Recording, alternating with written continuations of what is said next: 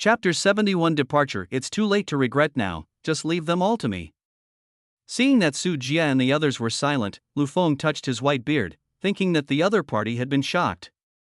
What kind of strength did I think that someone with such strength dares to be called a heavenly master? Shen Yun didn't know where to complain. The celestial master on the second level of Yunling realm had such a big face. Luckily she was shocked. It was too much to make a fuss about. Ji Yuanian couldn't help but laugh, and said, I stay here, maybe I am used to being flattered. After all, it's just a small town, so it's good to have practitioners. Su Jie shook his head. Shashan Town is just a small town, and those who can stay here are mostly practitioners with low talents and resources. Really talented and powerful people have long joined various sects, or entered various wealthy families, or started their own careers. Who would be so unambitious and stay in a small town to dominate? The current situation is considered realistic.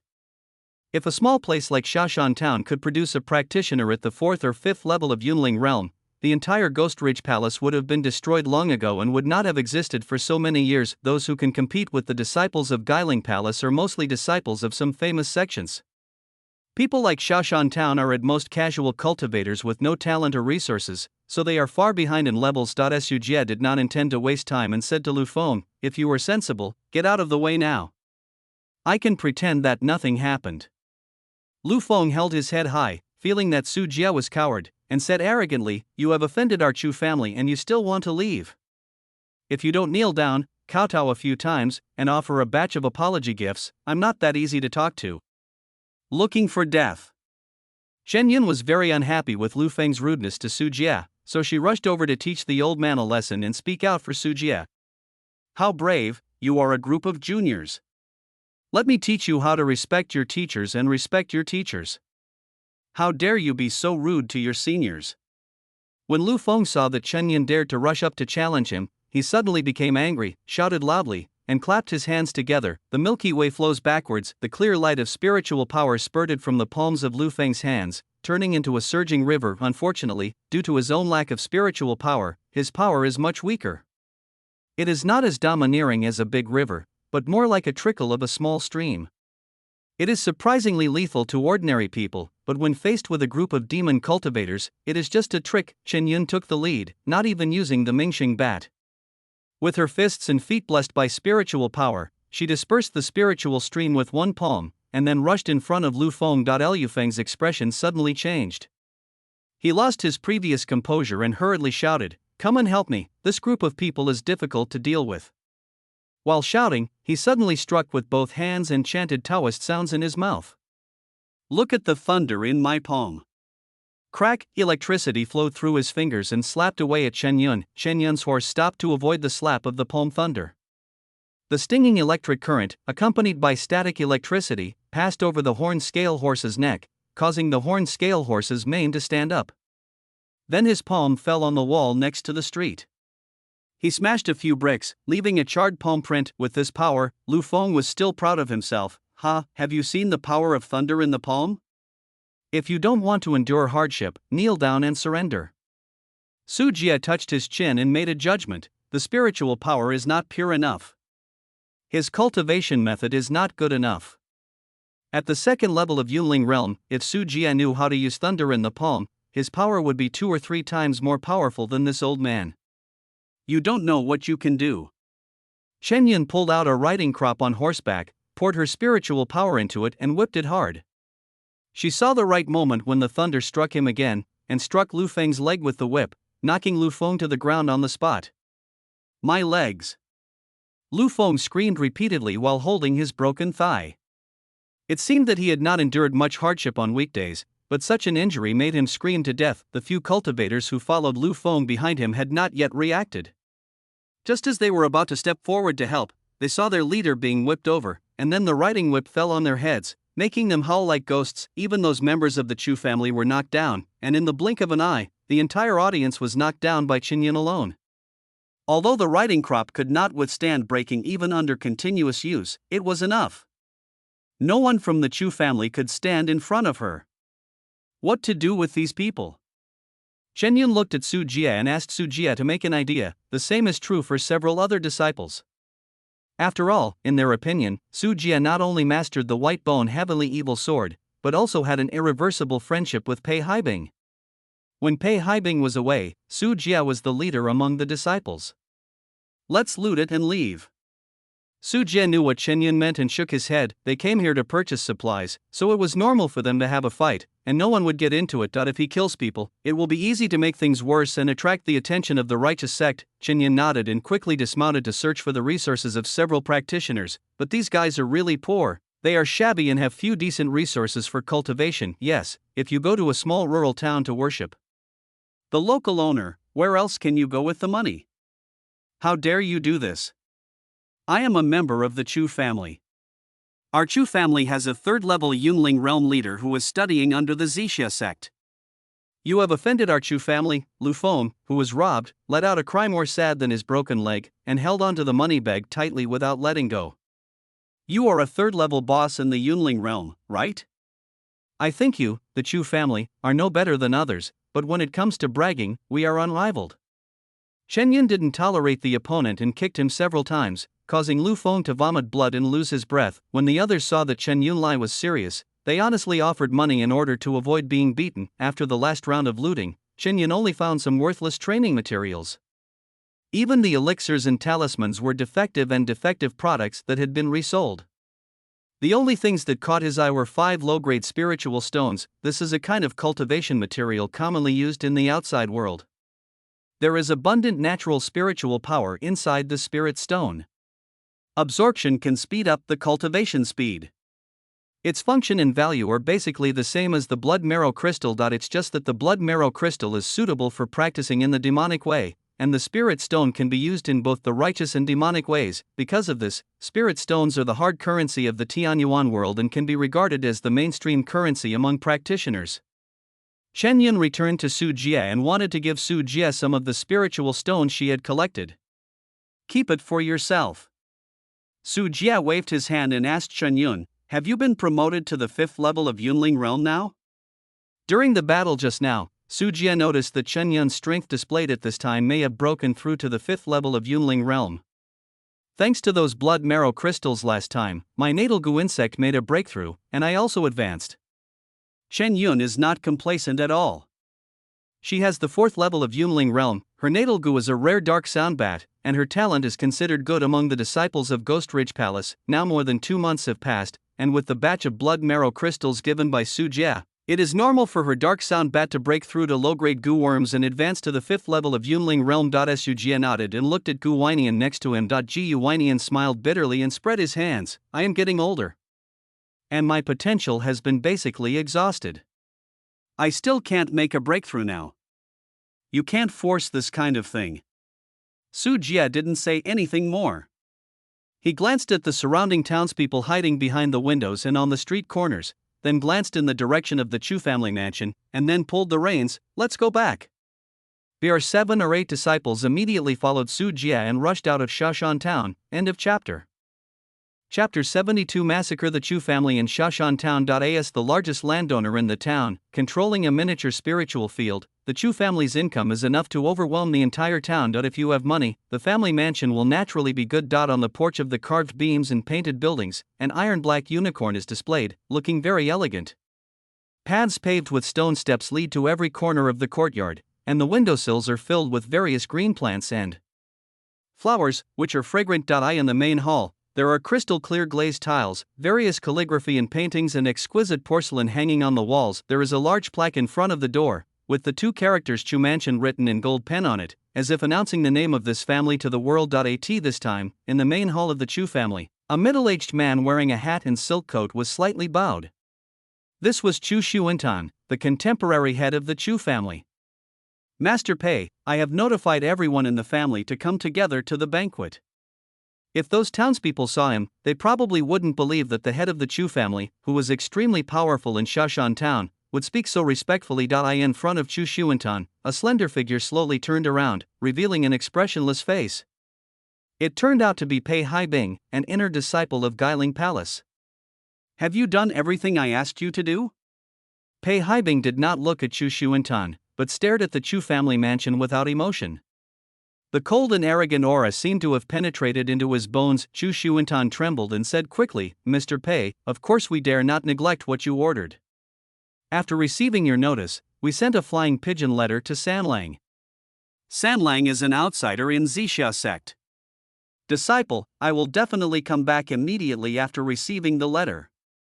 When talking about Sanlang, Chu Xuantan's face showed a bit more pride. This is his most promising child. Because of his outstanding talent, he joined the Zixia sect at the age of 15. He started out as a handyman and is now an outer disciple. The Zixia sect is a medium-sized sect in Jiaxiao Mansion, with thousands of disciples, and the leader is a powerful master in the secret realm. With such a sect, it can be said that everyone in the Chu family is proud of it. Yes, you did a good job. Pei Haibing put his hands behind his back and walked slowly towards the banquet. Chu Xuantan's face was filled with joy. He had met this young Master Pei by chance half a year ago. This man had a mysterious origin. It was said that he was from a real aristocratic family. His temperament of always being aloof and repelling others was difficult to find. Imitate. What's even more surprising is the opponent's strength. Once he showed his skills, several elders in the family were shocked and trembled all over. At that time, Chu Xuantan knew that as long as he made good friends with this young Master Pei, the family would definitely benefit greatly in the future. Maybe he could use this to achieve great success, become a truly wealthy family, and move into a big city, instead of dealing with the barefoot poor in a rural town. The families in the city looked at them and secretly scolded them as country bumpkins. Jogging to keep up with Pei Haibing, Chu Xuantan hesitated for a moment, then continued, but Master Pei, are those people you mentioned really magic cultivators? During this meeting, Pei Haibing brought news that he had met a demon cultivator disciple and asked him to write a letter to inform the Zixia sect to avoid harming Shashan town. You still don't believe what I said? Pei Haibing turned back indifferently, frightening Chu Xuantan. He felt that the look in his eyes was too scary, as cold as if it would freeze people. No, of course I won't doubt what you said, Master Pei. But, if it's really a demon cultivator, are they too gentle? The people we went to test were only injured, and no one died.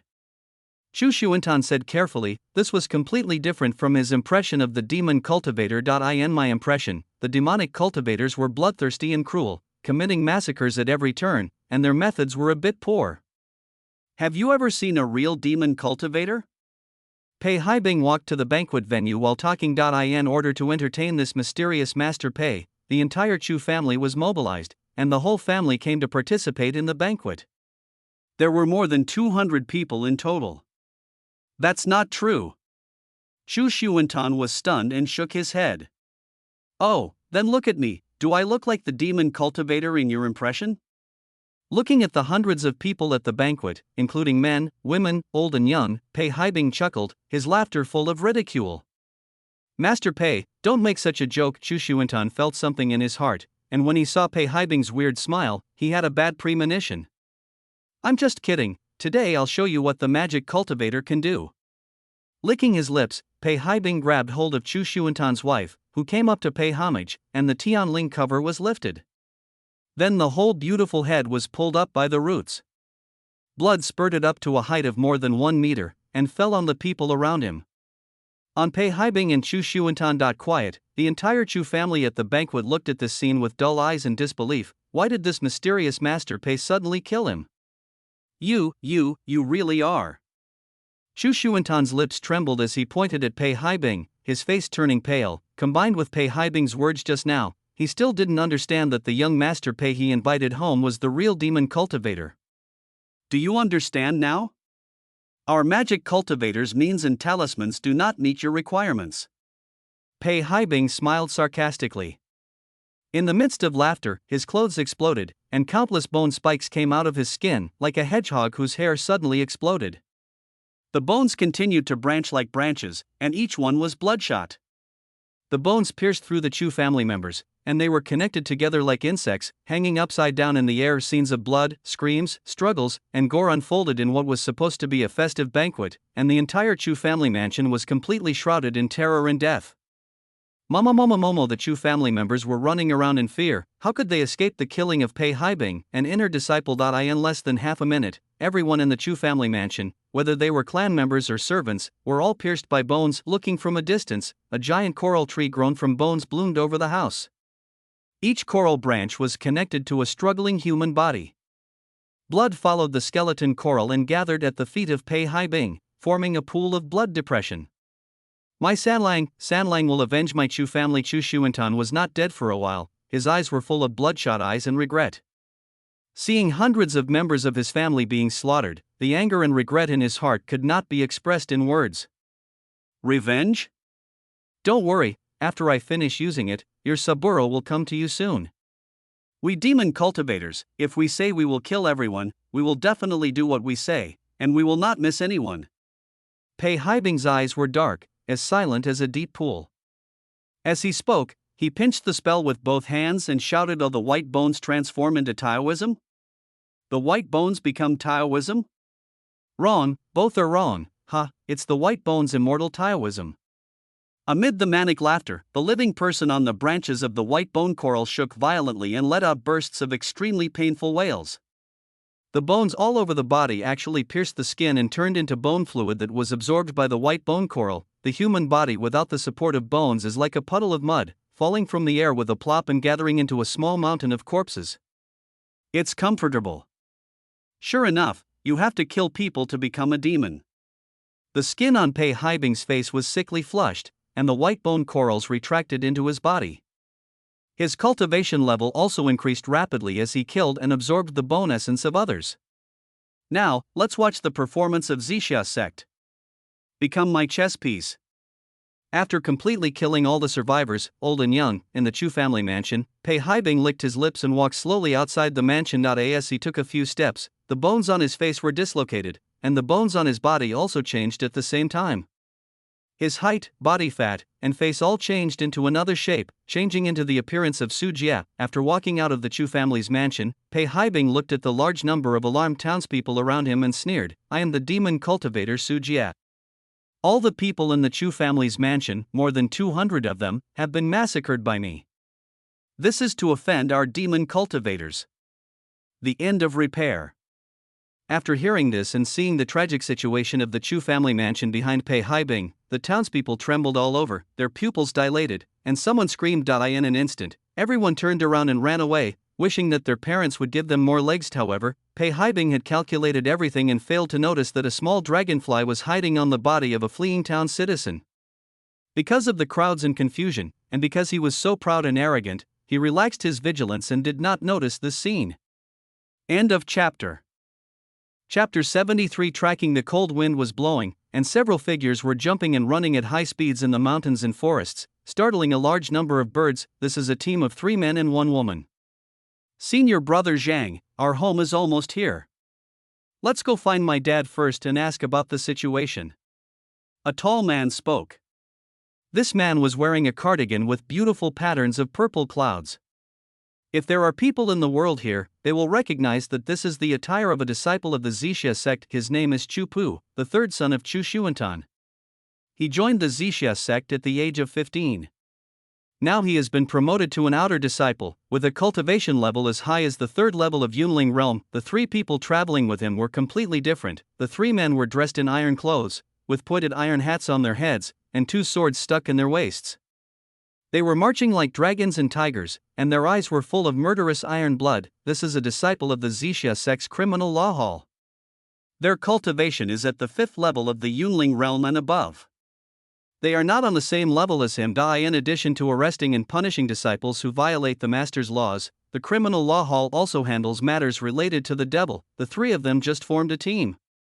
This was Zixia Party's standard personnel configuration when they were investigating the demonic path and were unsure of the enemy's situation. Senior brother Zhang, in Chu Pu's mouth, Zhang Chengxin, who was also the captain of the team, turned his head and saw a small town in the distance. He said in a calm voice, "As soon as possible, if you can't find the magic cultivator, I will ask you. If you hadn't sworn to this kind of country place, you wouldn't have come out of nowhere. Speak less, Chu. I hope your information is correct. If there is a demonic cultivator, the benefits will be indispensable to you. You will have a share of the rewards from the sect." 2 other criminal law hall disciples, Chu Lingxian and Ho Yongqing, also spoke. They were a couple. "I really want to give it to him, he is just..." Chu Lingxian was a little dissatisfied and whispered in Ho Yongqing's ear. In order to suppress the demonic cultivators and prevent the resurgence of the demonic path, major righteous sects often set corresponding rewards for slaying demons. Depending on the strength and number of demonic cultivators killed, rewards vary, including elixirs, magic weapons, talismans, techniques, spiritual stones, and so on. Give him some comfort first. Whether we give him or not is not our decision. Ho Yongqing and Zhang Changxin looked at each other and understood each other's thoughts instantly. Chu Pu said with a smile, 3 senior brothers and sisters, this is the news that my father personally delivered by flying pigeon letters. There is absolutely no mistake. After saying that, Chu Pu did not dare to delay, and quickly rushed towards his residence in Shashan Town with his 3 senior brothers and sisters. After a few minutes, Chu Pu knelt down on the ground crying and looked at the burning Chu family mansion. Large pieces of corpses were burned by the fire.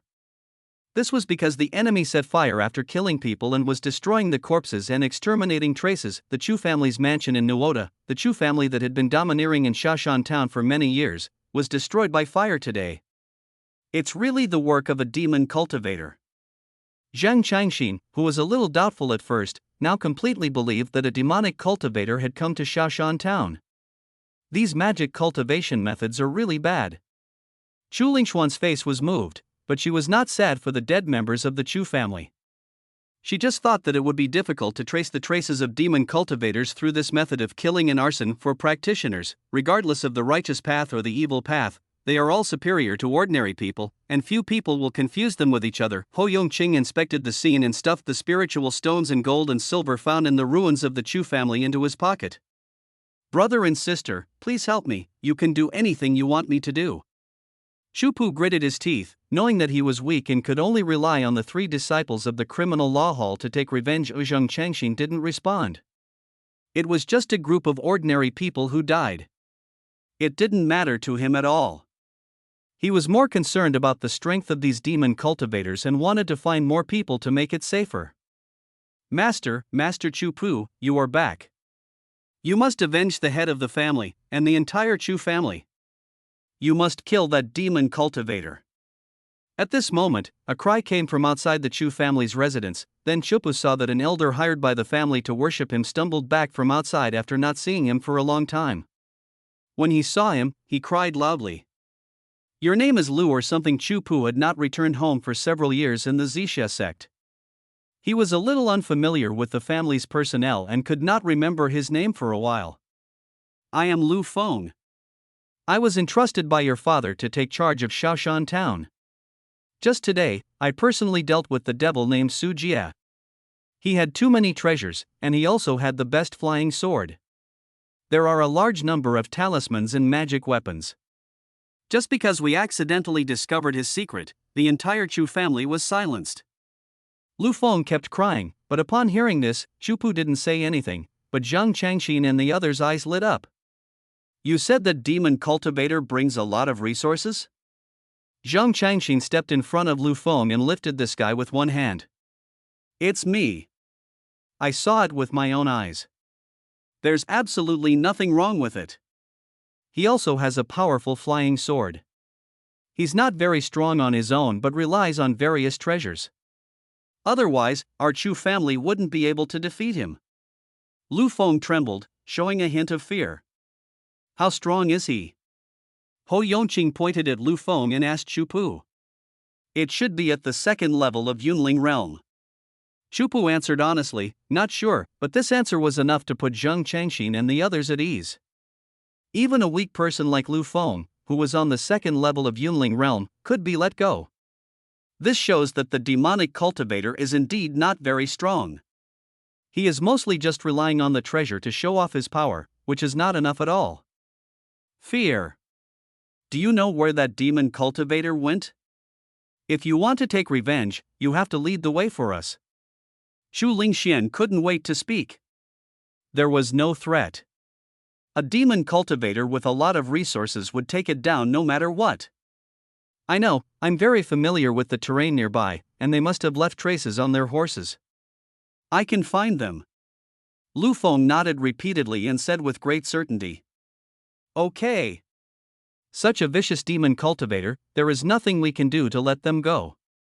Zhang Changxin glanced at Chu Lingxian and Ho Yongqing. They understood and spoke in unison. In this case, without further ado, let's set out quickly to capture that brutal demon cultivator.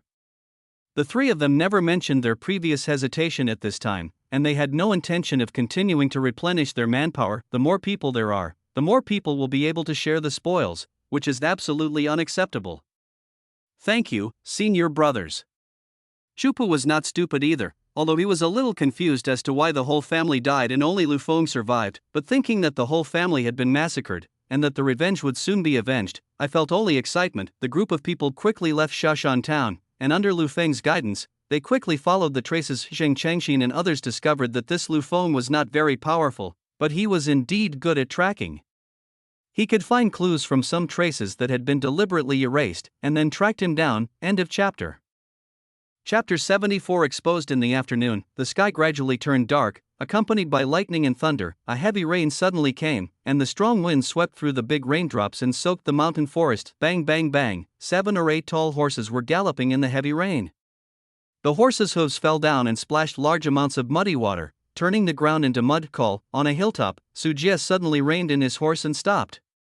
Brother Su, what's wrong? Gu Wenyan's disciples were puzzled. It seemed that there was still a long way to go before returning to the original team. If I say that I feel a little uncomfortable in my stomach, it may be due to the bad food I had in Shashan town. Would you believe me?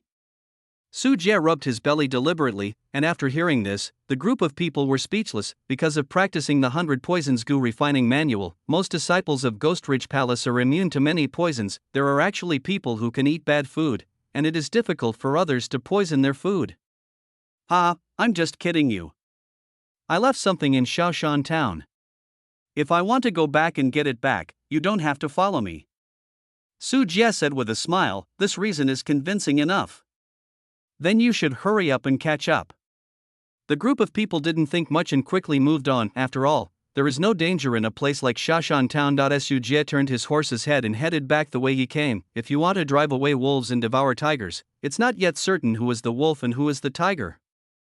Su Jie looked at the light rain falling from the sky, tied the horned scale horse to the tree, and broke off a few branches. Whoosh! With a flick of his finger, the branches passed through the heavy rain curtain and nailed several bees to the trunk. Then Su Jie chuckled and walked alone in the muddy mountains. Other side, following the traces of the cavalry, Zheng Changxin and the 5 men advanced like apes at high speed through the mountains and forests.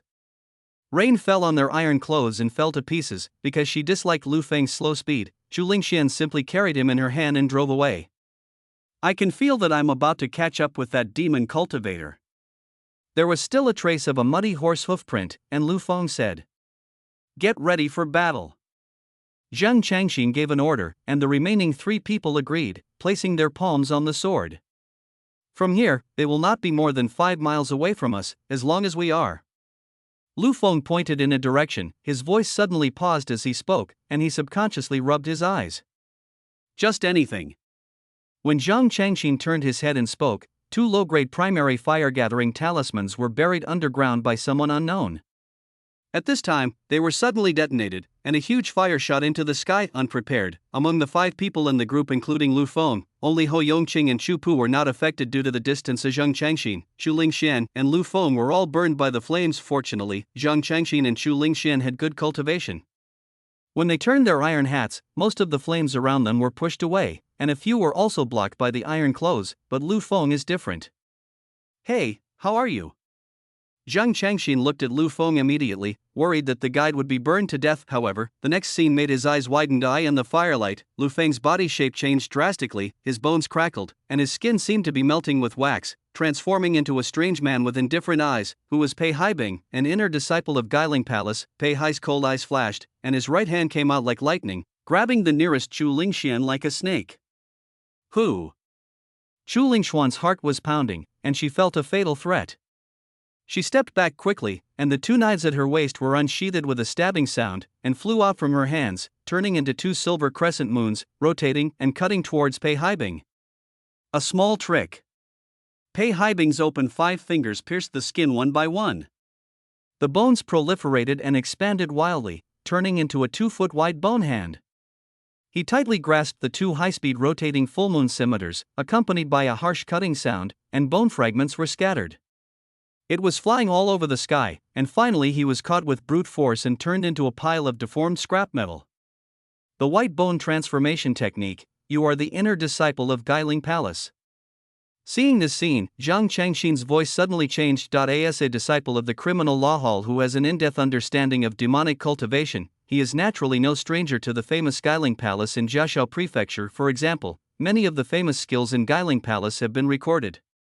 The white bone transformation technique performed by Pei Haibing in front of him happened to match what was recorded in the classics. Oomph, I have good eyesight. Unfortunately, there was a flaw in the plan. Did that boy notice it? Pei Haibing licked his lips. His reconnaissance insect suddenly died at the same time, and was attacked again immediately.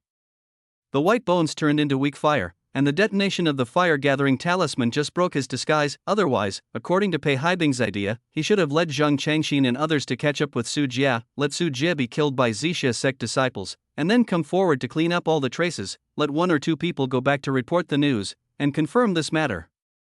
In this way, he can hide himself and attribute Su Jia's death to the Zixia sect because Su Jia acted recklessly and exposed his whereabouts, which resulted in his death. In this way, Zhou Laodao can also have an explanation, and he will not be implicated. What's going on? What's going on? Chu Pu's eyes were horrified, and he didn't even react to the sudden scene. Idiot, don't you understand? It was probably a trap set up by this person himself. As expected, Yu Chu family members were killed by this guy. Ho Yongqing slapped Chu Pu staggering, and stared at Pei Haibing solemnly, feeling a great threat from this man. The demonic sect of Guiling Palace is much stronger than their Zixia sect in terms of size and strength. Every one of the inner disciples who came out of Ghost Ridge Palace was extremely difficult to deal with.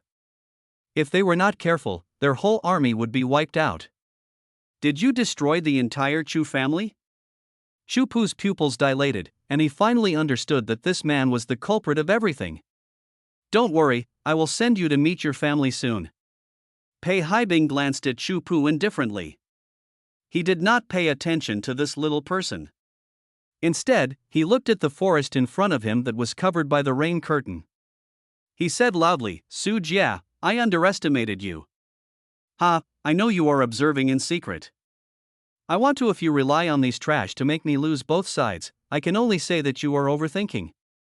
I want to kill you, and no one can stop me. While speaking, Pei Haibing also took action at the same time. His skin began to squirm strangely, and white bones emerged from his flesh, growing wildly and branching. In the blink of an eye, a giant white bone coral tree dozens of meters high rose up. Before Chu Pu could get angry, he was so frightened by this strange and terrifying scene that he turned pale and subconsciously wanted to seek Zhang Changxin's protection. Unfortunately, Zhang Changxin's 3 criminal law hall disciples were also frightened. Pei Haibing's strength far exceeded their expectations. Come together! Zhang Changxin shouted sternly, and he, Chu Lingxian and Ho Yongqing stood in a cross-shaped position.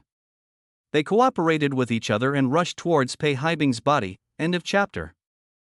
Chapter 75. I saw 3 people rushing towards me. Pei Haibing sneered at the corner of his mouth, and used his left hand to activate the spell. Swish, the giant whitebone coral tree swayed, and hundreds of whitebone branches drooped down, attacking Zhang Changxin and the 3 of them from mid-air. The sound was so mammoth that it was like thousands of arrows fired in unison, and for a moment, the whole thing was roaring and reverberating through the air.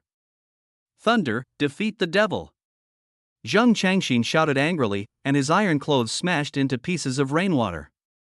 The sky thundered and lightning flashed, and an arc of lightning crashed down on the double swords, giving the pair of silver moon swords an extra layer of flowing purple arcs. This is the Zixia sect's most famous technique, the true method of all-seeing heavenly power, which uses the power of heaven for one's own use. Cut, cut, cut. Thunder's 2 swords slashed continuously, and the white bone branches were cut into pieces, but this is still a drop in the bucket for the giant white bone coral tree, and the attack density is too high. Chu Lingxian groaned. Her swords were destroyed and she was not strong enough to resist, and her shoulders and calves were pierced by 2 bone branches. The iron coat worn by the disciple of the criminal law hall was a defensive weapon, which protected her from a lot of harm. However, in the end, the iron coat did not completely protect her, and bones pierced her flesh and blood just for an instant. The muscles on Chu Lingxuan's face trembled, and her bones made a series of crisp sounds, especially the stabbed shoulders and calves, which trembled violently. Aha! Chu Lingxian cried bitterly and looked at her shoulders and calves in shock and anger. My legs! Before she could finish her words, The 206 bones in her body seemed to have their own consciousness and all. Moved towards the bone-white branches. The two white bone branches were like grafted saplings. They grew rapidly on Chu Lingxuan's body and turned into two white bone dwarf trees 2 meters high. The cold wind brought freezing rain down, falling on Chu Lingxuan's frightened face. She was still full of life a few seconds ago, but now her body had already lost its temperature. Her body, which had been emptied of bones, had no support from the skeleton and was spread out like plasticine. Come on, death is extremely miserable. This process was too fast. Zhang Changxin and Hou Yongqing, who were concentrating on breaking through, found out that it was too late to help. They could only watch Chu Lingxian end up like this. Death, death, I want you to die. Hou Yongqing's eyes were red. The tragic death of his lover made him lose his mind, and he rushed towards Pei Haibing regardless. Yongqing, be careful. Zhang Changxin shouted, seeing those bone-white branches densely planted down again. He couldn't help but forcefully use his spiritual power to cut out a wave of air that was more than 10 meters long. The powerful thunder evaporated the rainwater and shattered the large bones of the branches. Open a way out for Hou Yongqing, a way out to Pei Haibing's true body. Drink. Hou Yongqing rushed forward first, his two swords intertwined with silver light, and he also used the true power of all phenomena. The two swords rolled up a tornado, as if they could crush everything. In the violent storm, one person and one demon began to have close contact. The wail of a weakling. Do you think I am a Gu master and will you be afraid of getting close? The bones growing out of Pei Haibing's back were connected to form a giant coral tree tens of meters high. He seemed to be fixed in one position, but when Hou Yongqing rushed to Pei Haibing, he was shocked to find that the two swords he had chopped off were nothing more than breaking the opponent's flesh and blood. Life and death cannot cut off the opponent's bones. Zaboom. Hou Yongqing, who did not believe in evil, waved his swords wildly, taking advantage of Zhang Changxin's time to resist the bone tree branch, and wanted to kill Pei Haibing completely. In just a few seconds, no part of Pei Haibing's body was intact. The skin and flesh all over his body hung on the skeleton like tattered clothes. It had turned into a pile of rotten flesh, revealing the bones at the bottom that shone with a faint golden light. Are you tickling me? Pei Haibing laughed mockingly. He practiced the white bone transformation technique and had already given up all his useless skin and flesh. Bones were his body and the foundation of his life. Why, how can it be possible to cut it continuously? Hou Yongqing screamed hysterically. He couldn't believe that he couldn't break through Pei Haibing's defense. With the power of his double swords, he could cut off even iron pillars as thick as the waist of a human body. In the end, he was able to cut off no bones in the human body. The white bone transformation technique, even with your 5th level cultivation in Yunling realm, you can break through the defense. What a joke! As soon as he finished speaking, Pei Haibing struck out with pain. The white bone branch fell from his head, penetrated Hou Yongqing's Tianling cap, and strung it high in the air. It soon became a mollusk that had lost the support of its skeleton, and it was like a piece of flesh clothing. Hanging on a branch and fluttering in the wind, she followed in the footsteps of Chu Lingxian. Yongqing. Zhang Changxin knew that this time was a disaster, and he didn't have time to feel too sad. After cutting open the skeletal branch again, Zhang Changxin ran away without looking back. I said you can leave?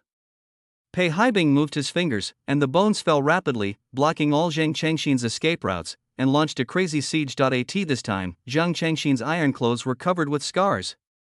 He, who had the 6th level of Yunling realm, could persist longer than Chu Lingxian and Hou Yongqing, who only had the 5th level of Yunling realm. However, this persistence was in vain. There was a steady stream of white skeletal branches hanging from the sky.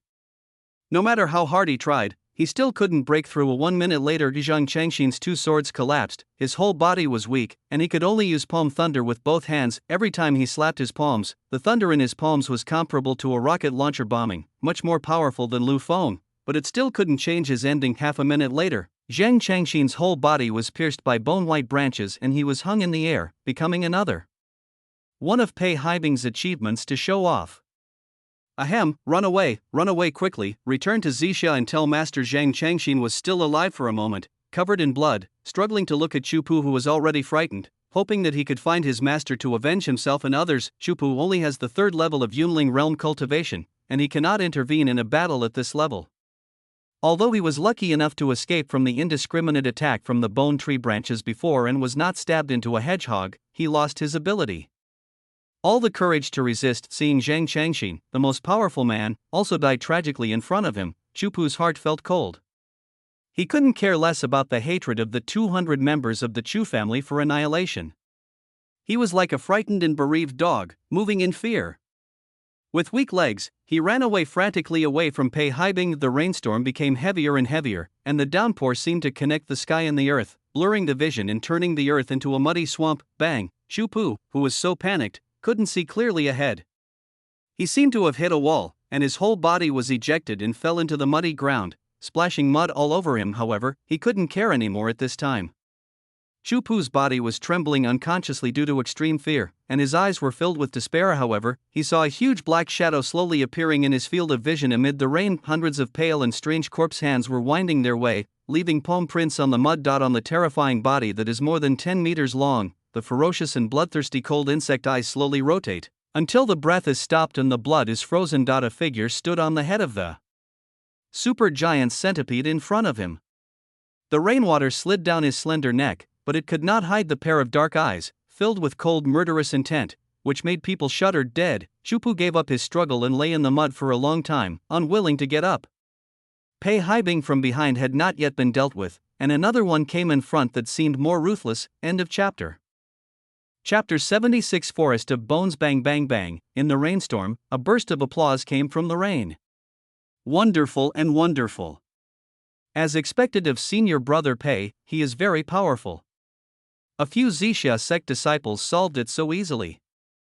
Su Jie stood on the thousand-handed centipede's head, squinting his eyes and applauding. I thought you didn't dare to come out. Did you think that my spiritual power was exhausted and you thought you had a chance to defeat me? Ha, you think too highly of those losers. The reason why I asked Zixia to send me to do it for me is because I have the ability to defeat them.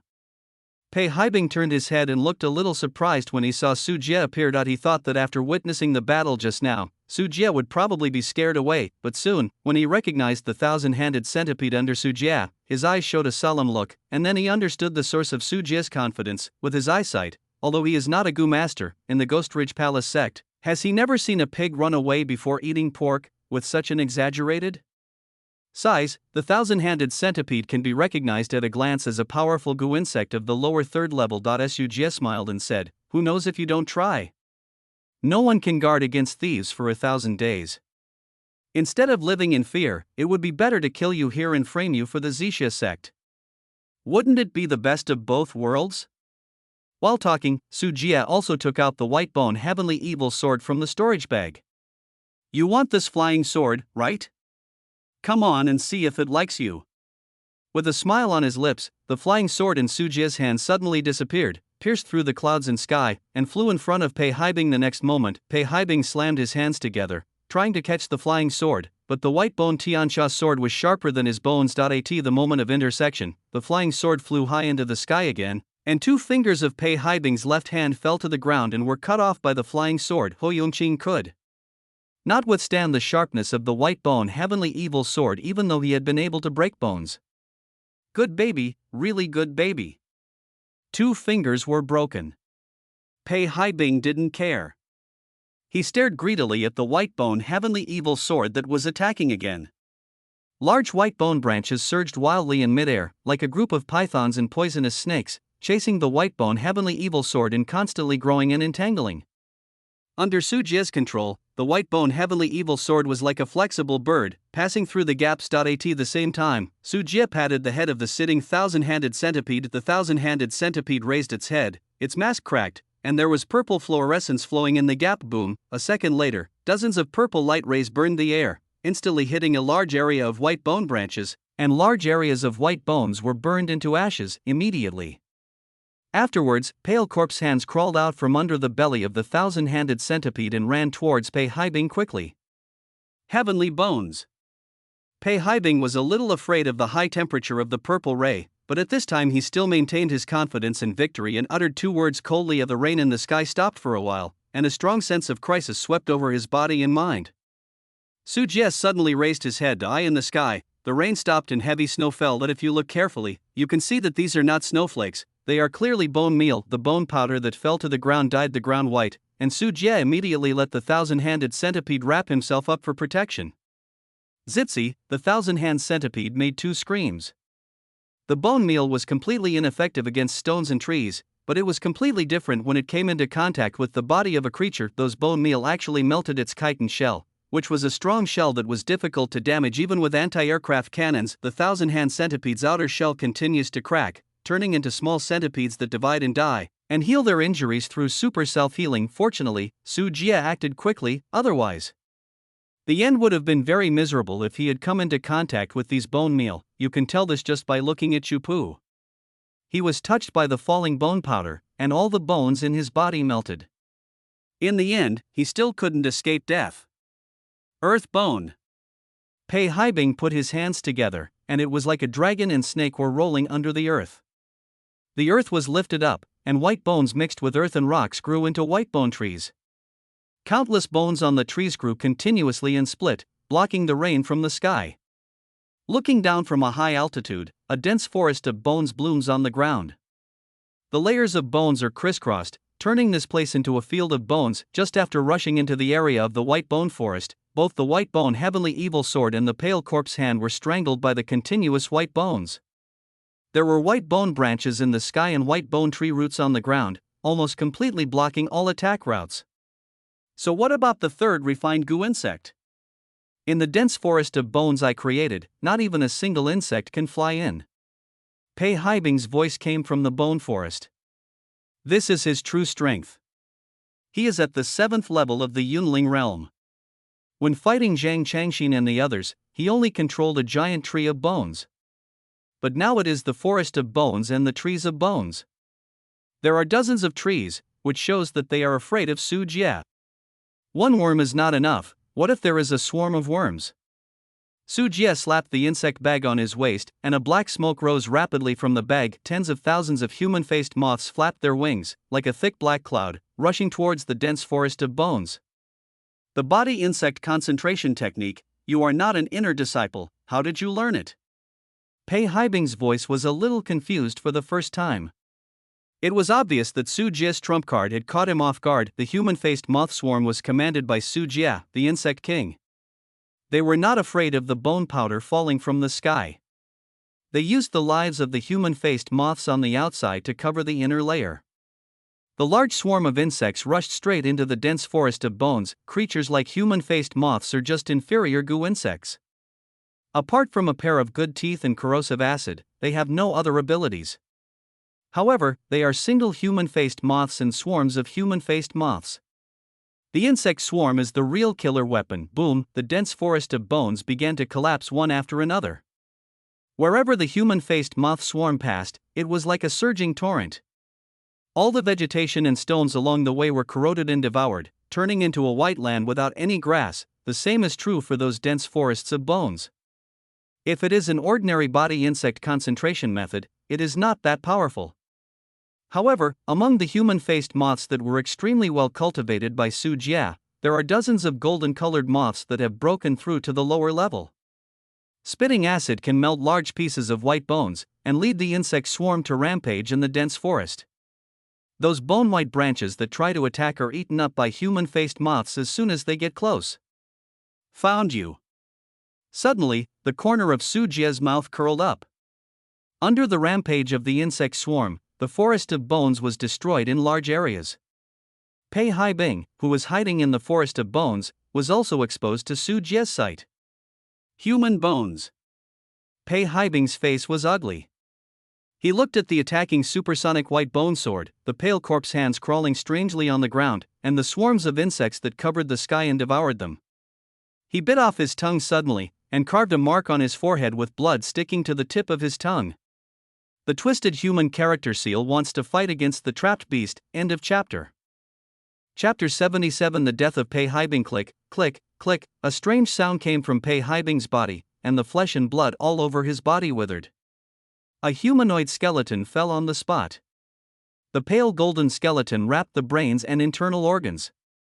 The skeleton proliferated rapidly at an unimaginable speed, and countless disordered and deformed bones were rampant. Grow, there are so many trump cards. Seeing that Pei Haibing was about to use his big move, Su Jie was not as weak as in the TV series. He just watched the opponent complete his big move. As a demon cultivator, Su Jie had no martial virtues at all.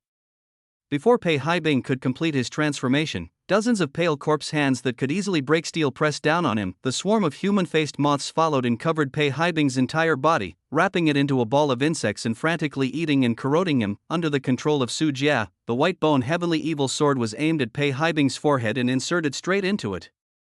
After being promoted to the 5th level of Yunling realm, his spiritual power increased, making Su Jie's use of the white bone Tianxia sword even more powerful. With one strike of the flying sword, Pei Haibing's entire head was penetrated, with a little bit of white brain matter spurting out. The flying sword flexibly turned around in midair, and flew away again, piercing through Pei Haibing's body crazily. Pei Haibing's screams of extreme pain could be heard at the scene, as well as his increasingly chaotic and crazy words. "It hurts so much, you deserve to die, you deserve to die. I'm going to kill the master, kill all of you, and turn you all into human slave sacrifices for my white bone immortal Dao. Ha, I'm going to become an immortal Dao soon."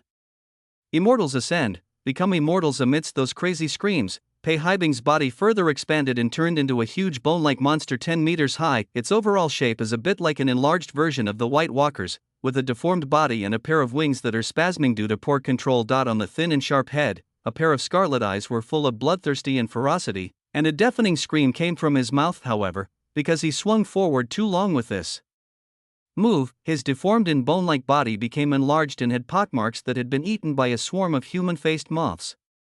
Exposed internal organs could be seen everywhere, and blood splashed everywhere like a fountain. Roar! Pei Haibing roared and charged towards a hill 200 meters to the left of Su Jie. Boom! Pei Haibing crashed into the rocks, with disgusting and sticky saliva flowing from his mouth, and attacked the rocks and trees like crazy. With every bombardment, a large crater would be blasted out of the ground, huge rocks would be easily smashed, and trees would be uprooted and thrown away. At this moment, Pei Haibing seemed to regard this hill as his life and death enemy. Regardless of the desperate attack, even if his body was riddled with holes eaten by the human-faced moths, he ignored it and blindly attacked this hill. Xiao Shan vented wildly. "Are you crazy?" Su Jie murmured, wondering whether this was a flaw in the white bone transformation technique that Pei Haibing had practiced, or whether his brain had been damaged by the white bone heavenly evil sword just now, causing him to become so insane that he even misidentified who his enemy was. But that's fine. The bone white heavenly evil sword above Su Jie's head whizzed away again, constantly piercing Pei Haibing's body. This time, Pei Haibing was no longer a threat, but in this form, his vitality was extremely tenacious. Even though he was repeatedly slashed and pierced by the white bone heavenly evil sword, and even though he was bitten and corroded by a swarm of human-faced moths, his life was not completely ended. After all, for his current huge body, once there is no fatal wound, the wounds caused by the white bone Tianxia sword will indeed be smaller. Seeing this scene, Su Jie patted Thousand-Handed Centipede on the head. The Thousand-Handed Centipede twisted its body and ran quickly. With a huge forward pounce, it knocked Pei Haibing to the ground. The Thousand-Handed Centipede, who is a low-grade 3rd-level refiner, is considered to be powerful in terms of physique. Not to mention Pei Haibing's tattered body that is now riddled with holes. Even if he is in his full glory, he is no match for the Thousand-Handed Centipede in a head-to-head fight. "Big bug, such a big bug, ah, I hate bugs." Pei Haibing shouted vague words, and his huge body was entangled with the Thousand-Handed Centipede. The two sides waved each other's hands and feet, and they continued to fight. The rocks on the earth were constantly broken under the feet of one person and one insect. Thick ancient trees were knocked down in pieces. Broken bones and broken insect shells were scattered all around. It was like a hell-like scene. Su Jie held his breath and watched the battle that was destined to end. One hand beats 100 hands. What else is there to say? In less than 10 seconds, Pei Haibing's huge bony monster had been twisted into 2 pieces from the waist by the Thousand-Hand Centipede. His upper body was tightly covered with pale corpse hands, and every bone was forcibly pulled out by the Thousand-Hand Centipede. In this scene, Pei Haibing was like a toy that had been destructively broken by a naughty child, and was completely ravaged by a Thousand-Handed Centipede. His breath was visibly weakened. At the end of his life, Pei Haibing seemed to have recovered some of his consciousness, and he actually wanted to beg for mercy. "I have not yet perfected the bone immortal way. I am an inner disciple, and my master is this old man. Don't worry, master, if he wants revenge, he will seek revenge from the Zixia sect. Isn't this the one you picked, senior brother Pei? Su Jie chuckled, and Pei Haibing stared at Su Jie, his eyes full of unwillingness and resentment, but he no longer had the ability to speak, because as his brain was destroyed, he was filled with anger and resentment and lost the breath of life. Su Jie did not go there immediately, but carefully let the thousand-handed centipede tear apart Pei Haibing's bones. After confirming that he was really dead and not deceiving himself, Su Jie raised his legs and walked over. The white bone transformation method is really a dangerous method. Seeing the broken bones on the ground, Su Jie knelt down in front of Pei Haibing. Click, a sound of lightning flashed across, illuminating the dim environment and allowing Su Jie to see clearly that something seemed to be growing in Pei Haibing's head. Well, this is. Su Jie took a closer look and saw a small tree with white bones taking root from Pei Haibing's forehead. The small tree is about the size of a palm, and its entire body is made of white bones. It looks small and exquisite, but there is an inexplicable evil aura permeating it, which makes people feel a little physically uncomfortable. Su Jie put on his gloves and carefully picked up the small white bone tree.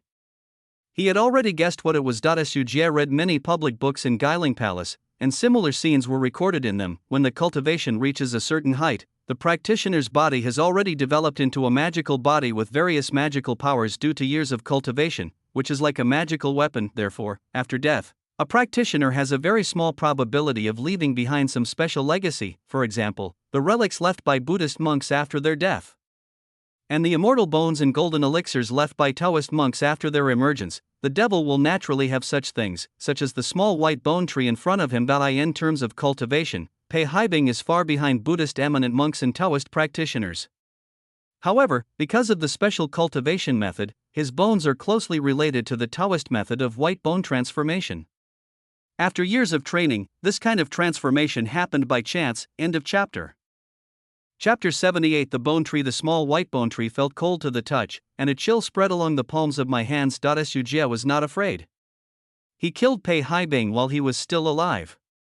Why was he afraid of what he would leave behind after his death? After trying for a while, Su Jie poured some spiritual power into it, and the small white bone tree suddenly trembled. The white bones grew and expanded rapidly. After falling to the ground, they took root in the soil. The bones continued to spread branches and leaves, turning into a big white bone tree more than 10 meters high. Hey! Su Jie stood up and felt the abundant spiritual energy emanating from the tree in front of the big tree with white bones. Looking up along the trunk, Su Jie was surprised to find that the open canopy of this big white bone tree was absorbing the spiritual energy floating in the air all the time. The tree roots rooted in the ground are also slowly absorbing the spiritual energy spread in the earth veins. Regarding the overall spiritual power distribution in Tianyuan world, the spiritual power floating in the air is often the thinnest. Under the earth's veins, the spiritual energy is the most abundant. The spiritual energy flows here like an underground river.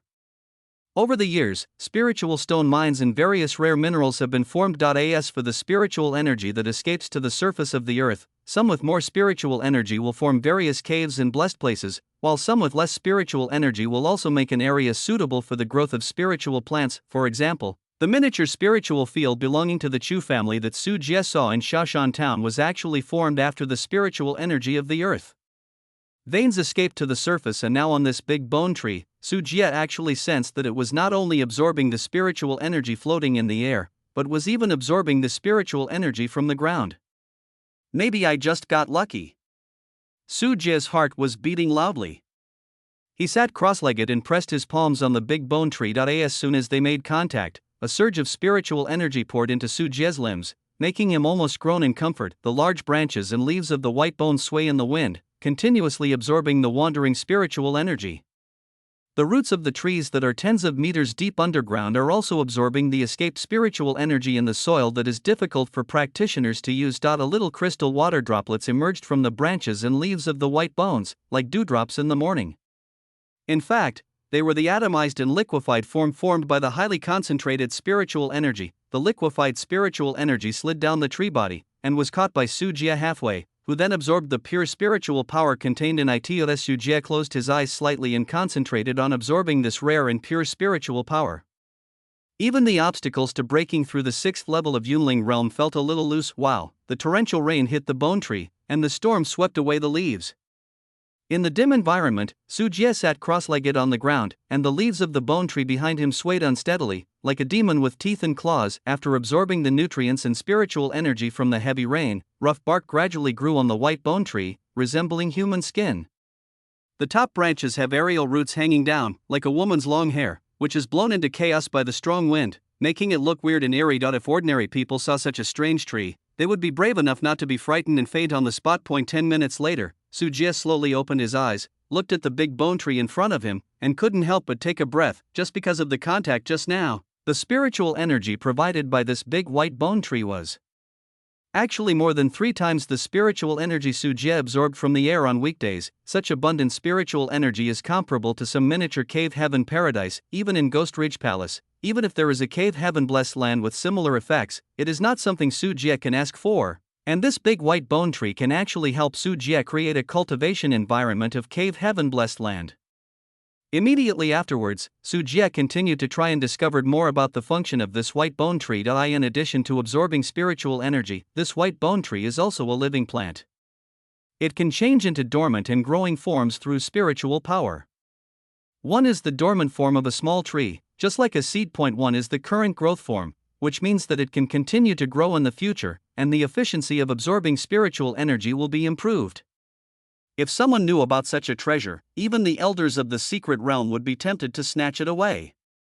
Su Jie murmured to himself, looking at the big bone tree. The smile on his lips could not be concealed. Today seems to be his lucky day, as he has stumbled upon such a rare treasure. It can be said that with this miniature cave paradise that can be carried around, Su Jie's practice speed will be greatly accelerated in the future. After carefully putting the restored prototype of the bone tree away, Su Jie then opened Pei Haibing's storage bag. This is a storage bag with a capacity of 5 cubic meters. In the bag, there are more than 800 pieces of blood marrow crystals and low-grade spiritual stones alone. The rest of the elixirs, talismans, materials and other miscellaneous things are worth a brief estimate by Su Jie. Worth 1,000 or 800 at least, and there are also 2 corpses of white walkers, all added up. This storage bag alone is worth more than 3,000 blood marrow crystals.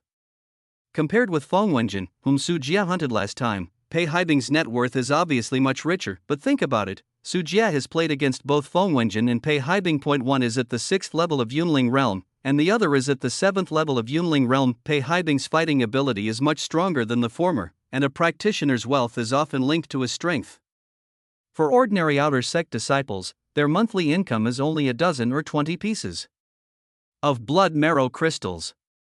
Among them, they have to pay monthly bills to the elders, and buy some elixirs and talismans. They can't save much money throughout the year, but the inner disciples don't have this kind of trouble. Apart from other things, Su Jie learned that Pei Haibing took a lot of tribute from his outer disciples during the last White Walker incident, just to arrange a better station location, and Su Jie's harvest was not just that. In addition to Pei Haibing's trophies, there were also the corpses of 4 Zixia sect disciples. Soon, Su Jie gained 3 more storage bags, while Chu Pu was the only one who didn't even have a storage bag. From the 3 storage bags, spiritual stones and materials ranging from 100 to hundreds were exploded. Although the iron clothes and iron caps on their bodies were a little damaged, Su Jie also collected them. When the raw materials are recycled, they are worth a lot of money. Destroying stolen goods and corpses is the magic cultivator's specialty. Apart from these gains, Su Jie did not obtain any skills this time. Think about it, most of the advanced exercises are in the form of jade slips. In addition to not practicing well, you need to observe and practice the exercises repeatedly. Most people hide the exercises at home, and there are not many practitioners who carry them with them. Su Jie originally wanted to try to learn the Zixia sect's all-encompassing divine power true method, but now it seems that he is overthinking it. Fortunately, Su Jie is not disappointed. Today's harvest is already big enough. You deserved your death. Don't worry, I will inherit your legacy and carry it forward. Su Jie glanced at Pei Haibing's corpse on the ground, clapped his hands, and the pale corpse hands crawled out from the belly of the 1,000-handed centipede, like nimble and diligent elves, moving quickly to clean up the battlefield. Finally, he used purple light rays to destroy all places that might leave traces of himself several times. After confirming that no blood, hair, or skin was left behind, Su Jie left the place alone, took back the horned scale horse, and chased Gu Weinian and his team. End of chapter. Chapter 79 Arrival. It's been a day, we can't wait any longer. We went to inquire about the news, saying that there are traces of Zixia sect disciples. Maybe senior brother Pei. There are 3 days left on the mission, so we must arrive on time. In a forest with high mountains and dense forests, where insects and birds chirp, a team of dozens of people is temporarily stationed here. Su Jie listened to the noise of his disciples while turning the roasted rabbit in his hands and spreading seasonings on it from time to time. Come and see how good my craftsmanship is. Su Jie divided the roasted rabbit into 3 and gave it to Gu Weinian and Chen Yun, who were sitting next to him. Brother Su, do you think Pei Haibing is really dead? Gu Weinian was eating rabbit meat, his eyes filled with joy. If Pei Haibing dies, then they no longer have to worry about being retaliated by the other party. Who knows, now that the other party is alive and dead, it may be that he is unlucky enough to meet an upright sect. Didn't some disciples go to investigate? They said that Zixia sect disciples have been in this area recently. Fortunately, we didn't run into them. Su Jie shrugged and speculated based on Gu Weinian's words. I can't believe it. It is said that Pei Haibing's bone transformation technique is so powerful that ordinary disciples from famous families are probably no match for him. Chen Yun looked at Su Jie with a vague look. Yesterday, Su Jie returned halfway without a trace. Thinking of Pei Haibing's disappearance, she had a terrible guess in her heart, but thinking about the strength between the two, she was not sure. I don't know. Maybe the disciples sent by Zixia sect are also powerful people. Su Jie smiled. No matter what, there is no evidence now. An hour later, the team of dozens of people made a decision and continued to ride on their horses. No matter whether the leader Pei Haibing had an accident or not, everyone had a mission and could not wait forever. 3 days later, at noon, with the sun high in the sky, Su Jie and others finally arrived at the agreed escort location, Luyun Villa. This is an extremely spectacular villa built on a mountain, surrounded by dense woods and flowing mountain streams. It is surrounded by mountains and rivers. From a distance, you can see antique pavilions and pavilions scattered in the mountains in an orderly manner. The architecture of each pavilion looks extremely delicate, and the flowers, grass, and bamboo in the courtyard are in full bloom, emitting bursts of fragrance. There are a large number of guards patrolling the villa, many of whom are well educated. It is expected that they can do human slave business with Guiling Palace. The strength of Luyun Villa cannot be underestimated. It is not as simple as a simple businessman. Su Jie's horse team was very obvious. As soon as they walked out of the forest, several fast horses from Luyun Villa came up to them. According to the agreed meeting, Su Jie and others unfurled the flag of Ghost Ridge Palace in advance to indicate their identity. I've been waiting for you for a long time. Your Excellencies at Guiling Palace, the villa has prepared a banquet for you all to welcome you. Several guards rushed to the cavalry. It was obviously not the first time for the other party to entertain the disciples of Ghost Ridge Palace, and they were very familiar with the process. The two parties briefly negotiated, and after confirming that their identities were correct, they followed the guards into Luyun Villa. This is so rich. Gu Weinian's eyes were filled with envy. The villa had well-proportioned houses, gardens, pavilions, ponds, rockeries, and green trees, which highlighted its strong financial resources. Everyone, please. The guards took people to a separate courtyard, where tables and chairs carved from wood and stone were placed. Beautiful-looking maids in long skirts made tea for the disciples and brought delicious dishes one after another. At this time, there were already many disciples of Guiling Palace in the other courtyard, drinking and mingling among each other, making it very noisy. Most of these are outer disciples, but there are also a small number of them wearing the costumes of inner disciples of Ghost Ridge Palace. Obviously, they also accepted the task of escorting human slaves, and gathered at Luyun Villa to wait for the time to set off. Su Jie also saw an acquaintance among the group of Ghost Ridge Palace disciples. Yuan Xian was sitting among a group of inner disciples. She was dressed in white brocade clothes, like a white lotus blooming in the beginning, with a beautiful face and long hair like a waterfall. A new group of disciples entered the annex hall, and the attention of the disciples who were drinking tea in the annex courtyard was attracted. Hey, junior brother Su. Yuan Xian stood up with the teacup in hand and approached with lotus steps. Sister Yu. Su Jie shouted honestly. In fact, he didn't want to attract attention, because as Yuan Xian approached, the group of disciples from the Ghost Ridge Palace also looked at Su Jie and heard that someone was inquiring about his origins. I didn't expect to see you here. I remember that the leader of your group of disciples should be junior brother Pei. He is not in trouble. Yu Wenxian looked very surprised. She glanced over, but did not see Pei Haibin G.Su. Jia coughed dryly and said, I haven't reported it to senior sister Yu yet. On our way here, senior brother Pei disappeared unexpectedly. According to our speculation, he might have encountered a famous and upright disciple, and the two sides had a conflict. He has not returned to the team yet. Missing? Yu Wenxian blinked her eyes, and looked at Su Jie with her foxy eyes for several seconds, then suddenly said, Don't you know where you are? Of course Su Jie knew what Yu Wenxian was suspecting. She was the one who warned Su Jie to be wary of Pei Haibing. Fortunately, Su Jie was mentally prepared, with a calm expression on his face, and spread his hands. You are joking, senior sister Yu. If I knew the whereabouts of senior brother Pei, I would have found him long ago. Yu Wenxian thought thoughtfully, chuckled, and said, Hey, junior brother Pei is really unlucky. It's a pity that master is such a good disciple. Fortunately, junior brother Su is here, otherwise I would be really lonely alone. For some reason, Su Jie felt that Yu Wenxian's eyes were looking at him even more intensely. Don't you have a crush on me? Su Jie panicked. He knew Yu Wenxian's nature.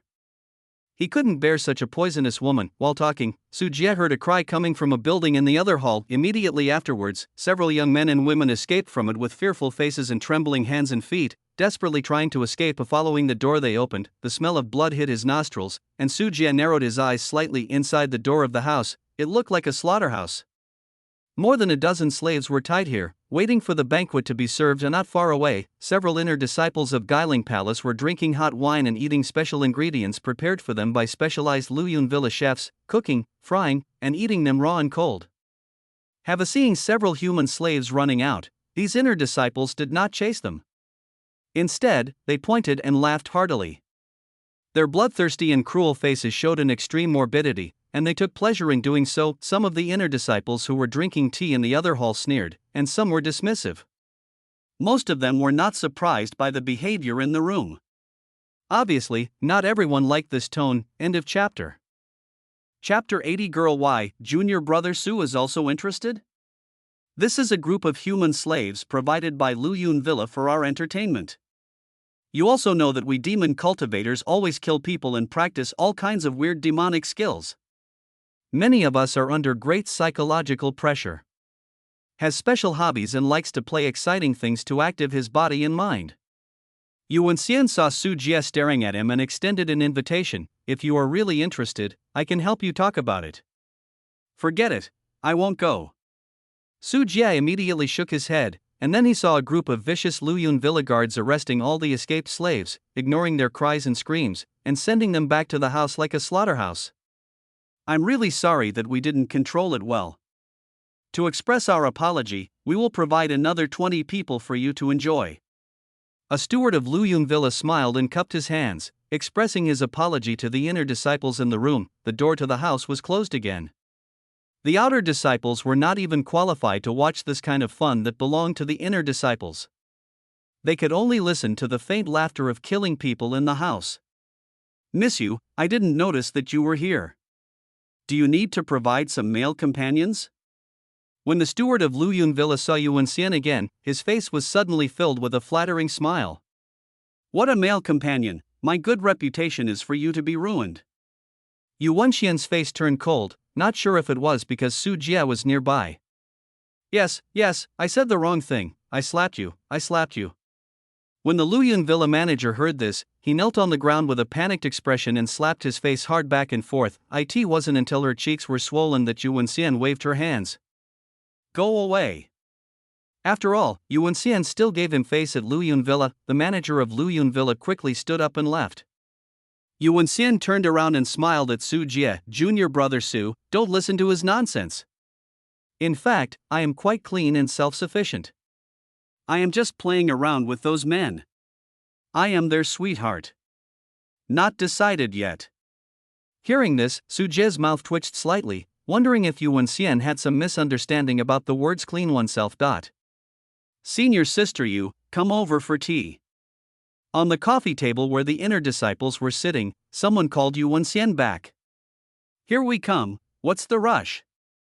Yuan Xian turned around, glared, and said to Su Jie, "Then I'll leave first. I'll come over to play with my sister when I have time. I don't have many friends here with whom I can talk." Then he saw Yuan Xian twisting her waist and returning to the inner disciples. Su Jie noticed that after Yuan Xian sat down, most of the inner disciples treated her with great respect, showing that her status was very unusual. 2 days later, night, Luyun Villa. Tonight is the day to escort the slaves back to the sect. Early in the morning, the entire Luyun Villa became busy. Groups of slaves bound their hands and feet with iron chains, were driven by the guards of Luyun Villa, and escorted into carriages. Su Jie stood on the side of the road, counting the number of these slaves. The heads were so densely packed in the darkness that it was shocking to everyone who saw them. I heard that there was a drought in nearby Jingzhou, and some refugees fled to Qingzhou. There were also many helpless refugees in Jiashao Prefecture. They were caught by the government and had nowhere to deal with them. Some were driven away and died of cold and starvation, and some they were taken to the black mines and never saw the light of day again. Some of them were sold as slaves by Luyun Villa. Ah, this is the Dali dynasty. I don't think they are any better than us demon cultivators when they treat the people in the territory like this. Shen Yun's tone was full of ridicule for this dynasty. She had previously browsed through the Shanmen collection and found many classics and biographies from the outside world, including the Dali dynasty. Many books boasted and praised the Dali dynasty. Now this first impression has been shattered. Although Luyun Villa restricted the scope of activities of Ghost Ridge Palace disciples in the village for fear of demonic cultivators coming in, the news still circulated. Most of the slaves were captured by gangs, which formed a way to make a fortune. Gu Weinian had seen this kind of thing many times, so he didn't have any ridicule. Everything was just following orders. When prosperity occurs, the people suffer. When it dies, the people suffer. Su Jie sighed leisurely and watched a personal slave pass by many disciples, stretching out his hand to ask for help. "Please let my child go. She is only 5 years old. If you want to kill me, then kill me and spare my child. My family is in Shiren County. My family is very rich. Take me back and I will give you money." Really, everything I said is true. There are so many famous and decent sects in Guanchao Pavilion, Taiching Mountain, and Baiyue in our Qingzhou, they will not let you devils go. Sooner or later, you will have to die a good death. These human slaves include men, women, old and young. In the face of life and death, some beg for mercy and some are angry. Most of them are human slaves who feel despair about the future and have numb faces, like a living dead, moving about on the verge of death. The carriage held this group of slaves, and many disciples of Ghost Ridge Palace were escorting them on both sides. The ignited torches lit up the night sky, like a fire dragon snaking across the earth. The team did not head towards the official road. Such a large-scale transportation team was too blatant and it was unlikely to be transported back to Ghost Ridge Palace in this way. The purpose of these carriages was also very clear. After traveling for more than 2 hours in the night, Su Jie moved his ears and heard the sound of surging water. A large river flows quietly under the night, with the water lapping at both banks. The moonlight is dotted with sparkling brilliance, like a black jade belt inlaid with silver. A dozen large ships docked here, and Luyun Villa guards patrolling the shore with open fires. This group of Luyun Villa guards is headed by a middle-aged, wealthy man with a pair of dragon-patterned walnuts in his palms, a Mediterranean hairstyle with sparse hair, and a belly as bloated as a pregnant woman in September. He is currently conducting command and dispatch. He was originally here. Jia Changshuan, who passed through Guiling Palace, is one of the important figures in Luyun Villa. It was also when Jia Changshuan came to Guiling Palace that this large-scale escort took place. Now that Guiling Palace was short of human slaves, a large number of disciples were mobilized to escort an escort. On the bank of the river, the disciples of Ghost Ridge Palace escorted batch after batch of human slaves onto the boat according to the previously determined distribution. Because there were so many people, every cabin was like a can of sardines, filled with human slaves. The turbid air, poor sanitation, and the bumpy road made the treatment look not like human beings at all, but like animals. Su Jie boarded the 7th large ship. In addition to some crew members provided by Luyun Villa, disciples from Guiling Palace were responsible for the care of the ship. This big ship also got on board a disciple of the Guiling Palace, a bearded man nearly 2 meters tall with a rare red beard named Suihu. Fellow Daoist Su, this is a gift specially given to the sect master. I heard that you are good at fire skills, so you shouldn't be afraid. You should keep it well. Jia Changshuan led a team of people onto the boat and brought a huge box over. What is this? Suihu looked surprised, not knowing what was in the box. Open. Jia Changshuan winked, and a group of guards immediately opened the box and struggled to lift out a crystal as tall as a person. What is surprising is that there is a young girl sealed in the crystal. She is wearing a light yellow dress with a blue ribbon tied around her waist. There are a few fresh and crisp flowers on her head. At this time, her eyes are full. Closed tightly, curled up with his hands on his knees, his whole figure was like amber frozen in resin, firmly sealed inside. End of chapter. Chapter 81 Slave Ship. Please read, there are golden patterns engraved in the box. After opening it, cold air spreads from the ice crystals, the wooden deck was crackling with frost, and several Luyun Villa guards hurriedly avoided it. Woman? Suihu's chin bulged, like a frog's bulging chin, and firelight overflowed from his skin. Resisting the approach of the frost and cold, Jia Changshuan took 2 steps back, shook his frozen trousers, and explained, this woman has a special physique and her identity seems to be very unusual. We only caught her by accident, but after catching her, she froze herself. I haven't used any methods yet. I think your sect master is well informed and may know her origins and physique. Okay, I get it. Suihu nodded, looked at the ice crystals, and casually called to nearby disciples to carry the ice crystals into the cabin. Along the way, many disciples saw this magical scene with their own eyes, but at most they just took a few curious glances and turned around to escort the slaves again. Working until midnight, more than 20 large ships filled with human slaves formed a huge fleet and set sail down the wide Jinsha River. Are you Su Jie? Ship number 7, in a spacious room on the upper floor, Suihu Dama Jin Dao sat on a tiger leather chair. The majestic body made the wooden chair creak when he sat on it, making people wonder if the chair legs would break. In front of him, Su Jie and 2 other otter disciples of Guiling Palace stood here. I've met senior brother Su. Su Jie cupped his hands, wondering what the other party meant by suddenly coming to him. I heard that you have a very good relationship with senior sister Yu. As for me, I happen to be short of manpower for management recently, so I am responsible for patrolling the 3rd floor cabin. Suihu said, looking at the 2 people standing with Su Jie. Luo Juanji, you are in charge of the 2nd floor cabin. Xian Guoqiang, you are in charge of the 1st floor. Yes, please don't worry, brother Su. The 2 outer disciples looked overjoyed. Many disciples dreamed of being able to join the ranks of inner disciples. Okay, back off. Suihu waved his hand, and then seemed to think of something again, and said, by the way, go down below and find some human slaves to bring over. You want younger women. This kind of blood tastes more delicious.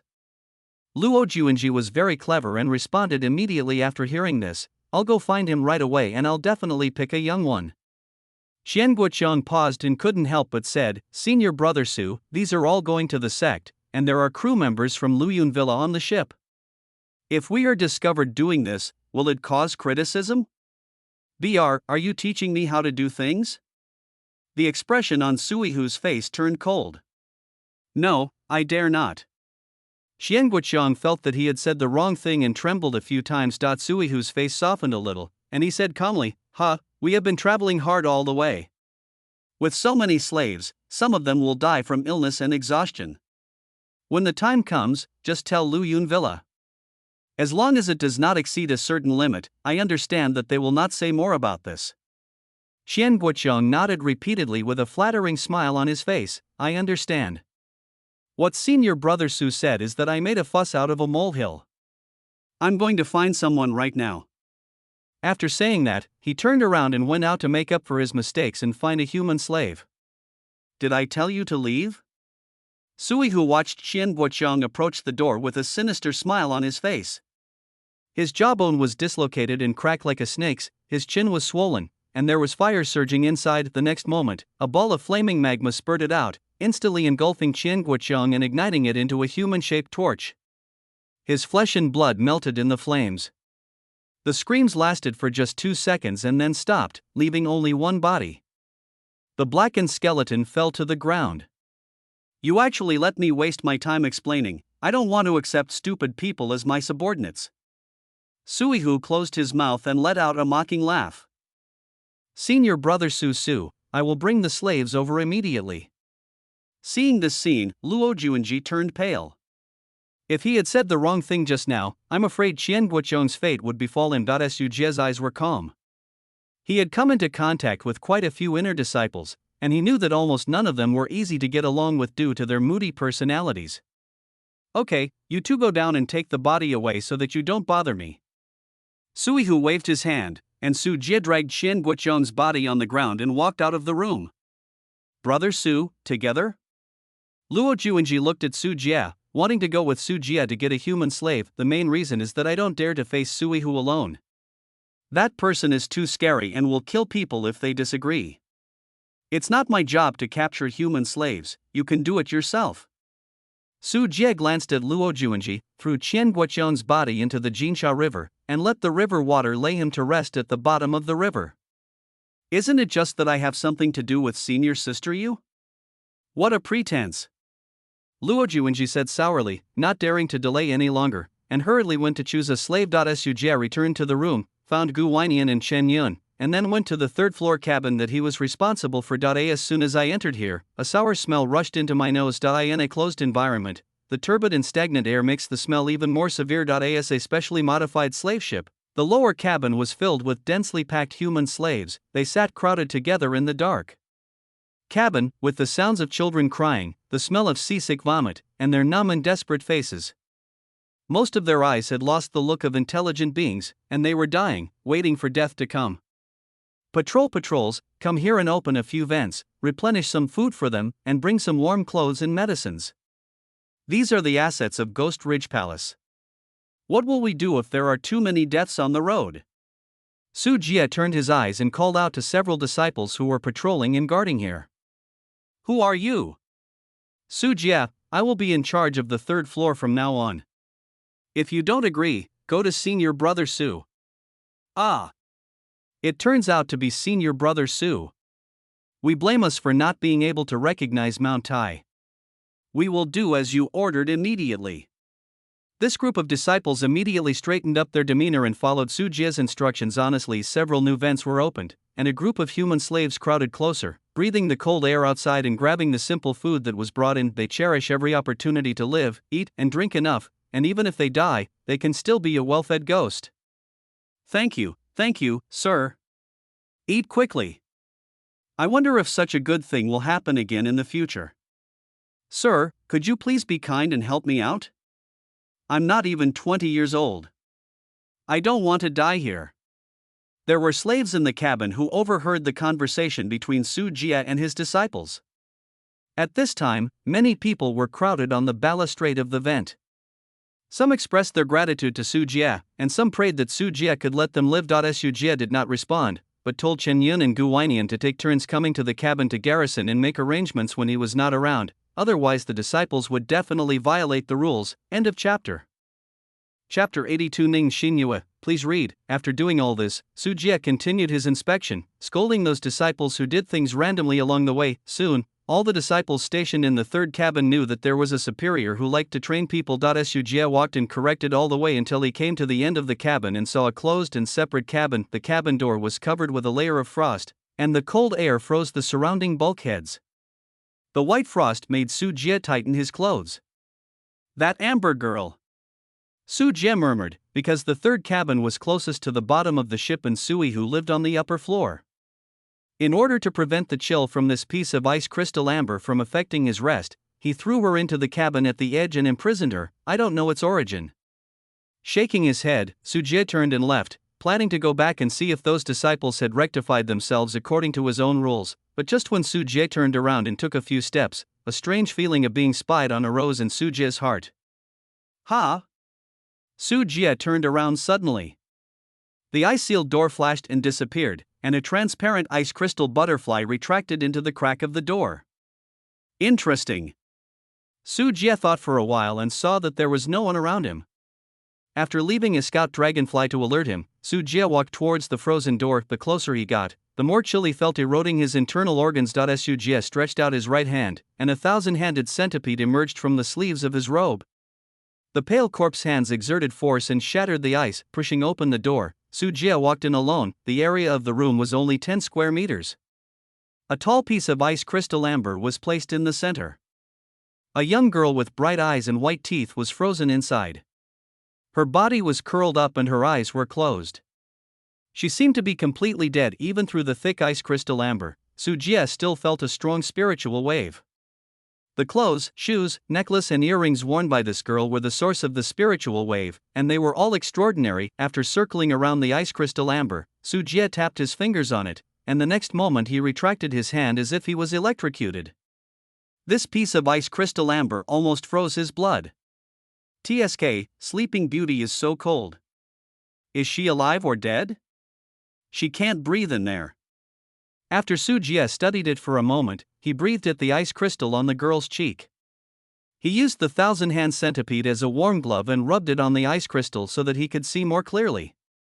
He wanted to see if the other party was dead or alive. Zitzi, thousand-handed centipede shivered and curled up into a ball, tightly hugging Su Jie's hand, screaming and accusing Su Jie of inappropriate behavior. Su Jie moved closer and looked at the girl with her eyes closed in the ice crystal amber. She has a delicate face with distinct features, skin as white as snow, slightly curved eyelashes, and a playful look between her eyebrows, as well as a hint of shyness. The air was very quiet. Su Jie stared at it for several minutes. The girl didn't even move her eyelashes and seemed to be really unconscious. It seems really dead and boring. Su Jie shook his head and hit his knees with a sigh. Two pale arms grew out from his waist and ribs. After landing, he imitated the sound of walking footsteps and walked towards the door step by step. Finally, he walked out of the room and closed the door with his two arms. Bang! The room fell into silence, with only a chill in the air. After several more minutes, the girl's eyelashes trembled slightly inside the ice crystal amber, and then, a pair of moist bright eyes slowly opened. Yeah. The girl's eyes widened, like a frightened deer. In the room that she thought was empty, there was a man staring at her with a half smile. Hey, I thought you were dead, but you were pretending to sleep. Su Jie touched his chin and chuckled. After all, he was still a little tender. He was deceived so easily. You are dead, and you actually deceived me. The girl wrinkled her nose, and a clear voice came from the ice crystal. She could still make facial expressions in the ice crystal. What's your name? Su Jie sat on the ground and was not in a hurry to leave. The girl in front of him obviously had a very extraordinary background. Who am I to tell you? The girl had a fierce expression, but instead of being scary, she looked a little cute. Su Jie raised his eyebrows and pretended to stand up. Don't say it, don't say it. It's time to inform others and study how to break your turtle shell. As soon as these words came out, the girl suddenly became anxious and shouted, Wait, my name is Ning Xinyue, I can tell you, what exactly do you want to do? Su Jie pointed to himself and said, Do you know who I am? Bad guys, gangsters, stinky kidnappers.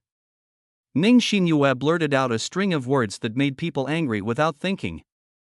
Ha, what you said is all right, but it's still not accurate enough. My official identity is a demon cultivator who has killed countless people. Now, you know what I want. Su Jie sneered twice, and the evil spirit he inadvertently revealed was enough to stop the child from crying. You want to rob the color? It could be seen that Ning Xinyue was indeed frightened, her face turned pale, and she clutched her collar tightly. Wrong. Su Jie shook his finger, corrected Ning Xinyue's wrong assumption, and said, You must come from a big cultivation force. Tell me the skills you know, and I will hide the news of your awakening for you. Otherwise, this big ship now there are demon cultivators outside, and if everyone finds out that you are awake, they will use all means to catch you, and you will be in trouble. The clothes and jewelry Ning Xinyue wears have the charm of Bao Wei. Such a person must come from a big power, and his status is very unusual. You keep your word? Biting her pink lips, Ning Xinyue was visibly relieved when she heard that she was not being targeted. She didn't have much resistance to Su Jie's request. Of course, I keep my word. The credibility of the magic cultivator? Do you have a choice now? Su Jie's words made Ning Xinyue understand the current situation, and she could only reluctantly open her red lips. Just tell me, don't blame me if you can't remember it yourself. This is called the secret technique of Xianing. As the saying goes, the division of yin and yang, the opening of the red bright diagram, the movement of nature, is hidden in the power of Tianshu, and requires gold threads to weave pulses and entangle them. Silk becomes wind. Su Jie took out a pen and paper and wrote down everything Ning Xinyue said. In addition to dictating, Su Jie also asked Ning Xinyue to tell a detailed running meridian diagram and some related nodes. After memorizing everything, there were thousands of words in the text, and listening to Ning Xinyue's explanation again, Su Jie released the thousand-handed centipede as a precaution, and said, "I'll try it first. If it's not right, don't you see this, the third refinement of the Guworm? When the time comes, don't blame me, humph, I'm not you, so I don't like to lie to others." Ning Xinyue was very arrogant, and she was obviously worried about Su Jie defrauding her just now. Su Jie checked the reconnaissance dragonfly and confirmed that no one was approaching. He sat cross-legged and tried to practice the mysterious shadow technique taught by Ning Xinyue just now. Just as he was practicing alone, the shadow behind Su Jie suddenly lengthened, his chest felt tight, his body's spiritual power was disordered, and a trace of blood flowed from the corner of his mouth. Ning Xinyue was dumbfounded and looked at Su Jie in confusion, wondering if she had told him the wrong technique. After a while, Ning Xinyue finally understood what was going on and couldn't help but burst into laughter, tears streaming down her face. "Ha! What kind of cultivation qualifications do you have? You actually practiced vomiting blood on yourself, so stupid." End of chapter. Chapter 83 Mysterious Shadow Technique. Your technique is quite complicated. Su Jie wiped the blood from the corner of his mouth. This mysterious shadow technique was more complicated than the 100 poisons in Gu refining manual and the body insect concentration technique that Su Jie had learned. Not only did it require the spiritual energy to travel along hundreds of meridians around the body according to a predetermined route, it is even more necessary to finally control the operation of several major acupuncture points on the human body. It's you who is so bad. I could learn it as soon as I learned it. Ning Xinyue found an opportunity to retaliate against Su Jie. At this time, she did not hesitate to laugh at Su Jie's jokes. You can't generalize from person to person. In terms of qualifications, I really don't have much room for improvement, but it doesn't matter. Anyway, I am a demon cultivator. There are many ways to improve my strength, such as kidnapping the young lady. Su Jie shrugged, and Ning Xinyue couldn't laugh this time. You are this person. Ning Xinyue felt angry and had nowhere to vent her anger, because no matter what, her status as a prisoner could not be changed now. In addition to this mysterious shadow technique, do you also master other techniques? Su Jie temporarily put aside his practice of the Xianying secret technique. He would not be able to comprehend this technique for a while. Ning Xinyue rolled her eyes and said, I know a lot of skills, but unless you rescue me, I will give you other skills. Otherwise, you will give me all the skills. If you learn, I will be worthless. Who knows what you will do? Su Jie was stunned and said funnily, You still have such a brain. Stop looking down on others. Ning Xinyue puffed up her cheeks and felt that Su Jie was disgusting. Rescuing people or something, I can't do any good for the time being. I have to see the effect of your Xianying secret skill first. How long will it take you to study? Your talent is so poor that it will be difficult to get started in a month. When Ning Xinyue heard this, she immediately became anxious. I haven't seen the effect. How do I know the level of your secret technique? If it is a parallel import of acrobatics, I can't trust your dictation alone. Then, as if she had made up her mind, Ning Xinyue stared, Come closer, put your palms on the ice crystals, let go of your own limitations, and I will help you practice your skills. Su Jie was waiting for these words. He sat cross-legged on the ground and stretched out his left hand, placing it against the ice crystals. The extreme coldness passed over him, and a layer of frost formed on Su Jie's arms. The frost traveled on the skin, turning into several strands of chill, like arrows, guiding the movement of spiritual power in Su Jie's body. A few waves of chills were like a dedicated teacher, helping Su Jie become familiar with the operation route of Xianying's secret technique. 10 minutes later, the shadow behind Su Jie changed. The shadow suddenly lengthened, emerged three-dimensionally from the ground, changed like water, and finally turned into the exact same form as Su Jie. Su Jie turned to look at Shadow, and Shadow looked at Su Jie simultaneously. Su Jie blinked, and the shadow opposite him blinked in the same way, as if he was looking into a mirror. Su Jie reached out to touch it in surprise, and the other side also extended his hand. The palms of both parties immediately passed through their respective bodies, just like touching the air. The shadows were completely incorporeal. You are so handsome. Su Jie opened his mouth, and the shadow opposite him opened and closed his mouth, but no sound came out. It's so shameless, the shadow can't speak. Ning Xinyue looked disgusted. Why was this man so thick-skinned? You can't speak. That's a little worse. Su Jie felt a little regretful. If he could talk and even touch him physically, he would be a perfect stand-in puppet. Before he could try a few more times, the shadow that transformed into himself suddenly fluctuated, as if stuck, and then suddenly disappeared. Ning Xinyue's voice came from the ice crystal, explaining, the mysterious shadow technique allows the shadow to imitate oneself. However, the shadow has no attack power. It can only confuse the enemy and make the enemy misjudge the attack. Your proficiency is too low now, it can only make the shadow perform mirroring actions. Like me, I can condense 3 shadows at the same time, each making different actions. You have to practice more. The imitation is just like the real thing. Su Jie shook off Han Suang in his left hand. The shadow in front of him imitated it perfectly in terms of body shape, smell, and aura. Although there were restrictions on the control range, time limit, and number of shadows, it was still powerful many times. If a practitioner misjudges his trump card during a battle and hits the shadow, the situation may turn around in an instant. It's only useful in the Yunling realm. Practitioners in the secret realm will not be deceived. I don't care about using it. Ning Xinyue was elated and very satisfied with Su Jie's surprising performance. Speaking of which, you know so many powerful techniques. How did you get caught? Su Jie looked at Ning Xinyue with a smile, and one sentence made the girl's face turn red. That's it. That's because they were so despicable. They actually put drugs in the wine. Fortunately, I was smart. When I noticed something was wrong, I immediately used Join Ice Seal, leaving them unable to do anything to me. Ning Xinyue grumbled and complained, which made Su Jie laugh thinking about how easily she had deceived the other party before. It was clear that the Ning Xinyue in front of her was not very experienced in the world and had not had much experience in the world. Although she had mastered many skills, she could overturn if she was not careful. Su Jie shook his head and said, "You call this smart? A young lady with a mysterious background like you actually came out without a guard. You must have run away from home secretly." How do you know? Ning Xinyue subconsciously spoke, but immediately covered her mouth, fearing that her family background would be revealed. I was right. For a young man like you to hang out in the world, no wonder you get caught. Hey, what do you mean, will you save me or not?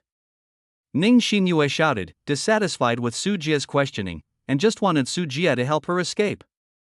Let's talk about this later. Su Jie stretched, put the 1,000-handed centipede back into his sleeves, turned around and walked out the door. Why don't you keep your word? I've taught you a secret technique of shadow. Hey, you bastard! No matter how much Ning Xinyue shouted, Su Jie had no intention of stopping. He walked out of the house in the blink of an eye and closed the door again. It's so cool to learn a secret skill for free. Su Jie looked at the slightly twisting shadow behind him, with a satisfied smile on his lips. As for saving people, he never made any promises. With such a huge slave trading fleet, even if Su Jie had ideas, he would be powerless. He did not have the selfless spirit. After walking out of the cabin, Su Jie returned to his room. His residence was the same as other disciples, a small cabin, only better than those disciples sleeping in hammocks, and at least there was a bed. Su Jie is ready to study the secret technique of Shannying and master it as soon as possible to use it in battle. End of chapter. Chapter 84. Killing demons and eliminating evil. Several days passed by in a hurry. A life on the slave ship was monotonous and boring. Apart from occasional inspections, Su Jie devoted all his time and energy to studying the secret art of Xianing. Points. In the cabin, Su Jie moved his hands. The shadow behind him suddenly stood upright, changing from a 2-dimensional plane to a 3-dimensional one. The dark shadow gained brilliance and transformed into Su Jie's form. Under the control of Su Jie, the shadow ran back and forth in the room flexibly, and its movements were the same as those of a real person. It's done. Su Jie nodded with satisfaction. The shadows controlled by him at this stage could basically be used in battle. Although Su Jie's qualifications are poor, Su Jie does not pursue complicated changes. As long as he uses a substitute to withstand the attack, that will suit his needs. As for controlling several shadows at the same time, Su Jie didn't think about that kind of thing. The practice was successful and it was time for dinner. Su Jie tidied up and walked onto the deck. On the deck, the crew specially lowered the net today, caught fresh fish from the river, and grilled it through the chef. Su Jie took a piece of grilled fish and enjoyed the earthy fish meat while admiring the Jinsha River in front of him. In a few days, the Jinsha River reached the lower reaches, and the water flow became more and more rapid. Both sides of the river were covered with steep cliffs. Weeds could be seen swaying in the wind, and groups of water birds were playing on the cliffs. It was already sunset, and the water of the river was shining with golden light. Even the crystal clear sand is dyed with a light golden yellow, which is where the name Jinsha River comes from. On the Jinsha River, more than 20 large boats were also covered by the setting sun, dyed in an ecstatic bright gold, like a golden dragon traveling through the valley. There are only 5 days left before we can return to the territory of Guiling Palace. Chen Yuntong was eating on the deck. When he saw Su Jie, he came over with a plate and talked about the news he had learned. Don't let down your guard on the last journey. It's only safe when you return to Guiling Palace. Su Jie's eyes were deep, and it could be said that it was smooth sailing along the way. I don't know if it was because of the boat ride. Even though there were other ships on the Jinsha River, no one discovered that this fleet was a slave ship carrying all human slaves. As for the navymen of the Dali dynasty who came for inspection, they basically asked for money. As long as the money is enough, they will let it go without checking at all. On the contrary, if the bribe money is not enough, even if you are doing your job, they will still cause trouble for you. Su Jie and Chen Yun were talking when a loud noise came from the upper level of the ship. Bang! A figure hit the deck, and blood immediately flowed out from under her body. This was a young female slave, with fear written all over her green face. Because the height was not high enough, the human slave remained alive for a while, struggling and screaming in pain on the ground. On the windowsill of a room above the deck, Suihu appeared here, looking coldly at the struggling human slaves below. Another wasted human slave, really nothing. Chen Yun lowered her voice, perhaps because she was a woman and she couldn't stand this matter. Ever since Suihu came on board, he had to mobilize a group of human slaves every day, and from time to time he could hear piercing screams coming from his room. Sometimes when Su Jie was patrolling, he would bump into Suihu, who was in high spirits and came over to select slaves himself. Su Jie saw with his own eyes the undisguised greed and bloodlust in the eyes of the other party when he looked at the slaves. If these human slaves were not part of the property sold by Lu Yun Villa to Guiling Palace, he might have gone on a killing spree long ago.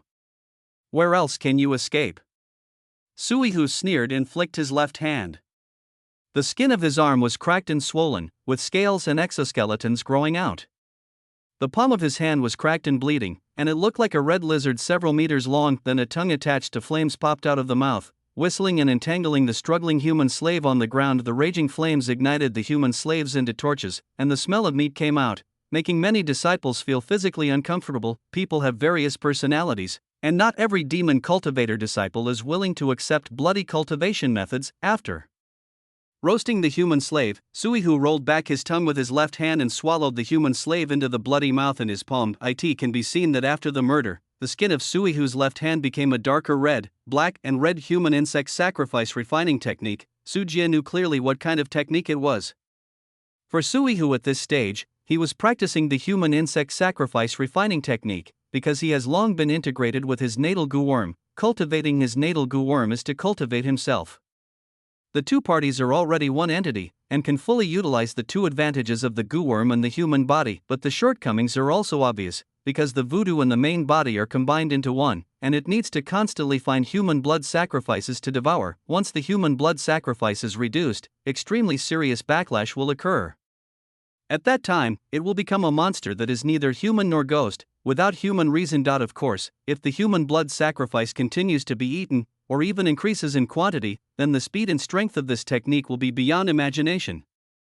At least in the early stage, it will be out and out powerful. After completing the training, Suihu's arm returned to its original shape. He elegantly took out a handkerchief and wiped the blood on his hand. He glanced at the deck and then looked at the broad river in the distance, frowning slightly. What are you doing? Can you sail the boat? But on the river, more than a dozen double-sailed speedboats were approaching. It was obviously a spacious river, but the fleet happened to be blocked in front of the Guiling Palace fleet route. You must know that turning a ship, especially a large ship, is not like a horse-drawn carriage. The range required for turning is very large, which is very inconvenient. The two fleets were so close to each other that they could easily collide if they were not careful. Send a flag and tell the other side to get out of the way. As soon as Suihu said these words, a shocking scene happened. The sides of the dozen or so double-sailed speedboats clicked open, and each larger stretched out, rowing in a uniform manner, causing the speed of the speedboat to increase rapidly, like a powerful arrow shot at high speed on the river, inserting into a boat. Next to a slave ship, two strings meet immediately afterwards, on the decks, in the cabins, and on the backs of the sails of these double-sailed clippers. Figures jumped up high, like rocks with wings spread, swinging their hooks and locks, holding weapons in their mouths, and jumped towards the slave ship. Come! The disciples of Guanchao Pavilion listen to my orders and follow me to slay demons and eliminate evil. You idiots from Ghost Ridge Palace, let me, Long Human, come to meet you. Junior brothers and sisters from the Zixia sect will work with me to rescue the people and kill all these cruel and unscrupulous demon cultivators. Kill a demon cultivator and you will be rewarded with 100 spiritual stones. Kill, kill, kill. Wearing various costumes and coming from Jiaxing Prefecture in Qingzhou, a large number of disciples from several Zhengdao sects came out to attack the slave ship like wolves and tigers. With the cry of death, the entire slave fleet exploded in an instant. End of chapter. Chapter 85. Fierce Power. Su Jie was shocked. No wonder the journey back was so peaceful. It turned out that something big was waiting for him. Soon after, the disciples of Guiling Palace who were still having dinner on the deck were killed by surprise. 20 meters away from Su Jie's slave ship was the incoming two-sailed clipper. On the opposite deck, 7 or 8 disciples wearing white sun moon robes and purple gold crowns spat out sword pellets the size of inches, turning into 3-foot flying swords with cold light. During the roar, several disciples were killed on the spot and their bodies were separated. This is a disciple from the Golden Sword sect, which is good at wielding flying swords. There was also a group of disciples with blue stripes on their faces, using their spells, stepping on the spray of the Jinsha River, and approaching the slave ship step by step. This is the spiritual turtle Kueishui mind technique practiced by the disciples of Guanchao Pavilion, which makes Jinsha River a favorable home ground for them. In addition to these two, there are Zixia sect disciples who are familiar with Su Jie's Zixia cloud cardigan and wearing iron clothes and iron hats. Those who charged with them were a group of strong men who were basically over 2 meters tall, with broad shoulders and round waists, strong bodies, thick bones, and bare hands. These were disciples from the Longhu sect. The most ferocious disciples were those from the Guanchao Pavilion. They actually worked together to overturn the Jinsha River and set off a huge tsunami. They wanted to overturn and sink the slave ship, without caring about the large number of human slaves on board. Kill these hypocritical guys. Suihu's face turned livid. In anger, he smashed the window with his palm and jumped down alone. In midair, a mouthful of lava flames spurted out, swallowing up several righteous disciples who had no time to dodge, screaming, and burning them into charcoal. After that, his hands expanded and turned into ferocious and weird thick insect arms. With a flick of his hand, magma was thrown out all over the sky, burning the nearby river's surface with fire, forcing the disciples of Guanchao Pavilion to give in. When the disciples of Guiling Palace saw Suihu take action, their morale soared and they summoned a large number of goo insects. Ghost-faced spiders, giant horned centipedes, black ice poisonous wasps, colorful poisonous snakes, and other different kinds of poisonous insects form a swarm that blocks the sky and the sun, and they rush to kill them in an instant. Although most of the outer disciples' goo worms are only low-grade, there are only a few low-grade goo worms, but they cannot withstand large numbers. Goo insects rely on quantity and poison. Under the attack of the insect swarm, if a decent disciple is not careful and is bitten by poisonous insects, the toxins corrode the internal organs, and the movements become stiff and slow. If he is bitten several times in a row, he will be poisoned to death immediately. Whoosh! Su Jie turned his head, and a flying sword flew past his face, causing the strong wind to ruffle his black hair. In front of him, the disciples of Guanchao Pavilion were stepping on the waves, and the river water turned into a giant palm with water flow, taking a picture of Su Jie's head. Behind him, a tall and strong disciple of Long Human shouted angrily and rushed towards him at high speed. Trouble! Su Jie jumped away, and the huge palm of the water smashed the deck and blasted into the inner cabin. Below was the place where the slaves were imprisoned. There was nowhere to hide from the dense crowd. The place where the giant palm of the water flow passed was a mess. Countless debris and human bodies were smashed into pieces, and the blood turned the giant palm into bright red. The disciple of Guanchao Pavilion did not hesitate at all and continued to control the giant palm of water to attack Su Jie. Su Jie frowned, and with a flick of his fingers, the white bone heavenly evil sword flew out with a roar. First, cut the giant palm of water flow into 2 sections, penetrate the layers of water flow protection, and pierce the forehead of the disciple of Guanchao. Pavilion, the flying swords continued to strike, and as soon as the dragon and tiger sect physical cultivator rushed forward, the Whitebone Heavenly Evil Sword returned at supersonic speed and cut through the air with one sword. As soon as the body cultivator raised his head, a line of blood appeared from his forehead to his crotch, then the bloodline burst, and the body was separated from the left and right sides, and large pieces of internal organs rolled down. The steel-like body looked like tofu in front of the Whitebone Tianxia sword. The flying sword that had gone back before came back to attack again. Su Jie's expression did not change, and the Whitebone Evil Sword came forward to meet him. Click, amidst the clash of gold and iron, the incoming flying sword broke into two pieces. Not far away, a disciple of the Golden Sword sect vomited blood and suffered serious backlash. Su Jie's eyes were cold. This was a battle between camps and there was no room for mercy. Cut. Flying at supersonic speed, the Whitebone Tianxia sword was thrown with a shower of blood, and huge heads rolled to the ground. Senior Brother Zhang, you devil cultivator, give me Senior Brother Zhang your life. Several dragon and tiger sect body cultivators roared angrily, taking advantage of the Whitebone Heavenly Evil Sword to kill enemies in the distance, and surrounded Su Jie. Su Jie did not dodge, and pale human hands drilled out of the flesh on his waist and ribs. After landing, he spread his fingers and crawled quickly, jumping up to several body cultivators, covering the whole body of the body cultivators. Terrifying force was transmitted from the fingertips, life and death. The human body was torn into pieces, leaving blood all over the floor. What a good opportunity! A disciple of Zixia sect's eyes lit up, and dozens of stealthy and silent steel needles were fired at the speed of sound. Clang, Su Jie threw out a low-grade intermediate talisman to protect himself. He obtained a lot of talismans from Pei Haibing. Although the talismans were not of high grade and would not be effective in high-intensity battles, they were still very useful in low-intensity battles. After that, Su Jie moved his neck and looked at the disciple of Zixia sect who made a sneak attack. Seeing something bad, the other party immediately hid under the cabin. Death. The color of Su Jie's pupils changed in depth, and the pupils expanded to appear lavender. Then two rays of purple light were stimulated and instantly melted several layers of the ship, hitting the hiding disciple of the Zixia sect. His flesh and blood body was melted under the high temperature. It melted like a candle, and there was no time to even scream. Several righteous disciples still wanted to rush to kill them, but under the fierce power of the Whitebone Heavenly Evil Sword, they were either beheaded by the owl, or their hearts were pierced and died. It can be said that the Whitebone Heavenly Evil Sword, with its indestructible sharpness, is almost crushing to those disciples below the 6th level of Yunling realm in terms of abusing food. Seeing Su Jie being so fierce, the area around him suddenly became empty. A group of disciples from the Zhengdao sect were so frightened by Su Jie's death that they surrounded Su Jie and did not dare to move forward. Instead, they stepped back unconsciously. Seeing Su Jie's power, the disciples of Ghost Ridge Palace had their morale high, and with Su Jie as the center, they resisted the attacks of the righteous disciples. Imo Xiu, let me come and meet you. A cold snort, accompanied by the sound of surging waves. A disciple from the 7th level of the Yunling realm stepped on the water. This was an inner disciple from Guanchao Pavilion. The powerful spiritual power fluctuations in his body unfolded without hesitation. Su Jie thought it was coming for him, but the other party targeted Suihu. The main reason is that Suihu was at full strength just now, and coupled with the inner disciple's clothes, they were really eye-catching. Where did you come from, you kid playing in the water? Get out of here. Suihu was very dissatisfied with the other party's arrogance. He breathed out blazing flames without saying a word.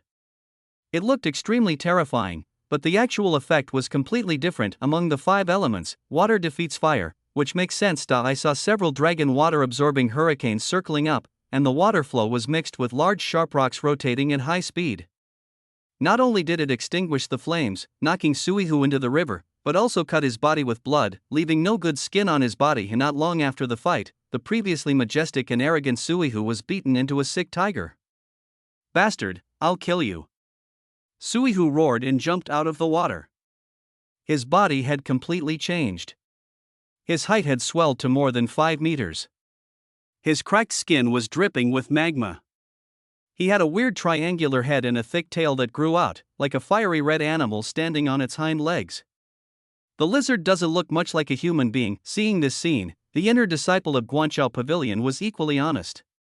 He was holding a bell magic weapon in his left hand and holding a spear condensed by water in his right hand. He stepped on the wave and rushed towards Suihu face to face. At this time, the fighting on the slave ship became more and more fierce. Broken limbs and broken arms could be seen everywhere, and blood stained every inch of the deck. Compared to the fighting disciples of good and evil, what was even worse was the human slaves imprisoned in the cabin. Not only the disciples of Ghost Ridge Palace will not worry about them, but also the righteous sections during the fight. In addition to the human slaves who were bitten to death by poisonous insects, there were also those who were cut in half by flying swords, some who were thrown into the Taoda Jinsha River by the current, and some who were captured by the disciples of the Longhu sect and used the slaves as weapons. Smashed and thrown around. A slave ship was seriously damaged in many places due to fierce fighting and slowly sank into the Jinsha River. Except for the disciples of various sects, the human slaves on the boat were like dumplings, falling into the river one by one and struggling, or they were taken deep into the river bottom by the sinking boat before they had time to escape. The remnants of Ghost Ridge Palace dare to go abroad for activities. It seems that the lesson I taught you last time was not enough. At the same time, a huge thunder sound appeared in the sky. An extraordinary old man, standing on the cliff and valley with his hands behind his back, slowly raised his palms as he stared coldly below. I, Jiang Yanni, the Supreme Elder of Guanchao Pavilion, is here to slay the devil today. Boom, in the middle of the Jinsha River, a huge whirlpool slowly took shape. A water dragon, completely solidified by the water flow and 70 to 80 meters long, rose into the air from the whirlpool. With a flick of its tail, it blocked a huge slave ship. The powerful cultivation level of the secret realm is inserted into the battle situation, which is completely a dimensionality reduction strike. End of chapter. Chapter 86 High-Grade Talisman Secret Realm. Su Jie's face turned dark. There was no enemy in this realm that the disciples could match. Generally speaking, the elders generally do not interfere in the fights between disciples, because the elders targeted the disciples on a large scale, which would only cause the other sect to retaliate in kind. If the elders on both sides wanted to attack and kill ordinary disciples, it would only cause heavy casualties to the disciples of the other sect. No sect could bear such losses. It can be said that in Jiashao Mansion, the secret realm elders are nuclear weapons and will not be easily deployed. They are just an invisible deterrent. Even if there are fights between elders, most of them are limited to elder battles. Ordinary disciples will not be involved on a large scale, unless it is a battle to destroy the sect. But for the devil, there is no such scruple, because the devil is suppressed everywhere. Look at the elders of Ghost Ridge Palace, they are all huddled in the mountain gate and dare not go out easily. There is no hope that they can retaliate and frighten the righteous sect. If it was possible hundreds of years ago, but now the devil is lonely, that kind of thing can only be thought about in dreams. Jiang Yanni's killing has not stopped. As an elder of the secret realm, his appearance has completely determined the situation of the battle. The water dragon soared in the sky, its whole body covered with dragon scales as hard as iron marks, shining with the silver light of the water, its eyes sharp, and its tail like an arrow. The powerful airflow impact generated during its flight made the Jinsha River turbulent and set off waves. Huge waves, bang! With a simple flick of the tail, a slave ship was destroyed. Under the crushing force of the dragon's claws, 2 slave ships were pressed into the Jinsha River, and the river water poured in crazily. As soon as the dragon's head was raised, the dragon's roar was so shocking that it made people's liver and gallbladder burst. Thunder helps me slay the devil.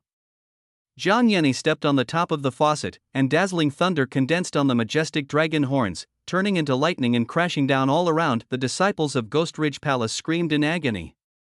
Once struck by thunder, their bodies were torn apart and they were unable to resist. The Great Seal of Mountains and Rivers shocked and killed Xiao Xiao. A medium-grade magic weapon was thrown out. This was a seal with mountains and rivers printed on it. Golden flames appeared on the surface of the seal, releasing golden light in the air. The air around them instantly became heavier. The bodies of the Guiling Palace disciples who were exposed to the light felt as if they were carrying a mountain on their backs. It was as if an invisible big hand was slowly squeezing their bodies, and their bones felt an embarrassing weight. There was a loud sound, and finally the bones shattered inch by inch, and the internal organs were squeezed into minced meat. According to the order of the sect master, today you will be wiped out in ashes, and a bright future will be restored to this world. As soon as he put his hands together, a tsunami suddenly rose in front of Jiang Yanni, but in an instant it was frozen and condensed into an ice wall. On the ice wall, it was like there was a paintbrush painting rapidly on the ice wall. Between the silver hook and iron paintings, ice swords shattered the wall one after another, separated from it, and gathered into a bright sword river. As the sword river passed by, each and every disciple of Ghost Ridge Palace was pierced by 10,000 swords, which was simply unstoppable. With such outstanding combat power, the disciples of Guiling Palace were so frightened that their faces turned as pale as earth and their bodies shook like chaff, feeling that a disaster was imminent. I don't know how many disciples were so frightened that they directly chose to jump into the Jinsha River, hoping to escape. It was absolutely impossible to break through forcefully. The dignified elder of Guanchao Pavilion actually bullied me and other juniors. He is really shameless. Suddenly, a voice came from a slave ship in the back section of Jinsha River. Sujia recognized it. It seemed to be Jia Changshuan's voice. Well, there are still some masters. Jiang Yeni narrowed her eyes slightly, looked at the slave ship, and then sneered, I am only at the 9th level of Yunling realm, but I dare to bark. I can't beat you, but I can't let you destroy all the properties of Ghost Ridge Palace. As soon as he finished speaking, a palm-sized talisman was thrown out. On the talisman, the demon's blood is inscribed with intricate lines. Each one is like an earthworm, twisted and tangled, obscure and difficult to understand. The lines contain strong spiritual power. High-quality talisman. Jiang Yeni's expression changed drastically, and she hurriedly tried to get away, but it was already too late. The talisman burned into ashes, and suddenly, a golden sun appeared on the horizon. Looking carefully, it was clearly a huge alchemy cauldron built with spiritual power, which was a huge alchemy cauldron built with spiritual power. It was 100 meters in size. Jiang Yeni was sucked in by Duo 2, and raging golden flames rose from the bottom of the cauldron, as if Jiang Yeni refined it as an elixir. This talisman may not be able to kill him. Escape quickly while he is trapped. Jia Changshuan's voice came from the slave ship, and relying on the talisman given by the master of Ghost Ridge Palace, Jiang Yeni, a terrifying guy, was forced to stop. But the situation is still not optimistic. Jiang Yeni just killed too many people in Guiling Palace, and the disciples suffered heavy losses. This time, they were besieged by disciples from various sects, and they could no longer hold on, so they all turned around and fled quickly. On the water, Suihu fled back in embarrassment and shouted, Set the boat quickly, let's get out of here. The sails of the ship were raised, and under the crisis of life and death, a group of Ghost Ridge Palace disciples tried their best to attack the disciples of the Zhengdao sect who were rushing from all sides. Blood, screams, severed limbs, scattered weapons, corpses floating on the river, flying swords fighting back and forth, spells clashing, poisonous insects flying. The entire Jinsha River became a mess, and the battle entered the most brutal stage. White Hot Stage. Sujia controlled the White Bone Heavenly Evil Sword. Every time the sword sounded, a life fell under the sword's edge. There were not many Guiling Palace disciples still fighting on the deck.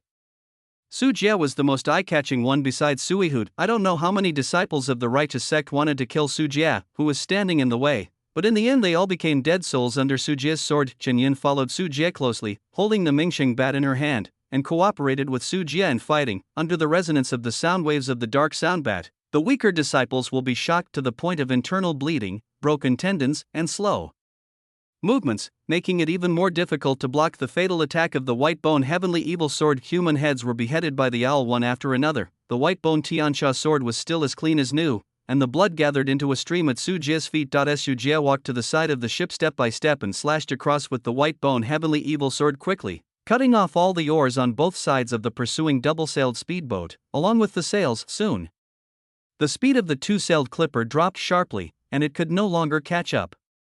Well done. Suihu laughed loudly and vomited a large amount of blood from his mouth as he laughed. His injuries were very serious and he was beaten badly by the inner disciple of Guanchao Pavilion. Breaking my good deeds. The disciple from Guanchao Pavilion looked at him coldly, stepping on the water, and was about to attack Su Jie. Su Jie moved his fingers, and the White Bone Heavenly Evil Sword was like a silver-white lightning. The sword energy was so sharp that the inner disciples of Guanchao Pavilion were very afraid and stopped. Get back here. Suihu's cheeks puffed up, and a huge mouthful of thick magma spurted out. Together with the White Bone Heavenly Evil Sword, it ignited half of his body, forcing him to hide under the river water, and hurriedly searched for water to extinguish the fire. The White Bone Heavenly Evil Sword pierced through the water a few times. The turbid river water had no vision and it was impossible to determine its location. However, the main goal of forcing him back has been achieved. Now it is more important to escape. Who knows when the secret realm elder will escape from trouble? End of chapter. Chapter 87. Greed. 10 minutes later, without any obstruction, the slave ship Sujia successfully broke out of the encirclement. There were corpses floating on the river, most of them were human slaves, and some were the corpses of practitioners, both good and evil. The body was carried downstream by the current and did not sink for a while. On the slave ship, some of the surviving disciples ignored their injuries and hurried to the side of the ship to salvage the corpses, grabbing valuable magical instruments, talismans, and elixirs from the corpses. Thump, several figures jumped into the river and swam towards some corpses in the distance. This is a rare opportunity to make a fortune. Many disciples have been poor for too long and cannot restrain their greed. They don't know that this is still in the battlefield. Its fellow Taoist Gu Chen Yun pointed to the water surface. The person who swam to salvage the body was actually Gu Weinian. Together with several disciples from Ghost Ridge Palace, he scrambled for valuables on the corpse. The appearance of a storage bag made them even more violent. It was clear that they had just escaped from trouble and the fighting was still going on behind them, so the disciples couldn't restrain their greed. People die for money, birds die for food, nothing better than this. Let him come back, now it's time to be greedy. Su Jie walked to the side of the ship and Chen Yun shouted loudly. Brother Su, I'll be back after searching a few more bodies. Don't worry about me. When Gu Weinian heard the shouting, he turned around and saw that it was Su Jie. His movements were a little stiff.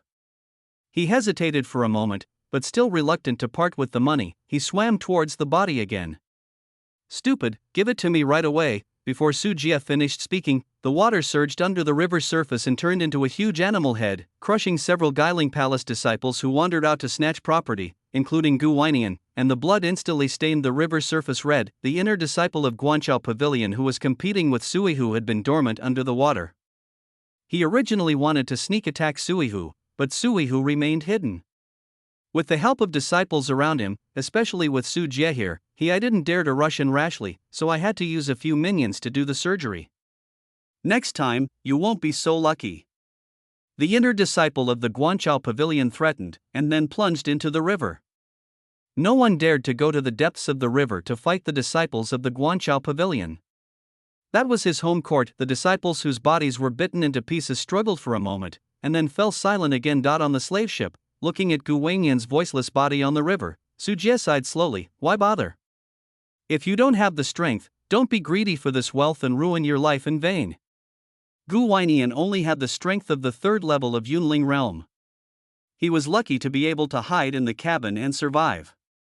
However, he failed to restrain his greed and fell at the last moment. Chen Yun remained silent. She was used to seeing life and death, so her sadness lasted for a while. Too many people died in this battle today. In the end, less than 30% of the disciples of Guiling Palace survived. Except for those who were familiar with it, others would not care about the loss of a life. Su Jie controlled the white bone heavenly evil sword and fished Gu Weinian's body out of the water. At least let him get to know each other and let him rest in peace. Don't die and become food for fish and shrimps. While Su Jie was doing this, 7 or 8 slave ships using various methods on the Jinsha River accelerated their speed and rushed out of the encirclement. There are still about 10 ships surrounded by people, and the righteous disciples have already invaded the cabin.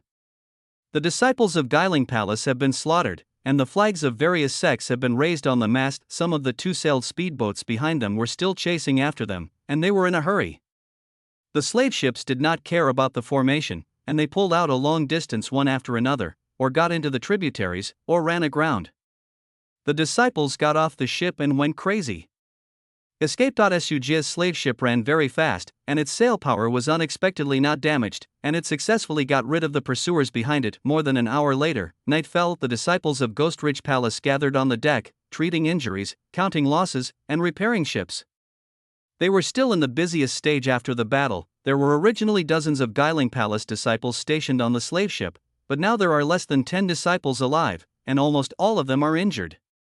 On the other side of the deck, the corpses of the dead Ghost Ridge Palace disciples were piled here.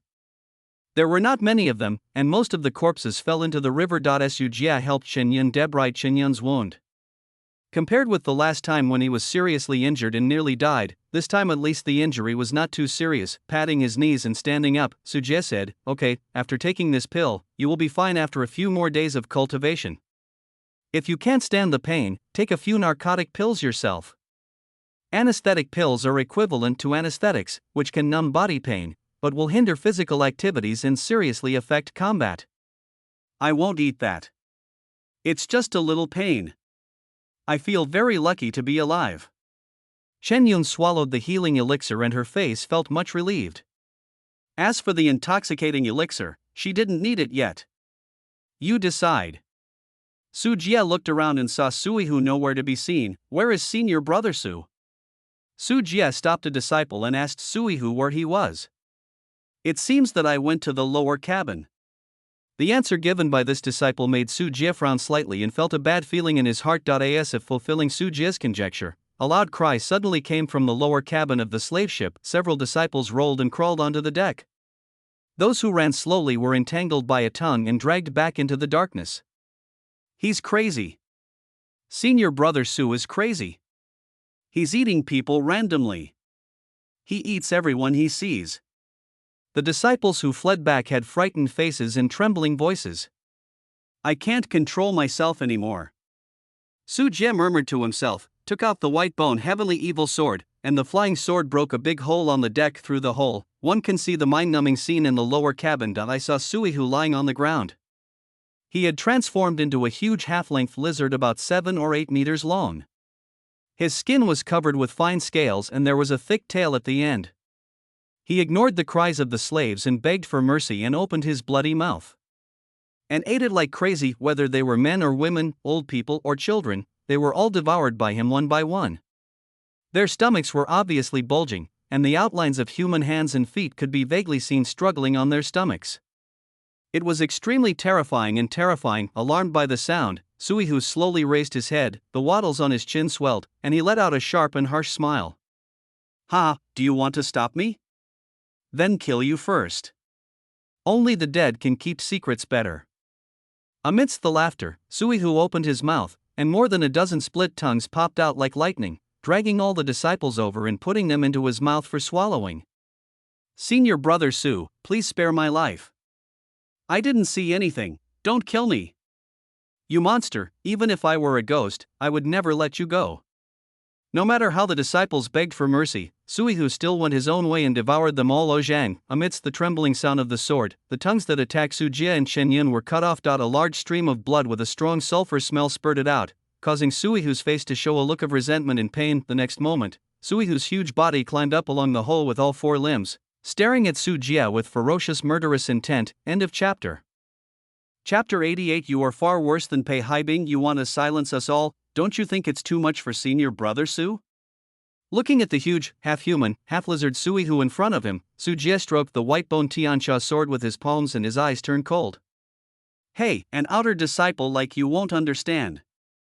Suihu squatted on the ground, his upper body covered with scales. He had eaten too much and hadn't digested it yet, so he looked very bloated. Isn't it just to practice the human insect sacrifice method? Taking advantage of the juncture of being attacked by the righteous way, I used the excuse that the entire slave ship was destroyed, and took advantage of the situation to take all the human slaves on the ship as rations to satisfy my own practice. Su Jie's tone was calm. He had seen Suihu's greedy pursuit of living people before. If it hadn't happened today, he wouldn't have dared to think wrongly, but now that the slave fleet has suffered losses, he has put his own slave ship on the loss list, and then killed all the witnesses, so that he can freely enjoy the human slaves on the entire slave ship, and he has not yet anyone would doubt him. Su Jie had seen the news before. A certain bank was robbed by gangsters. The president took the opportunity to exaggerate the amount of losses and smooth out his own misappropriation. It is almost the same principle. Suihu was a little surprised and sneered. It's a shame you know that. Then it will be even more embarrassing for you. Originally, I thought you had a relationship with senior sister Yu, and you still wanted to take care of you. It's because you are too short-sighted. Br Suihu swayed his heavy body and stood up on his 2 hind legs.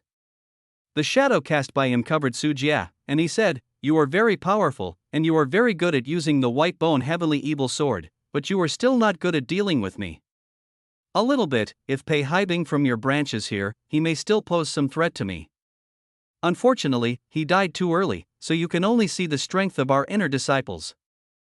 Roar. With a roar, Suihu bent his legs, tearing the air, and the powerful impact cracked the deck with every step. Chinyan bit her lips tightly, and the Mingxing bat in her hand kept sending out resonance attacks, but it was just a low-grade goo insect, and it was obviously unable to cause effective damage to Suihu. She could only watch the half-human, half-insect monster being killed. To the front. Su Jie looked at Suihu, who was very close at hand.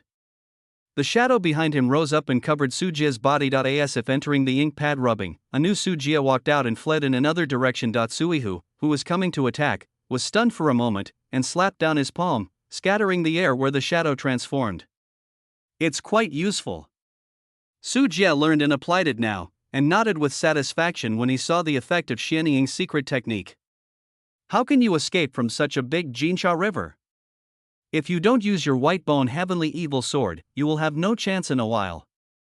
Suihu laughed sarcastically, not caring about Su Jie's little tricks, confident that he could solve all problems. Escape? You are overthinking that. Besides, I generally don't like to use a sword to deal with big men.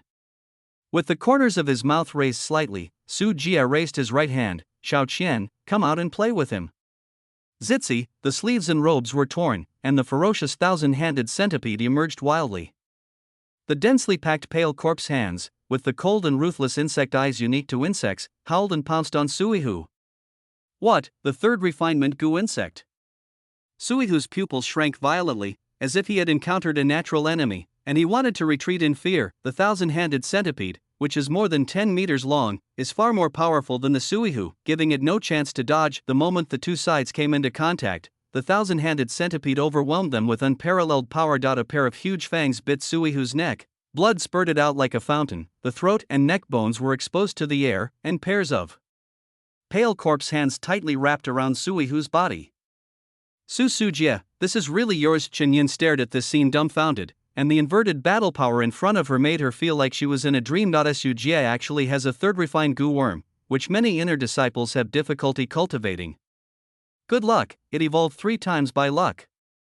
Su Jie smiled, while Chen Yun remained silent. This cannot be explained by luck. Evolving from a low-grade goo worm to a middle-grade one is far less expensive than evolving to a low-grade third-grade goo worm. The latter is more difficult. In terms of combat power, a low-grade third-grade goo worm can defeat an ordinary middle-grade goo worm that has not evolved. Insect, but when Su Jie said this, Chen Yun was also very sensible and did not continue to ask questions. On the deck, Suihu was pressed down and beaten by thousand-handed centipede.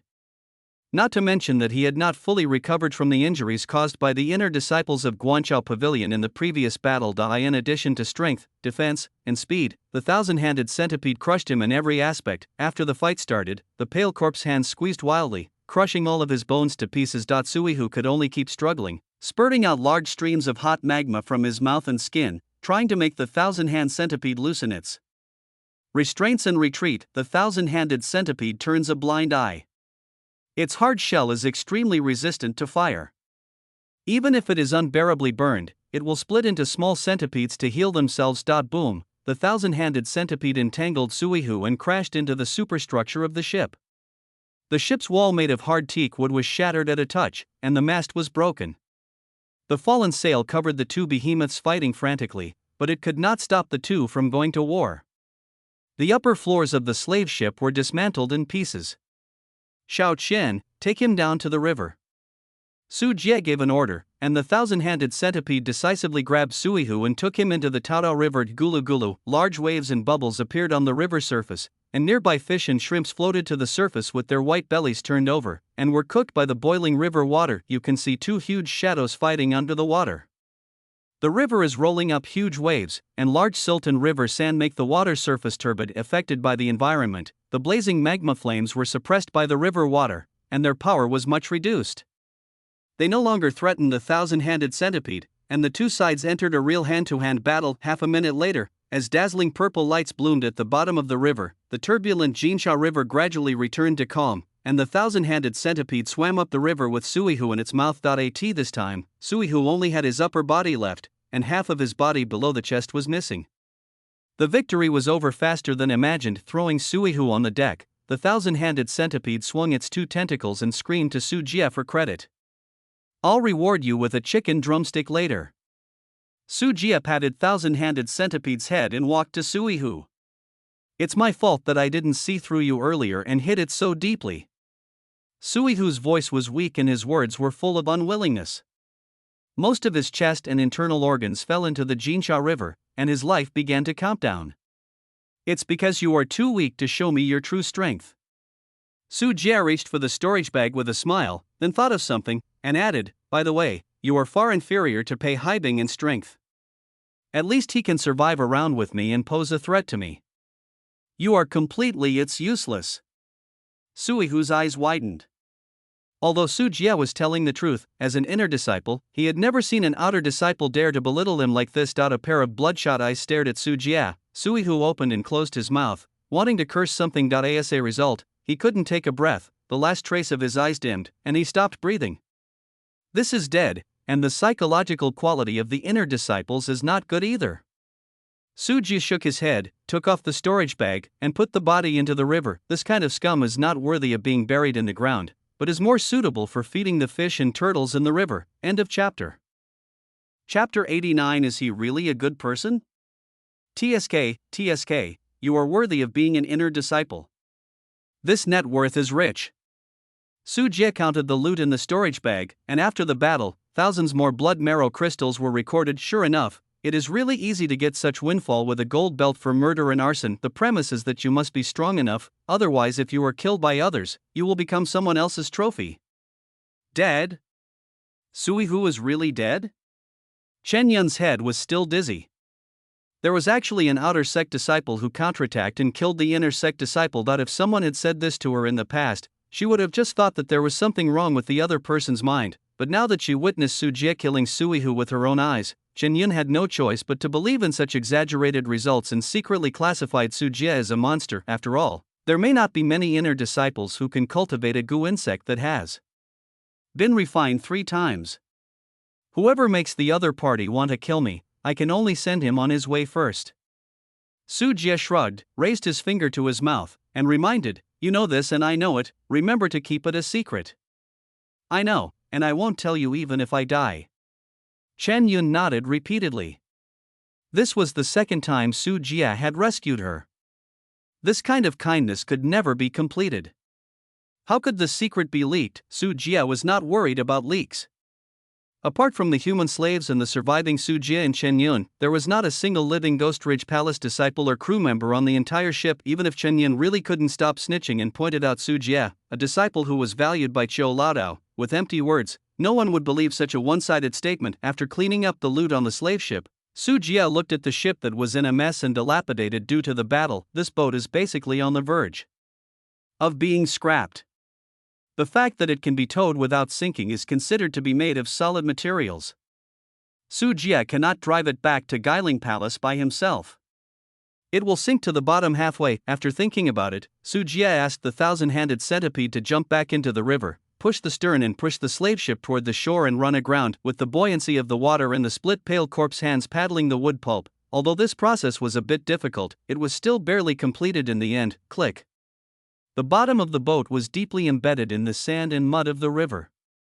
The boat, riddled with holes, finally swayed a few times and ran aground on the shore. Chen Yun, go and bring those slaves out and let them go home. Remember not to let them see your face. Su Jie gave instructions to Chen Yun, turned around and entered the 3rd floor of the cabin. Arriving in front of a door covered in frost, breaking open the ice, Su Jie walked into a room with temperatures tens of degrees below zero. It's you, bastard. Within the ice crystal, after Ning Xinyue saw Su Jie, Mei frowned in anger and immediately stopped pretending to be asleep. I haven't seen you for a few days. I slept well. Su Jie walked up to Bing Jing and said with a smile. What do you want to do again? No matter what you want to do, I won't be fooled again. Ning Xinyue's face was full of vigilance. She still couldn't forget that Su Jie had used her Xianying secret technique for nothing. I'm here to fulfill my promise to rescue you. Have you forgotten what I promised you? Su Jie seemed to have completely forgotten what he had done a few days ago, and said it very sincerely. Wait, you said you want to rescue me? The girl was a little confused. She made many assumptions, but she didn't expect Su Jie to really come to rescue her. No, you are so kind, you must have a conspiracy that I don't know about. Having been fooled once, Ning Xinyue became much more vigilant. Su Jie called out the thousand-handed centipede and asked it to carry the ice crystal out. At the same time, he said, there are so many conspiracies in this world. Don't think too dirty about people. Isn't it true that demon cultivators are people who think about conspiracies and tricks all day long? Besides, you lied to me last time. Ning Xinyue wanted to scold Su Jie, but she was hugged by the strange and ferocious thousand-armed centipede. Even though she was separated by solid ice crystals, goosebumps still appeared on the fair skin of her lotus-rooted arms, and her face was slightly trembling. Bai turned his head and didn't dare to look. After walking out of the cabin, Ning Xinyue was shocked when she saw the devastated slave ship. What happened here? I heard shouting and killing below. Did you encounter thieves? What thief dares to rob a demon cultivator at the cost of his life? Su Jie was so funny, this girl couldn't even think ahead of her words. Ning Xinyue thought about it. Compared with the demon cultivator, thieves and bandits were completely dwarfed. It's like when local hooligans run into a heavily armed army, or when an army engages in concentration camp persecution. If you really mess with them, it's not easy to die happily. I know, there is a righteous sect coming to rescue us. Ning Xinyue's mind turned around and she shouted in surprise. It's too early to be happy. The rescue team has been repulsed. And in your situation, I think it might not be a good thing if you really want to be rescued. Su Jie curled his lips. Those righteous sects were equally cruel in their attacks. This could be seen from the fact that they had no scruples and ignored the harm caused by their spells to human slaves. If Ning Xinyue falls into their hands, she may not have a good outcome as she has many skills. No matter what, it's better than falling into the hands of a demon cultivator. Ning Xinyue gritted her silver teeth and refuted Su Jie's words.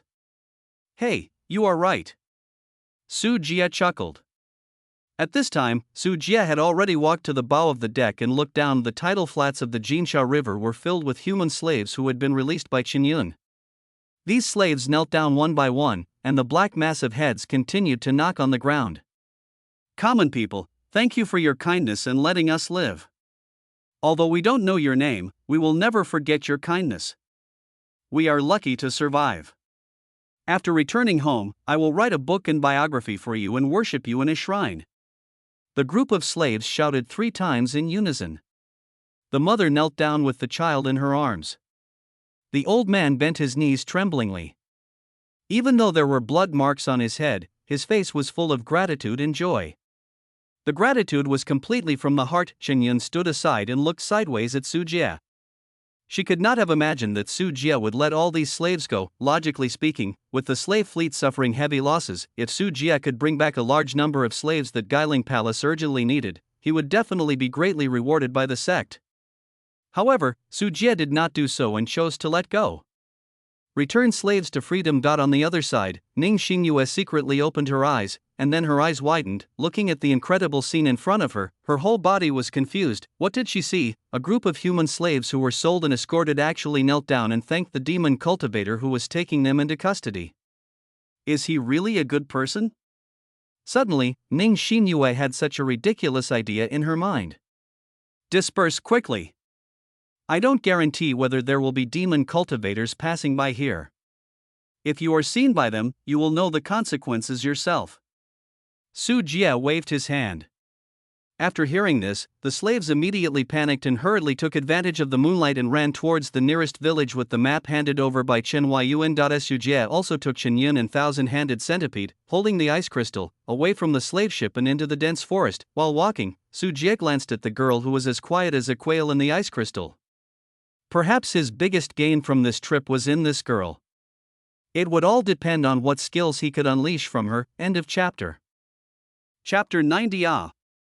Open your mouth.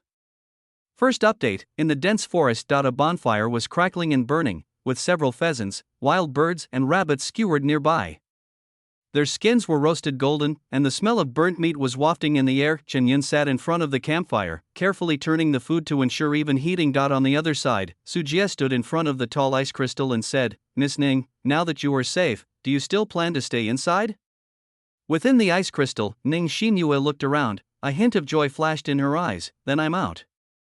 Click, click, click, the ice crystals cracked and exploded the next second. At this moment, Ning Xinyue jumped out, split her body into four, and fled in all directions. I've been waiting for this move from you for a long time. Su Jie clapped his hands, and on the surrounding trees, pale corpse hands fell from the treetops. The three shadow fake bodies were seen through, and Ning Xinyue's real body turned pale when she saw the pale corpse hands jumping on her body. She was supported by a layer of white shield, which was the protection of the magic weapon and clothing on her body. Lulu, if you want to catch me, you have to practice for a few more years. Ning Xinyue looked back and smiled proudly at Su Jie. She stepped on the 7-star step. Her body was strange and erratic, and she was about to disappear from sight. However, as Ning Xinyue was running, her feet suddenly went weak. The whole person seemed to be drunk, staggering, and fell to the ground with a plop. It's so despicable to poison you. Ning Xinyue heard the footsteps behind her and felt that she couldn't use any strength. She pointed at Su Jie with a look of sadness and anger. It turns out that the air is filled with colorless and odorless toxins. After all, she lacks experience in the world of martial arts and has no vigilance to shield her breathing. In addition, she has shortness of breath while running, which speeds up the circulation of qi and blood. Unknowingly, she has been deeply poisoned and cannot use her body at all. Strength. Su Jie walked up to Ning Xinyue with a smile and grabbed the other person's neck as if he was picking up a kitten. You said that you were caught last time because you were poisoned.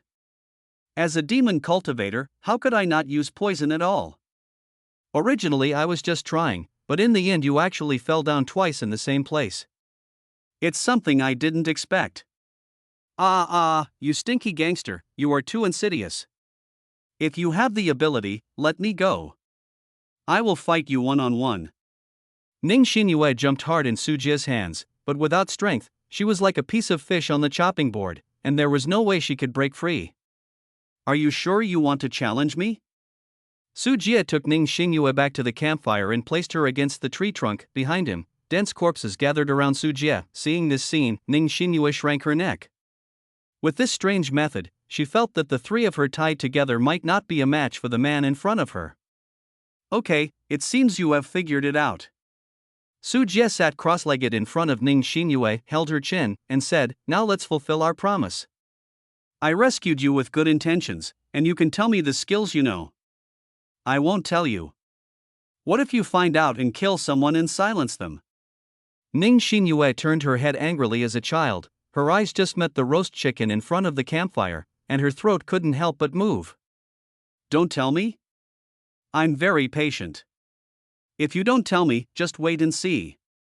Su Jie's eyes moved slightly. He turned around and sat in front of the bonfire, picked up a golden and fragrant roast chicken, and took a bite. Shen Yun, your cooking skills are really good.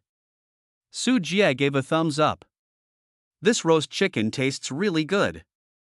The condiments you brought are great. I didn't know there were so many condiments in the world. Shen Yun was eating a rabbit leg and pointed to the bottles and jars on the ground. These condiments were all brought by Su Jie. Even if it's seasoned, you can always control the heat. Well, it's delicious. Eat more. Gulu, suddenly, an inappropriate sound came. Su Jie and Shen Yun turned their heads at the same time and saw Ning Xinyue tilting her head, pursed her lips, pretending to look at the moon. Gulu. The sound came from Ning Xinyue's stomach again. Swish. Ning Xinyue's beautiful face was as red as a tomato, and even her fair neck was stained with a layer of crimson. I forgot. You have been sealed in ice crystals for so many days without eating. You must be starving. Do you want to eat something together? Su Jie tore off a chicken leg, dangled it in front of Ning Xinyue, and said seductively, come on, you're welcome. Open your mouth. Smelling the fragrant chicken, Ning Xinyue nodded imperceptibly and opened her mouth to bite the chicken leg. When Su Jie mentioned the chicken leg, Ning Xinyue also stretched her neck. As a result, Su Jie changed her hand and put the chicken leg into her mouth. It's delicious. The chicken is smooth, fragrant, and tender. It's so delicious. You bully people. Tears welled up in her eyes. Ning Xinyue was about to cry because Su Jie was angry. Su Jie held a roast chicken and raised his eyebrows. What, do you want to speak now? Ning Xinyue puffed up her cheeks and said nothing. That's it. Then Shin Yun, just eat all the food with me. There's no need to leave it for her. Su Jie chuckled and took back the roasted chicken, but Ning Xinyue couldn't help it anymore. Ouch! The cherry opened its mouth, and Ning Xinyue took a bite of the roasted chicken. Su Jie pulled back and pinched Ning Xinyue's pink face, trying to get her to let go. Ning Xinyue bit hard, with the spirit of refusing to let go even if she was beaten to death. The last large piece of chicken was bitten off, and the girl swallowed it with satisfaction. As a result, her stomach became even hungrier after tasting the food. Say it nicely, and this roast chicken will be yours. Su Jie squatted in front of Ning Xinyue, looking at the bitten roast chicken. His voice was like a devil tempting people to fall. Ning Xinyue's stomach kept making noises. She smelled the aroma of roasted chicken, and finally couldn't hold it back. Most of my exercises have taboos. They cannot be spoken or written. I can only teach them to those who can write. Br Su Jie looked at Ning Xinyue's face carefully. He must not be lying. Paper and pen, write it out now. Su Jie took out a pen and paper from the storage bag and placed it in front of Ning Xinyue. When you finish writing, you will eat when you finish writing. You have to be fast, otherwise we will finish the food in a while. Br, save some for me. Ning Xinyue was startled, picked up the pen and started writing on the paper quickly. Su Jie deliberately stood nearby and made a smacking sound while eating, which made Ning Xinyue angry and anxious. Su Jie was so angry that he was worried that the food would be eaten up. In this way, under the temptation of delicious food, Ning Xinyue discovered for the first time that she could write so fast. In just half an hour, 4 brand new exercises were written. I've finished writing, give me the roast chicken. Ning Xinyue dropped her pen and stretched out her hand towards Su Jie angrily. Eat? Su Jie handed over the roasted chicken, pointed to the roasted chicken and roasted rabbit in front of the campfire, and said, "Those are yours." Ning Xinyue got the roast chicken and took a bite. Her mouth was filled with juice and meaty aroma. Her crescent-shaped eyes narrowed happily and she started to eat with satisfaction. End of chapter. Chapter 91 Soul Calling Flag, second update. Su Jie picked up the 4 exercises written by Ning Xinyue and read the words on them with the light of the campfire. 7-Star Gang Steps, White Crane Zen Meditation, 5 Elements, Demon Suppressing Mahamudra, the Book of Soul Calling Banners. There were 4 exercises in total, and Su Jie studied them carefully. The 7-Star Gang Steps should be the same weird steps that Ning Xinyue used when she escaped just now. After passing the practice, stepping on the 7 stars of Tian Gang and activating the corresponding major acupuncture points of the human body can at least double the speed. Those who are proficient in this way will increase the speed even more. Baita Zazenzo is a method of absorbing spiritual energy. Just by looking at the text, Su Jie felt that this technique was complex and its cultivation efficiency was much higher than that of the Baidugu refining manual. It was suitable for practicing on weekdays to speed up the absorption of spiritual energy. The 5-element demon suppressing Mahamudra is a pure method for fighting enemies.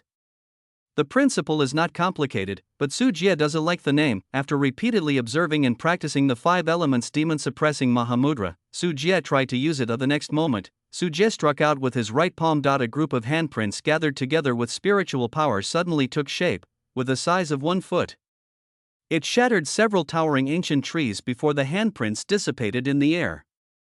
Without the use of the 5 elements, your palm print is just a pure spiritual power, and its power is much less powerful. Ning Xinyue rolled her eyes and complained about Su Jie's rubbish qualifications. Su Jie did not refute.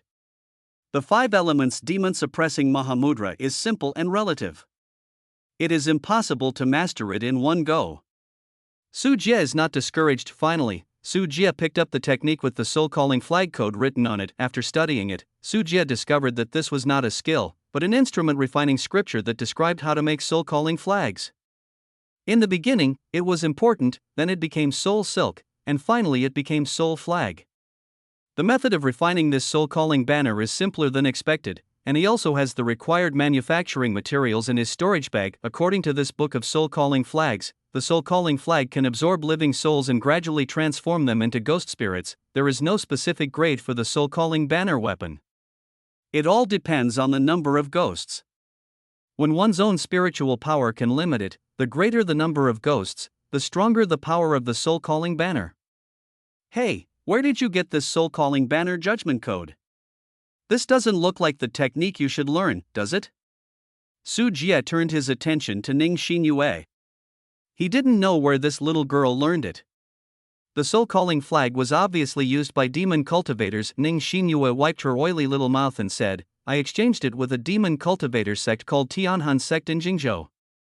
You don't know that almost everyone in their sect has a soul-calling flag, and he likes to kill people to raise ghosts.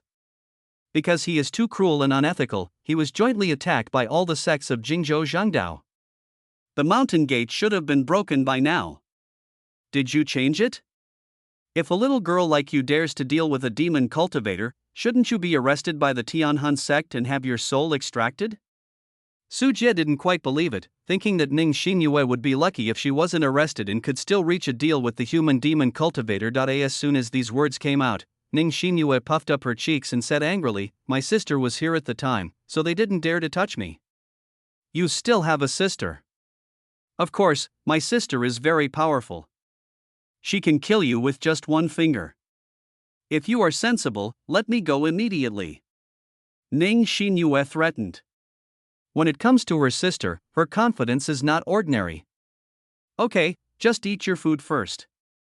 Su Jie ignored Ning Xinyue and started to take out various materials for making the soul-calling banner from the storage bag. Divine gold liquid, dragon bone pine and bamboo, silver silk weaving grass, ethereal fantasy jade powder. Pieces of materials were taken out by Su Jie, and the corresponding grinding, weaving, and painting processes were carried out in sequence.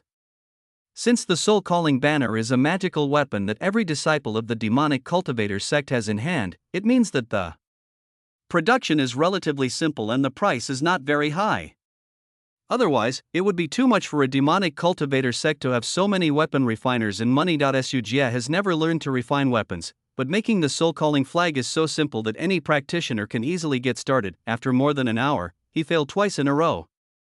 On the third time, Su Jie succeeded in making a simple soul-calling flag worth more than a dozen blood marrow crystals. Only a small white flag appeared in Su Jie's hand. The whole body of the flag was like white paper. It looked ordinary as a whole, without any appearance that a magical weapon should have. Su Jie bit his fingertips and used blood to paint on the soul-calling flag, drawing the image of a ghost. It was a vague outline of a human figure, because it was painted with blood, and it also established that the ghosts in the soul-calling flag would obey Su Jie's instructions. Is this really a magic weapon? Shenyan looked at Su Jie's actions curiously. The magic weapons she had seen in the past, even if they were low-grade and low-grade, would still have aura and brilliance, and they would not look like ordinary objects. Ning Xinyue had eaten and drank enough, and said after hearing this, there are no ghosts in the soul-calling flag, it must be different. I have seen other people's soul-calling flags. As soon as I waved the soul-calling flag, thousands of souls screamed, and thousands of ghosts came out of their cages. It was a terrifying scene. Very. Su Jie sat down cross-legged, inserted the soul-calling flag on the ground, and then chanted the soul-calling magic spell. As soon as the spell was completed, a cold wind blew slowly, and within a radius of several hundred meters, several transparent light spots invisible to the naked eye floated from the air. These are souls, commonly known as souls.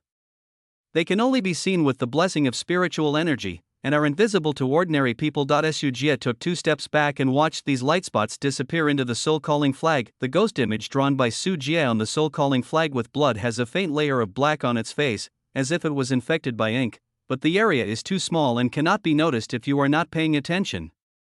Where did the soul come from? Su Jie himself was shocked. He was just trying it, but he really attracted spirits. Chen Yun suddenly stood up and ran towards the direction where the light spot had just floated. She soon came back holding a struggling fox in her left hand and a rabbit in her right hand. When I passed by, this fox had just caught a rabbit and bit it to death. In other words, one of those souls just now is that of a rabbit? Su Jie became interested. He originally thought that only humans could provide souls, but he didn't expect that animals could do it too. Of course, it's not just humans who have souls, animals also have souls.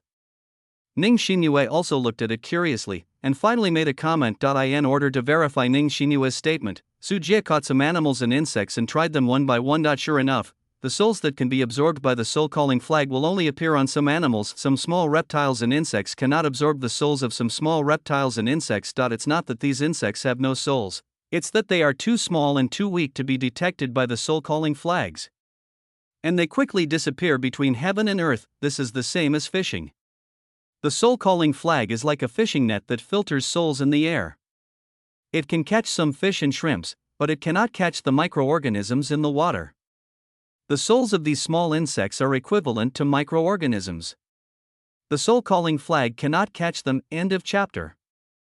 Chapter 92 wanted, third update. For the purpose of the experiment, animals within a radius of several hundred meters suffered. Near the bonfire, the carcasses of animals that had been brutally murdered were piled into a hill. The soul-calling flags absorbed these souls, and the spirit-calling flags finally had some changes. The figure painted with blood by Su Jie, the face was infected with black, and the figure appeared as black as ink. Under the bonfire in night light, the figure seemed to be moving slowly, and the strange shape underwent small changes. The figure has a gloomy face, a pair of extremely narrow eyes, the body is bent, and the flesh on the face is twisted, as if it is trying to squeeze out of the soul-calling flag. After staring at it for a long time, I can still feel the sinister aura permeating the soul-calling flag, accompanied by a sense of malice. I always feel that this ghost on the soul-calling flag is staring at the creatures outside. Su Jie didn't feel anything yet, but Chen Yun and Ning Xinyue felt it clearly, and there was a chill on their backs. Bah, dirty thing.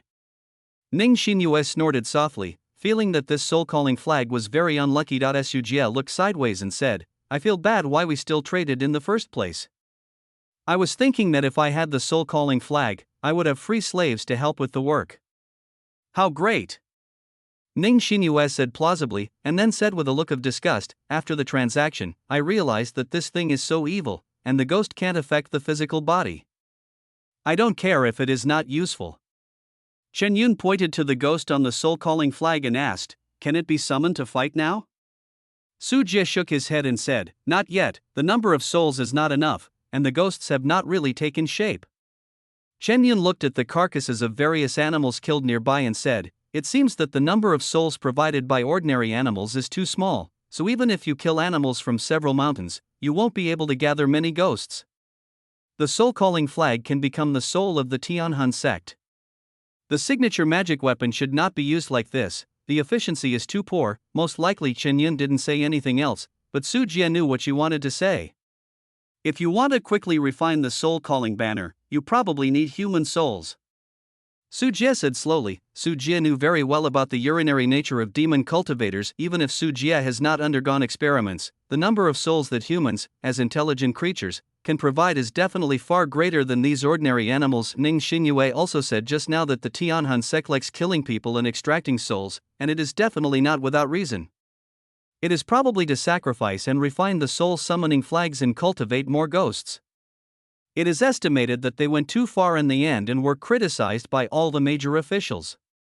The siege of the Taoist sect, however, that was for ordinary demon cultivators. Su Jie looked at the animal carcasses. Since ordinary animals also have effects, if he wants to sacrifice and refine the soul-calling flag, he has a way. Putting away the soul-calling flag, Su Jie looked at Ning Xinyue. What are you doing? Ning Xinyue became alert. Are you full? Full. Since you're full, why don't you leave and stay here? Su Jie pointed to the dense forest and threw a map over it. Ning Xinyue had already provided several exercises in soul-calling flags, and Su Jie guessed that she probably wouldn't be able to get much out of her. Since there is no use value, she cannot be killed. The origin of this little girl is mysterious. Who knows how big her background is? Su Jie doesn't want to get herself into big trouble. Since she can't be killed, let her go on her own. Anyway, today's harvest is big enough. Su Jie is not too greedy. Gu Weinian's fate is still vivid in his mind. Hearing what Su Jie said, Ning Xinyue was obviously stunned and said in disbelief, what did you say, you want to let me go? While I haven't changed my mind yet. Su Jie laughed evilly and threatened, I know that the robes on your body will automatically condense into ice crystals when your life is threatened. You can hide in the ice crystals safely, but if I dig a pit and bury you deep underground, or find a volcano crater, how will you respond if I throw you in? We demon cultivators are capable of doing anything. Ning Xinyue shuddered and jumped up. The poison in her body had passed and she resumed her actions. Smelly demon Xiao, I remember you, don't fall into my hands, otherwise I will make you look good in the future. Ning Xinyue turned around and waved her fist at Su Jie, then took the map and fled deep into the jungle without looking back. Just let her go, she won't come back for revenge. Chen Yun was a little worried. She also saw that Ning Xinyue's identity must be quite high, and she was afraid that Su Jie would not be able to protect her. Otherwise, what should we do? Kill her, or keep her imprisoned by our side? That will bring disaster to us. Su Jie shook his head and said with a smile, and you can see her temperament. She is not bad in nature and is pure as a blank slate. I saved her after all, so you can't retaliate against me. Br Chen Yun thought so and let it go. Clean up, we should withdraw. Su Jie put out the bonfire and said he wasn't worried, but actually he was a little afraid that Ning Xinyue, a little girl, would come over. If a big boss from the Vault Realm comes, he's a muggle, so it's better to evacuate first to be on the safe side. Chen Yun packed up the package and asked, going back to Guiling Palace? No, let's find a city to live in first. A large number of slaves in Guiling Palace were kidnapped by the Righteous Way. Let's see what the impact is first. Su Jie said slowly, worried that Guiling Palace would blame the disciples he was escorting, so Su Jie planned to improve his strength first before returning to Guiling Palace. Chen Yun had no objection and followed Su Jie quickly out of the dense forest at night. Jining City. Su Jie and Chen Yun came here in disguise. Jining City is just an ordinary city, inconspicuous in Jiashao Mansion, because of the disaster in Jingzhou this year, and the fact that the Dali dynasty lasted for more than 500 years. It has been seen that the dynasty was in turmoil in the last years. Official corruption was common, the people were expropriated, and land annexation was serious. Su Jie, who had just entered the city, saw that the city streets were crowded with displaced people on both sides. Some of them had fled the drought in Jingzhou and had no income. Some of them were landless poor people who came to the city to seek a living. Su Jie, look over there. Chen Yun was suddenly startled and lowered her voice. Su Jie followed Chen Yun's instructions and saw that there were more than a dozen wanted portraits posted not far from the city gate, including Su Jie's face. Although the paintings were not very vivid, his general appearance could still be seen. Of many people gathered here and pointed. In these portraits, Su Jie also saw a few familiar figures, including Yu Wenxian, Suihu, etc., most of whom were the disciples of Guiling Palace. The following 12 remnants of the Jinsha River War are currently wanted. They are all the most dangerous and cruel among the disciples of Guiling Palace. If any traces are found, please notify the government immediately. Once confirmed, we will reward you with 1,000 taels of silver. The two police officers were loudly propaganda, telling about the joint attack of the Zhengdao sects in the Battle of Jinsha River, the defeat of Guiling Palace, and related matters related to wanted orders. Let's go, let's find a place to stay, and then we can slowly find out the news. Su Jie lowered the bamboo hat on his head. It seemed that he was too conspicuous on the slave ship and killed too many righteous disciples, so that he was on the wanted list. The two of them entered the city and walked around, and finally bought a private house and settled down there with peace of mind. Soon after, Su Jie actually returned to Blue Star through the ancient mirror under the pretext of practicing retreat. End of chapter. Chapter 93. Return to Blue Star. Fourth update, Blue Star, Mandek City, Eastern Qin State, Zen Kingdom. In the core area of this newly renovated city, a new building is rising from the ground, and workers are busy working hard on the construction. This is the newly built headquarters building of Jieka Company. It is more than 70 stories high. A construction company from China was hired. It will be quite some time before it is completed and not far away. A 13-story building is the current office location of Jieka Company. In the CEO's office on the top floor, Su Jie pushed open the door and entered. Behind the desk, a beautiful lady wearing a hip-hugging skirt and her legs wrapped in black stockings raised her head when she heard the movement. Su Jie. Lu Yingying stood up suddenly, her foxy eyes full of surprise. Did you miss me? Su Jie walked into the office, and before he could even tease him, the other party kissed him. The lips parted for a long time, and Lu Yingying beat Su Jie's chest and complained a little. Why did you stay for so long this time? The company doesn't want you anymore. Isn't this busy? Su Jie sat on the boss's chair, touched Lu Yingying's hair in his arms, and asked, how is the development of Jieka Company during this period? According to your request, we did not expand blindly, but just consolidated our basic base in the Monday area. Now our insect breeding industry has developed to every household. Jieka Company has more than 6,000 employees. We have signed a cooperation agreement. There are more than 80,000 farmers, and there are many reports in other places mocking our company. Lu Yingying narrowed her eyes slightly, with a comfortable expression, and knew everything about the company. It's just that the city is a little unstable these days when you are away. Lu Yingying thought of something and hesitated to speak. Su Jie's hand stroking his hair paused slightly and said calmly, "Oh, someone from outside is causing trouble? It's our internal people. Some officials have started to engage in corruption again, including the moths within our company. I have tried to crack down on them, but the effect is not good." "How did you hit it?" "There are suspensions, dismissals, and imprisonments. There are still a lot of people to help, and some officials have high positions. If you are not here, and their officials protect each other, it is difficult for me to make a decision directly." Su Jie's face turned cold and he shook his head and said, "What you are doing is too gentle. You have forgotten how we started. The violent machine is in our hands. Those who are disobedient should just go and accompany Lu Wenbo." "Ah. You mean to use the army to clean up?" Lu Yingying opened her mouth in surprise, stunned by Su Jie's words. She has never thought about how to deal with a group of corrupt officials by dispatching the army. She has never seen it in China.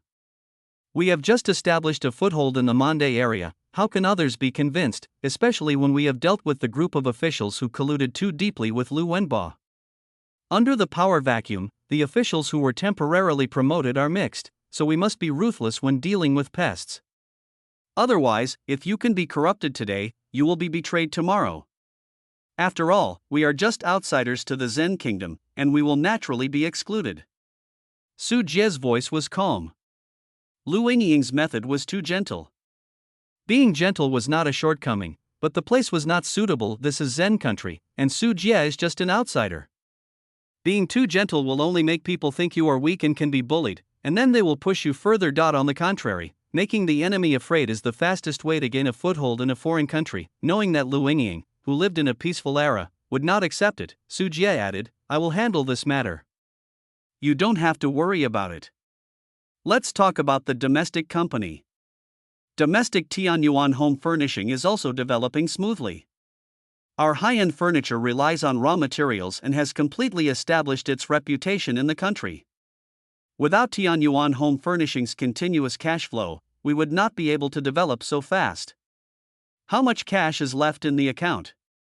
Su Jie nodded with satisfaction and continued to ask. 2.9 billion Chinese yuan, do you want to use it? Get ready to acquire several breeding farms. Don't we already have many breeding farms? Upon hearing this order, Lu Yingying subconsciously thought it was referring to the insect farm. It's not an insect farm, but a livestock farm, a large-scale farm that includes assembly line slaughtering operations. Su Jie smiled mysteriously, and Lu Yingying was puzzled, but Su Jie's order was the highest will. She did not ask any more questions, but immediately went out to find someone to make arrangements. Night, Mandela City, in a high-end villa. No matter how poor a place is, there are rich people, and Mandeb City is no exception. In the villa, a group of officials and wealthy businessmen are holding a party. Since Jiko Company took over the supreme power in the Mandur region, it has eradicated large tracts of industry owned by the Mandur United Army. However, capital will never disappear, let alone be eliminated, and the lack of business will be replenished, especially now that Jika Company is engaged in infrastructure construction and insect breeding is booming. Businessmen will naturally come back when they smell the smell of money, and with businessmen, collusion between government and business is inevitable. As the actual controller of the Mande area, Jiko Company is betraying the interests of Jiko Company. Only the reputation of Jiko Company was destroyed, because everyone knows who these officials are working for. Mr. Mayor, I want to toast you. Mr. Mayor, the last time the Puduan Bridge broke, it was really not our construction fault. I hope you can help with the operation. Mr. Mayor, this is Pasha, the son of the director of the Power Supply Bureau. He has just returned from studying abroad. He has just opened a construction company. I heard that the government has a big project here. I want to tell you. Manolin, the deputy mayor of Mandek City, was holding a glass of wine, and a famous businessman kept coming up to flatter him. Easy to say, as long as everyone works hard and builds the Mandeb area well, you will definitely have opportunities to make money. Manolin was in a happy mood. He was not the deputy mayor originally. He only stood early when the Mandarian allied forces were destroyed last time, so he was promoted all the way. He became the deputy mayor like a rocket, and his actual job was the director of the Land Planning Bureau. Mayor Ma, I heard that you were promoted. I just came back from abroad and didn't bring anything with me. This box of cigars will be used as a meeting gift for me. Pasha handed over a box and handed it into Manolin's hand. What kind of cigars are you giving me? I am a person. Mandarin took the humidor and felt something wrong about its weight. After opening it, there were gold bars underneath the cigar, and the golden color of wealth was dazzling. Pasha smiled and said, just a little care, Mayor Ma, please don't refuse. Hey, you have hurt me. I was planning to quit smoking, but seeing how sincere you are, I will smoke a few more, just a few, and you all have to bear witness. Br Manolin's old face turned into a chrysanthemum smile and handed the cigar box to the secretary. The businessmen nearby were also very sensible and raised their glasses to express their willingness to testify. End of chapter. Chapter 94 Cleaning Up the Moths, 5 updates, 10,000 words. Please subscribe. Mayor Ma, I heard there is news from Jico Company that they plan to build a new highway from Mandeb City to Chinghua City. Can you talk to Jico Company? My company wants to undertake the construction. Seeing Manolin accept the gift, Pasha smiled more on his face and made the request at the right time. After all, Jico Company is just a company. Our government is in charge of the land. You should just come to me for this matter. Manolin pretended to have a relaxed tone. He was in charge of the Land Planning Bureau and was familiar with some people within Jico. As long as the management was in place, there was a good chance that the operation would be successful. However, he was worried that Lu Yingying would be stuck. After all, Pasha, a construction company that had just been founded, had no qualifications at all. Calling the road he built a shoddy project was a compliment to him. There is nothing that Mayor Ma cannot do in Mandar City. Mr. Pa, you just came back from abroad and don't you know that our Mayor Ma is in Mandar City, and he has absolutely everything? A group of businessmen echoed the sentiment, expressing their respect for Manali and I. In the midst of the laughter, several dazzling beams of light suddenly shone through the glass into the hall, making many people's eyes dazzled. What's going on? Who's turning on the searchlights? Manolin was a little angry, and then he saw his driver and a group of security guards crawling in. What happened? Why are you running away? Manolin's face turned dark. It was really unlucky for this fine banquet party to be disrupted in this way. Mayor, there are a lot of military vehicles coming outside, it's Jico security. The mayor's driver's face was full of panic. As soon as he said this, the whole villa fell silent instantly. Manolin shivered, a trace of fear appeared in his eyes, and he hurried to the window of the villa to look down. The engine roared, and an armored vehicle took the lead. Several camouflage-painted military vehicles, wearing body armor and steel helmets with the 4 characters Jico security printed on them, a large number of soldiers with live ammunition jumped out and quickly surrounded the villa. Jico was doing security work and arresting criminals. I put my head in my hands and squat down honestly. A group of tough Jico security guards kicked open the door of the villa and pointed their guns at everyone. What are you going to do? What are you going to do? I am the deputy mayor of Mandeb City, Manolin. I break into people's houses randomly. Do you have any rules? Manolin forced himself to hold up his position and wanted to use his official position to scare others. Niaoluan held a list in his hand, looked at the photos on it, looked up at Manolin, and sneered, Manolin, right? The number 1 arrest target, get it for me. BR2 wolf-like Jico security guards rushed forward and pressed Manolin down. Why should you arrest me? What evidence do you have to arrest me? I am the deputy mayor. Deputy mayor, do you understand? I am going to Jico Company to complain against you. Manolin's face turned red and he spat at Niaoluan, trying to resist the arrest. We are not the police. We don't need evidence to arrest people. We only need a list. Unfortunately, your name is on the list. Niaoluan hit Manolin in the stomach with the butt of his rifle, instantly making him stop shouting. Arrests will be carried out according to the list, and those who dare to resist will be shot to death. Niaoluan looked at the other people present coldly, his sharp eyes making them feel like rays on their backs. They all squatted down like quails and held their heads in their hands. He watched officials and businessmen being dragged away one by one, praying that they would not be caught on his head.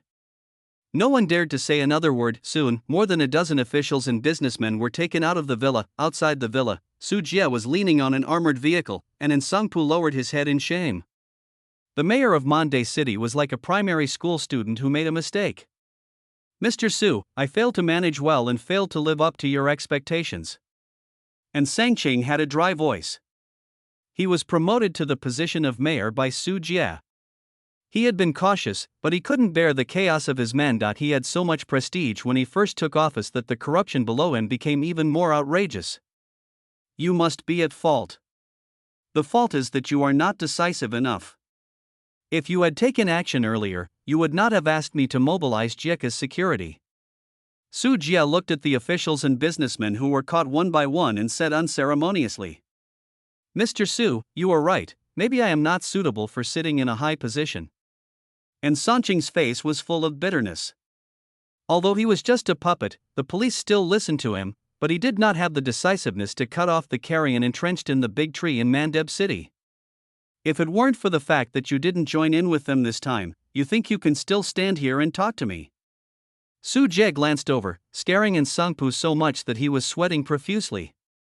"I'll give you another chance. You don't need me to teach you what to do if you encounter this kind of thing in the future, right?" Su Jie looked away, but he didn't take away Nsangpu's official position. The taller one among the short ones, the opponent can do his job well, even if the decision-making is a bit poor, but as a puppet, Su Jie is still qualified, and Su Jie can't find a more suitable substitute. An Sangqing breathed a sigh of relief and wiped the sweat from his forehead. "I almost scared the soul out of him just now.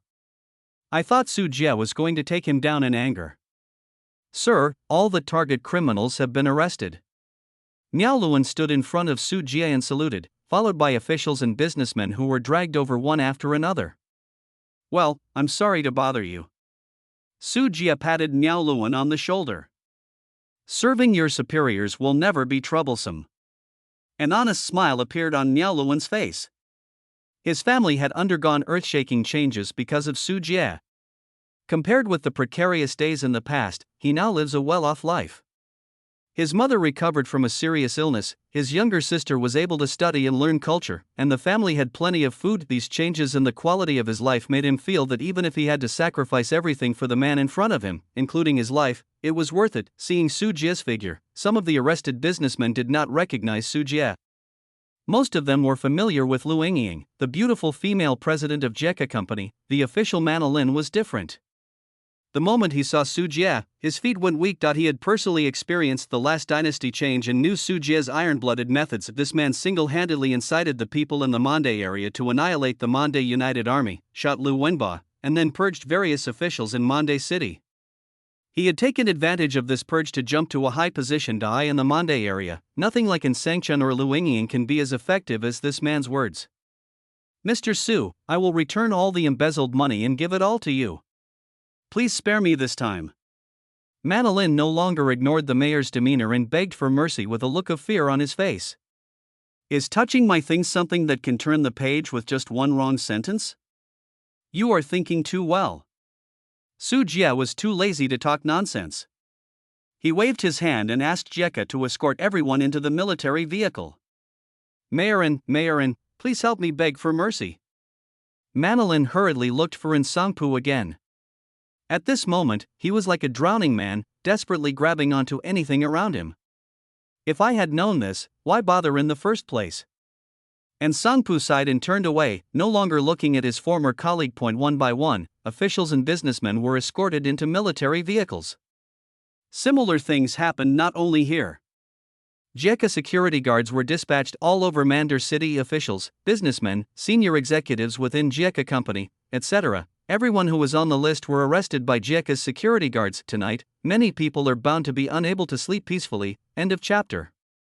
Chapter 95 Ghost. First update, the operation lasted all night, and on the next day, all the targets on the list were arrested. In Mandeching prison, Su Jie sat alone in the room and looked at a prisoner being escorted in. Depending on the size of the crimes they committed, the officials and businessmen captured last night will have different trials waiting for them. Those with more serious crimes will also have to go to the mines to undergo labor camps until they die. For the more serious cases, they were sent to Su Jie. Sir, bring the prisoner. The soldiers from Jieka's security saluted Su Jie. Su Jie put down the tea he was holding, waved his hand and said, "You guys go down."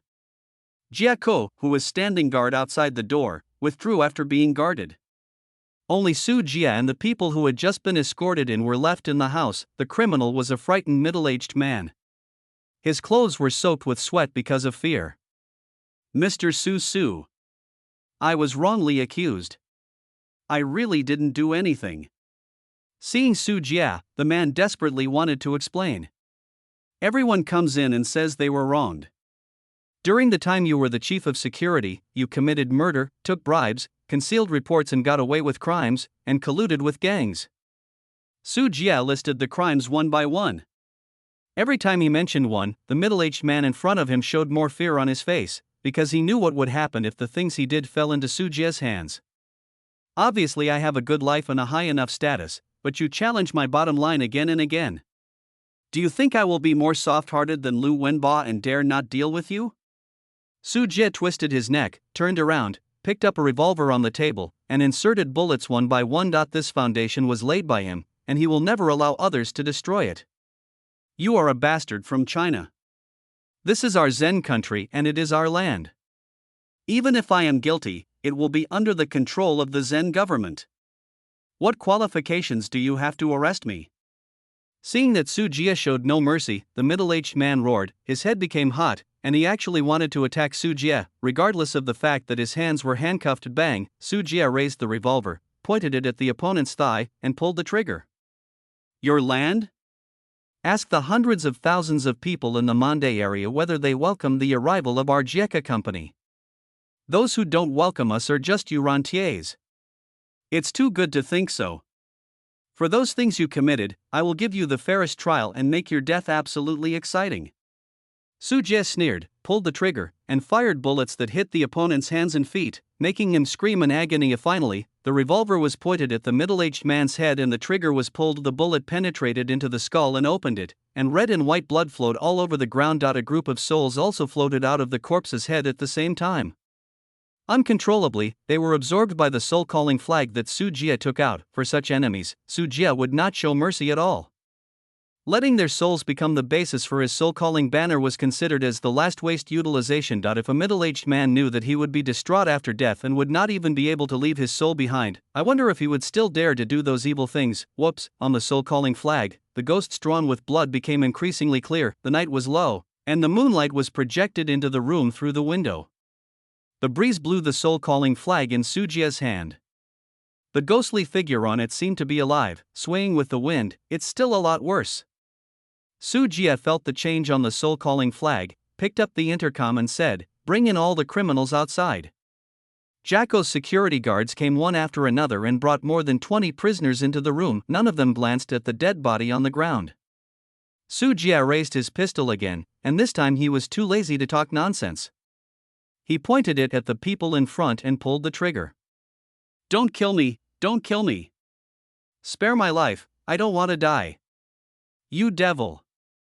Su Jie's short, frightened shouts failed to make Su Jie hesitate at all, and he pulled the trigger ruthlessly again and again. The bullets accurately penetrated into the brains of criminals, taking away their lives and souls. After killing 9 people in a row, the soul-calling flag absorbed their souls after death, and at this time, earth-shaking changes finally occurred. A strange and pungent fishy smell filled the room. The light shines on the soul-calling flag, and the light is distorted.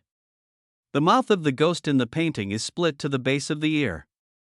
The black hole in the mouth seems to be laughing silently, and the face is full of evil and ominousness. The next moment, Inhan twisted his neck, picked up the banner cloth with both hands, and actually floated out from the soul-calling banner. The ghost is like a ball of ashes, its body posture is twisted, its eyes are empty, and its strange aura conveys an inexplicable and strange force, as if its soul is trembling. This is the Inhun, the first Inhun to take shape. "Ghost, ghost." Su Jie was admiring the newly born ghost, but the prisoners who were escorted into the room were so frightened that they trembled. Witnessing this kind of supernatural event with their own eyes had a huge impact on their outlook on life. A group of people huddled in the corner, shouting hysterically, "Go! Su Jie let out a soft drink, and the ghost flew around, like the image of a ghost in a movie or TV show, directly penetrating through real objects such as tables and chairs. At high speed, Inhuan's body was stretched and thinned, like a scimitar blade, instantly passing through the body of a criminal. This man's body twitched. Although there were no external or internal injuries on his body, his pupils suddenly lost their brightness. Su Jie noticed that the moment the ghost turned into a sharp blade and passed through the opponent's body, his soul was also torn apart at the same time. It is difficult to hurt the human soul, and even Su Jie has no means to directly target the soul now. But Inhan is born from the condensation of souls and has the innate ability to attack souls. The torn soul floated out from the corpse and was sucked directly into the soul-calling flag. The attack of the ghost did not stop. The weird and strange figure was like a cold wind, passing through the body of an individual criminal and taking away their life. Looking around, corpses that had lost their life and warmth were lying on the ground. If it weren't for the rising and falling of his chest, he would be as quiet as if he was asleep. The souls of these ordinary people have not undergone any training in baptism, and their resistance to ghosts is basically zero. As the soul was harvested, a new ghost condensed from the soul-calling flag. It seemed to feel the death breaths from the outside world. It couldn't wait to get out. The madness and coldness on its face gave people a sense of suffocation. The souls of 10 ordinary people create a ghost. Su Jie murmured to himself, then moved his fingers, letting the 2 ghosts rush towards him. 2 ghosts rushed through his body. Su Jie felt his body was inexplicably cold and his vision was slightly blurry, but he recovered immediately. End of chapter. Chapter 96 Livestock Farm, second update. Shaking his head, Su Jie let the ghost continue to attack. As a result, one of the ghosts weakened after beating him, and his ashes-like soul was as illusory as smoke, as if it was about to disappear. This was because it was burned by Su Jie's soul. Well, the number is too small. If there are dozens or hundreds more, maybe we can really exert its power. Su Jie concluded that as a practitioner, Su Jie's soul was different from ordinary people. Under the baptism of spiritual power, the soul was indestructible. At least it could not be torn apart by 1 or 2 ghosts. The ghosts can kill ordinary people instantly, but it is not easy to do this for practitioners. 1 or 2 ghosts will not have much effect. People are limited, and the scope of the soul-calling flag is also limited. Even if it is placed in a hospital, not many souls can be harvested every day, unless you plan to be a thug and kill people to create souls yourself. Su Jie's eyes flickered. Although he was the only practitioner in Blue Star, he had his own bottom line, and if you kill people and extract souls unscrupulously, you may be exposed to major government. I often walk by the river, where my shoes will not get wet. With Su Jie's current strength, if he were discovered, he would definitely be defeated by all kinds of modern weapons. Fortunately, my plan is not to kill people and extract souls. There are many ways to cultivate ghosts. Su Jie put the soul-calling flag into his storage bag and obtained valuable experimental data as he wished. Su Jie became more confident in his plan. After getting up and shooting all the corpses in the forehead, Su Jie asked Jekka to handle the corpses while he prepared for the next experiment. 2 days later. On the outskirts of Mandek City, Su Jie stepped out of the car and saw the breeding farm in front of him, his lips twitching slightly. Why don't you buy a bigger farm? There is still so much cash in the account. Su Jie sounded helpless. Judging from the scale of this farm, it could not meet his needs. This farm produces 1,500 pigs, 800 sheep, and more than 300 cattle every year. This is already the largest local farm. It's not that I don't want to buy a bigger one. We have money and can't spend it. Lu Yingying explained aggrievedly that the Mande area was still very backward after all. Although the per capita salary had increased significantly after Jekka Company settled in, it was still not as good as that of developed countries, so meat consumption was not much. After all, it is a city with a population of hundreds of thousands. Is it enough to feed just a little farming? Su Jie didn't know where to complain. The level of breeding was at most similar to that of township-level breeding farms in China, and the annual output was barely enough to supply larger towns. It's definitely not okay to eat meat every day. Afraid that Su Jie wouldn't understand, Lu Yingying took out a stack of information and explained it to Su Jie. In Mande, and even in the entire Zen Kingdom, the animal husbandry here is very backward. There are very few large-scale breeding enterprises. Most of them are family-based breeding industries. Many families raise more or less livestock or poultry. According to official data released by the Zen Kingdom, there are currently 1.2 million buffaloes, 1.6 million sheep, and 4.2 million pigs in the entire Zen Kingdom. Compared with the tens of millions of people in the Zen Kingdom, meat consumption is very small. For comparison, China consumes 900 million pigs per year, which is the most cultivated pig. On average, a person eats more than half of the pigs in a year. However, the per capita consumption of pork in Zen country is less than 1 pig per year for 10 people. After laying out the data and information, Su Jie looked at the various investigations on the Zen Kingdom and finally had to admit it: limited by population, demand, price and other factors, it is extremely difficult to develop a large-scale breeding industry in Zen. Okay, just make it small, and make do with it for now. Su Jie also knew that this was a bit overwhelming, so he could only order, look for other breeding farms, don't be limited to the territory of Zen Kingdom, our country, and other. We can talk about the country's breeding farms, preferably large companies that specialize in breeding. I understand, I will let the company investigate first. Lu Yingying agreed and then accompanied Su Jie into the breeding farm where there was a smell from the farm, so Lu Yingying covered her nose and put on a mask. The factory director had been waiting for a long time. When he saw people getting off the car, he hurriedly came up to greet them. Mr. Lu, come with me, the smell inside may be a bit strong. The factory director had a flattering smile on his face. Yesterday he received an acquisition invitation and faced the wealthy Jieka company. He didn't last more than a few minutes before he was hit with banknotes. Lead the way and give us a good tour of the breeding farm. Su Jie waved his hand, and the factory director bowed and invited the two of them to enter. It was similar to what Su Jie saw outside. Although this breeding farm was the largest in the Mandai area, it was very crude inside. Forget about the environment and sanitation and disinfection. In China, you would be fined to death. The breeding industry in our country is in a slump, especially for large-scale breeding like ours, which requires the purchase of finished feed. Unlike a family workshop, where you can cut some pig grass and feed it with leftovers to survive, if you encounter swine fever, you will die. Just a large number, and the government has not subsidized us. Before Jieko Company came, the Mandaliver army was still collecting all kinds of taxes from us. While introducing the farm, the factory director also complained about the difficulties of operating in the past. As we talked and walked, we visited pig pens, sheep, cattle, chicken coops, etc. one by one. The factory director himself was quite proud that his farm was the largest in the Mandai area, although in Su Jie's view, the large-scale breeding mentioned by the factory director is completely at the township level. It is not the same as Su Jie's impression of large-scale breeding companies that produce millions or even tens of millions of livestock every year. This is our slaughtering workshop. The livestock that are put out for slaughter every day are slaughtered here, and then taken to the city in small trucks to be sold to vendors. As they walked, Su Jie and his group came to the slaughtering workshop. Several fat pigs were pushed into the slaughtering room. The butcher was sharpening his knife and his hands and feet were quick.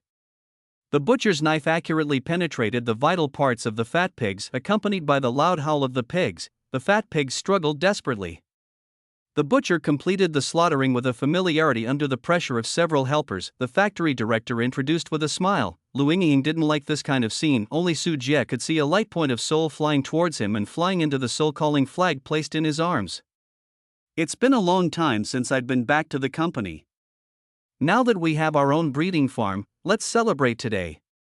Director, please call someone to kill pigs and sheep today and share some meat with the employees of Jieka Company. Su Jie looked at it and suddenly said to the factory director. Okay, I'll ask the butcher to kill it right away. When the factory director heard this, he murmured in his heart that he had money to burn, but he did not dare to delay and quickly called a butcher to catch the sheep and kill the pigs. Yingying, you go tell the staff to share the meat for a while. You don't have to stay here. Su Jie saw that Lu Yingying didn't like the bloody scene very much, so he asked her to leave first, while he happily watched others killing pigs and sheep, and conducted his own experiment on the soul-calling flag. End of chapter.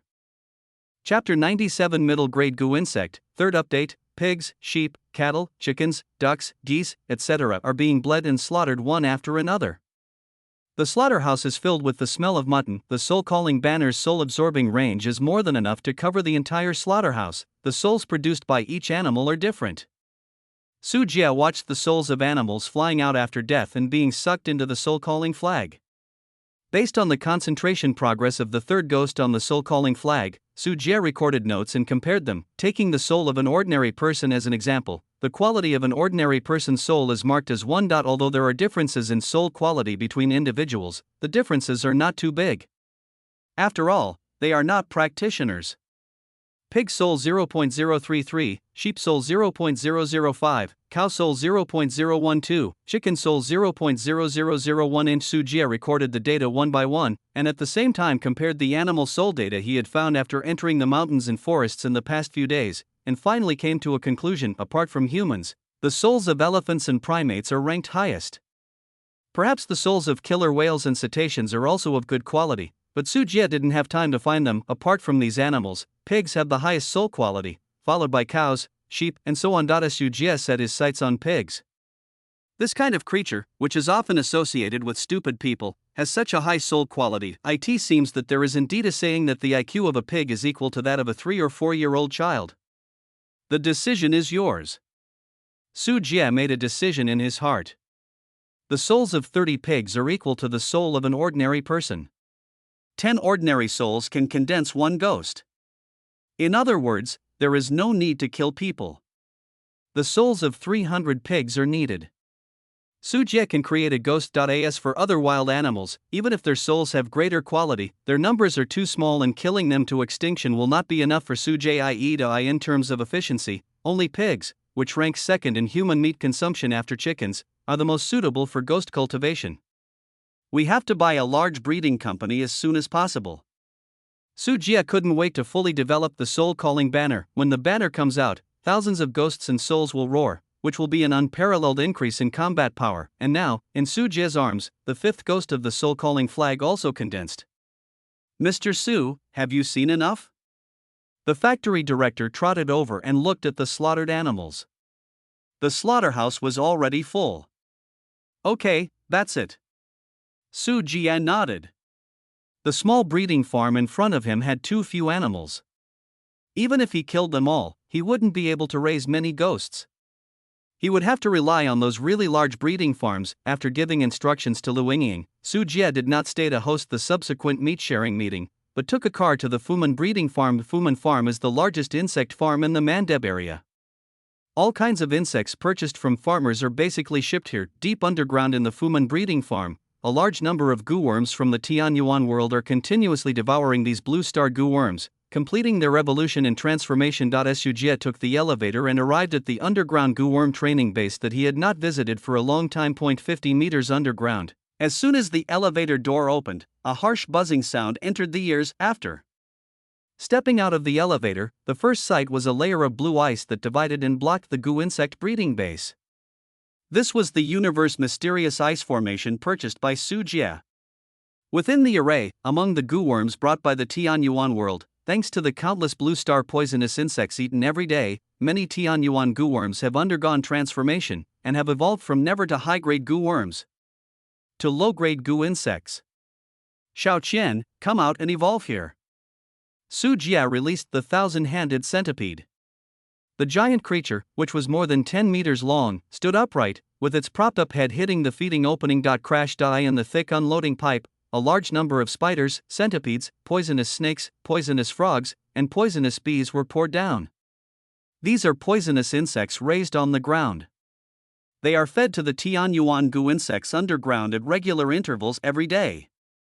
However, Jeka at work, the employees did not know this and thought they were conducting experiments to deal with these poisons. The 1,000-armed centipede opened its mouth wide, and the feeling of food automatically entering the mouth was so wonderful that even after the 1,000-armed centipede devoured its full meal, it was reluctant to leave for a long time. However, when the time comes for things like evolution, 1,000-armed centipede cannot just stop whenever it wants. Su Jie took out hundreds of blood marrow crystals and personally fed them to the 1,000-handed centipede to swallow. The spiritual energy contained in the blood marrow crystal allowed the 1,000-handed centipede to complete its final leap. Thick cocoons sprouted from the outer shell and finally covered the whole body of the 1,000-handed centipede. The more than 10 meters long cocoons were dark red and rose and fell like a beating heart, transforming towards a mid-grade goo insect. Chirp, buzz, Gigi. I don't know if they sensed danger, but the various goo insects in the Qiankuan Xianbing formation smelled the danger and became restless. They rushed left and right in the formation manically, trying to stay away from the thousand-handed centipede. The transformation of the thousand-handed centipede proceeds very quickly this time. The evolution of ordinary low-grade goo insects into mid-grade ones not only takes a long time, but is also quite dangerous. If anything goes wrong, the transformation of the goo insect may fail and the foundation will be damaged, or it may lead to immediate death. The thousand-hand centipede is a low-grade third-grade goo insect, and its strength is even far greater than that of an ordinary mid-grade goo insect. Its transformation is a matter of course, without any difficulty in the process, compared with the evolution that took more than 10 hours in the past. Thousand-hand centipede completed its evolution in less than 2 hours. When the cocoon broke open, the thousand-armed centipede that emerged from it had reached a size of 20 meters. The insect armor all over the body was dark and shiny, harder than steel, and there were more than 200 pairs of pale corpse hands. With the completion of evolution, the various abilities of the thousand-handed centipede have also been improved. Each of the pale corpse hands is thicker than an ordinary person's thigh, and has extremely terrifying strength. It can easily grasp steel and turn it into mud. The two abilities of self-healing splitting and purple light rays have also been improved in all aspects as the thousand-handed centipede evolved into a mid-level goo insect, and this is not the evolutionary limit of the thousand-handed centipede. Su Jie patted the thousand-handed centipede's head, lifted the Qiankuan Xianbing formation one by one, released the restless low-grade goo worms inside, and said with a smile, "Go and eat, these are all yours." The thousand-handed centipede neighed, and pale corpse hands crawled out from its abdomen, rushing towards a low-grade goo insect, the evil-eyed thunderworm. This evil-eyed thunderworm is the strongest goo insect in the goo insect breeding base. It looks like a one-eye the size of a basketball, embedded in the fat white maggot's head. Boom! The evil-eyed thunderbug's single eye blinked, and bolts of lightning struck down, hitting the thousand-handed centipede's huge body. Electricity sizzled on the surface of the body, but the thousand-handed centipede was completely unaffected. The strength gap between the two sides was too great. The next moment, this fat white evil-eyed thunderworm was grabbed by more than a dozen pale corpse hands. Drag it to thousand-hand centipede's mouth. End of chapter. Chapter 98 Flying, 4th update. While the evil-eyed thunderworm was struggling, the thousand-handed centipede swallowed it whole in one gulp. After chewing it for a while, he realized that it tasted different from the blue star poisonous insect, like steamed buns and porridge compared to a Manchu banquet. The thousand-handed centipede was extremely excited and quickly rushed to the next low-grade goo insect. The screams of insects continued to sound underground. No matter how the low-grade goo worm resists, it is of no avail. In front of the thousand-handed centipede of the middle-grade third-level refinement, it can only be reduced to its rations visible to the naked eye. The thousand-handed centipede began to grow in size. After evolving to mid-grade goo worms, ordinary blue star poisonous insects can no longer help the thousand-handed centipede to grow, and the batch of low-grade goo worms specially cultivated by Su Jie have become resources for the thousand-handed centipede to continue to evolve. He has been waiting for this day. It's been a long time. When all the low-grade goo insects were swept away, the thousand-handed centipede once again fell into dormancy and transformed, rushing towards the fourth spiritual refinement point. One day and one night later, with the sound of strange sounds, the thousand-handed centipede, which had digested the nutrients of the low-grade goo insects, broke open its cocoon. Its body length soared to 30 meters, like a train carriage, and it was already as powerful as the fourth refined middle-grade goo insect. Compared with the past, the biggest change of the thousand-armed centipede is that a row of sharp spines has grown on the midline of its back. These spines are completely hollow and are derived from the backbone. The thousand-handed centipede screamed twice, and at the same time, on the spines on its back, centipede-like twisted textures lit up. The huge body moved in a winding motion, with pairs of pale corpse hands pressing into the void. The dorsal fin controlled the balance. The body, weighing hundreds of tons, actually completely floated in the air, soaring freely in the air like a bird. This is the new ability given to thousand-handed centipede by the fourth spiritual training, flying. Boom, boom, boom. The underground environment was too narrow for the thousand-hand centipede. It flew very happily, but it couldn't do anything here. If it wasn't careful, it hit the wall, and cracks appeared in the Qiankuan Xianbing formation. Stop, stop, stop, don't tear down the house for me. Su Jie was extremely distressed. After a few more attacks, the universe black ice formation diagram he had spent a lot of money to buy would be damaged by it. We can't let go of our hands and feet here. I'll take you to Tianyuan world. Seeing the thousand-handed centipede with big, aggrieved eyes, Su Jie sighed and called it back to him, then shrunk in size, opened the ancient mirror, and returned to Tianyuan world. There are too many blue star satellites. If you take a big thousand-handed centipede out and fly around, you will be discovered in minutes. It will be on the front pages of news in various countries in a short time. Only Tianyuan world is suitable for it to wander around. After coming out of Jining City, Su Jie took thousand-handed centipede to a remote place outside the city Zitzi. The thousand-handed centipede screamed twice and lowered its head in front of Su Jie. Su Jie understood what it meant, walked to the thousand-handed centipede's head, sat down, and patted its forehead. Fly, you can have as much fun as you like here. Upon hearing this order, the thousand-handed centipede's huge body ignored gravity and couldn't wait to fly into the sky. A strong wind blew against his face, making the hem of Su Jie's clothes rustle. The thousand-hand centipede's 30-meter-long body is not stiff or bulky in the air at all, and it is extremely stable when flying. Xiao Chen, fly to the highest speed and let me see your limit. Su Jie's mood gradually became wild as he ascended into the air, letting the thousand-handed centipede fly freely.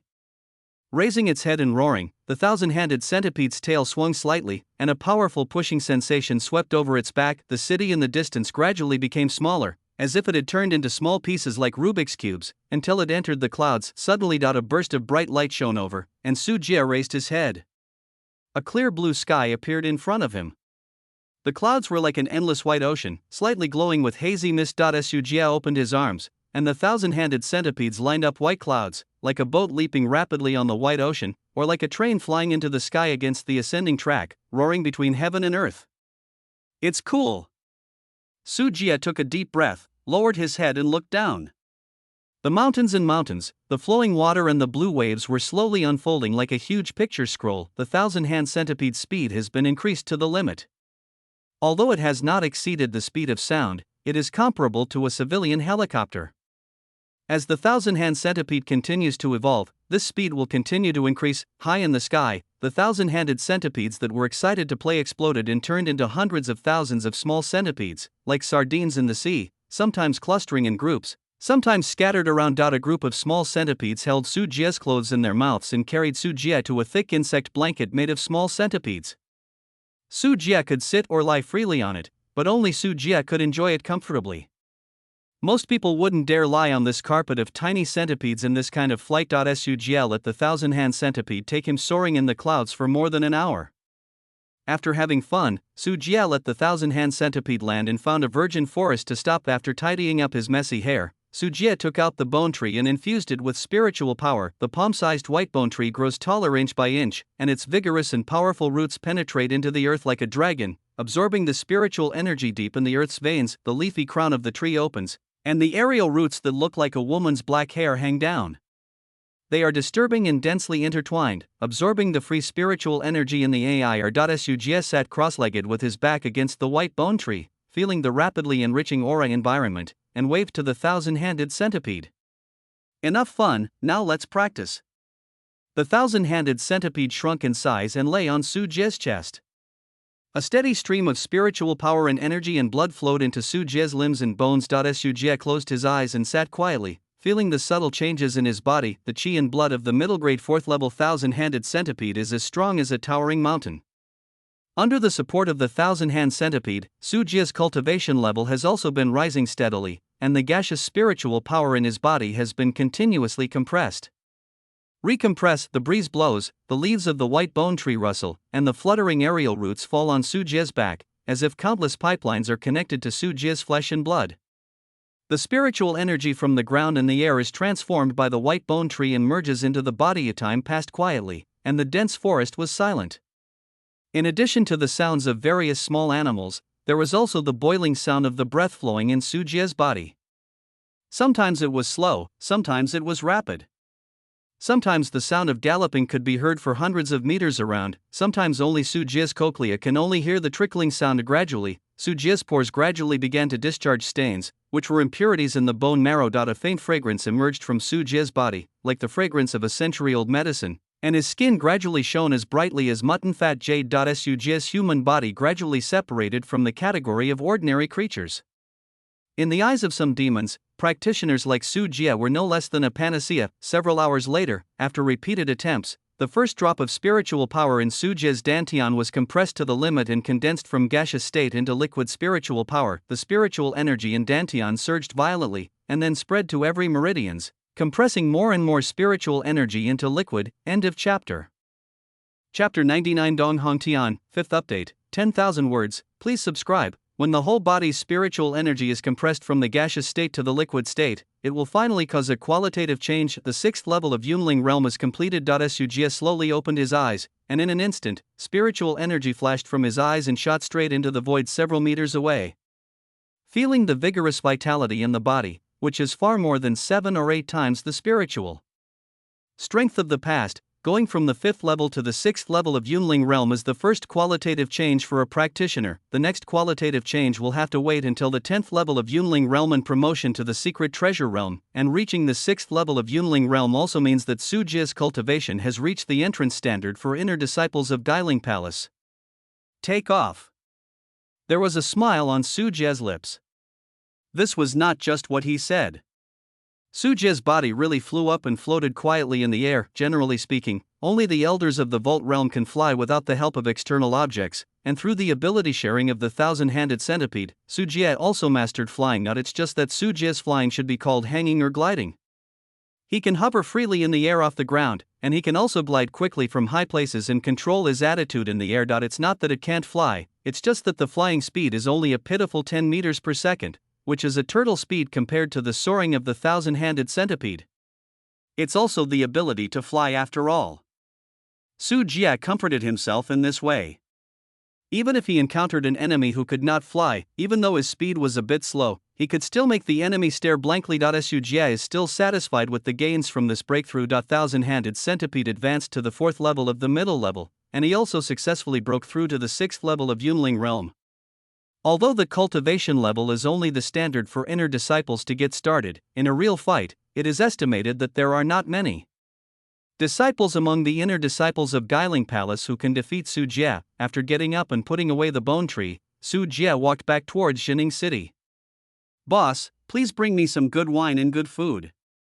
In Jining City, in a restaurant, just after breaking through, Su Jie was a little hungry and happened to come here to eat something. Okay, sir, please wait a moment. The waiter quickly wiped the tables and chairs, and went to the kitchen to inform him with a smile on his face, because Su Jie had gone through some makeup and the wanted portrait was not very accurate. Su Jie was not afraid of being recognized. Soon after, plates of wine and food were served. Su Jie was sitting by the window on the 2nd floor, pouring himself a drink, when he suddenly heard a few noises coming from the street. Catch him, don't let him get away. Several beggars ran out of the streets and alleys in embarrassment, followed by a group of policemen chasing and arresting them. All beggars are driven away. Well, that's not right. Su Jie's eyes moved slightly, and he didn't pay attention because he was in a hurry to come out. Only then did he realize that almost all the refugees who had stayed in the city were gone. A few days ago, there were a large number of refugees in the city. Boy, come here. Su Jie waved to the waiter, threw out a few coins, and asked, I've been out for a few days, but why are there so few homeless people in the city? Could it be that some wealthy family opened a warehouse to put out grain and porridge, and the homeless people rushed there? The waiter's eyes lit up. He quickly put away the coins and said, Sir, things are not what you think. No one knows how to give porridge these days. Rich families are eager to hoard all the food and wait until the price of food is higher before selling it. This was not a great victory on the Jinsha River. Several righteous sects joined forces to break up the slave fleet in Guiling Palace. Later, they found clues that the slaves were refugees. In order to prevent the refugees from being trafficked again, these righteous sects jointly asked the local government to gather the refugees to avoid being kidnapped by Guiling Palace again. Will the government take care of this matter? Su Jie had a look of disbelief, which was far away from the current governance level of the dynasty. Those officials didn't look like they knew how to manage the refugees. If they wanted to take care of the refugees, they would have taken care of them long ago, so why wait until now? Many righteous sects have come forward, especially Guanchao Pavilion. This sect is famous even in Qingzhou, and the government has to sell their face. Su Jie frowned and said, How does the government manage the refugees? The waiter looked around and lowered his voice. The disaster was serious in Jingzhou. The government mobilized the army and drove all the captured refugees back to Jingzhou. When the refugees reach the Jingzhou area, they will not be under the control of Qingzhou. In order to prevent these refugees from running back, the Qingzhou army deliberately set up a separation wall at the state border. Anyone who dared to break through would be shot with random arrows. To be so mean. Su Jia frowned. This kind of behavior was no different from taking human life lightly. It was hard to imagine that this was what a dynasty would do to its own people. Who says it's not? The waiter in the store was also a little aggrieved and said, I heard that because of this incident, Jingzhou has also begun to mobilize the army to confront Qingzhou, not wanting to accept these refugees. It's so shameless to act as an official to your parents. A cold snort came not from Su Jia, but from a nearby dining table. A bearded man wearing a green gown and carrying a sword at his waist struck the table and stood up, his voice as loud as thunder. The waiter was so frightened that he almost sat down on the ground. Brother, I accidentally overheard your conversation just now, which is really infuriating. Today's imperial court is simply corrupt to the extreme, and it is really not worthy of the loyalty of righteous men like us. The bearded man looked at Su Jia and took the initiative to clasp his fists, the anger still lingering on his face. Su Jia also stood up and cupped his hands and said, It seems that you are also a generous man. Now the Dali dynasty has accumulated many shortcomings. The 500-year-old country has fallen to this day. It is like the setting sun has come to an end. It is pitiful. The people of this world. It seems that there are still a lot of discerning people. Ha, what do you call me, brother? I, Dong Hongtian, was born in Lansao, and I have experienced here. Dong Hongtian probably thought that Su Jia was a member of the same profession, so he stood up and sat on Su Jia's table, and said to the waiter, Go and bring some good wine and food. It's rare to meet a close friend. I'm treating you today, so I have to have a good drink. Su Changqing also came here to practice, it's fate. Su Jia did not report his real name. After all, he was still wanted. If Dailing Palace's identity and name were leaked one day, at least he would not be suspected. It turns out to be Brother Su. I'm glad to meet you. Dong Hongtian obviously has a carefree temperament. After sitting down, he clinked glasses with Su Jia and said proudly, Brother Su must have heard about the recent battle of Jinsha River and came here specially. It's a pity that he didn't come earlier. On that big occasion, otherwise, even if I am not strong enough, I will have to draw my sword to slay the demons and destroy those slave-trading demon cultivators. Su Jia showed a smile with a longing expression on his face. Yes. This is the biggest thing in Qingzhou recently. The demon cultivators killed in the battle at Jinsha River fled in a hurry, which is really inspiring. End of chapter. Chapter 100 Invitation. First update, it is a great regret in life that such a joyful thing did not catch up with us. Dong Hongtian shook his head and was about to continue saying something when he suddenly looked out the window, but it was the policeman who had been chasing them before, and now they were carrying a group of dirty beggars back along the street, and they were punching and kicking the beggars from time to time. Brother Su, wait a moment, I'll be back as soon as I go. As soon as he slapped the table, Dong Hongtian suddenly stood up and jumped down from the second-floor window, landing right in front of the police officers. As servants of the imperial court, you do not want to catch bandits and enforce strict laws and regulations, but instead beat and kick beggars and homeless people. What is the reason for this? Dong Hongtian's voice was extremely loud, his beard trembled with anger, and his big copper eyes glared at the policeman. Where did the wild dog come from? Get away quickly, otherwise we will arrest you and put you in jail. The leading police officer threatened that if he hadn't seen Dong Hongtian's strong figure and the muscles bulging in his clothes could not hide his strength, he would have called for others to hold him down together and take him back to prison to torture him and squeeze out the oil and mercury for money. If you don't change your name when you're working, if you don't change your surname when you're sitting down, Dong Hongtian is the mad swordsman. Dong Hongtian drew out his sword, and several sword shadows roared. His steps were as light as a flying swallow, and his moves were as coherent as flowing water. He had a wild and domineering aura. Several of the detectives had no time to draw their swords, and were knocked to the ground by the sword spine Yizhang. The whole process took less than 2 seconds. When the sword was sheathed again, no one of the several detectives could stand up. They all lay on the ground groaning. Be careful in the future and don't let others catch you again. Dong Hongtian took out some copper coins from his pocket, but did not give too much, otherwise these little beggars would not be able to hold on. Hero, this is the food sent from upstairs. I have already paid for it. At this moment, the waiter in the store ran out, holding some durable noodles in his hand, and handed them to Dong Hongtian. Dong Hongtian raised his head and saw Su Jie nodding to him. After understanding what was going on, Dong Hongtian handed the noodles to the beggars and said, "Let's go quickly." "Thank you, uncle."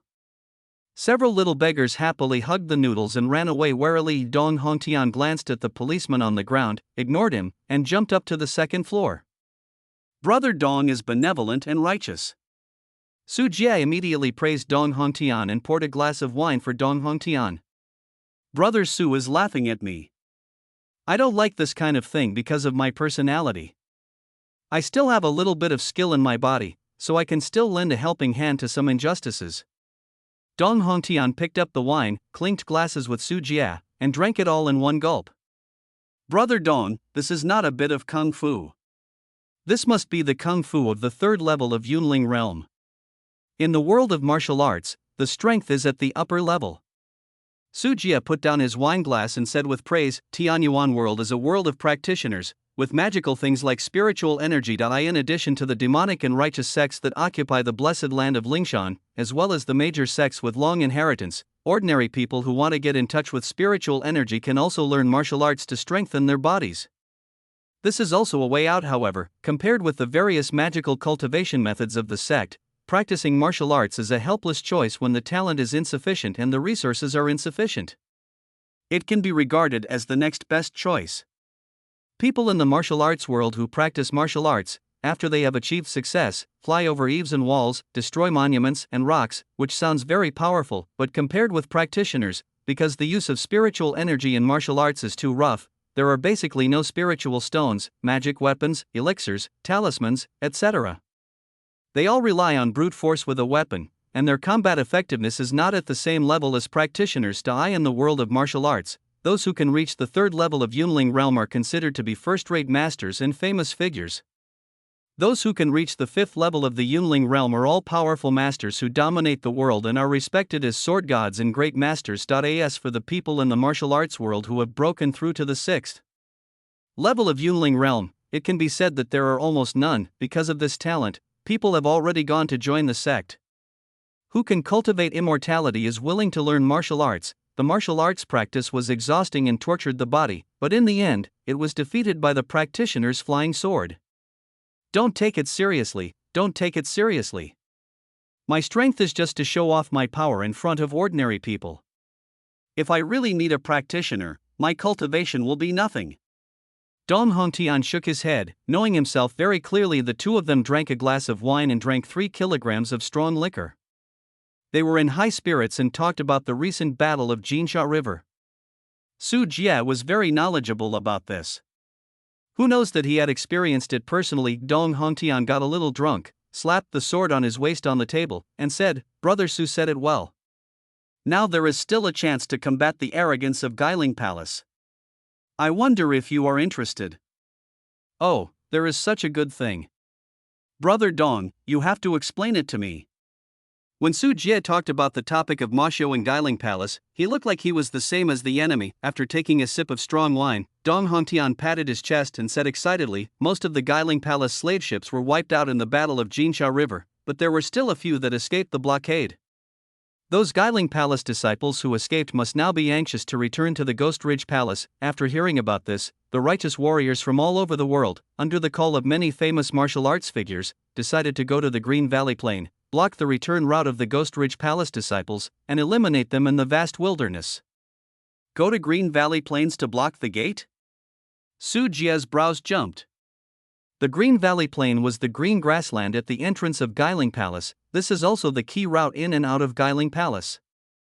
When Su Jie left Guiling Palace, he passed through this plain. It's not that other places are inaccessible to the Ghost Ridge Palace, it's just that there are dangerous places in the mountains that are restricted areas.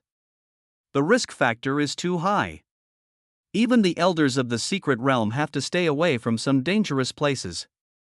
Yes, it is the Green Valley Plain. Now many heroes and righteous men have gathered in the Green Valley Plain to prevent the fleeing Ghost Ridge Palace disciples from having an easy time. Dong Hongtian looked excited and said to Su Jie, seeing that Brother Su is also a martial artist, why don't you come with us and go for a walk in the Green Valley Plain? Because Su Jie's cultivation level has broken through to the 6th level of the Yunling realm, his texture is clear, his eyes are bright and energetic, and the changes in the biomagnetic field reveal an indescribable aura in every gesture that no one dares to underestimate. This also made Dong Hongtian misunderstand Su Jie's identity, thinking that Su Jie was also a martial arts practitioner. Su Jie thought for a while and asked, aren't you afraid that the people in Ghost Ridge Palace will come out? There are elders from the secret realm inside. Of course, we don't go too deep into the Green Valley Plain. We are in the outer area and are still a long way from Ghost Ridge Palace. Besides, given the current situation, Ghost Ridge Palace doesn't behave with its tail between its legs and dares to come out and act arrogantly. The famous people will definitely not let them go. Dong Hongtian disagreed and was very confident in his actions, but what he said does make sense. Ghost Ridge Palace is like a country that has lost a war. Although the battle at Jinsha River did not damage the foundation, it is unlikely to start another war easily, so as not to cause fire. End of chapter. Chapter 101 Mohua Food Company, second update. Su Jie thought for a moment and then said with a smile, in that case, I will accompany Brother Dong to the Green Valley Plain to fight against the evil ways and see the elegance of all the knights. Ha, it's settled, we'll set off tomorrow at Shinshur, and there will be 3 heroes traveling with us. It's settled, I'll bring someone with me as well. Su Jie and Dong Hongtian slapped each other on the shoulders and laughed, just in time to blend into the enemy's team and reduce the risk of being discovered. Now that Su Jie's strength has reached the 6th level of Yunling realm, he must go back to Ghost Ridge Palace. On the one hand, all the low-grade goo insects in the goo insect breeding base were eaten by the 1,000-handed centipede. Su Jie had to replenish and cultivate them to prepare for the 5th spiritual refining. In addition, as his strength increases, Su Jie can continue to catch more human-faced moths and cultivate them to increase the power of the body insect concentration method. Finally, Su Jie planned to officially advance to the inner discipleship after returning this time and gain this respected status in Ghost Ridge Palace, Blue Star, Manchester City. In a luxurious manner covering an area of hundreds of acres. There are fountains, bowling alleys, private cinemas, revolving dance halls, gyms, swimming pools, and wine cellars. This was Lu Wenba's mansion, but it is now owned by Jieka Company. As the woman's breathing gradually calmed down, in the bedroom full of hormones, Su Jie leaned on the bedside and chuckled, you are too careless, you need to exercise. Lu Ying punched Su Jie's arm with a pink fist, with a blush that had not yet dissipated on her cheeks. You can't use up all your strength, you're like a monster. Why, you don't like it? Who would like it? Lu Ying lowered her head shyly. Why did Lu Ying have the nerve to say it so clearly? Su Jie tapped Lu Ying's nose and asked without revealing her little thoughts. Has there been any result now about the breeding company you were asked to investigate? Before setting off to return to Ghost Ridge Palace, Su Jie went back to Blue Star to finalize the matter of the soul calling banner. Having a goal. Talking about business, Lu Ying propped up her weak body, took the laptop from the bedside table, and placed it on her slender and straight legs. After opening it, click on the information collected in the past 2 days. We have initially targeted a company called Mohua, which is a local company in China. It was established in the 1990s and started from small farmers step by step. Today, it is a self-breeding, self-propagating, industrialized, and integrated pig breeding enterprise that integrates feed processing, pig breeding, breeding pig expansion, commercial pig breeding, slaughtering, and processing. Currently, there are more than 3 million piglets, sows, and commercial pigs in the pig farm of Mohua Company. It was listed on the Shenzhen Stock Exchange 15 years ago with a current market value of 8.9 billion. The current person in charge of Mohua Company is called Song Qingda, who holds 39% of the company's equity. The rest of the equity is partly in the hands of the introduced management team, partly controlled by the Song family, partly pledged in banks, and partly circulated on the market. Br Lu Ying told Su Jie about the Mohua Company, which listed a large amount of data. The company's full name is Mohua Food, which mainly raises pigs. The company's breeding revenue accounts for more than 80%, and the remaining food production and livestock feed account for less than 20%. Mohua Company has had difficulties operating in the past 2 years. Last year, the floating loss exceeded 800 million. In the first and second quarters of this year, the loss has exceeded 560 million. Even sow breeding, employee wages, and the purchase of corn and soybean meal are difficult. In order to make up for it, cash flow, founder Song Qingda pledged a large amount of shares through the bank, as many as 90 million shares, accounting for 30% of the company's shares affected by this. The company's current stock market value continues to decline, and market pessimism is serious. This is why I set him as a target. After listening to Lu Yingying's analysis, Su Jie got out of bed, poured a cup of tea for Lu Yingying to moisten her mouth, and asked curiously, "Why does a pig-raising company lose so much?" Lu Yingying shook her head and said with a smile, "On the one hand, the loss is affected by the pig cycle. On the other hand, the bigger problem is that Song Qingda, the founder of Mohua Company, took out the company's funds to develop other industries and went to build new energy vehicles. As a result, sales of the car were bleak after it was launched. Due to the lack of cash flow, Mohua Company was faced with operational difficulties and was struggling." Su Jie, who was drinking water, almost didn't choke, and said with wide eyes, "Ha, a pig farmer went to build a car, what do you think?" Lu Yingying pursed her lips and suppressed a smile. New energy vehicles have been very popular in recent years. Internet companies, home appliance companies, mobile phone companies, and real estate companies have all stopped building cars. Song Qingda identified this as a new track and spent huge sums of money to join. Among them, the result is that a car is really not as simple as 4 wheels and a few sofas. Not everyone can successfully build a car, at least not him. This is too confident. Su Jie was speechless. The pig farmer went to build a car. This thing sounded so unreliable. Now Mohua Company has failed to build cars, and its losses are extremely serious. Even employees' wages have begun to be in arrears. We have the opportunity to acquire it. I don't know if this company meets your requirements. This is it. I'll delegate the power to you. You go and negotiate the acquisition. Get as many shares as possible. We want to have the right to speak." Su Jie nodded. The size of this Mohua company included 3 million pigs alone. Based on the fact that 300 pigs can create one ghost, that's 10,000 ghosts. Modern pig breeding is extremely efficient, and it only takes less than half a year for a pig to be slaughtered. If you want to increase production capacity, you can purchase piglets from other companies and breed them yourself. As long as you have money, renting a site can quickly snowball the scale of breeding to meet the demand for soul-calling banners. 3 million pigs. In Tianyuan world, the pigs there are basically free-range. Moreover, the world is becoming more and more difficult. Ordinary people find it difficult to survive, let alone raise pigs, and they do not understand what modern centralized and efficient breeding is. A businessman's company can actually produce so many pigs. Then I will fly to China another day and hire some professional business negotiation teams to assist in this acquisition. Lu Yingying immediately said that this kind of large-scale commercial acquisition is a long and complicated process. Jieka Company has abundant cash flow, and Tianyuan Home Furnishing has a steady stream of repayments, which is enough to meet the acquisition conditions. Thank you for your hard work. Su Jie touched Lu Yingying's hair, looked at Lu Yingying, who was recording seriously in her notebook, and felt a little ready to move, holding a soft ball. "Yeah, what are you doing? Before you leave, feed you little goblin." "Oh, no, I'm already feeling better." The male and female concerto gradually came to the room, and an ambiguous atmosphere quietly filled the room. End of chapter. Chapter 102 Weird, third update, Tianyuan World. In the afternoon, at the gate of Jining City, Su Jiat and Chen Yin arrived here on fast horses. From a distance, I saw Dong Hongtian and 3 other men with swords and knives and wearing short shirts. They had huge bodies and frames, and they looked like martial arts practitioners. "Brother Dong. Brother Su."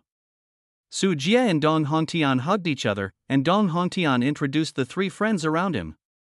"This is our friend who went to the Green Valley Plain with us. Cui Bingyuan, the jade-faced dragon, Xiao Chang, the white tiger's iron claw, and Gon Huran, the butterfly sword, are all top-notch in skill. These people all have names, which sounds very impressive." Su Jie looked at him, cupped his hands and said, "I've met all of you, brothers. Brother Su, you're welcome.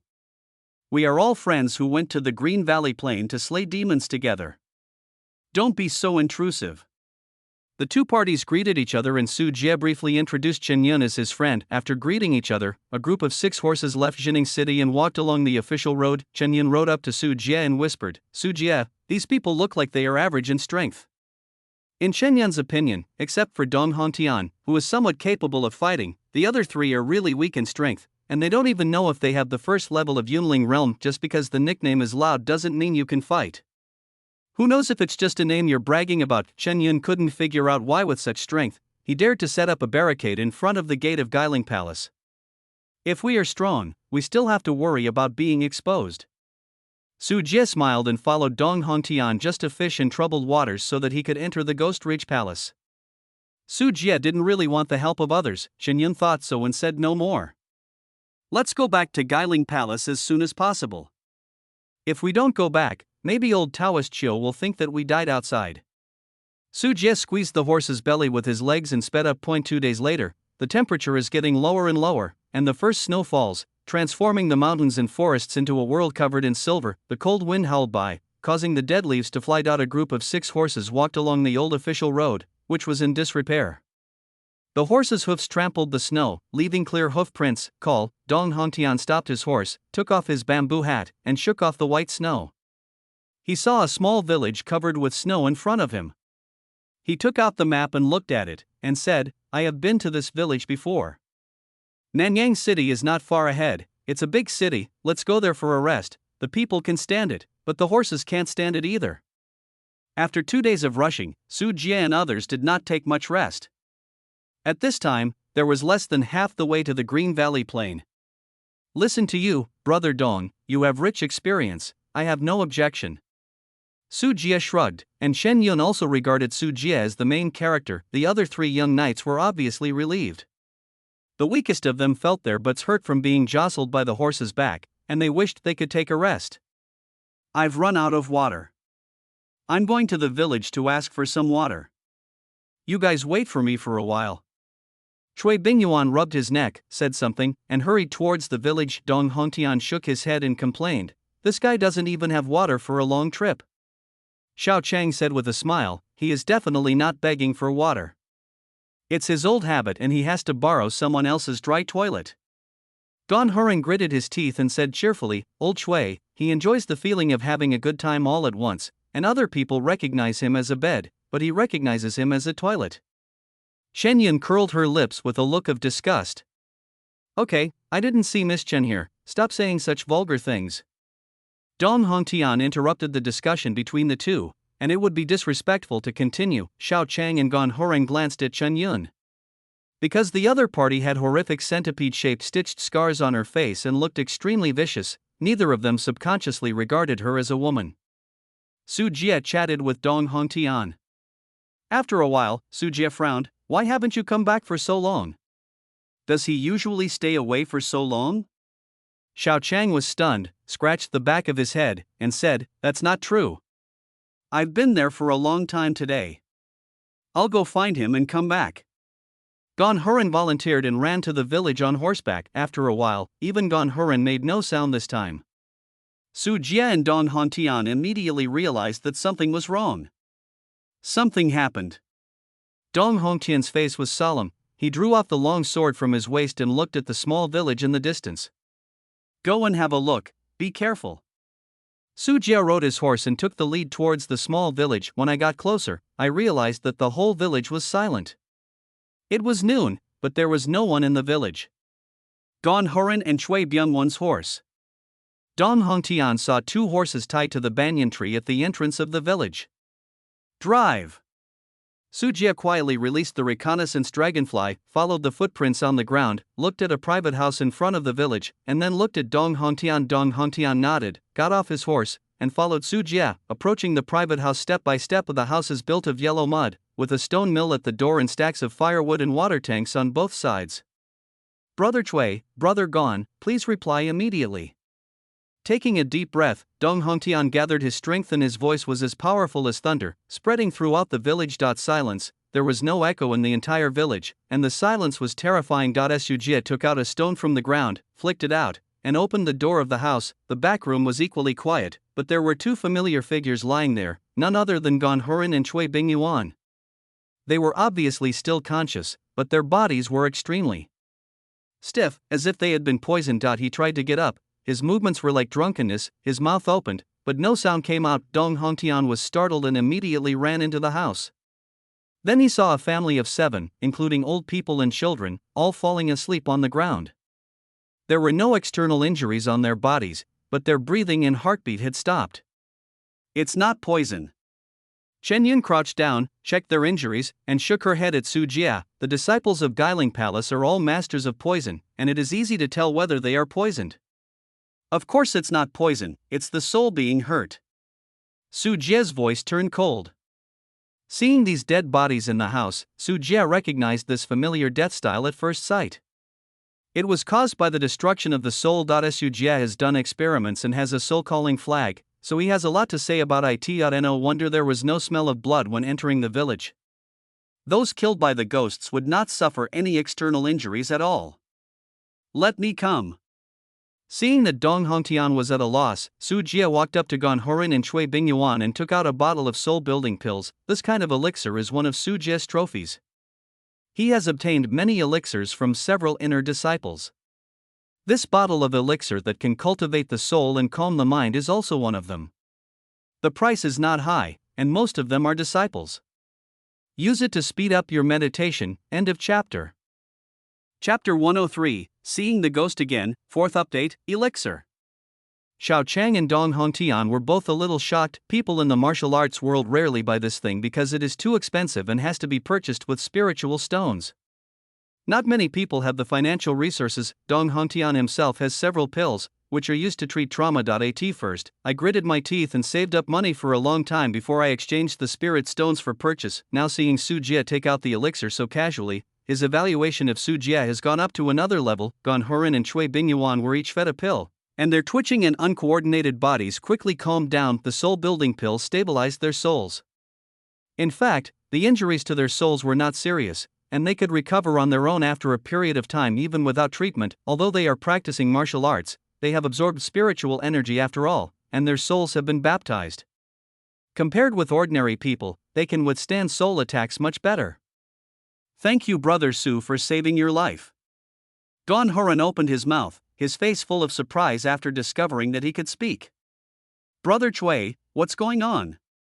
Dong Hongtian immediately asked about the cause of the matter. How could it suddenly become like this? I don't know what happened.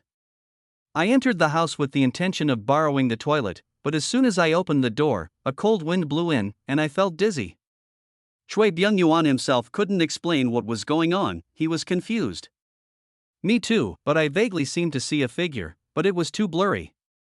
Gan Horen interjected and added that he did not even see the murderer clearly about being attacked. Is that what you said? Su Jia pointed to the beam in the southeast corner of the roof, where a gray air mass was entrenched. If you look carefully, you can still see the evil face, the empty eyes, the illusory and fuzzy body, with an ominous aura. It's a ghost. It was him, it was this thing that attacked me. A group of people turned to look.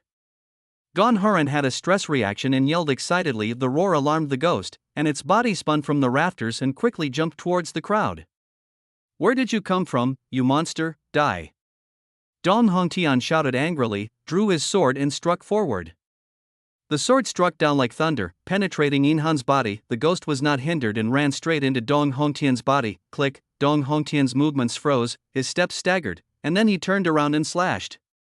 After all, he had the cultivation of the 3rd level of Yunling realm, and his soul could not be torn apart by just one ghost. The long sword penetrated the ghost again. Dong Hongtian's expression changed. How could this thing miss? Try covering the long sword with spiritual power. At this moment, Su Jia suddenly spoke up, reminding Dong Hongtian the correct way to fight. Dong Hongtian's eyes lit up, and he immediately tried Su Jia's method of pouring spiritual energy into the long sword. At the next moment, a crescent sword energy rose into the sky and penetrated Yinhan accurately. Woohoo! The ghost whimpered, and his body twisted in pain. Dong Hongtian's eyes lit up, and the sword was like a violent storm, stabbing into Yinhan's body continuously. The twisted body of Yinhan gradually faded away, and its attacks became weaker and weaker, finally turning into a puff of smoke and dissipating in the air. Dead. A group of people gasped for air, except Su Jia and Chen Yun. What kind of monster is this? It has no physical form and can attack people's souls. I have never seen it before. Dong Hongtian gasped for breath. Although this lonely ghost did not cause him any harm, his soul was greatly shocked. No wonder Brother Cui and I fell into the trap. If there were a few more, I would have been in danger just now. Don Huron slapped his chest with lingering fear, with an expression on his face as if he was surviving a disaster. Su Jie glanced at the other party. If it weren't for the fact that this ghost was ownerless and had no strong desire to attack, then Don Huron's strength was not even at the level of Yunling realm. He lacked spiritual power to fight the enemy, and it would be difficult for him to survive. Come down, let alone a few more. Let's go to the village to see if there are any more monsters like this. Dong Hongtian was fierce, and his blood was boiling in his body after he had just killed a ghost. This time, he knew the tricks of the ghosts. As long as they were not in groups, he was fully confident in dealing with them. Okay, don't let these monsters harm people. Su Jie echoed, and a group of people set off immediately, including Don Huron and Shui Baijian, who had just improved. It seemed that in order to prove that they were not useless, they rushed to the front. The whole village is not big, and its population is estimated to be only 200 to 300 people. As a result, after a thorough search, not a single ghost was found, but corpses were found in the village. Villagers were lying on the ground one after another. They had made no sound and had been dead for a long time. The reason why the whole village is so quiet is because there are no more living people here. This, how cruel, that demon actually killed so many people.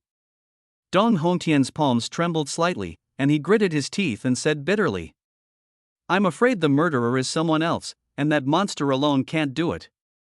Su Jie looked at the corpse on the ground, shook his head and made a different judgment. What could have caused this effect was probably someone who came here with a soul-calling flag and harvested the souls of all the villagers. As for why he left an ownerless ghost behind, maybe it was to swear the evil deeds he had done. Su Jie watched the legal channel. After committing a crime, ordinary murderers will try their best to hide the evidence in order to escape the pursuit of the police, but in the case of serial murderers, the murderer may deliberately leave clues to trick the police. This ghost is obviously the murderer's personal mark, deliberately telling others that I did it. Tian Hunman. Su Jie thought in his mind that his soul-calling flag was made using the method taught by Ning Xinyue. The soul-calling flag was traded between Ning Xinyue and the Tianhun sect, a demon cultivator sect in Jingzhou. According to Ning Xinyue, every disciple of the Tianhun sect has a soul-calling flag, so it is difficult for Su Jie not to associate it with them. If the murderer is someone else, then the matter will be even more serious. Dong Hongtian's eyes were sharp, but he couldn't find the murderer at all now. He didn't know how long he had been away after the crime was completed. I wish I couldn't have come a few days earlier.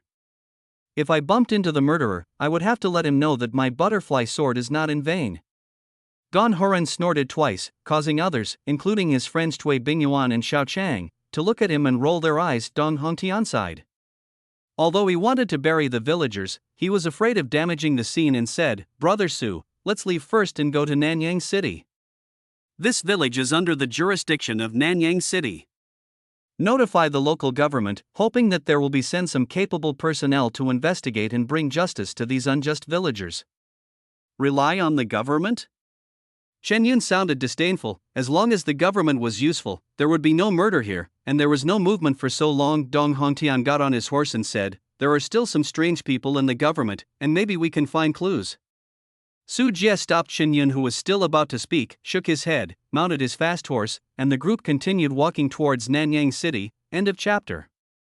Chapter 104, The Depressed City, 5th update, 10,000 words. Please subscribe. Nanyang City.at Sunset. Su Jie and others finally arrived at Nanyang City. Nanyang City is a big city with a large population and prosperous commerce. According to Dong Hongtian, there must be many strange people and strangers here, who may be able to solve the problem of the massacre of the village. But when I really walked into Nanyang City, things were a little different from what Dong Hongtian said. Looking at Nanyang City from the outside, the city walls are 6 feet high, the towers and walls are towering and solid, and it covers a vast area. It really has the style of a big city, but the city is not very prosperous. There is only a sparse flow of people on the deserted streets. Occasionally, pedestrians pass by, and they are in a hurry and seldom stop. Most of the shops along the street are closed, and many restaurants, casinos, brothels, etc. that are usually crowded with people are empty. What's going on? It wasn't like this last time I came here. Dong Hongtian was so confused that he even wondered if he had gone to the wrong city. Is it possible that there is a plague that prevents everyone from going out on the streets? Did you see that white mourning flags are hung in front of many people's houses, and some passers-by are also wearing plain clothes? Gan Horan said, "This statement is quite reliable. Don't talk nonsense." Cui Bingyuan and Xiao Chang were a little panicked. The plague doesn't recognize people. It doesn't matter whether you are practicing martial arts or not, you will be infected if you should.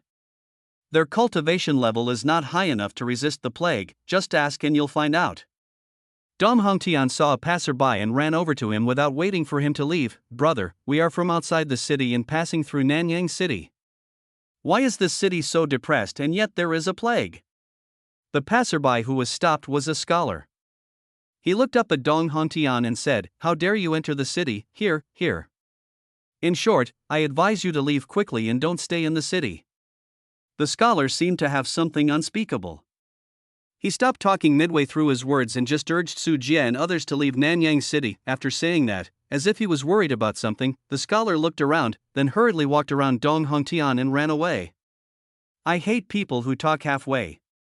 Xiao Chang was speechless. Is there anything he couldn't say directly? I have a bad feeling. A gust of cold wind blew by, and Gan Horan shrank his neck. It may be that his previous experience as a ghost cast a shadow on this somewhat depressed and quiet city. Let's go to the government office and then find an inn to rest. Dong Hongtian looked at the sky, fearing that he would not be able to make it in time, so he set off quickly. Be vigilant. Su Jie secretly released the reconnaissance dragonfly and warned Chenyin. Dozens of reconnaissance dragonflies were buzzing and flying, and they saw the closed doors of every house in the city. Dragonflies flew into the cracks between doors and windows. Most of the houses were occupied by people, but there were quite a few houses with mourning sheds set up in their homes. It was obvious that someone in the family had died. What is this? Su Jie also noticed that there was a red stone hanging in every house. This kind of red stone looks very bright overall. The red color smudges on the surface of the stone and is hung on doorways, rooms, and windows. Without any time to think, Su Jie and others arrived at the Nanyang City government office area. However, what is unexpected is that although the door of the government office is not closed, there is no office scene. Instead, there are a group of officials wearing scarlet robes, worshipping devoutly one by one, and respectfully worshipping a statue of a god. The statue is like an old man with a kind face and a kind-hearted look. Next to the statue, several men wearing black religious robes, embroidered with auspicious animals from all directions, and a bit of a godlike temperament were sitting cross-legged on the ground, chanting in difficult tones and complex tones. What are you doing? Dong Hongtian was stunned for a moment, but thinking of what was going on in the village, he still stepped forward.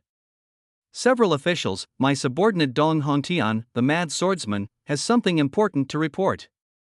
We passed by Tianjia village today and found that more than 300 villagers here died suddenly and strangely. All their bodies. I am not responsible for this matter. You can find someone else to do it.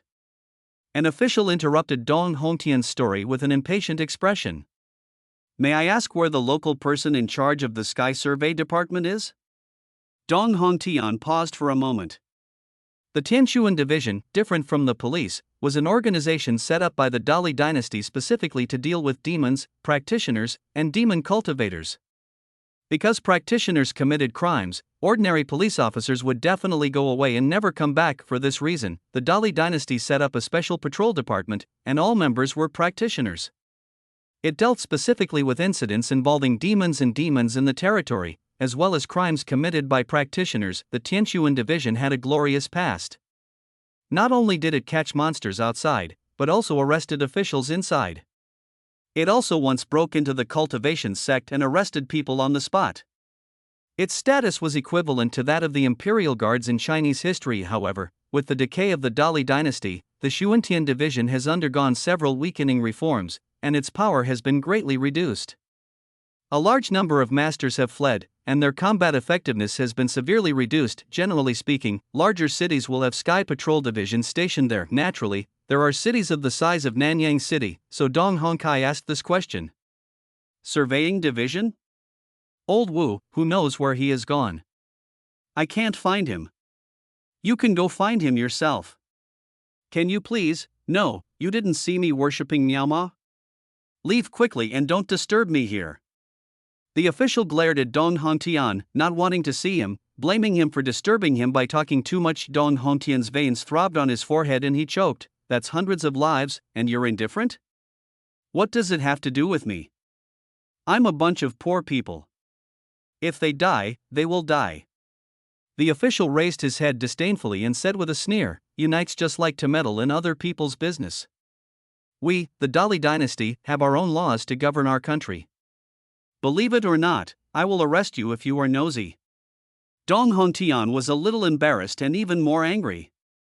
He couldn't help but cursed, "Guan Guan, you are simply pretending to be a local official. When you say this, are you worthy of the black gauze hat on your head and the clothes you are wearing? Come here, come here. Quickly capture this unruly man who dares to insult me. I will punish him severely." The official didn't expect that Dong Hontian was so aggressive and actually dared to scold him, and he was very angry for a moment. "Quickly retreat." Don Huron and others turned pale, pulled Dong Hontian and ran away. This offending an official can be a big deal or a small matter. Most of the knight-errants who have no fixed abode are not too afraid, but they still have to be safe in the city. The group of officials were still kneeling on the ground to pray, including the one who was swearing. They did not insist on sending people to chase him, but turned around and went to worship the statue again. It seemed that Dong Hontian was not worth his energy. Su Jie looked back and saw that among several men sitting next to the statue and wearing ancestral ceremonial attire, one of them followed several others as if he was observing something. Then the man turned his head and looked vaguely in the direction of investigating the dragonfly, which made Su Jie's heart skip a beat. End of chapter. Chapter 105 Female Ghost. First update, Brother Dong, you are too impulsive. You are really not afraid of being arrested. In Nanyang City, Don Huron and others were driving Dong Hontian, complaining softly. I can't help my temper. Dong Hontian also knew that he was reckless, so he smiled bitterly and said, I have made several brothers worried. I will restrain myself next time. Su Jie was riding on horseback and said, Don't apologize now, it's getting dark now. Find a place to stay. As the sky darkens, the streets of Nanyang City become even more deserted, with almost no pedestrians at all. There's an inn there. Shen Yun started walking to an inn not far away and knocked on the door. No one responded, and the inn also had a closed sign. There's no one inside. After Su Jie used the reconnaissance dragonfly to see it, there was no one in the inn. It's a bit weird. Dong Hontian was a little surprised. Everyone continued to rush to other inns and inns that provided accommodation, but all of them closed down. At this time, the sun was almost setting behind the horizon, and the temperature continued to drop in the cold wind. I still felt a bit chilly even though I was tightly wrapped in clothes. Forget it, let's find a local residence to stay temporarily. Su Jie walked to a house with a courtyard and knocked on the door gently. There is someone at home inside. We are travelers passing through here and want to rest here for a night. There were faint voices inside the house, and the door was quietly opened a crack. There was an old man in his 50s standing in the crack of the door. He was already considered a long-lived person in this era. Seeing a few strangers outside the door, the old man looked warily and said through the crack in the door, Our house is not convenient, you can find another house. No. It's convenient for me, old man. I won't be able to see the road soon. It's the dead of winter and I won't be able to find a place to stay for a while. While talking, Su Jie handed over a piece of silver. Dong Hontian also echoed and said, Old man, we are really just staying for one night and we will never disturb you. The old man looked at Inzi with a trace of struggle on his face. He looked at Su Jie and the others again and said very quickly, Come in quickly and tie the horse in the yard. Su Jie waved behind him, tied the horse to the poplar tree in the yard, shook off the snow on his clothes, and entered the house. In addition to the old man, there were also his son and daughter-in-law in the house. We learned through chatting, the old man's name is Rong Shirbao. His son and daughter-in-law just got married last year. They usually do some business as a small stall vendor. Su Jie also saw a lot of materials for making candied haws in the house. Eat something, just some simple meals. Rong Shirbao was no longer as unkind as before. Seeing that Su Jie and others were so tired, he poured hot tea and asked his daughter-in-law to prepare some food. His son was cleaning the guest room, which contained a few simple canopy beds covered with straw mats. Su Jie didn't mind anything. This condition was better than sleeping in the wild. "Thank you, husband, I'm finally feeling warmer now." While drinking hot tea, Su Jie looked around and looked at the bright red stone hanging in the center of the living room. "Mr. Rong, why is Nanyang City so depressed? I have been here before, but it was not like this." Dong Hongtian sat in front of Rong Sherbao and asked about his confusion. "Don't ask about this, you guys. Stay here for one night and you will leave tomorrow." Rong Sherbao's face darkened, and there was a trace of concern on his face, as if this topic made him very sensitive. "Hey, you old man, you can't even talk about it." Cui Bingyuan's eyes widened. "How could this be illegal?" Dong Hongtian turned back with a warning look and said, "My little brother is not very good at talking. Please don't be surprised, father-in-law. Let's eat something first." Su Jie picked up the bowls and chopsticks and started eating the food on the table. "I'm going to get some dry food." Gon Huren glanced at the food on the table. Naturally, the small family didn't have much food. He planned to go to the horses in the yard and bring some dried meat back to mix with food. "Dad, it's getting dark." Rong Sherbao's son ran over alertly, lay on the crack of the window, looked at the sky outside, and whispered, "Can't go out."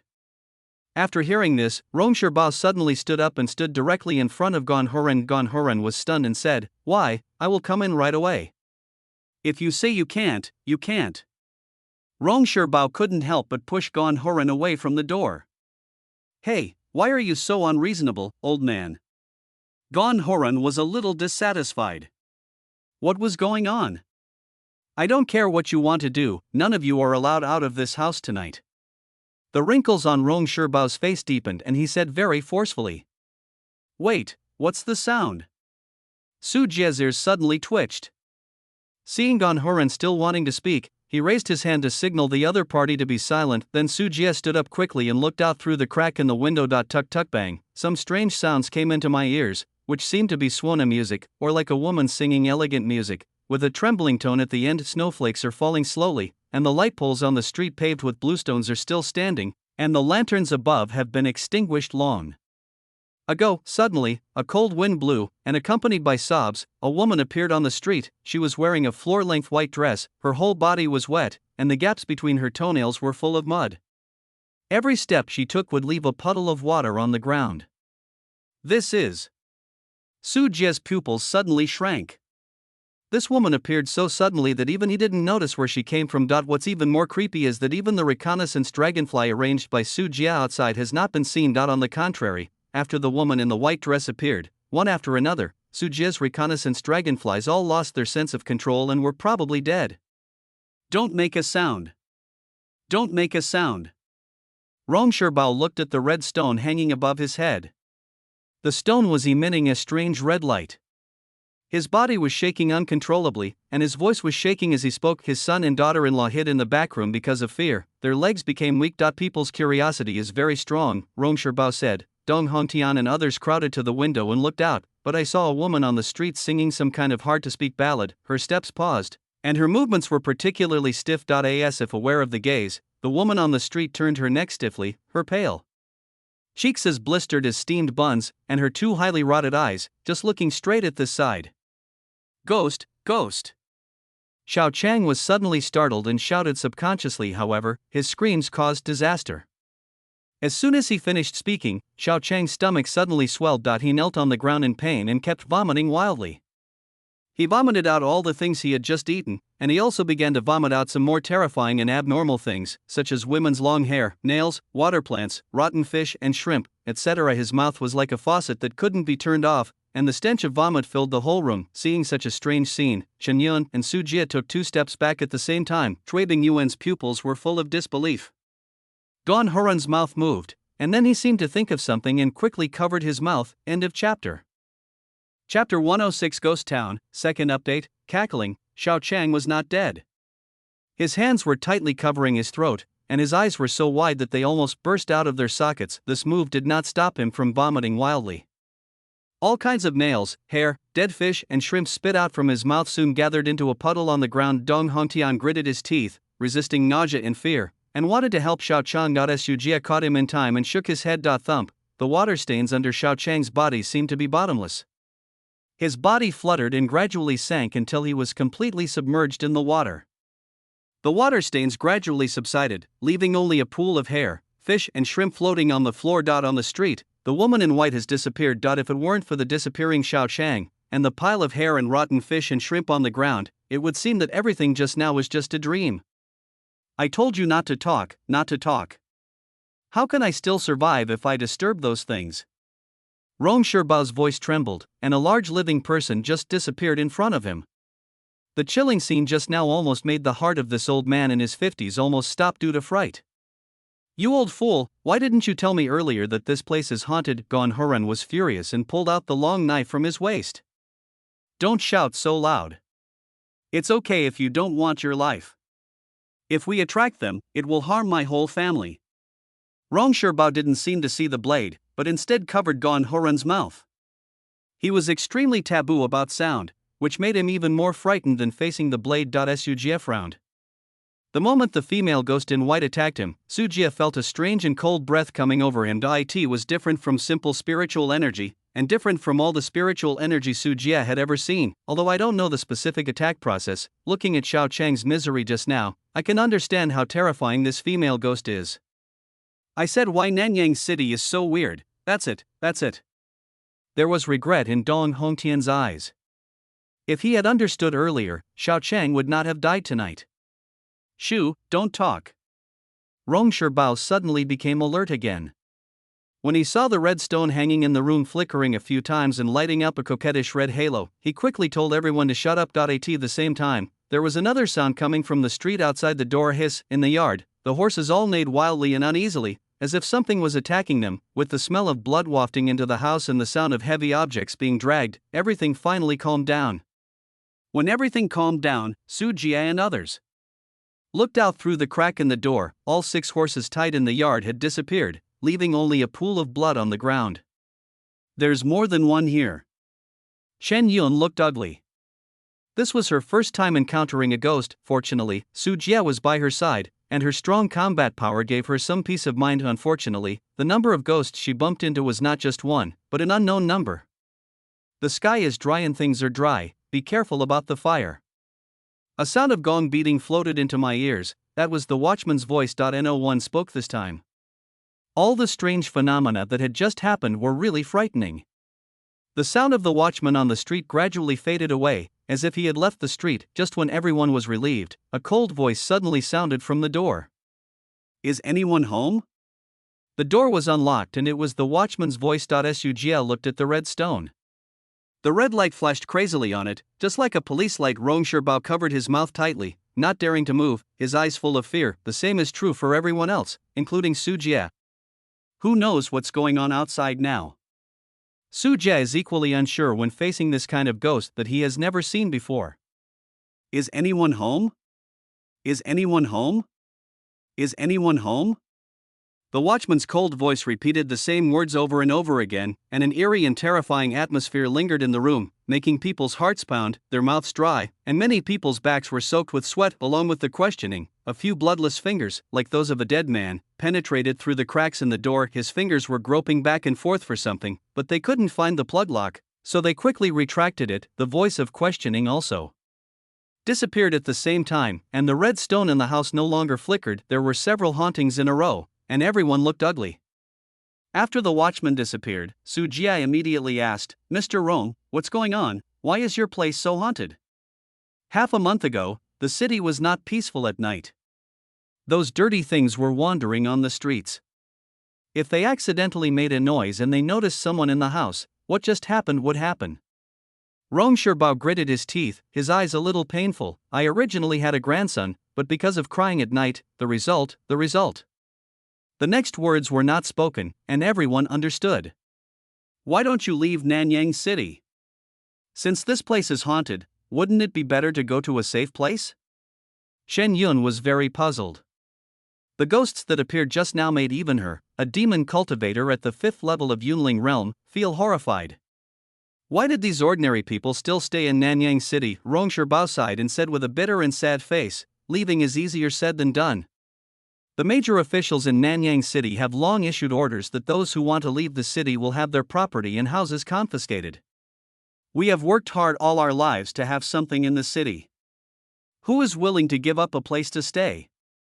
We can only stay here and hope that these ghosts will leave soon. Dom Hongtian wanted to see the scolding scene with the officials today, gritted his teeth and said, "It's those dog officials again. Since the government doesn't care, why don't they go to the Tianchuan division or inform the Zhengdao sect? They can't just ignore it. I haven't seen any Tianchuan division. As for the Zhengdao sect, there is a Miaoying temple 200 miles away from Nanyang City. A more prestigious clan elder once called on everyone to send people to ask for help. Unfortunately, there has been no response so far. No one came back." Rong Shirbao's words made Su Jie's heart skip a beat, and he immediately had a bad premonition in his mind. Where are the aristocratic families in the city?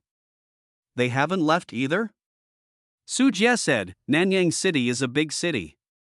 In addition to the common people who are traffickers and foot soldiers, of course there are also wealthy families and even aristocratic cultivating families. For example, many of the merchants who do business with the Guiling Palace black market are from wealthy families. These aristocratic families have a long history, and they also have cultivation methods and control a large amount of wealth, through which they can cultivate the cultivation of the children of the family, or recruit casual cultivators from outside to become worshippers. A prosperous and powerful cultivating family, not even weaker than the sect, can occupy the blessed land of Lingshan, plant elixir nurseries, open weapon refining workshops and alchemy pavilions. Talented children in the clan are sometimes sent to the sect for training. When they grow up, they can also be inextricably linked with the aristocratic family and exchange benefits. In addition, these aristocratic families like to play marriage alliances. Their relationships are intricate, they share weal and woe, and they form a huge interest group with each other. These people have a lot of energy, but they are not ordinary people, and they have no means of resistance. End of chapter. Chapter 107 White Mist, third update. They have already left Nanyang City. They left at the very beginning. The carriage carrying goods was blocked for a long time. Those wealthy people don't care whether we live or die. Rong Shirbao mocked, with a lot of resentment accumulated in his heart. They all ran away. So many ghosts entered the city at the same time. It's not normal no matter how you think about it. Dom Hongtian looked helpless, thinking about the wealthy families and the practitioners in the city who were taking the lead in running away.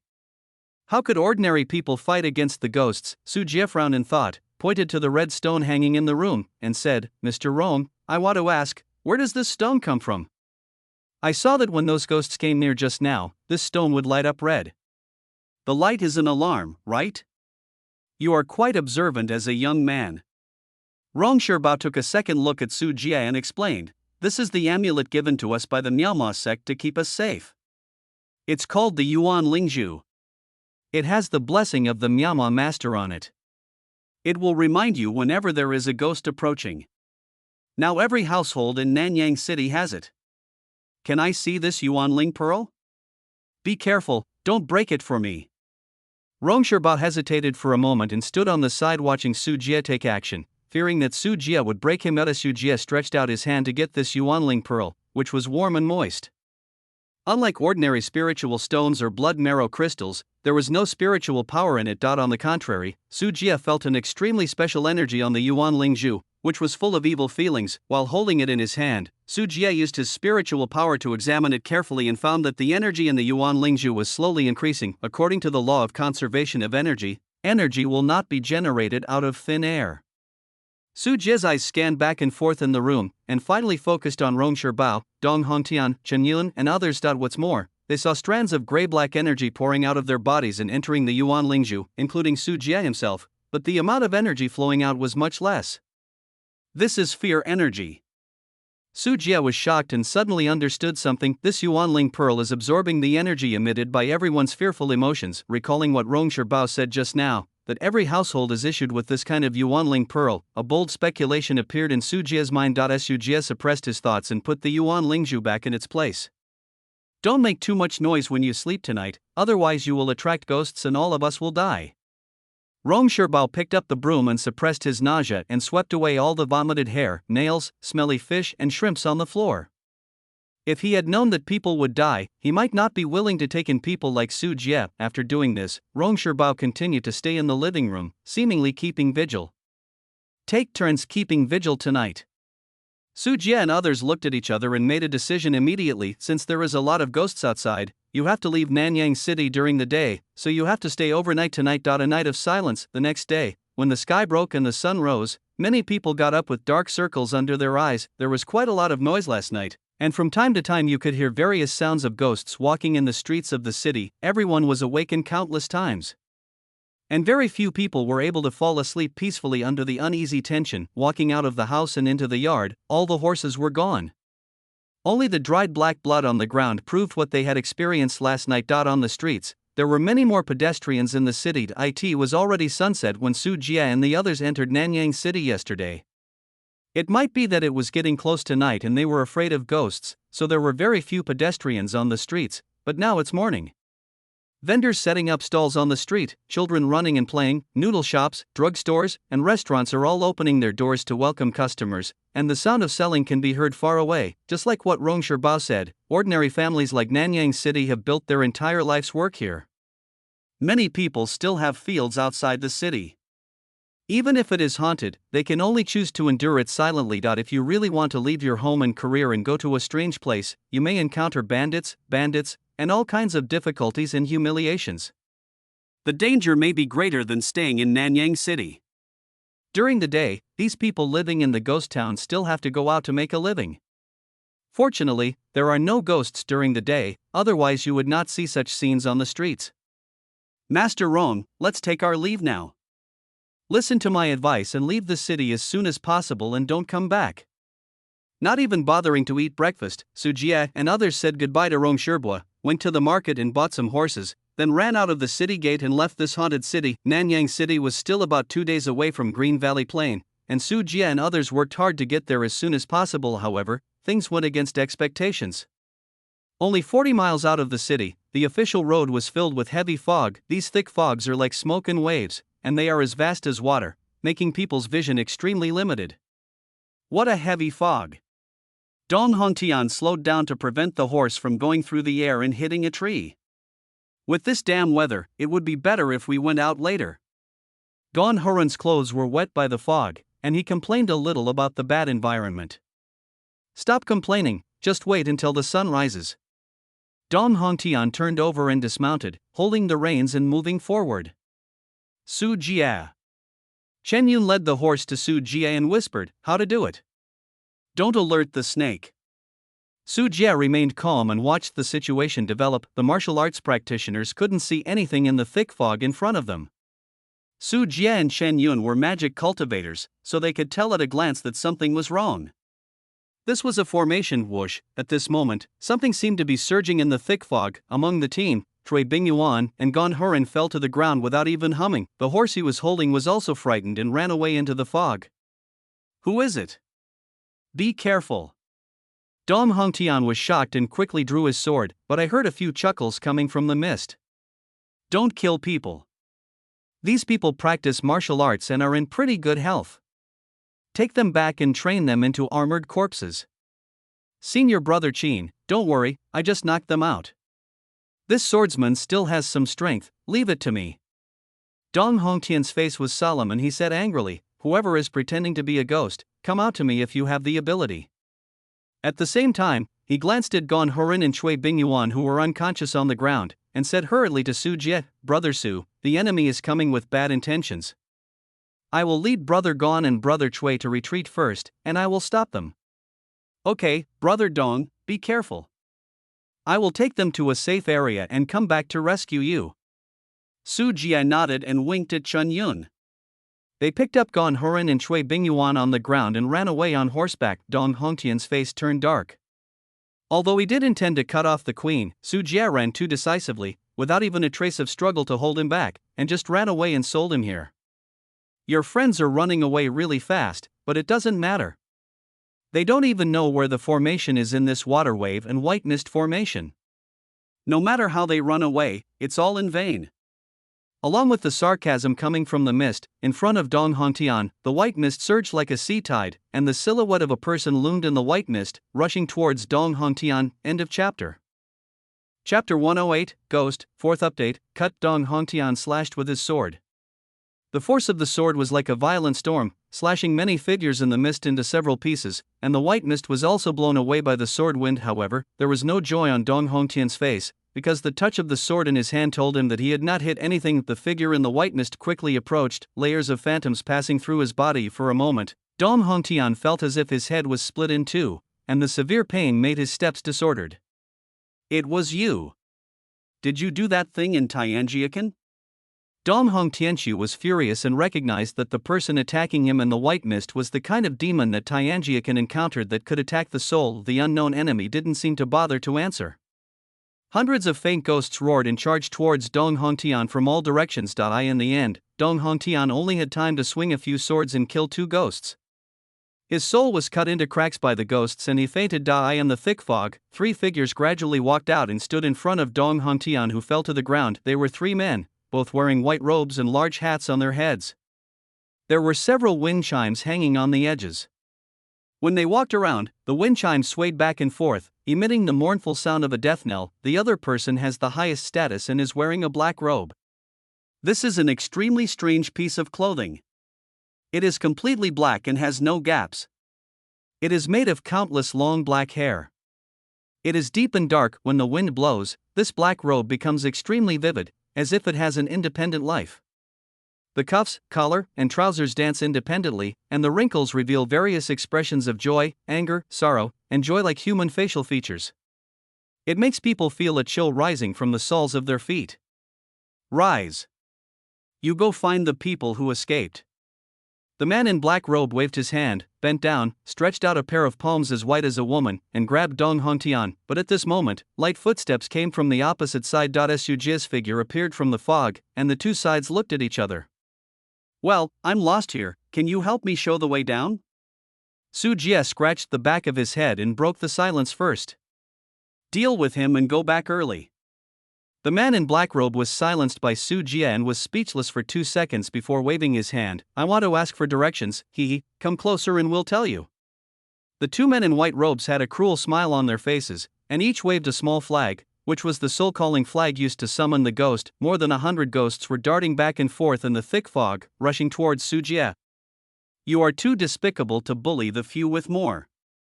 Su Jie took a step back pretending to be scared. Hundreds of ghosts roared, and the bodies of the ghosts stretched at high speeds, like sharp blades, trying to cut Su Jie's soul into pieces. Points. At the same time, Su Jie gave a soft drink and split his body in 2. The real body and the shadow were staggered and separated. The ghost that was drawn into a sharp blade shape at high speed could not change its direction. It all hit the shadow air, and the real body appeared in dozens of places. Meters away. Practitioner. The 2 men in white robes looked shocked. Before any further reaction could be made, a thin hum suddenly came from the void, like the sound of rain hitting plantains. In the thick fog above, tens of thousands of human-faced moths flapped their wings and swarmed down quickly. The expressions of the 2 men in white robes suddenly changed. The wind chimes above their heads vibrated wildly, and there was strange sorrow and music, but it only cracked a layer of human-faced moths. He took out the protective talisman from his arms, and the spiritual light shield that had just risen was corroded by the acid. Countless human-faced moths wrapped the 2 men in white robes into insect balls, and they could only hear chewing and screaming. After a few seconds, the 2 men at the 3rd and 4th levels of Yunling realm were silent again. When the human-faced moth took off again, nothing was left on the ground, and even the bones were devoured by the human-faced moth. I'm sorry, you too. I like to use this trick to bully the few. Su Jie kept his eyes on the man in black robe and did not look at the 2 men in white robe who were being swallowed, because this person was the real troublesome one. Insects, people from Ghost Ridge Palace? The man in black robe was not moved at all by the tragic death of his companion, and looked straight at Su Jie with a pair of lifeless eyes. I thought Su Jie was just a martial arts practitioner, but he turned out to be a cultivator and a local demon cultivator. If I guess correctly, you are from Tianhunman. Su Jie made a guess, and the soul-calling flag allowed Su Jie to guess their identities. Tianhun Sect, Inner Disciple, Jinsheng. The man in black robe took off his bamboo hat. He was obviously a man, but his cheeks were smeared with women's rouge and his lips were smeared with lipstick. He looked very strange. "Stop now, I can pretend nothing happened." Su Jie's voice was calm. Behind him, a swarm of human-faced moths gathered into a cloud, dispelling the dense fog nearby and leaving the battlefield in a state of solemnity. "Your Majesty killed our people. I'm afraid it's not easy to just walk away like this." An evil smile appeared on the corner of Tan Qing's mouth, and a soul-calling flag appeared on his hand. Thousands of ghosts roared out and collided with the swarm of human-faced moths. Thousands of ghosts broke into the insect cloud, annihilating souls, and large swaths of human-faced moths fell like rain. Dozens of low-grade human-faced moths spit out acid, a powerful poisonous acid containing spiritual energy. Each time they spit out acid, a ghost can be corroded into blue smoke and dissipated. As soon as they fought, the sky turned into a cruel battlefield, and a large area of life was lost here. However, the ghost with the incorporeal advantage has the upper hand in the battle. "Oh, your Tianhun sect has crossed the border. This is the territory of our Ghost Ridge Palace." Su Jie raised his hand, and a human-faced moth corpse fell on his palm. His eyes turned cold. "Really, so what?" The corners of Tan Chang's mouth turned up, as if he was mocking. On the chest of his clothes, large strands of black hair twitched and shrank, forming a mass. A pale woman's face emerged from the mass of black hair, and finally crawled out slowly. This is a woman with disheveled hair, her long black hair dragging to the ground, and a cold and ominous aura permeates the air. Tan Cheng's robe also faded to black, and he actually wore a ghost as clothing. "Kill him." Tan Cheng's smile never faded and he issued the order in an understatement. The female ghost stared at Su Jie with a pair of bloodshot eyes, and her black hair expanded rapidly, spreading towards Su Jie. At the same time, black hair grew strangely on the back of Su Jie's head, and the fleshy folds of his scalp squirmed, vaguely forming the face of the female ghost. "I hate it when people move around on me." Su Jie snorted coldly, and on both sides of his shoulders, pale corpse hands came out of the flesh, and pressed them layer by layer on the woman's cheeks on the back of her head, tearing them off along with her scalp. The torn scalp was thrown to the ground, and those vicious eyes were still staring at Su Jie. The next moment, the thousand-handed centipede emerged from the sleeve robe. Feeling the anger of its master, it transformed into a 30-meter-long behemoth and crushed the woman's face with its scalp on the ground with 1 foot. Hizitzi, on the abdomen of the thousand-handed centipede, each pale corpse hand fell off independently. The corpse hands continued to split and gathered into a dense wave of corpse hands. Each wave was higher than the previous wave, drowning the incoming black hair. The huge body moved like a train, and the thousand-handed centipede rumbled and crushed in front of the female ghost. End of chapter. Chapter 109, Killing, 5 updates, 10,000 words. Please subscribe. As a middle-grade 4th refined goo insect, thousand-handed centipede is not afraid of any evil ghosts. For insects, they don't have as many emotions as humans, and they don't understand the concept and meaning of the word ghost. The ferocious beast of the thousand-handed centipede reached down, opened its bloody mouth, and was about to swallow the female ghost alive in one gulp. The female ghost wanted to retreat, but the speed was too slow, and the mouth of the thousand-handed centipede had already closed. How could the disheveled female ghost resist the terrifying bite force of the thousand-handed centipede? She was bitten to pieces in an instant, but the strange thing is that no blood flowed out of the bitten woman. Instead, her body turned into a circle of messy black hair, and a new female ghost grew out of the black hair spreading on the ground. There was not just one, but several female ghosts. They all had the same cold aura. They seemed to know that the thousand-handed centipede couldn't handle it, so they walked towards Su Jie step by step. The thousand-handed centipede became angry. The cracks in its visor opened, and purple rays bloomed instantly. The surging high-temperature rays penetrated the dense fog, melting the earth and rocks, and the black hair spreading everywhere on the ground was burned to fly ash. The female ghost's body blurred for a moment, and she let out a painful scream, and several female ghosts collapsed one after another. It turns out that these hairs are the real body of the female ghost. Tan Cheng's smile disappeared and her face became stiff. The appearance of the thousand-handed centipede caught him off guard, and his female ghost was obviously no match for him. However, Tan Cheng had a backup plan. Dozens of red stones were thrown out by Tan Cheng and landed on the black hair. The red stone dimmed, all the essence was absorbed by the female ghost. The black hair grew rapidly, and began to wrap around the thousand-handed centipede again. This is the Yuanling Pearl. Su Jie looked at the stones and recognized that these were Yuan Lingzhu seen in Nanyang City. Then he looked at the female ghost. The female ghost was furiously fighting with the thousand-handed centipede in waves of ferocious flames. Absorb fear to strengthen and heal. Su Jie was shocked, looked at Tan Cheng and said, "You occupy Nanyang City, turn this city into a breeding ground, absorb fear to cultivate evil ghosts. Are you so arrogant? Are you not afraid of attracting righteous encirclement and suppression?" This familiar feeling made Su Jie understand everything. Not as Su Jie planned to use a pig farm to breed ghosts, but Tianhunman went even crazier and actually turned a city into a breeding farm to absorb fear and breed ghosts. So those ghosts and monsters wandering around Nanyang City at night are clearly a trick played by the Tianhun sect. The purpose is to make the people fear and absorb the fear energy into the Yuanling Pearl. If they really wanted to kill people, Tianhunman would have massacred the city long ago. With such a crazy big deal, I don't know where this Tianhun sect's confidence comes from. As long as no one can leave, no one will know the secret. Tan Jing was about to laugh when he saw the thousand-handed centipede erupt again. The thousand-handed centipede's body burst into strange layers, and its huge body split into small centipedes.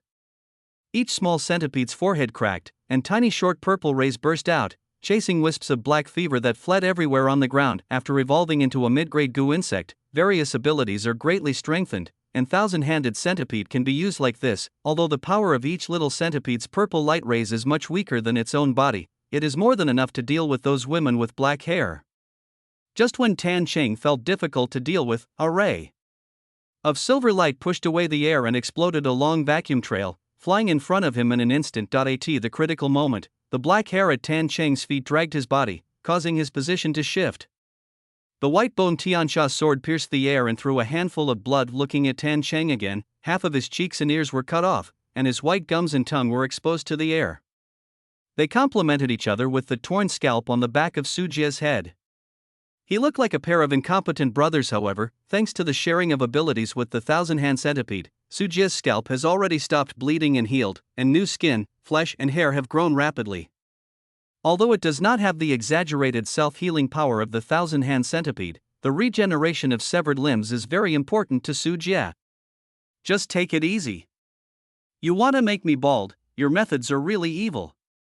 Su Jie touched the back of his head and twitched his fingers at Tan Cheng. The white bone Tiansha sword was as powerful as thunder, like a supersonic missile, chasing Tan Cheng. Tan Cheng swallowed the elixir to stop the bleeding and heal his injuries.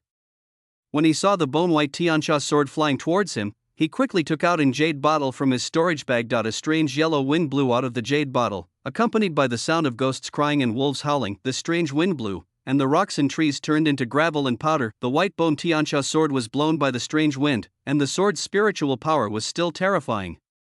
It rushed in front of Tan Cheng despite the strange wind. Collect it from me. Xin Sheng pinched the spell, and the jade vase changed from blowing the wind to sucking in the air. Big trees and rocks were uprooted, and the white bone Tiansha sword was also swallowed into the jade vase. The jade bottle is a low-grade high-level magic weapon. It is extremely powerful and terrifying. Even gold and silver will melt into powder if it is swallowed, but this does not include the white bone heavenly evil sword. I saw the jade bottle buzzing and vibrating. A crack appeared at the bottom of the bottle, and the bone heavenly evil sword was about to escape. Tan Cheng's face was livid. He threw out a few talismans and activated the spells. Bang! Bang! Bang! Coffins fell to the ground one after another. Several green-faced zombies with fangs and black and sharp nails jumped out of the coffins. The skin of these zombies is as hard as steel, and they are extremely powerful. Their movements are not as clumsy and stiff as in movies and TV shows. Instead, they are as agile as leopards, and are somewhat stronger than the White Walkers. The large number of ghosts in the sky stopped fighting with the human-faced moths and rushed toward Su Jie. After that, Tan Cheng took out a blue treasure umbrella with many ghost figures engraved on its surface. This time, the umbrella body opened, and ghosts came to life, glaring at Su Jie on the umbrella surface. Su Jie's body suddenly became unable to move. Fortunately, Su Jie has grown too much now. The thousand-handed centipede roared, and hundreds of thousands of small centipedes flew into the sky, protecting Su Jie layer by layer without any gaps. Although Inhun has the characteristic of penetrating entities, what they face are middle-grade fourth refined goo insects. A swarm of hundreds of thousands of small centipedes will annihilate the souls of Inhun that dare to rush in. Clank, the white bone heavenly evil sword completely pierced through the jade vase. It was extremely light and danced like a flying swallow, piercing the clouds, turning into a stream of light. Several zombies that were running fast stopped and their heads rolled off their necks. Even if their bodies are harder than steel, they are as good as paper in front of the Whitebone Sky Sword. After advancing to the 6th level of the Yunling realm, Su Jie was finally able to truly exert the power of the Whitebone Heavily Evil Sword. It was truly unstoppable and could defeat everything with one sword. This is the Flying Sword, the flying sword that ranks first among magical weapons in terms of offensive power. The Whitebone Tianxia sword continued to castrate, and flew in front of Tan Cheng. Tan Qing raised the ghost-faced umbrella to block it. As a result, this umbrella, which was not mainly used for defense, was easily pierced by the Whitebone Heavily Evil Sword. Several layers of protective spirit shields on his body were penetrated continuously, and finally penetrated Tan Qing's body. Aha! Tan Qing's pupils shrank, staring in disbelief at the Whitebone Tianxia sword that had returned, and he vomited blood in his mouth. The best flying sword, how is it possible? He recognized the grade of the Whitebone Heavenly Evil Sword. It was the best of the low-grade flying swords and was more precious and powerful than the low-grade high-grade magic weapon. No wonder his various protections could not stop it. Why bother? I didn't want it to be so bloody, so I had to stay.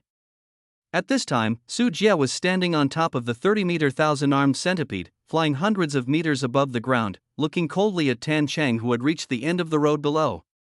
We're done here. Tan Cheng still wanted to beg for a living. That's not what you said before. Su Jie smiled coldly and slashed with the Whitebone Heavily Evil Sword. He cut off his head with one sword, completely severing the life of this inner disciple of the Heavenly Soul sect who was at the 8th level of Yunling realm. But the battle isn't quite over yet. With Tan Qing's death, the female ghost is still alive.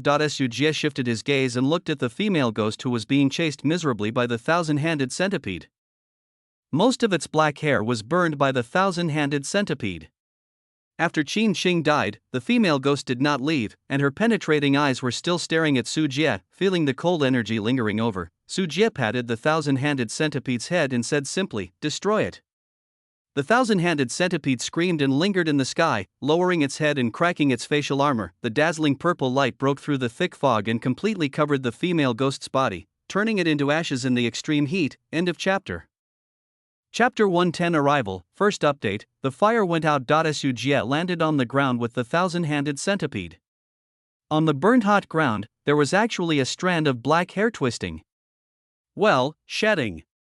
Su Jie's eyes immediately lit up and he recognized the origin of this strand of black hair. Like the bone tree, they are treasures that emerge by chance after death. The black hair was twisted on the ground, like a mess of lines, and like a dead and unyielding poisonous snake. Out of vigilance, Su Jie did not pick it up immediately, but controlled several pale corpse hands to grab it.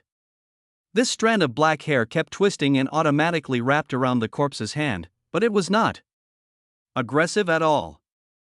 It was just entangled, not strangled. Su Jie looked around. This was not a place for experiments. After confirming that there was not much danger, he put the black hair into the storage bag first. Su Jie then cleaned up the battlefield and picked up all the things that were exploded by the 3 disciples of the Tianhan sect that he killed, including the clothes and hats they wore, which were obviously magic weapons. There are also jade bottles and umbrellas that were damaged by the Whitebone Demon Sword. They are worth a lot of money if they are recycled and sold as materials. In addition, there is Tan Cheng's storage bag. After opening it, the storage bag contains a lot of strange items, several zombies that have not yet been made, dry and hard fingers, teeth of some kind of animal, putrid white mourning clothes, paint smeared on the dead, makeup, blood in bottles, etc. These materials are full of sinister aura at first glance, and they are probably used to practice some kind of magic skill. In addition to these, there are as many as 2,000 blood marrow crystals and hundreds of Yuanling beads. After hurriedly counting the contents of the storage bag, Su Jie did not stay long and destroyed several corpses. Then he quickly left the battlefield in the thousand-hand centipede, found Chen Yun and others, and carried them all on the thousand-hand centipede's back. As for this white mist formation, it is not very clever. The range and height of the shield are limited, and it is impossible for the flying thousand-handed centipede to get lost. Can your goo insects still fly? Chen Yun sat on thousand-hand centipede's broad back, her long hair scattered by the strong wind, looking at Su Jie and saying with envy, "Such a goo insect that can fight and fly is the dream love insect of many disciples of Guiling Palace. This ability is great. If you encounter an enemy that you can't defeat, it will be convenient to escape with this method." Su Jie touched the thousand-hand centipede's head, but as he was talking, the thousand-hand centipede seemed to have discovered something and let out two calls. Su Jie looked down and saw hundreds of carriages lying on the official road on the ground, and dead bodies could be seen everywhere. So many corpses. Chen Yun's expression changed slightly. There must be thousands of corpses.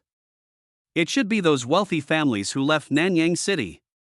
Because of the luxury of the carriage and the family crest, Su Jie recognized the identity of this once huge motorcade. After Nanyang City was haunted, they were the first group of aristocratic families to leave Nanyang City, but now it seems that they did not escape the vicious hands of Tiananmen in the end, and were trapped and killed here in the wild. It's no wonder that Nanyang City is still firmly controlled by the Tianhan sect. I'm afraid the news hasn't been passed on yet. There are probably secret treasure realm elders sitting in Nanyang City, and there are more than one. Otherwise, it would never be that easy to kill so many wealthy families. Su Jie touched his chin, feeling secretly grateful. These aristocratic families have a profound background. The one who can destroy them here must be an elder from the secret realm. Fortunately, Su Jie left early, otherwise it would be difficult for Su Jie to escape if he really provoked the elders in the secret realm. How dare this heavenly soul sect act so domineeringly? Chen Yun was very puzzled by this. Although she was also a demon cultivator, Guiling Palace was used to being forbearing. She had always been entrenched in the mountains and rarely went out.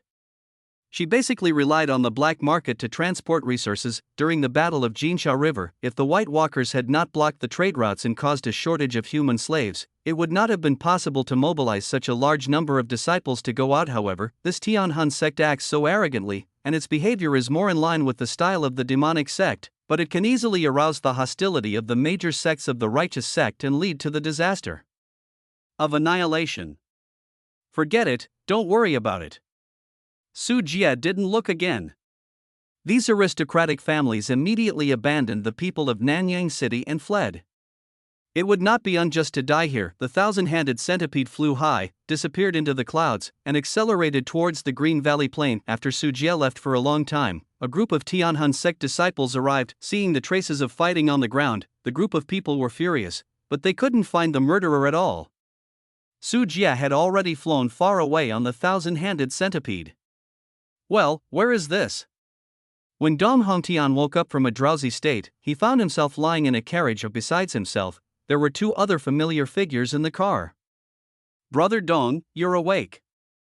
You've been in a coma for 2 whole days, which made the brothers worried.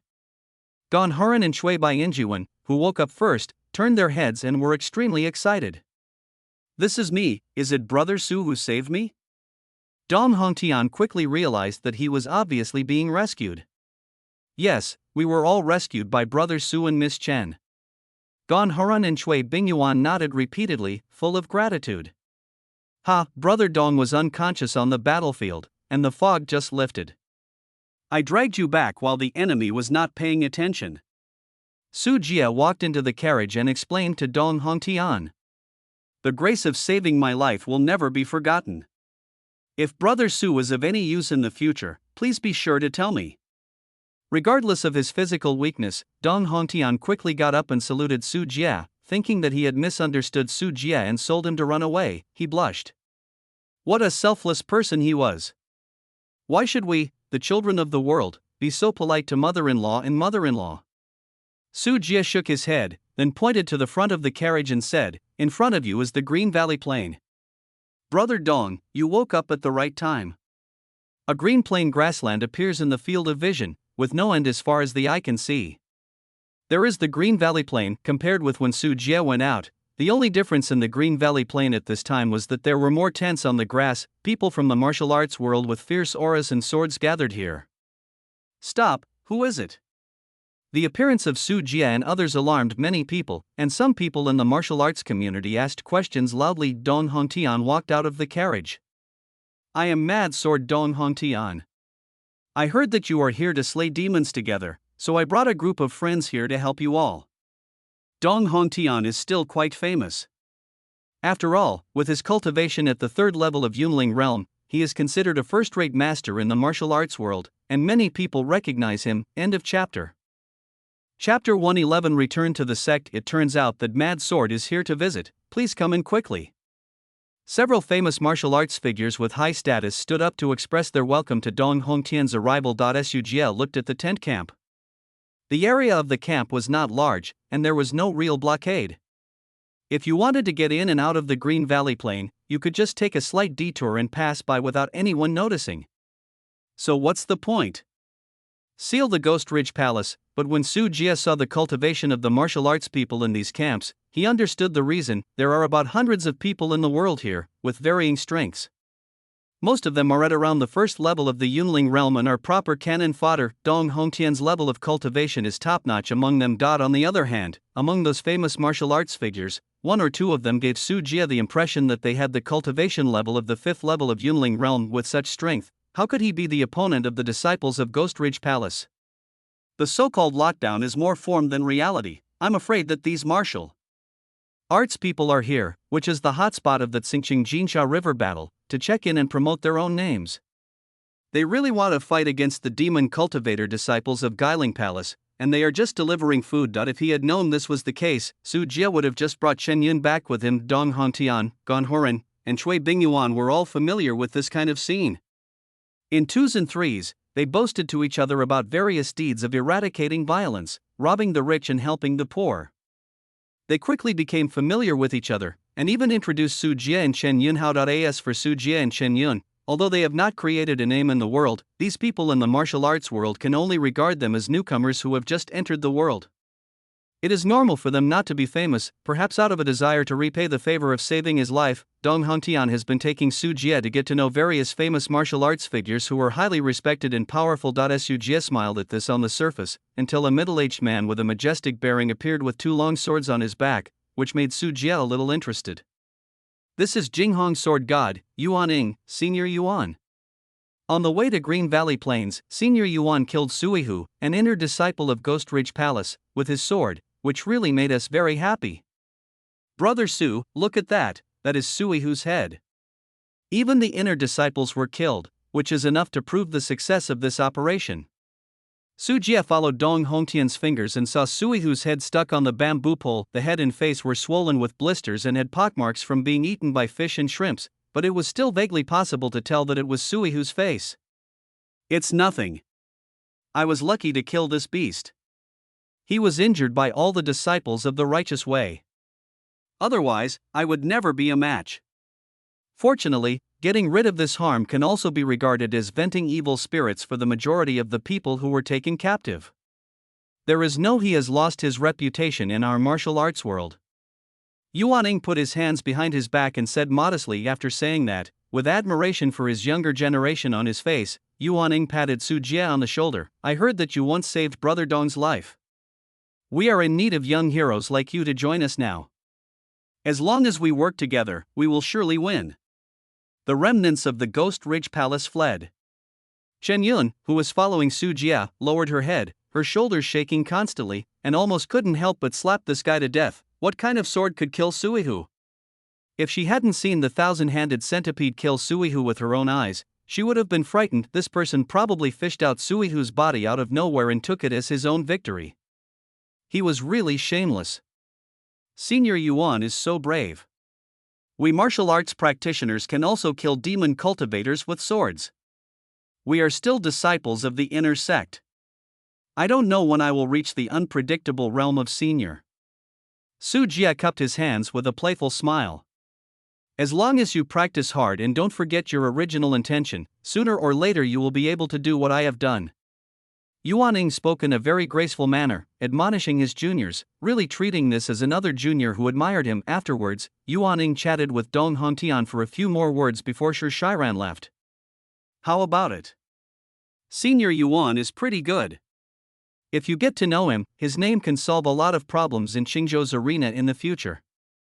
Dong Hongtian was full of admiration. He truly admired him from the bottom of his heart. Su Jie smiled and didn't say anything. Instead, he pressed Chen Yun's arm and told her not to mess around and kill people for such a trivial matter. Night. On the Green Valley Plain, people in the martial arts forest gathered together, lit up bonfires, and opened altars to drink. Su Jie left a letter and took Chen Yun to leave the camp quietly at night, traveling in a hurry. We didn't encounter any trouble on the way back to Ghost Ridge Palace this time. There were no dangerous places on the Green Valley Plain. Because the thousand-hand centipede flew fast enough, Su Jie and Chen Yun arrived at the Ghost Ridge Palace in the middle of the night. I saw 3 towers from a distance, with law enforcement teams patrolling back and forth. This is the gateway that separates Ghost Ridge Palace from the outside world. Disciple Su Jie returned from a mission. This is a token of trust.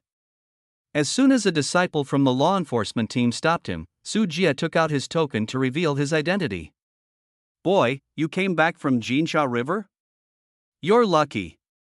The disciple from the law enforcement team checked it and said something. I don't know how much the Jinsha River has been lost this time and how many ships have returned.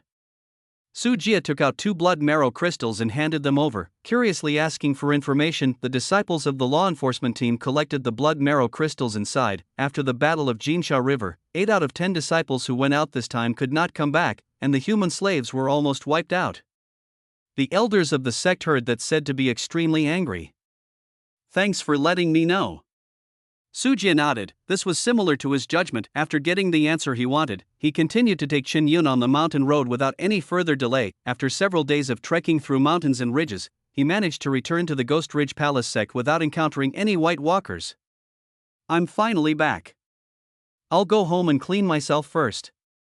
Looking at the familiar mountain gate, Chen Yun was very emotional. This outing was really thrilling. I'll go to the bailiff to submit the task. Su Jie and Chen Yun separated and walked towards the command hall. Although the slave trade from Luyan Villa failed in the end, you still need to submit the task to at least let the sect know that you are still alive. In the command hall, Su Jie walked in and saw that the place was quite deserted. Because of the Battle of Jinsha River, a large number of disciples died. The disciples who went out to perform the mission, even the outer disciples, were above the 3rd level of Yunling realm. They were the backbone of the command hall to accept the mission. Now that there are fewer disciples, the command hall will certainly be deserted. Brother Su, is it really you? I thought you already. When Wu Bin saw Su Jie coming back, his face was full of surprise. He probably thought Su Jie had died in Jinsha River. Brother Angkor, long time no see. Did you think I died outside? Su Jie stepped forward and handed over the token. Hey, I'm not. Brother Angkor, please don't explain. After all, too many disciples died this time. It's not surprising that you think so. Su Jie shrugged, and while handing over the token, asked, Kor Angkor, I remember that your command hall is also responsible for the promotion assessment of inner disciples, right? Yes, why are you asking this? Wu Bin thought of something. His whole body was shocked, his mouth opened wide, and he looked at Su Jie in astonishment. I will be promoted to inner disciple. Su Jie's voice was calm. As soon as he finished speaking, every steward in the command hall turned to look at him, their surprise beyond words. End of chapter. Chapter 112 Promotion to Inner Disciple. Brother Xian, your strength has reached the 6th level of Yunling realm?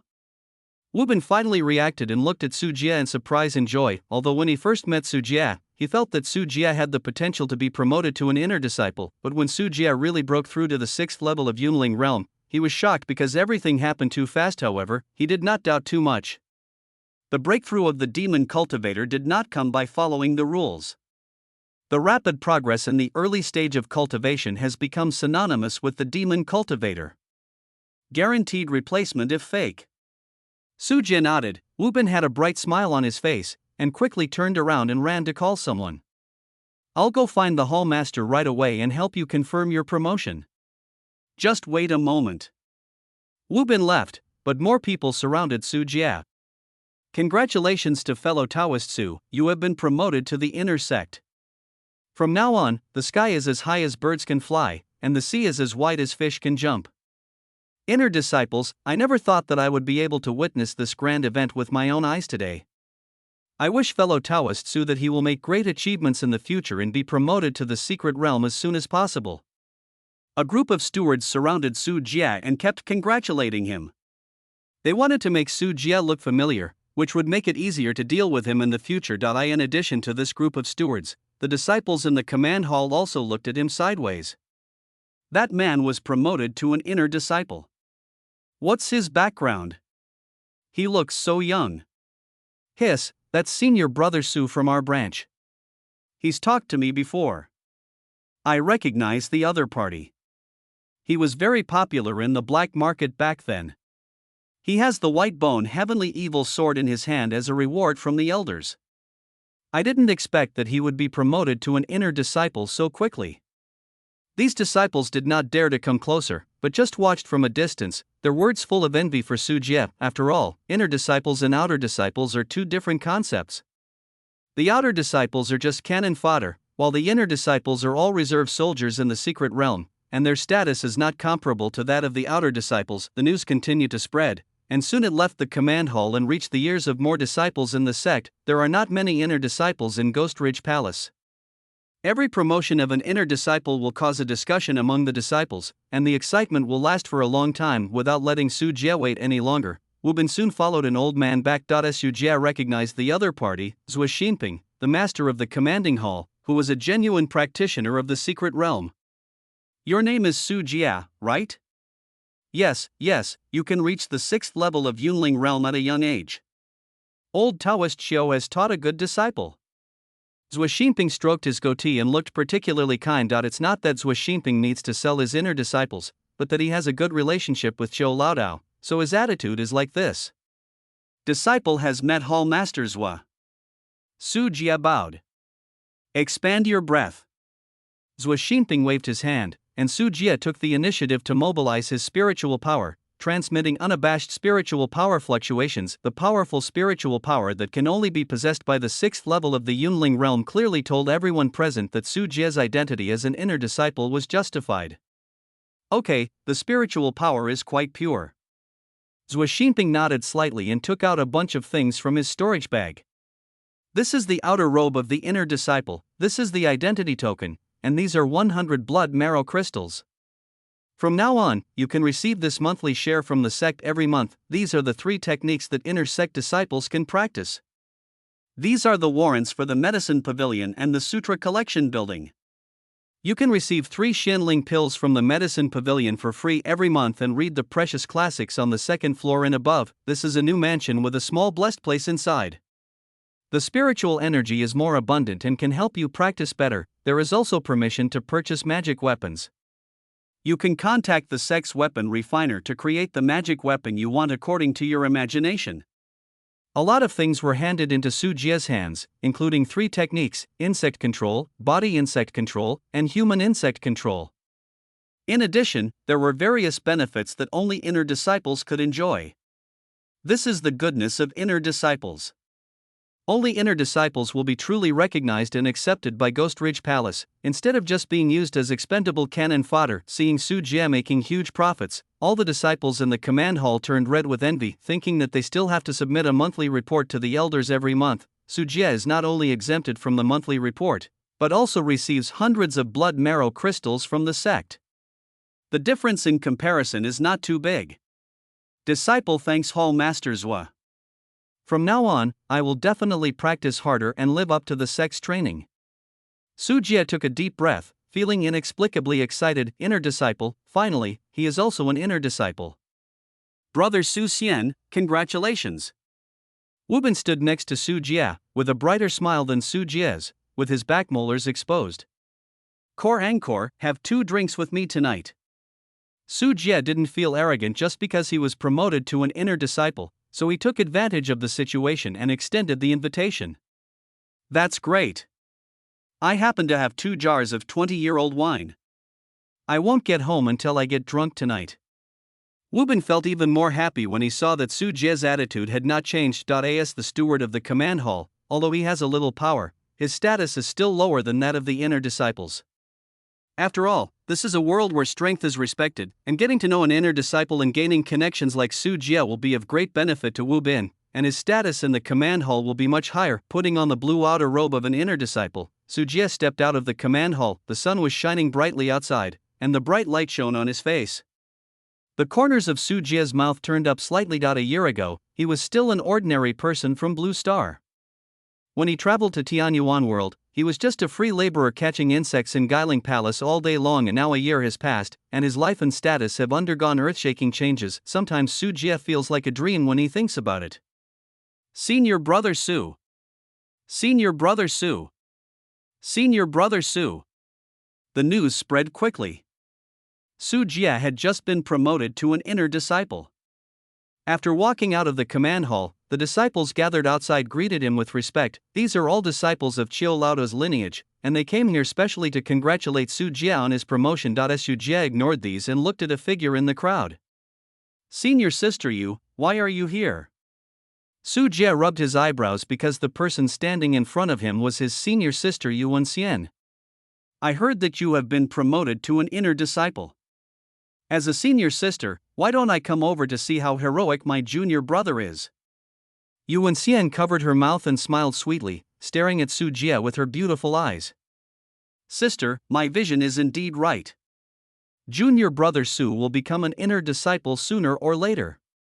It's a pity that I didn't seize the opportunity. Otherwise, we would have become a good story now. Senior sister Yu, I'm still in a hurry to go home, so I won't talk to you anymore. After hearing this, Su Jie twitched the corner of his mouth. If he really wanted to seize the opportunity, he would have become a slave by now, but he hurriedly bid farewell to Yu Wenxian, lest this dangerous woman keep having her own ideas. End of chapter. Chapter 113 New ways to make money. Instead of going back to the cave dwelling where he used to live, Su Jie came to a large house with 4 entrances. This mansion is very grand, with open space, carved beams, and painted pillars everywhere, and various exotic flowers and plants planted there. This was the residence assigned to Su Jie by the sect after he was promoted to an inner disciple. It was completely different from the cramped cave dwellings in the past. In front of the gate, a dozen servants, maids, and chefs who had been notified were waiting at the door early. After Su Jie appeared, they all knelt down. I've met Mr. Su. These people were kneeling on the ground, not daring to move at all without Su Jie speaking. They now belonged to Su Jie's personal belongings. They were given to Su Jie along with the mansion. Su Jie can kill them at will without any problem. Get up and prepare dinner. I have a party with friends tonight. Su Jie waved and walked into the mansion. A group of servants breathed a sigh of relief. It seemed that the new master was relatively easy to talk to. Pushing open the practice room of the mansion, the layout is quite simple, but it is the most important place of the mansion. Sure enough, the spiritual energy is much richer than the outside world. Su Jie took a few breaths, feeling the growing spiritual energy, and looked at his feet. The ground here is considered a small blessed land, not large in scope, only a few dozen square meters, but it is enough to speed up cultivation. In the past, if Su Jie had such a blessed place to practice, he would be happy for 3 days and 3 nights. It's a pity that now that Su Jie has the white bone tree, he looks down on this little blessed place. The white bone tree is much more efficient in providing spiritual energy. Without being in a hurry to practice, Su Jie took out a strand of black hair from his storage bag. To be precise, it was ghost hair. This mass of ghost hair was wrapped around Su Jie's arm. There had been no experiments on the road before, but now that it was settled, Su Jie planned to see what effect the female ghost shed hair would have. After trying to put in some spiritual energy, Su Jie saw that Guifa was just twisting more actively. Nothing strange. Could it be Su Jie thought of something and tried to touch the ghost hair to his scalp? Whoosh whoosh whoosh, just like a shark smelling blood, the strand of ghost hair immediately penetrated into Su Jie's scalp and started a crazy surge. Su Jie's thoughts moved, and these ghost hairs expanded rapidly like a waterfall, overflowing with murderous intent, following Su Jie's thoughts and destroying everything in front of them. This is exactly one of the attack abilities of that female ghost Tan Qing. But it's just weakened a bit. However, Su Jie didn't look happy. The ghost hair was quite powerful, but out of control. It grew uncontrollably, hanging down to his feet and dragging the ground for 3 meters. Click click click. Su Jie took out the bone sword and cut off the ghost's hair. The hair continued to grow wildly until it was 3 meters long, almost the same length as the original female ghost. Su Jie looked in the mirror and saw his own image. His face was speechless, which was a bit unacceptable. Forget it, I don't like this attack power now. Su Jie thought carefully, and for the sake of his own wisdom, he decided to take off the ghost hair. I don't know if it absorbed Su Jie's blood. This strand of ghost hair was even more domineering. It actually took the initiative to wrap around it. It seemed that it wanted a host. It was also highly aggressive. The twisted hair was all over the practice room, wanting to tear it apart. Mince everything. In addition, Su Jie's own hair grew wildly again, but this time the hair had no offensive power, it just grew, affected by the radiation of the ghost hair. Snort. Su Jie blinked his eyes, and the purple light rays were stimulated and instantly melted the large strands of ghost hair. The ghost hair slowly shrank, but it still had strong radiation ability. As long as he got close, Su Jie's hair would start to grow wildly. Can only ghosts really control this thing? Su Jie was quite helpless. This thing was originally the product of a female ghost. As a human being, it was not surprising that it was difficult to control accurately. If Su Jie could sacrifice his personal image, his power would still be good, but unless he had no choice, Su Jie would not consider it. Go and eat ashes in my storage bag. I'm not bald, so I don't care about you. The more he thought about it, the angrier he became. Su Jie cursed and picked up the white bone heavenly evil sword as a razor, cutting off the hair that had grown to his legs again. He was about to put the hair back into his storage bag to prevent his hair from growing due to radiation, but with this complaint, a flash of light flashed through Su Jie's mind, and Su Jie suddenly turned his head to look at the strand of ghost hair in his hand. Yes, I'm not bald, some people are bald. Su Jie patted his thigh and thought of a new way to use it. This thing can not only be used for fighting, but also for hair growth. In order to verify the bold idea in his mind, Su Jie immediately began to conduct new experiments. This time Su Jie was not testing the attack power of the ghost hair, but testing the radiation ability of the ghost hair to cause human hair to grow after being radiated. An hour later, Su Jie sat cross-legged on the ground, with a basin of water in front of him, and the ghost hair floating in the water. Su Jie first shaved his hair to reveal his bare skull, and then spread a little water from the basin onto his head. Swish, strands of shiny black hair emerged from the scalp and fell down to the waist in an instant, continuing to grow to several meters in length before stopping. The effect of the medicine is still too strong. Su Jie stood up and shouted outside, "Afu, bring in more water." Hearing the sound, waiting outside the door, the old butler named Afu quickly came in with several maids and servants, carrying a large bucket of water. Su Jie put the ghost hair into the bucket and called Afu.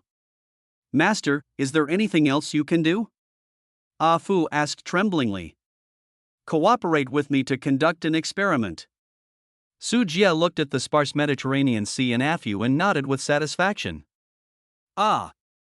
Upon hearing this, Afu was so frightened that his face turned pale and his legs became weak when he thought of all the horrific rumors of cannibalism and human experiments carried out by demon cultivators. Su Jie didn't know what messy things Afu was thinking about.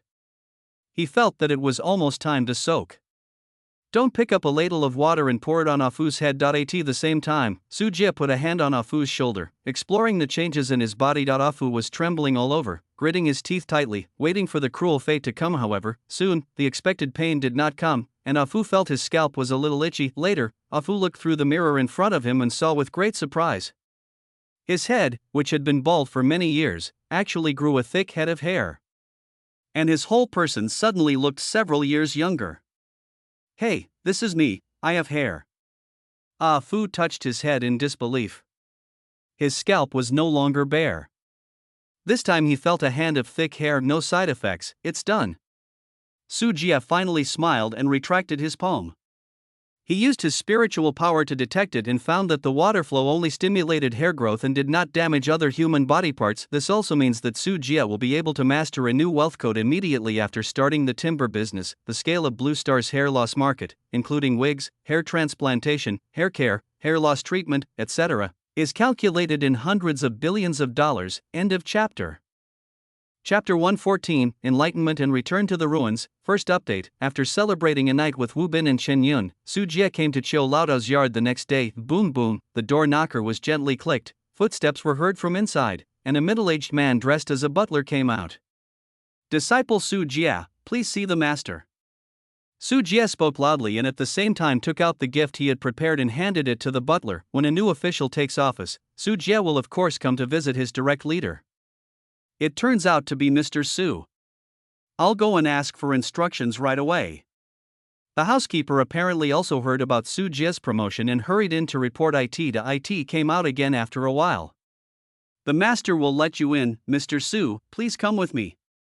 Under the guidance of the housekeeper, Su Jie came to a flower garden. On the land rich in spiritual beauty, a garden full of dragon's blood flowers is planted, with flowers as delicate as blood blooming. This is a special kind of spiritual plant. The magnificent flowers need to be moistened with blood to promote growth, and they must be watered with human blood so that they can grow best and brightest. Qiu Laodao was standing in the flower garden at this time, with his back to Su Jie, and said calmly, "Without the slaves, my flower garden has withered and lost a lot of color." You came at the wrong time. My disciple is guilty of not bringing the slave back to the sect. Please punish me, master. Su Jie stood up straight and took the blame. That's everyone's fault, and you're not qualified to take responsibility. Xiao Laodao slowly turned around, with a thin face and a pair of eyes that were as calm as ever. Your senior brother is dead. Now you are the only inner disciple here. Don't lose my name. Xiao Laodao said slowly. When he said this, Su Jie always felt that Xiao Laodao was staring at him. He didn't know if he suspected that Pei Haibing's death was related to him. Su Jie's heart skipped a beat and he said earnestly, Master, I will definitely carry forward our branch and not do worse than others. It's best to be like this. Don't be like your senior brother, who is inferior in skills and is just a handful of loss in the end. As if he was beating Su Jie, Xiao Laodao might have guessed something, but he didn't go into it at all. The competition in the magic world is cruel, and it is normal for the superiors to step on the corpses of the losers. For Xiao Laodao, even if Su Jie really kills Pei Haibing, he will not lose anything, but gain a better disciple, especially when resources are limited. The best will definitely be selected and the stronger one will be cultivated, just like the competition in the animal world. The several chicks nurtured by the eagle are not based on the principle of equality, but whichever chick is the most ferocious will be eaten. The weaker chicks will become more and more vulnerable if they cannot eat food. The thinner he became, he was eventually abandoned and starved to death. You have good potential. Which exercises you want to learn? Choose one of the three. After beating, Xiao Laodao gave another sweet date and took out 3 jade slips. The names of the exercises are written on the jade slips, which are called White Bone Transformation Technique, Enlightenment and Return to Ruins Technique, and Yaksha Body Refining Technique. The White Bone Transformation Technique is practiced by your senior brother. After enlightening the Tao and cultivating the soul path, the soul will return to the ruins and come out. The soul can travel between heaven and earth in one day. The Yaksha Body Refining Technique emphasizes that the body is like a demon, emitted into the fire candle, and it is completed. At that time, you can go into the sea to catch dragons and fly into the sky to catch birds and eat them. Listening to Xiao Laodao's words, Su Jie looked at the 3 techniques.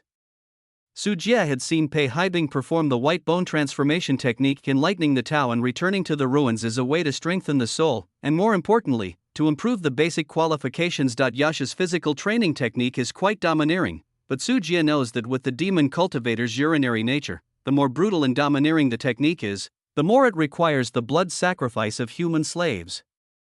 Master, the disciple chooses to enlighten the Tao and return his merits to the ruins. Su Jie responded. He knew that his qualifications were poor. Now that he was promoted to an inner disciple, there should be no danger in a short time. On the contrary, he was very excited about the improvement of his qualifications. Have you decided? This technique is more orthodox and requires patience to practice. Sure, I'll choose this. Take it, do not teach it privately. Disciple understands. After receiving the enlightenment and returning to Ruin Gong, Su Jie was not only happy but also secretly sighing.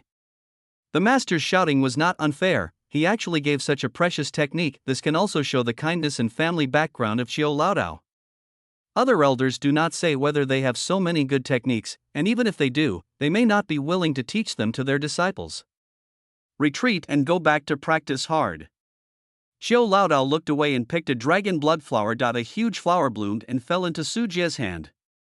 On the surface of the flower, babies opened their little mouths, trying to suck Su Jie's blood. Thank you, Master, for the reward. Su Jie saluted, turned around and left the courtyard. The butler who was waiting outside saw it and said with a smile, "It seems that Mr. Su was very popular with the master. The master likes to raise flowers and fish the most. If he is not a valued disciple, he will not give dragon blood flowers easily. It's just the master's love. I still have a lot of work to do." Su Jie cupped his hands and left Xiao Laodao's residence, eager to go back to practice in the practice room of the mansion. This technique is indeed quite orthodox.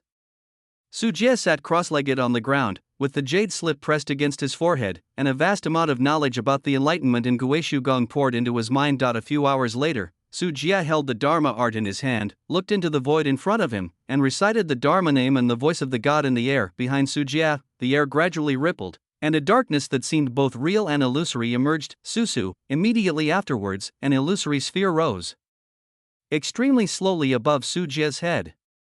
This was Su Jie's soul. When the soul left the body, Su Jie's perspective also changed. He was in the soul and saw his body sitting cross-legged in the practice room. At this time, Su Jie was able to control this soul.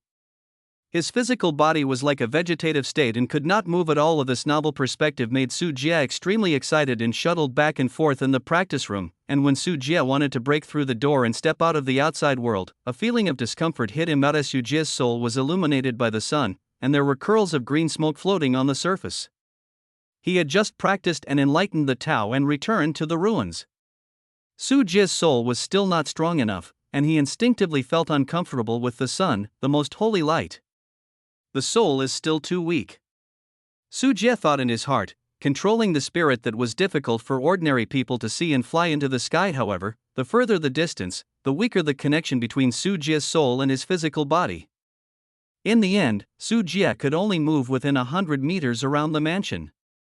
If it was too far away, Su Jie's physical body would be truly brain-dead, and his soul would be exposed to wind and sun.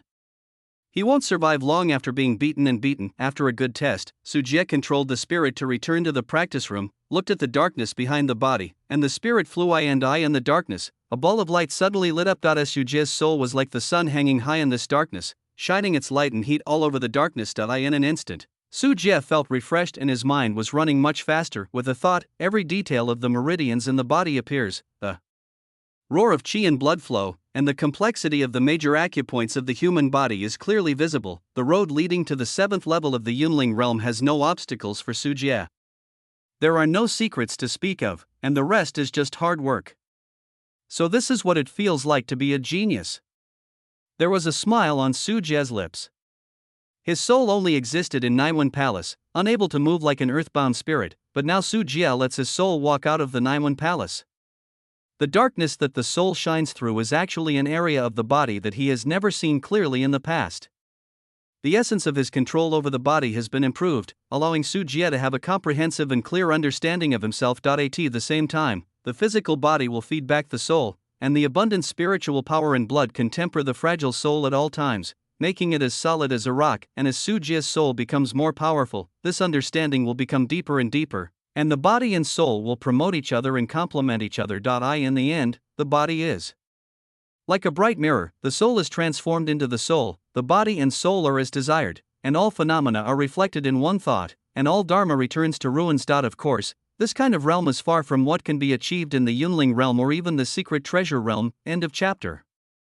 Chapter 115. Return to China. Second update. Half a month later, in Insect Valley, Su Jie held a 9-tailed scorpion, ignoring the opponent's struggle, and grabbed it into the insect bag. For half a month, Su Jie did nothing but practice. In my free time, I will also come to the Bug Valley to replenish all kinds of poisonous insects. Whoops, there was a roar in the sky, and the huge body of the 1,000-handed centipede flew quickly, followed by a swarm of human-faced moths that covered the sky and the sun.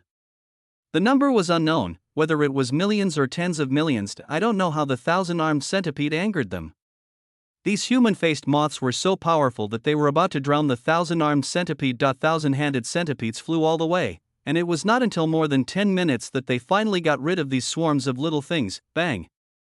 The 1,000-handed centipede landed on the ground, still covered with dense human-faced moths. These little things are biting the 1,000-handed centipede and are reluctant to let go. Under the 1,000-hand centipede's belly, pale corpse hands were still holding onto oversized net bags. There are large pieces of human-faced moths inside, which is why the human-faced moths are chasing the 1,000-handed centipede. Putting the net bag in front of Su Jie, the 1,000-handed centipede shook its body like a dog shaking water after taking a bath, shaking off all the human-faced moths on its body. This time, the originally dark and beautiful shell of the 1,000-hand centipede had become pitted, with flesh and blood exposed in many places, and was corroded by the acid and smoking. Fortunately, the 1,000-hand centipede has strong self-healing power, and other people's goo insects would find it unbearable to suffer such injuries. Zitzi! The 1,000-handed centipede made an aggrieved cry, seeming to accuse Su Jie of the evil deeds of these human-faced moths. Why is there such a big battle? Don't rush into other people's territory like a bandit and mess around. Su Jie was angry and funny, and touched its big head. Others sneak into the village to catch the human-faced moth, but thousand-handed centipede rushes in directly and robs it, which naturally angers the human-faced moth swarm. The thousand-handed centipede screamed and crawled wildly, as if to say that if Su Jie hadn't requested it, it wouldn't have provoked these brainless human-faced moths. Su Jie ignored thousand-handed centipede's accusation and put away the human-faced moth on the ground. After being promoted to the 6th level of Yunling realm, Su Jie's body insect concentration technique has greatly increased the number of human-faced moths he can control, including this new batch of arrivals. The number of human-faced moths in Su Jie's hands now reached 70,000 to 80,000, and the power of the insect cloud increased dramatically. Then he put the thousand-handed centipede into his sleeve robe and looked at the already full beast control bag. All kinds of poisonous insects were dormant inside, almost filling the beast control bag. It's almost done. This batch of poisonous insects is enough for the Fuman breeding farm for a while.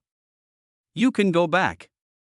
Hanging the insect bag on his waist, Su Jie opened the ancient mirror and stepped back to Blue Star Monde City of Fuman breeding farm, an underground voodoo cultivation base. Su Jie threw all kinds of poisonous insects brought from Tianyuan world into it, and set up the Qiankuan Xianbing formation. You only need to wait for a period of time, and these goo insects will be fed by the Blue Star poisonous insects until they become fat, transforming into low-grade goo insects, and then they can be harvested with the thousand-handed centipede. He also took out his newly cultivated human-faced moths, and tens of thousands of insects feasted here. Countless Blue Star poisonous insects are eaten by them, among which the number of low-grade human-faced moths has reached hundreds, and is slowly increasing as time goes by. Although these low-grade human-faced moths have a single attack method, they are relatively weak in combat effectiveness among low-grade goo insects.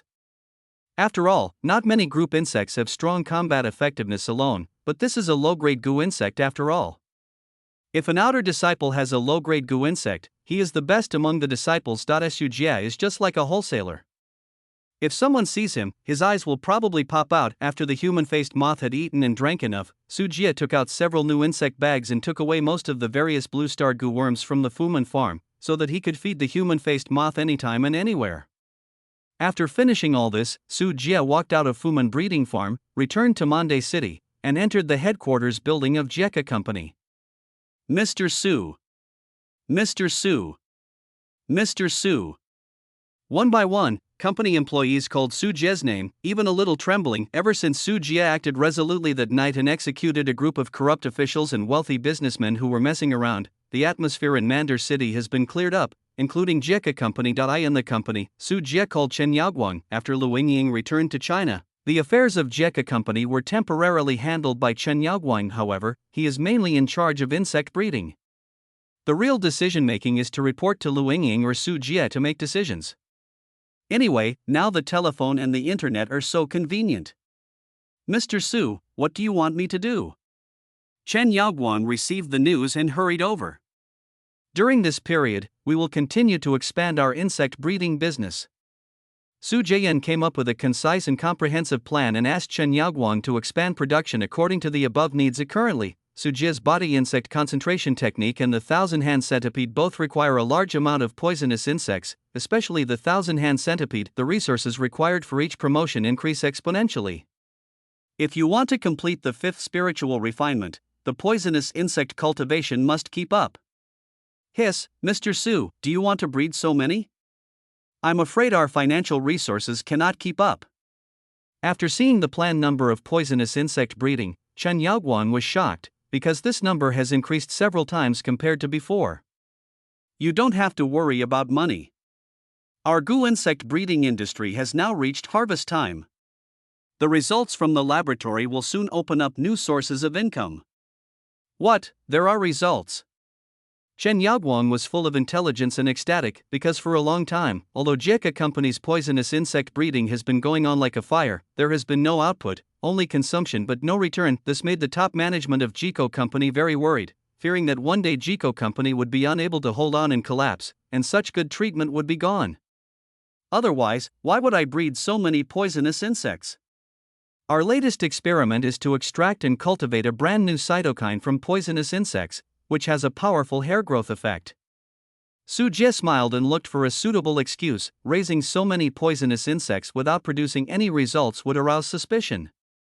Just as Guifa appeared, Su Jie found a reasonable excuse. The so-called cytokines are now a new direction in the development of therapeutic drugs in the world. A variety of different cytokines regulate various aspects of the human body, including immunity, development, growth, and tissue repair. Su Jie is not sure whether cytokines are involved in promoting the growth of ghost hair. Don't worry about occult matters. Anyway, Su Jie says there is.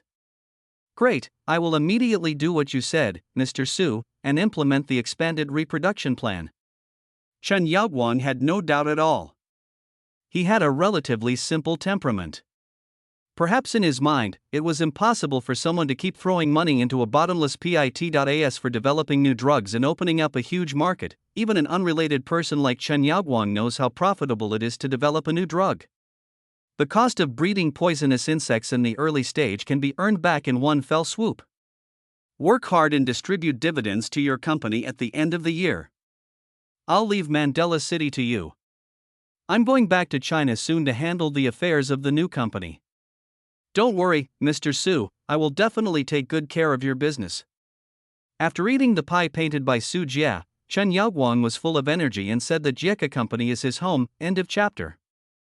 Chapter 116 Acquisition, Third Update, Linping International Airport. At the entrance, a luxury motorcade drove over from a distance. BMWs, Bentleys, and various high-end commercial vehicles lined up in a long queue and drove into the airport, attracting the attention of many passers-by. On a Bentley in the middle, a very charming lady got out of the car. She is tall and has graceful curves. She wears a black hip-hugging skirt, has a pair of long and white legs, and has a look that kills all men. She is gorgeous but not vulgar, and her manners are elegant, exuding confidence and calmness. People in suits and leather shoes got out of the car one after another, and a middle-aged man was still ordering, everyone should tidy up their appearance. When the big boss returns to China, we have to show him the spiritual outlook of our Tianyuan home furnishing. After saying that, Liang Lianjuan turned his head again and smiled at the tall lady. Secretary Lu, do you think this is appropriate? Stop burning the buns. I don't think Mr. Su likes this scene. Lu Yingying rolled her eyes and expressed disapproval. No way, men all like this kind of thing. Look, I brought them all. Forget it, let's go in. Lu Yingying also knew that the deal was lost, so she waved her hand and walked towards the airport. Inside the airport, several good-looking women were chatting and laughing, and unexpectedly saw a group of business elites entering the airport. Hey, look, that person looks familiar. It seems to be Yingying? When a woman saw the leader, Sister Yu, she rubbed her eyes in disbelief and recognized Lu Yingying's identity. Several women turned their heads to look and screamed in surprise. Lu Yingying, it's really her. Why is she like this now? She's so sassy, I almost didn't recognize her. She seems to be the leader of those people. Look at a group of people surrounding her. These women were Lu Yingying's former colleagues in real estate sales at Gingjiang Manor, and they were planning to travel together during the holidays. At this time, a group of women were dazzled by the appearance of a colleague they had not seen for a long time, and such a big change. One of the girls, a petite girl with a cute face, clenched her little fists. This is Zhao Xuanmiao, the person who used to be the most difficult to deal with in the company, along with Lu Yingying. Seeing Lu Yingying entering and exiting the airport at this time, Zhao Xuanmiao's pupils dilated, because Lu Yingying has changed a lot compared to the past. From an ordinary real estate salesperson to a business elite, her style and temperament, it is not something that ordinary people can have, which makes Zhao Xuanmiao feel inferior and very unbalanced. A group of women had complicated eyes. Seeing Lu Yingying's brilliance and strong woman's aura, they didn't dare to go up and say hello. He must be with the boss of Gingjiang number 1. Zhao Xuanmiao was jealous and envious in her heart. If she had been more decisive back then, maybe she could change her class and become a superior person now. Lu Yingying didn't notice the episode and waited quietly at the airport until a plane arrived. When passengers disembarked from the plane, Lu Yingying saw Su Jie appear in her field of vision, and quickly walked up to meet him, holding Su Jie's arm. Mr. Su, we are here to pick you up. Liang Lianjuan and a group of key members of Tianyuan Home Furnishing also greeted Su Jie with a smile. Thank you for your hard work. Su Jie looked past Liang Lianjuan, then looked at the employees of Tianyuan Home Furnishing, and shook hands with them. After exchanging pleasantries for a while, we boarded the motorcade outside the airport. Mr. Su, the banquet has been prepared. Why don't we go pick up the wind and wash the dust now? Don't be in a hurry to eat. Ying, how are things going at Mowa Company? Su Jie was sitting in the back seat of the Bentley, and Lu Ying was sitting next to him. There was a document bag on her lap. Hearing this, he took out a document from it. We have reached a preliminary transaction agreement with Mowa Company. In the name of Tianyuan Home Furnishing, we have agreed to acquire all the shares of the company's founder Song Qingda, as well as the shares of other shareholders, including some of the circulating shares we received from the secondary market. It is expected that after all is completed, our shares will reach more than 80%. Because Mowa Company is currently in operating difficulties and the market sentiment is pessimistic, shareholders are eager to cash out and leave the market, so the value of the acquired shares is not high. At the agreed price, all the shares will be sold for a total of 6.85 billion yuan. We will pay 40% in advance and pay off the remaining amount within 1 year. All it takes is your signature now. Lu Ying said that because Jieka Company was not suitable to come forward, the acquisition was carried out in the name of Tianyuan Home Furnishing. Su Jie pinched Lu Ying's cheek and said in surprise, "You managed to get things done so quickly. You are worthy of being a top student in finance." This kind of large-scale commercial acquisition usually takes a long time, and it is normal for it to drag on for several months or even a year and a half. Lu Ying was able to complete it within a month, which really impressed Su Jie. I didn't contribute much. The negotiations were brokered by a professional team. We were just aiming at Mowa Company's current predicament. In addition, our price was quite sincere. Both parties wanted to reach a deal as soon as possible. Lu Ying is quite modest. In matters like negotiation, without her drawing the bottom line and making the final decision, there will definitely be some wrangling. Have the original negative assets of Mowa Company been divested? I don't plan to continue building new energy vehicles. Su Jie continued to ask. He had not forgotten how Mowa Company collapsed. Of course, New Energy Vehicles is a subsidiary of the company and has now been spun off. This is a good thing. Lu Ying immediately replied that she was worried that Su Jie's brain would get hot and he would also want to enter the market to build a car. After all, new energy vehicles are now booming in China, and business tycoons are ending up one after another. Now it seems that I have overthought it. Well, are you under financial pressure? Su Jie looked at Liang Lianjuan, who was driving the car in front of him, and said confidently, Mr. Su, our Tianyuan home furnishing products are very popular now and occupy a large share of the high-end furniture market. In addition, the company's operating conditions are very good and its cash flow reserves are sufficient to cope with this acquisition. If that doesn't work, you can still get a loan from a bank, and they are willing to lend to our company. Then I'll rest assured, Lu Ying, you start to acquire a shampoo company, one with corresponding factories.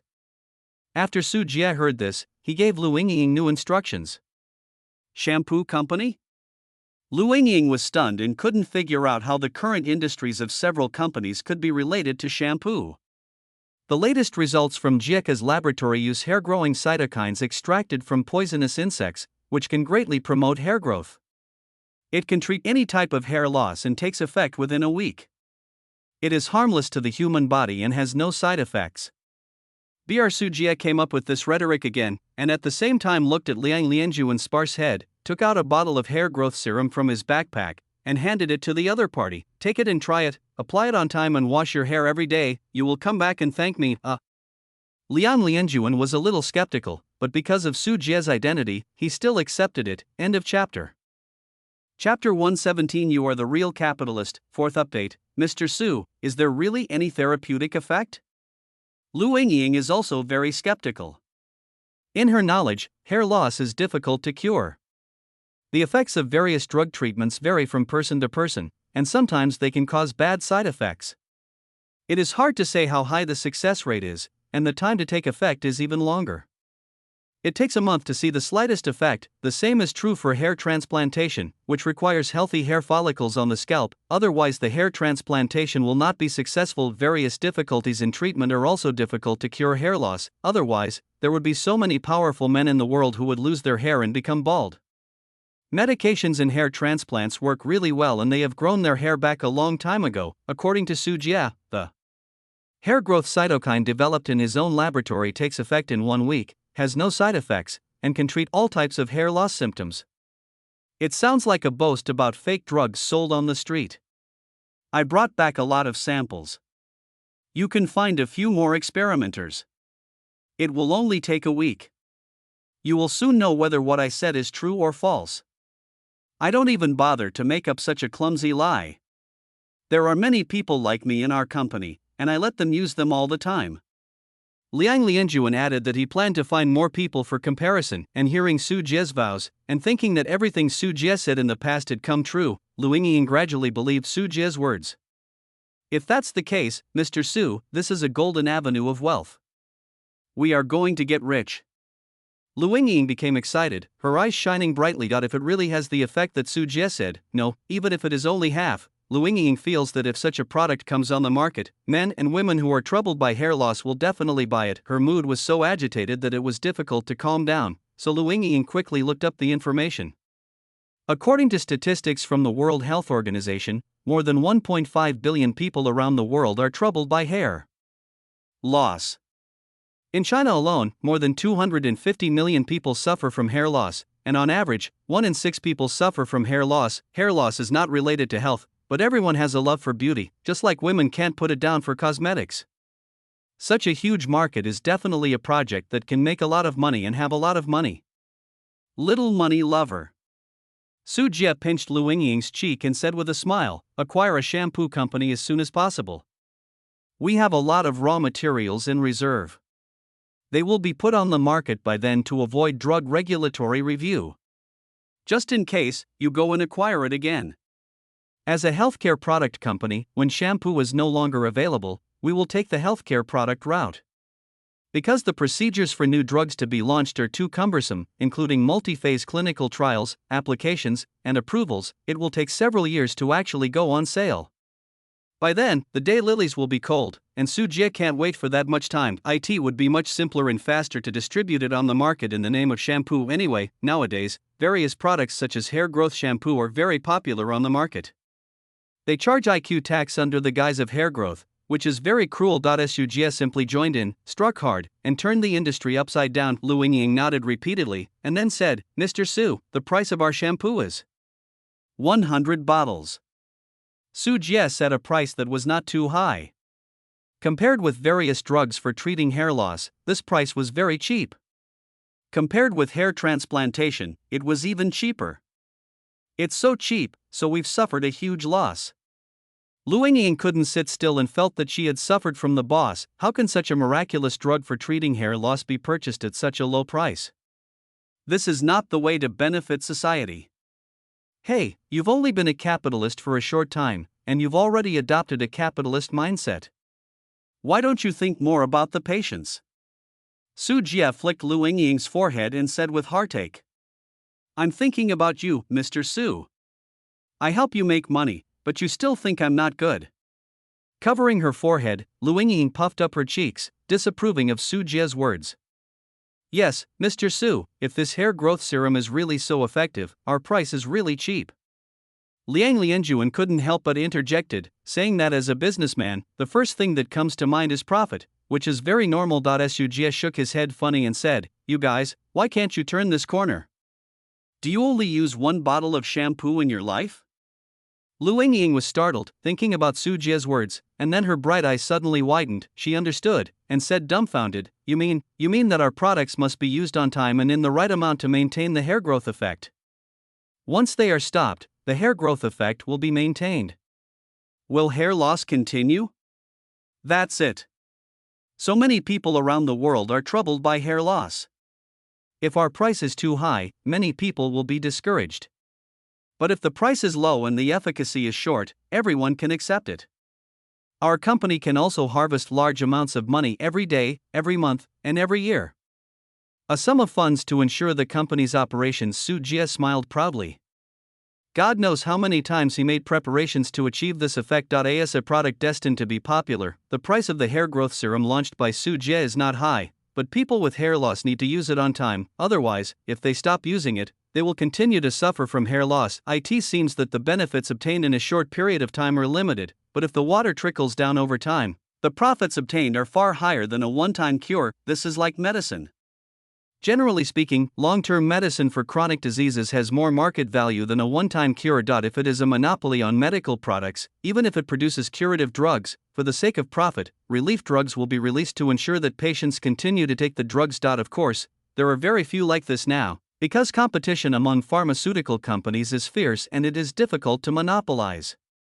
Instead, competitors will launch better products to occupy market share, but Su Jie is not afraid. Others are afraid of business competition, but do competitors understand the principles of hair growth serum? That was a real dimensionality reduction attack from the mysterious side. In the face of various other hair loss drugs and hair transplants, hair growth liquid can completely occupy a monopoly position and is not afraid of any competition at all, even if someone else does develop the same product to treat hair loss, and the price is still cheaper. Su Jie will be able to launch a radical product in a price war or something like that. Su Jie doesn't have R&D costs or manufacturing costs, so he can beat his opponents to death. After listening to the analysis, Lu Yingying glared at Su Jie with her beautiful eyes and complained, "You still call me a capitalist?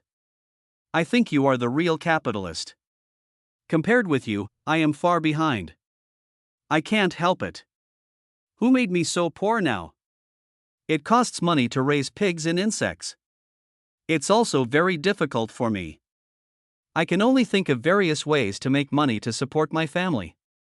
Su Jie shrugged. What he said was indeed true. As the company becomes stronger and stronger in the future, there will definitely be more places that need Blue Star's resources. Su Jie must earn more money to meet his needs. Capitalists are like this. The richer they are, the more they say they are poor. I also like to say that I don't love money and have never touched money. Lu Yingying and Liang Lianjuan sang together, and for a moment, the car was filled with joy. With a new goal of making money, everyone is in a good mood. End of chapter. Chapter 118 Amazing Effect. First update, a week later at Villa Number 1, Jingjiang, basement. A closed glazed static dust array moves quietly, and on the translucent Dharma cover propped up, all sounds and secular customs are isolated. Su Jie's legs were crossed on the ground, his spiritual energy flowing around his body and his energy pulses surging. The bone tree shrunk into a Q version was placed on his knees, and the spiritual energy stored inside was called out. This is like a spiritual power bank that provides Su Jie with temporary training. When the spiritual energy is insufficient, return to the Tianyuan world and let it take root to absorb the spiritual energy from the earth's veins and the air to replenish it. Call. In the quiet environment, as Su Jie gently exhaled, the room was instantly filled with fragrance, refreshing the heart and mind. The mysterious spiritual power emanating from his body vaguely formed a white crane, and its crow resounded throughout the world. His sitting meditation method is really powerful. Golden divine radiance overflowed from his body, and Su Jie improved a lot in his cultivation, taking a big step towards the 7th level of Yunling realm. Among them, the white crane sitting meditation method that was blackmailed from Ning Xinyue and just successfully practiced is the key to it. The efficiency of this technique in absorbing spiritual energy is much higher than that of the 100 Poisons and Gu Refining Manual, regardless of the 1,000-handed centipede's backfeeding. Practice. Standing up from the ground, Su Jie raised his palm and shouted softly, 5 elements demon-suppressing Mahamudra. A palm print made of spiritual energy was taken, and it was surrounded by the 5 elements of metal, wood, water, fire, and earth. It fell on a thick steel plate, and instantly made a palm print half a meter deep on the nearly 1 meter thick steel plate, filled with sparks and iron filings scattered around. If it weren't for the glazed Jingchen formation here to isolate sound and movement, an area of 100 meters would be shaken. In this way, the 5 elements demon suppressing Mahamudra can be considered a success. Su Jie had a smile on his face. He had never mastered the 5 elements demon suppressing Grand Mudra before, but now Su Jie understood the essence and truly unleashed the power of this palm technique. Shadow. Su Jie swung around, and 2 shadow-transformed fake bodies quickly scurried around the formation. Compared with the previous time when he could only condense 1 fake body, Su Jie made a lot of progress, and being able to make such great progress and learn many skills one after another is entirely due to the enlightenment and return to the ruin skill that improved his understanding, which greatly improved Su Jie's qualifications and made it easier to practice the skills. Su Jie continued to experiment with the gains brought by various advancements, and walked out of the basement after more than an hour. The living room of the villa was quite lively. Liang Lianjuan was talking excitedly in the living room. Lu Yingyin covered her mouth and stared back and forth at Liang Lianjuan's head. After seeing Su Jie come in, Liang Lianjuan was like a child who just got a new toy, showing off his hair to Su Jie with excitement. "Mr. Su, it's amazing. The hair growth serum you gave me is amazing. My hair has really grown. Look at how thick and dense these hairs are." I saw that Liang Lianjuan's originally bald Mediterranean hairstyle now had a short layer of fine stubble growing on top of his head, covering his originally bald head. The human hair growth rate is 0.27 to 0.4 millimeters per day. Now, in just 7 days, stubble has grown on his head, which is enough to prove that his hair has returned to normal growth and the symptoms of hair loss have truly changed. No matter what I say, you will come back and thank me in a week. Su Jie stepped forward, took a look at Liang Lianjuan's hair, and said, "Now believe what I say, is the hair growth serum effective enough? I'm convinced, the effect is so awesome." Liang Lianjuan couldn't restrain his excitement and said ecstatically, "Not only did I grow hair, I also used it on many subordinates in Tianyuan Company who also had hair loss. They all grew hair just like me, and they didn't have any hair loss. Any sequelae? 100% healing effect is too exaggerated." Lu Yingyin covered her mouth.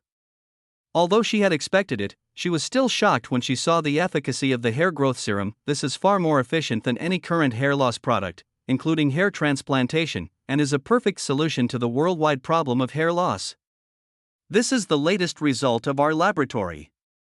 If it didn't have this magical effect, we wouldn't put it on the market. Now everything is ready and the only thing left is East Wind. Have you bought a shampoo company? Su Jie sat on the sofa and looked at Lu Yingyin and asked. We acquired a local shampoo company in Linping City. This company has a factory and about 200 employees. Lu Yingyin quickly said that this kind of small acquisition is nothing to the wealthy Tianyuan company, and it can be done by spending money. Improve the production line as soon as possible, change the packaging, change the product name to Tianyuan Hair Growth Liquid, and expand the scale of the factory to avoid shortage in the future. In terms of raw materials, they will be shipped from the Monday area, and you will be responsible for connecting them. Su Jie immediately gave instructions.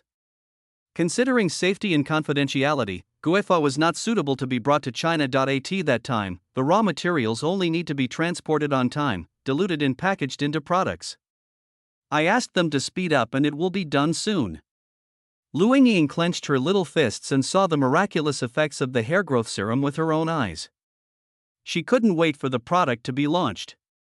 She was losing money every night and every day. By the way, Mr. Su, our final connection with Mohua Company has been completed, and they are already urging us to conclude a deal as soon as possible. Lu Yingyin continued, talking about Mohua Company. Okay, I have time now, let's go there together. Su Jie nodded. As long as there was a breeding farm, his soul-calling flag would be useful. That afternoon, Su Jie led a team to Guangyi County. This is not only the location of Mohua Company, but also the largest pig farm belonging to Mohua Company, Guangyi County, the entrance to the largest local breeding farm of Mohua Company. Su Jie completed the meeting with Song Qingde, the founder of Mohua Company. Today's young people are really amazing, Mr. Su. When I was your age, I was still running around for clothes and food, but you have created such a big business. If my incompetent son had half of your skills, I am completely satisfied. Song Qingde released his kindness. He was an ordinary middle-aged man, wearing a black suit and his hair was meticulously styled. Although it is now riddled with debt and has a mixed reputation due to its failure to build cars, it still has the style of a boss. Mr. Song is so complimentary. I still have a lot to learn in the breeding industry. Su Jie shook hands with Song Qingde and remained modest verbally. The risks in the breeding industry are indeed high, but I think since Mr. Su plans to join, he must be fully prepared. Young people are very motivated. I believe you can succeed. Song Qingde kept praising him, and now he was eager to sell his assets to pay off his debts, so he was a little flattered by Su Jie. End of chapter. Chapter 119, Capture Mohua Company. Second update, Mr. Su, you are welcome to invest and build in Guangyi County. Our business environment and tax incentives are real. After exchanging a few pleasantries with Song Qingde, an official extended his hand enthusiastically and said hello to Su Jie. In addition to the teams brought by both parties, there are also several officials from the local industrial and commercial office. Gwangi County is just an ordinary city with no major industrial advantages. Muhua Company is a well-known large-scale company in the local area. It is an asset-heavy and technology-intensive enterprise, driving the work of more than 2,000 people in the county, and the family population behind it is even more. Up to tens of thousands. During the period when Muhua Company was involved in a business crisis, not only were banks struggling to recover their loans, but the local government was also worried about unrest caused by massive unemployment. We at Tianyuan Home Furnishing also come to develop and operate with great sincerity. As long as there are no other problems, we promise to keep the original workers and their treatment unchanged. Su Jie also smiled and spoke, and upon receiving this answer, a smile suddenly appeared on the other person's face. But just when everyone was chatting happily, someone heard the news somewhere, and a group of old men and women dressed in simple clothes suddenly ran over. Some people were carrying hoes and rakes and holding banners that read "Muhua, get out of our Pingfong township," and surrounded them aggressively. "Get out, Muhua Company, get out of here. Just because your pig farm is here, the stench has come to our house. You are an unscrupulous company and you should move out immediately. You are not welcome here." This group of old men and women shouted slogans and ran to the entrance of the breeding farm, shouting and cursing. Song Qingda looked ugly and looked at the secretary beside him. "What's going on? Why are they making trouble again?" The secretary was also a little panicked and said anxiously, "I have already paid some compensation. Besides, the breeding farm has also rectified the environment. Our place is still 6 kilometers away from their Pingfong township, so there is no way the stench will contaminate it." Br Song Qingda was not the only one who was ugly. Several local officials also looked stiff and shouted, "Chairman Song, let these people disperse quickly." At the same time, he looked at Su Jie and others nervously, fearing that the negative impact would scare Tianyuan Home Furnishing, the god of wealth, away. "Mr. Song, is there still pollution in your farm?" Su Jie looked over and frowned slightly. "Absolutely not. Our company has been operating for so many years and attaches great importance to pollution prevention. These people are here to cause trouble." Song Qingda said hurriedly, fearing that Su Jie would misunderstand him. As soon as he finished speaking, several news trucks rushed to the gate, and a group of reporters and media gathered around him without saying a word, carrying cameras and microphones. "I am a reporter from Longcheng Daily. Are you protesting against the serious pollution caused by Muhua Company? If you have any demands, you can tell us. We are from Jingxin Financial News. Is Tianyuan Furniture going to fully acquire Muhua Food Company?" As far as I know, Tianyuan Furniture has never been involved in this industry. Would it be unwise to enter rashly? Excuse me, should Muhua Company continue to build cars? Your newly built Xuanlong brand cars have only sold 11 units this month. Is there anything Mr. Song wants to say to consumers? It is said that Ecom Company was also interested in acquiring Muhua. May I ask Mr. Song? The news media pressed him again and again. Song Qingda's face turned black and smelly, and he was so angry. Su Jie looked at this scene with deep thoughts in his heart. If the appearance of those farmers was still an accident, the arrival of these reporters gave Su Jie the smell of a long-planned incident. "Mr. Song, let's go in and visit now."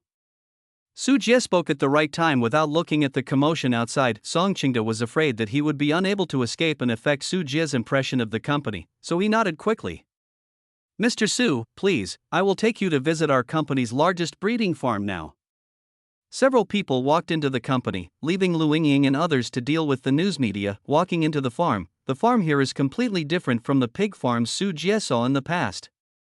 It is not a flat-floor farm, but a 6-story pig house.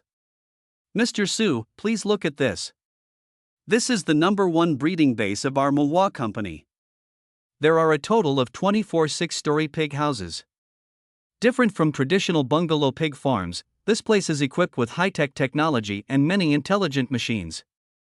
The utilization rate of the building greatly saves space and improves the efficiency of breeding. It can produce 2 million pigs every year and is the most important breeding base of the company." Entering his home court, Song Qingda obviously talked more and spoke eloquently about this breeding farm. Su Jie moved his nose and found that he could hardly smell any peculiar smell, let alone the smell that could reach villages and towns a few kilometers away. Walking into one of the pig house buildings, you can see various automated equipment everywhere. A small number of workers do not need to do any heavy physical work, they only control the equipment to complete the work. A building is a complete pig production line, which is divided into sow barn, farrowing room area, nursery area, and fattening area. A pig will complete the entire process from birth to growth here. Finally, when it leaves the building, it is time to go to the slaughterhouse. SUGF focused on inspecting their environmental prevention and control. It was found that in these pig house buildings, each pig house is equipped with an automatic shower system on each floor. The ground plane of each floor is tilted at a certain angle. Regular spraying every day can discharge sewage into the sewage of the entire building. Emission treatment system. The entire pig breeding park is also equipped with a circulating odor deodorization system, so there is no serious pollution problem at all. Finally, Su Jie came to the slaughterhouse located at the back of the farm, which also operates on a mechanical assembly line. The pigs that have been fattened and sold for slaughter are sent here one by one and will be slaughtered and processed by machines controlled by workers. 2 hours have passed since we visited the entire farm. When the group left, the villagers, reporters and media who made trouble at the door were sent away. After dinner in the hotel, seeing that the day was coming to an end, Su Jie finally relaxed and said to Song Qingde, "Mr. Song, I think your company is good. The acquisition transaction will proceed as previously agreed." Song Qingde breathed a sigh of relief. He was still worried that the transaction would fail due to trouble at the breeding farm, and he was always worried. Now that he heard the news he wanted to hear the most, he hurriedly grabbed Su Jie's hand. "Mr. Su, I still have feelings for Mohua Company. If it were not for my debt, I hope that Mr. Su can develop Mohua Company well. Of course I bought Mohua to develop it well. Mr. Song will see it prosper in the future." Su Jie smiled. With this breeding farm, his so-calling flag will be ready in no time. After the big boss made the decision, the business teams brought by both parties came up with the contract that had been prepared long ago. After the lawyer checked that there were no errors, Su Jie and Song Qingde each signed their names to complete this large-scale acquisition of more than 5 billion. At this point, Mohua Company, a large-scale breeding enterprise with 3 million pigs and white-feathered chickens, cattle, and dairy cows, was completely owned by Su Jie, with more than 80% of the shares, and he had absolute controlling rights. End of chapter. Chapter 120. Massive ghosts. After signing the contract, Song Qingde couldn't hide the smile on his face. He incurred huge personal debts because of building cars, and now with this acquisition, he can not only pay off the bank loan, but also make a comeback with a sum of funds, so he is naturally very happy. Otherwise, if the bank really took over the auction of Mohua Company, he probably wouldn't be able to save 3 melons in 2 dates. Mr. Su, be wary of Econ Company. The disturbance at the farm gate today may be their fault. Before leaving, Song Qingde reminded Su Jie. "Oh, Econ Company?" Su Jie looked at Lu Yingying, wanting to ask what was going on. Econ Company is also a large-scale breeding company. The company's current market value is 12.5 billion. When we participated in the negotiation to acquire Mohua Company, the other party also intervened and made an offer. However, the price was very insincere and we were out immediately. Lu Yingying has done a lot of homework. She has consulted a lot of information about the breeding industry, and all the major large companies have knowledge about it. The CEO of Econ Company, Yu Duanchong, has been competing with me in this industry. In addition to my own reasons for the crisis of our Mohua Company, I suspect that Econ Company is also involved. To add insult to injury, they thought of acquiring my company at a low price. Company. Song Qingde explained and said that he was definitely not talking nonsense. Lu Yingying blamed herself a little and said, "Mr. Su, I didn't recite the tune well. If you know that Mohua Company is being maliciously competed by rivals, you should think more carefully about whether to acquire it.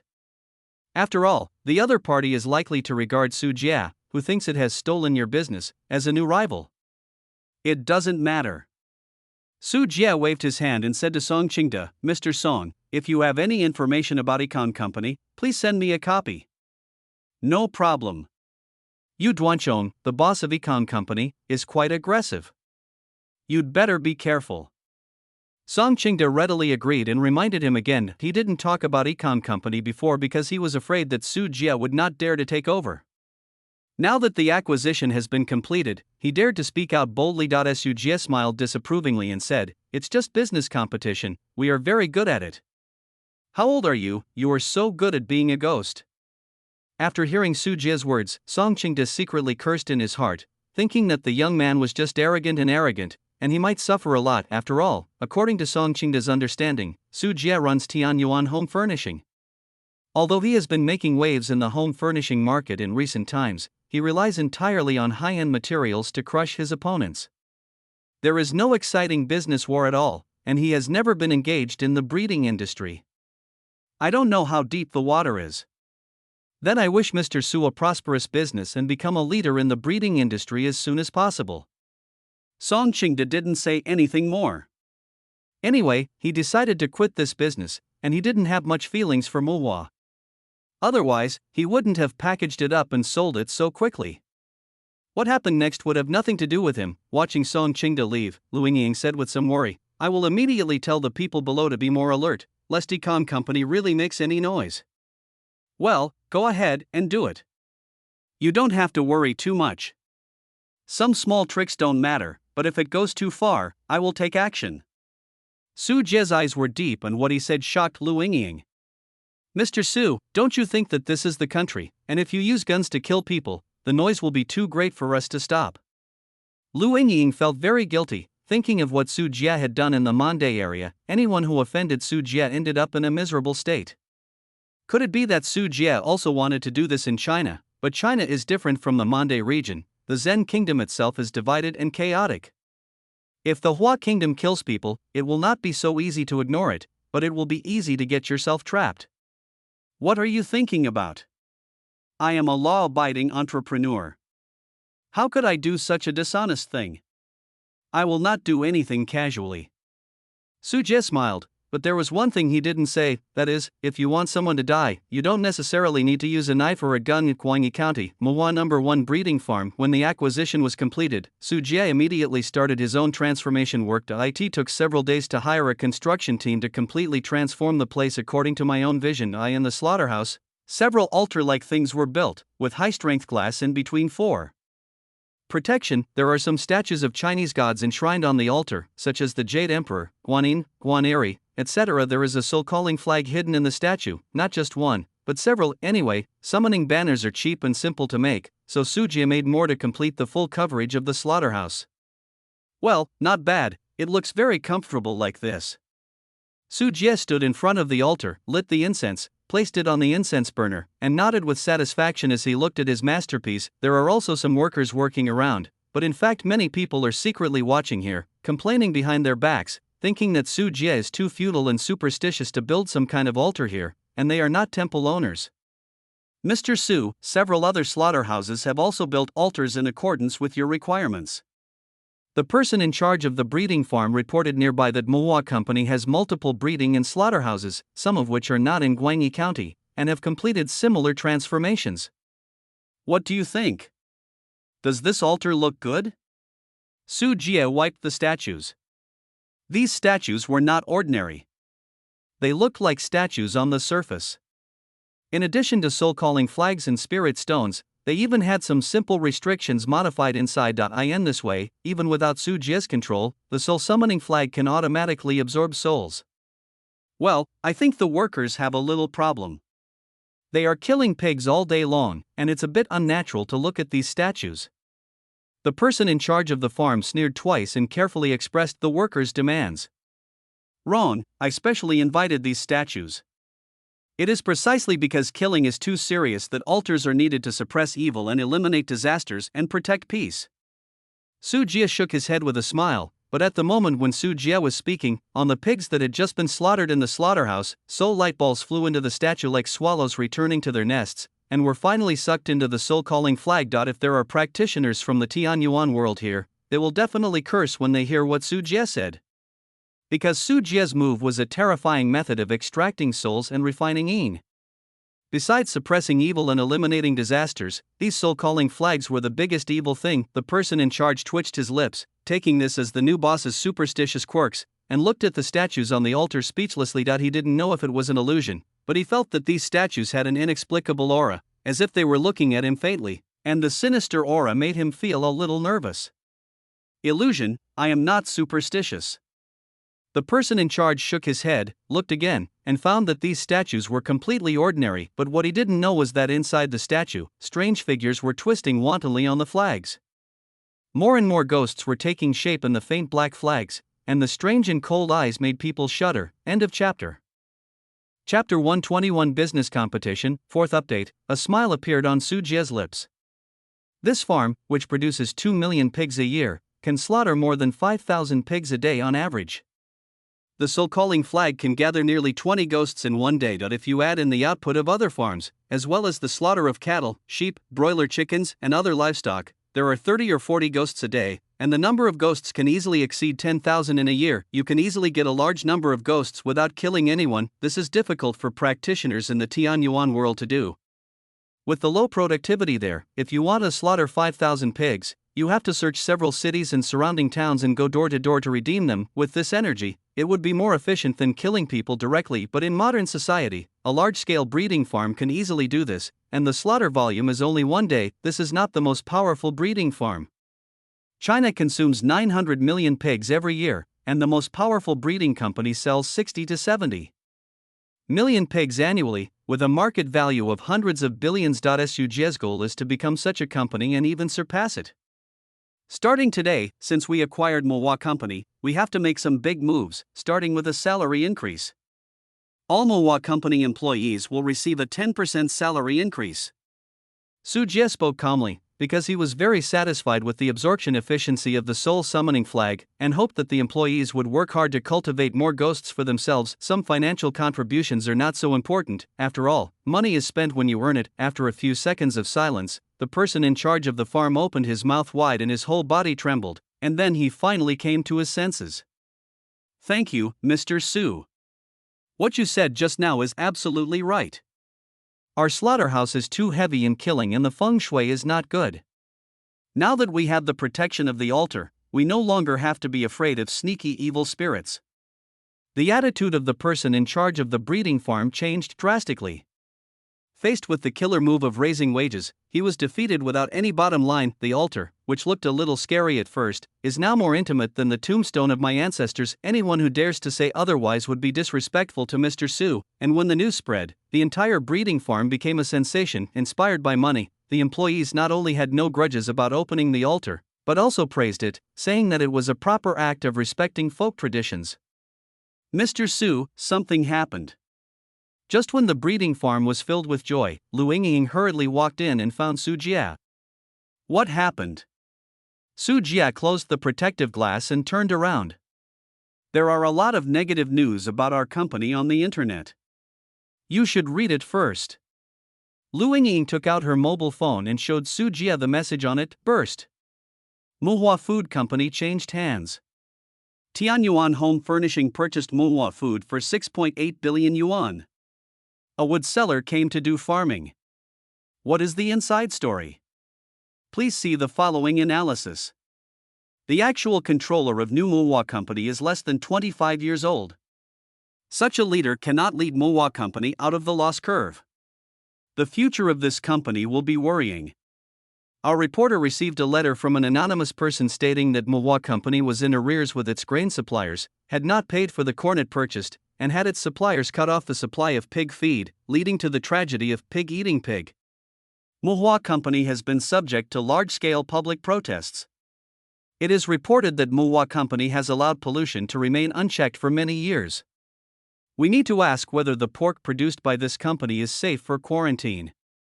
According to reports from consumers, we took a portion of the pork produced by Muhua Company and sent it for testing. We found that the pork contained many hormones that exceeded the standard. It is suspected that hormone drugs were abused on a large scale during the breeding process in order to gain greater profits. News appeared one after another in Su Jie's field of vision. These news all published negative news about Muhua Company, and they should have attracted a lot of attention. Many people were discussing it on the internet. Mr. Su, affected by these news, our stock market value has been falling again. Now the company's market value has dropped by 18%, and it is still falling. Lu Yingying said worriedly that the negative impact of these negative news has begun to show up in the stock market. The stock market, what's the point of that thing? We don't need to make money from the stock market. Su Jie doesn't care about the stock market, nor is he afraid of how much his nominal wealth is shrunk. He was playing the asset-heavy cash flow game, and he didn't care about the stock market at all. Anyway, only a dozen% of the shares in circulation outside were up or down, and it didn't matter to the overall situation. Instructing Lu Yingying to calm down, Su Jie asked, "Is it made by Econ Company?" Checking. Lu Yingying gave a bitter smile and continued, "In addition to these negative news, there are villagers who came to the company to cause trouble today. These were found out. Someone did spend a sum of money to let those old men and women come to make trouble. It's just some small tricks that can't be put on the table. It won't affect us." Su Jie shook his head. Mohua Company is extremely important to Guangyi County, because the company is related to the livelihood of tens of thousands of people. For such an asset-heavy enterprise, the government will have certain protection and will not let it get into trouble easily. Seeing Su Jie so calm, Lu Yingying also calmed down a lot. She still didn't have enough experience, so she was planning on everything. She had only been with Su Jie for a few months. When she returned to China, she suddenly faced pressure from a large company, and she panicked. Although Su Jie has no experience, he is used to seeing life and death. Some of the business competition in front of him cannot be too gentle. When Su Jie competes with others, he is risking his life. Ring. Lu Yingying's work phone suddenly rang, and when she answered it, her face became a little strange. "Who's calling?" Su Jie asked curiously. Lu Yingying handed the phone to Su Jie and said with a strange expression, "Yu Duanchong, chairman of Econ Company." "Oh, that's interesting." Su Jie took the phone and put it to his ear, and heard a voice on the other end of the phone. "But Mr. Su is answering." "Ha, I am Yu Duanchong, the chairman of Econ Company. I am your senior. I won't disturb you by calling you. The main reason is that I have nothing to do, so I saw a lot of negative news about Mohua Company on the internet. Thinking that they are all colleagues, I would like to remind you as someone who has been there. In our industry, we must be upright and do not engage in fraud or pollution or hormones. Breeding is nothing else. If it ruins its reputation, it will be difficult for everyone to do business, don't you think?" Yu Duanchong's voice was rough and his words seemed polite, but he placed himself in a very high position, admonishing Su Jie in the tone of a senior, and secretly accusing Su Jie of bad conduct. "It turns out to be Mr. Econ Yu. I have admired his name for a long time. Mr. Song told me before he left that he had an old friend.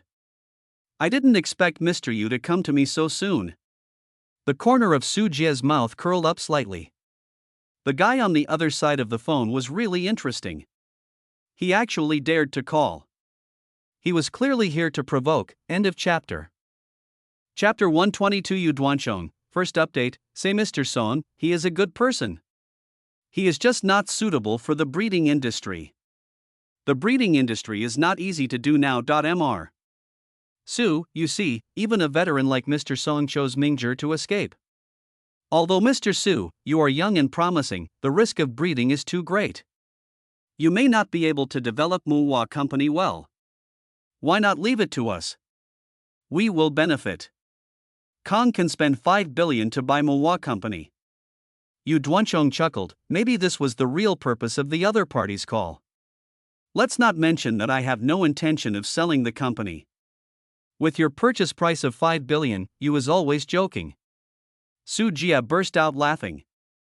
He had spent a total of about 7 billion to buy Mohua Company. If the other party said something, he would lose 2 billion. It is no longer enough to describe it as a snake swallowing an elephant. He also understood why Mohua Company did not choose Econ Company's acquisition offer. This was just for the sake of peeling off the bones and skin, without any commercial sincerity. Mr. Su, you are still young. Don't make the same mistakes as Mr. Song. Sometimes you can stop losses in time by exiting wisely. Oh, I like to travel to Tiger Mountains even though I know there are tigers in the mountains. I wouldn't be happy without any pressure. There was a choke on the other end of the phone, and Yu Duanchong was obviously very unhappy. I would like to advise Mr. Su, young people should not be too arrogant. The situation that Mohua Company is in today is probably just the beginning. You cannot run a company well with a personality like yours. If young people are not energetic, then they are still called young people. Su Jie sneered. not bothering to explain the hypocrisy to the other party, and said directly to the phone, "Mr. Yu, it's useless to use small tricks.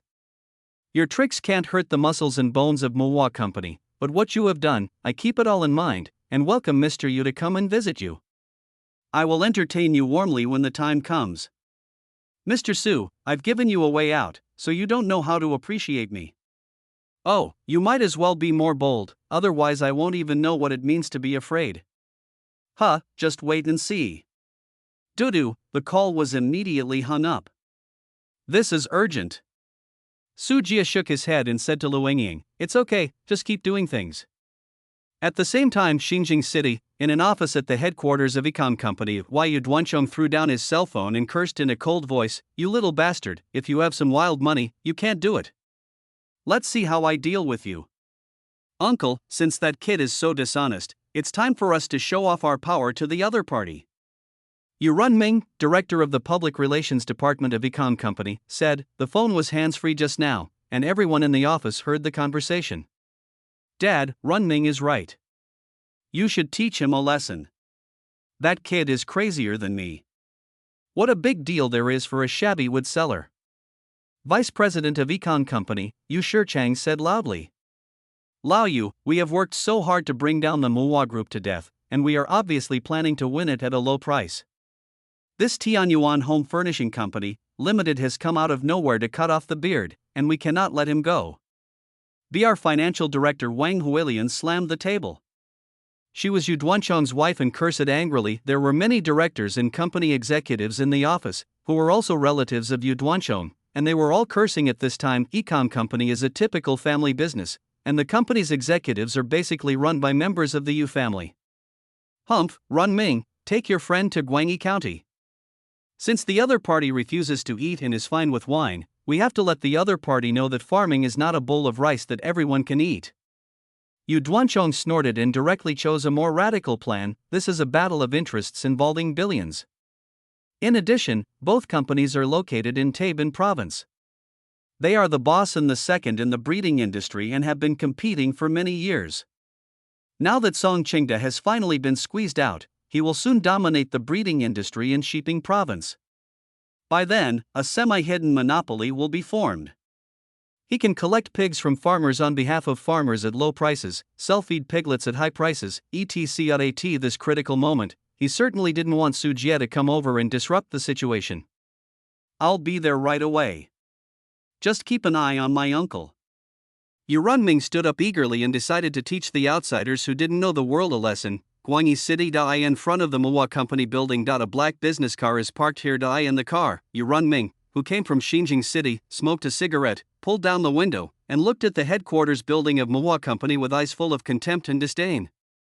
"Brother Yu, we found out that the person in charge of Muwa Company now is a woman named Lu Yingying, who was parachuted in from Tianyuan Home Furnishings to take over Muwa. She leaves the company at 9 o'clock every night. We have figured out her driving route, but the place where she lives is inaccessible. It is the most high-end real estate in the local area." A young man of short stature who seemed to be careless ran up to the car and opened his mouth to report. "Well, that's good.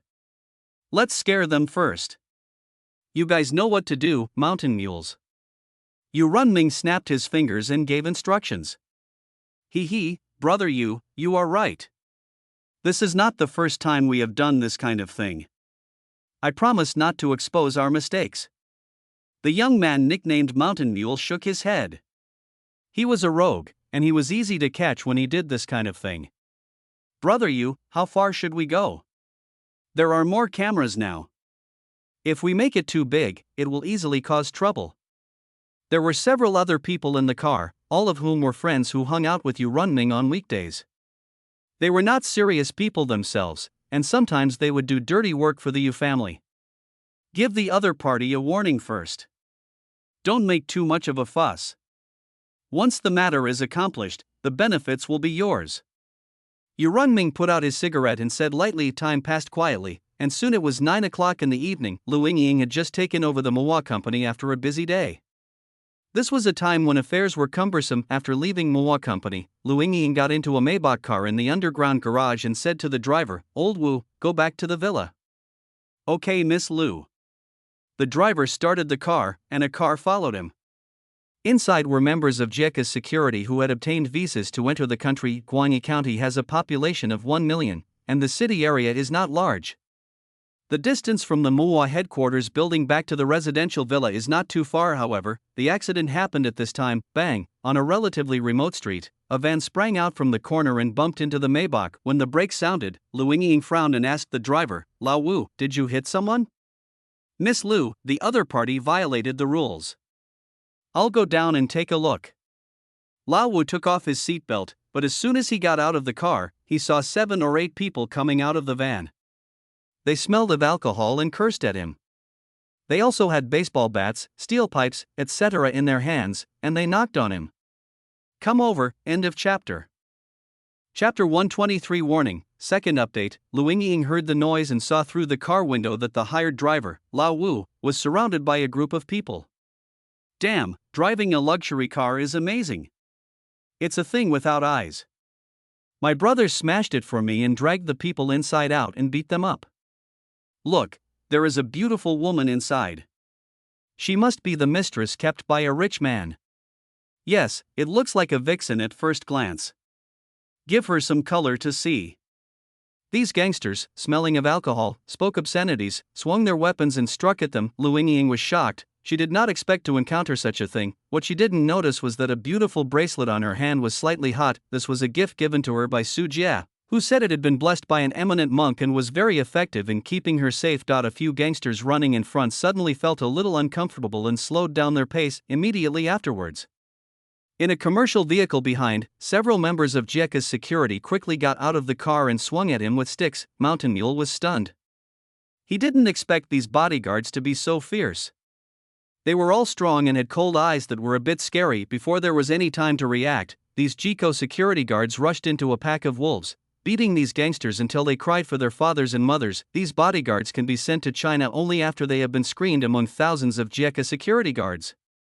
Soldiers with outstanding abilities have seen blood on their hands. When dealing with a group of gangsters, even without a gun, the one with overwhelming combat power can easily defeat the gangsters who have the upper hand. Damn, I hit the iron plate. A curse word burst out from his mouth, and just as the Mountain Mule was about to escape, he was kicked from behind by a JICA security guard, and then he was subdued with a set of grappling and fighting skills. When the conflict ended, Lu Yingying stepped out of the car, her expression unchanged. There is more violence in the Mandeb area than in the country, but this is just child's play. Who asked you to come? Lu Yingying glanced over and already guessed the answer in her heart. Bah, bitch, wait for me, wait for me. Just as Mountain Mule was about to say a few arrogant words, he was slapped hard on the face by security guard JICA. These JICA security guards don't care about excessive defense. Their families are in the Mande area and they know Lu Yingying's influence and status there. If Lu Yingying is harmed, their good treatment will be cancelled, and their family will suffer, so they are loyal to JICA company. Boss, how to deal with them next? A JICA security guard walked up to Lu Yingying with a low voice. Although his Mandarin was not standard, he could still understand it. Call the police. Lu Yingying said, "This is the country and it is not suitable for messing around." The police responded quickly and arrived at the scene soon, taking a group of people back to the police station. Lu Yingying first called Su Jia, and then told the police what happened. Because there were surveillance cameras at the crime scene, it was clear that the case was just an ordinary drunken fight that caused trouble. After a while, a car drove to the police station. Su Jia got out of the car, straightened his collar, and walked into the police station accompanied by several lawyers. Mr. Su. Lu Yingying was explaining something to the police and ran over immediately when she saw Su Jia. How is the matter handled? No injuries. Su Jia looked at Lu Yingying, his spiritual power swept away, and there was no problem. I'm fine, Min Sang and the others protected me. Lu Yingying pointed to several JICA security guards and explained the matter. Thank you for your hard work. You have done a good job in this matter. Everyone will receive an additional 12 months' salary. Su Jia didn't waste any time and directly rewarded him. It's not hard to serve Jacko. Several JICA security guards stood in a row in front of Su Jia and saluted. Their capable and tough style made the police officers in the police station look at them frequently. Su Jia looked at the group of gangsters who were brought into the police station. There were 8 people in total, and they all looked nonchalant about entering the police station. What are you looking at? Believe it or not, I will dig out your eyes. Mountain Mulazi glared at Su Jie. They had all seen the photos before coming here and knew that Su Jie was the competitor that Econ Company was targeting this time. No one has dared to talk to me like this for a long time. Su Jie's eyes were a little playful, looking at the mountain mule as if he were looking at a dead person. Are you Su Jie? In addition to these gangsters in the police station, there was also a man in a suit and ties. At this time, he saw Su Jie, pulled up his collar and came over, took out his lighter, lit a cigarette, and introduced himself. My name is Yu Runming, and Yu Duanchong is my uncle. He asked me to say hello to you. Su Jie raised his eyebrows and said calmly, I received your greetings. I will talk to your uncle later. Today is just a small warning. If you are sensible, are you referring to these trash? Nowadays, people in society are so rough in their work. How can they still have the nerve to say harsh words after being beaten?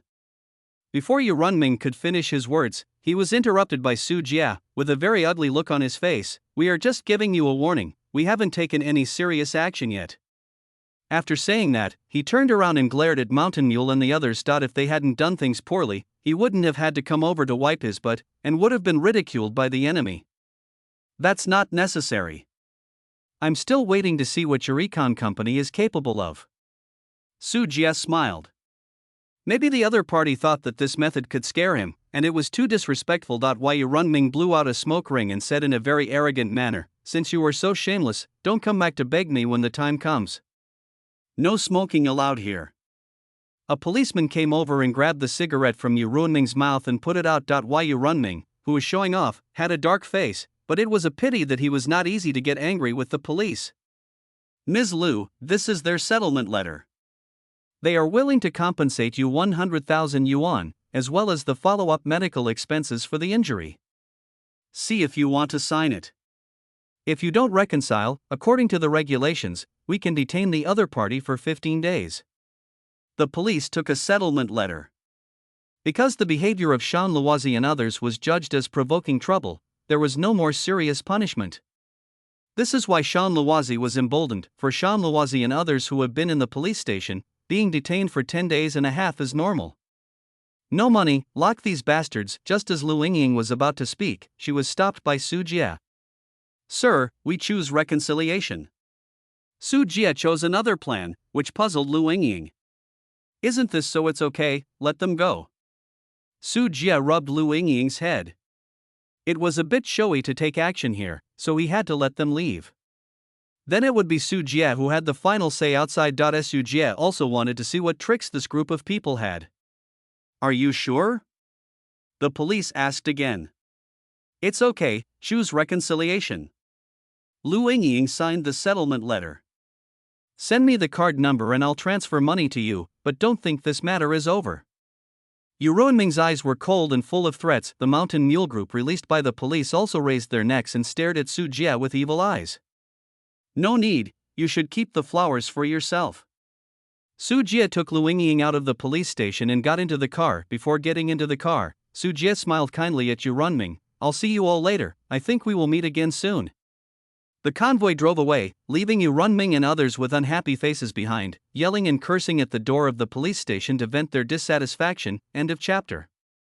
Chapter 124 Poisoning, third update. 2 days later. Night, Mohua No. 1 breeding farm in Guangyi County. Because the pig farm will have some odor, the No. 1 farm is located in a very remote suburb. Apart from the breeding farms, there are mountains, forests, and uninhabited land everywhere. This time, in a mountain forest, Yu Runming appeared here with 7 or 8 gangsters. Brother Yu, do you really want to do this? This is a big deal.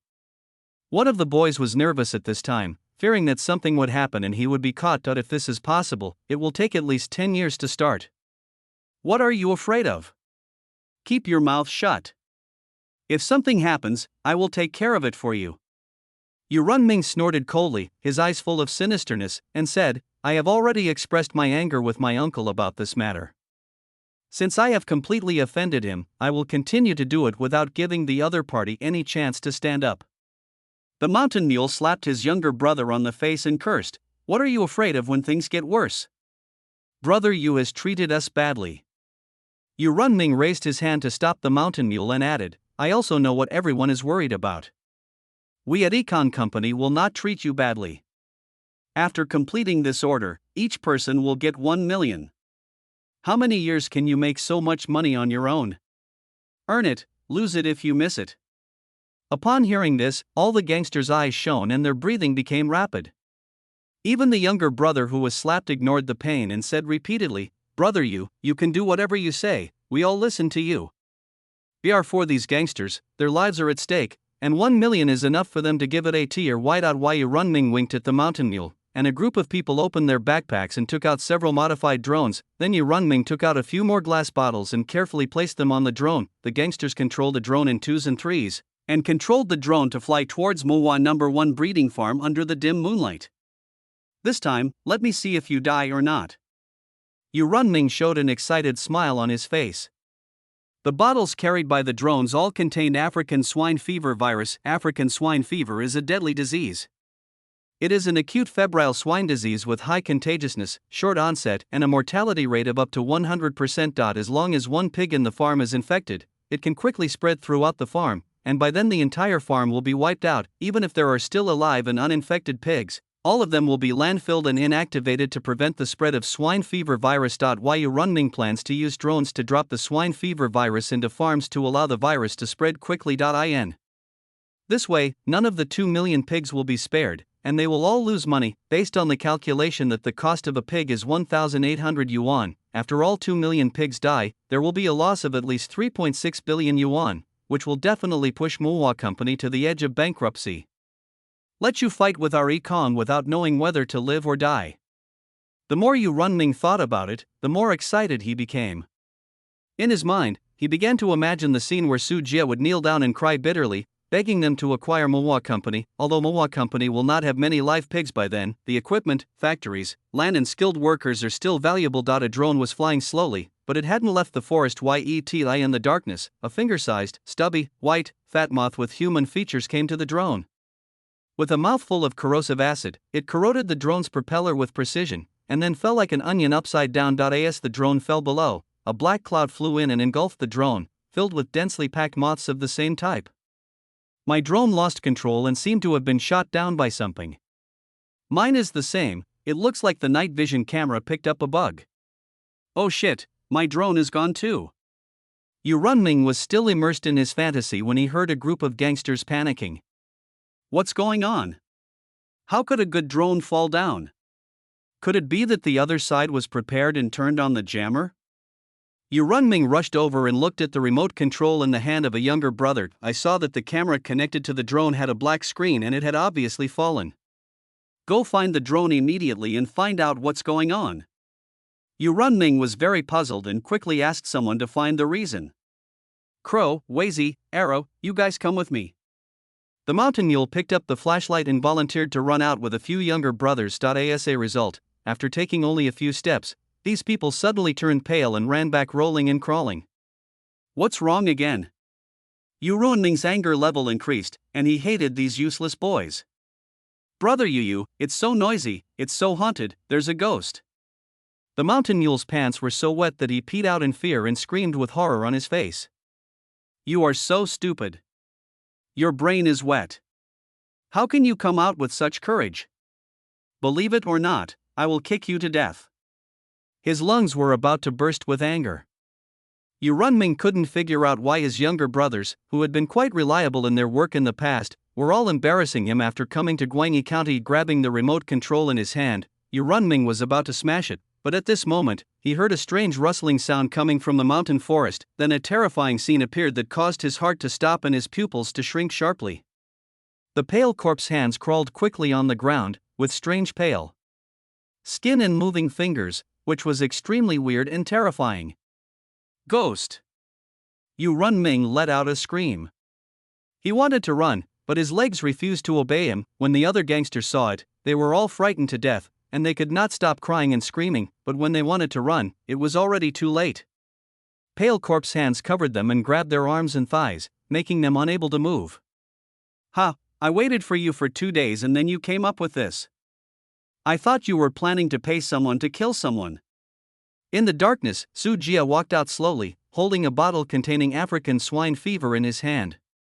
You are a human or a ghost? It was too dark, and Yu Runming didn't recognize Su Jie's identity. You forgot about me after only 2 days.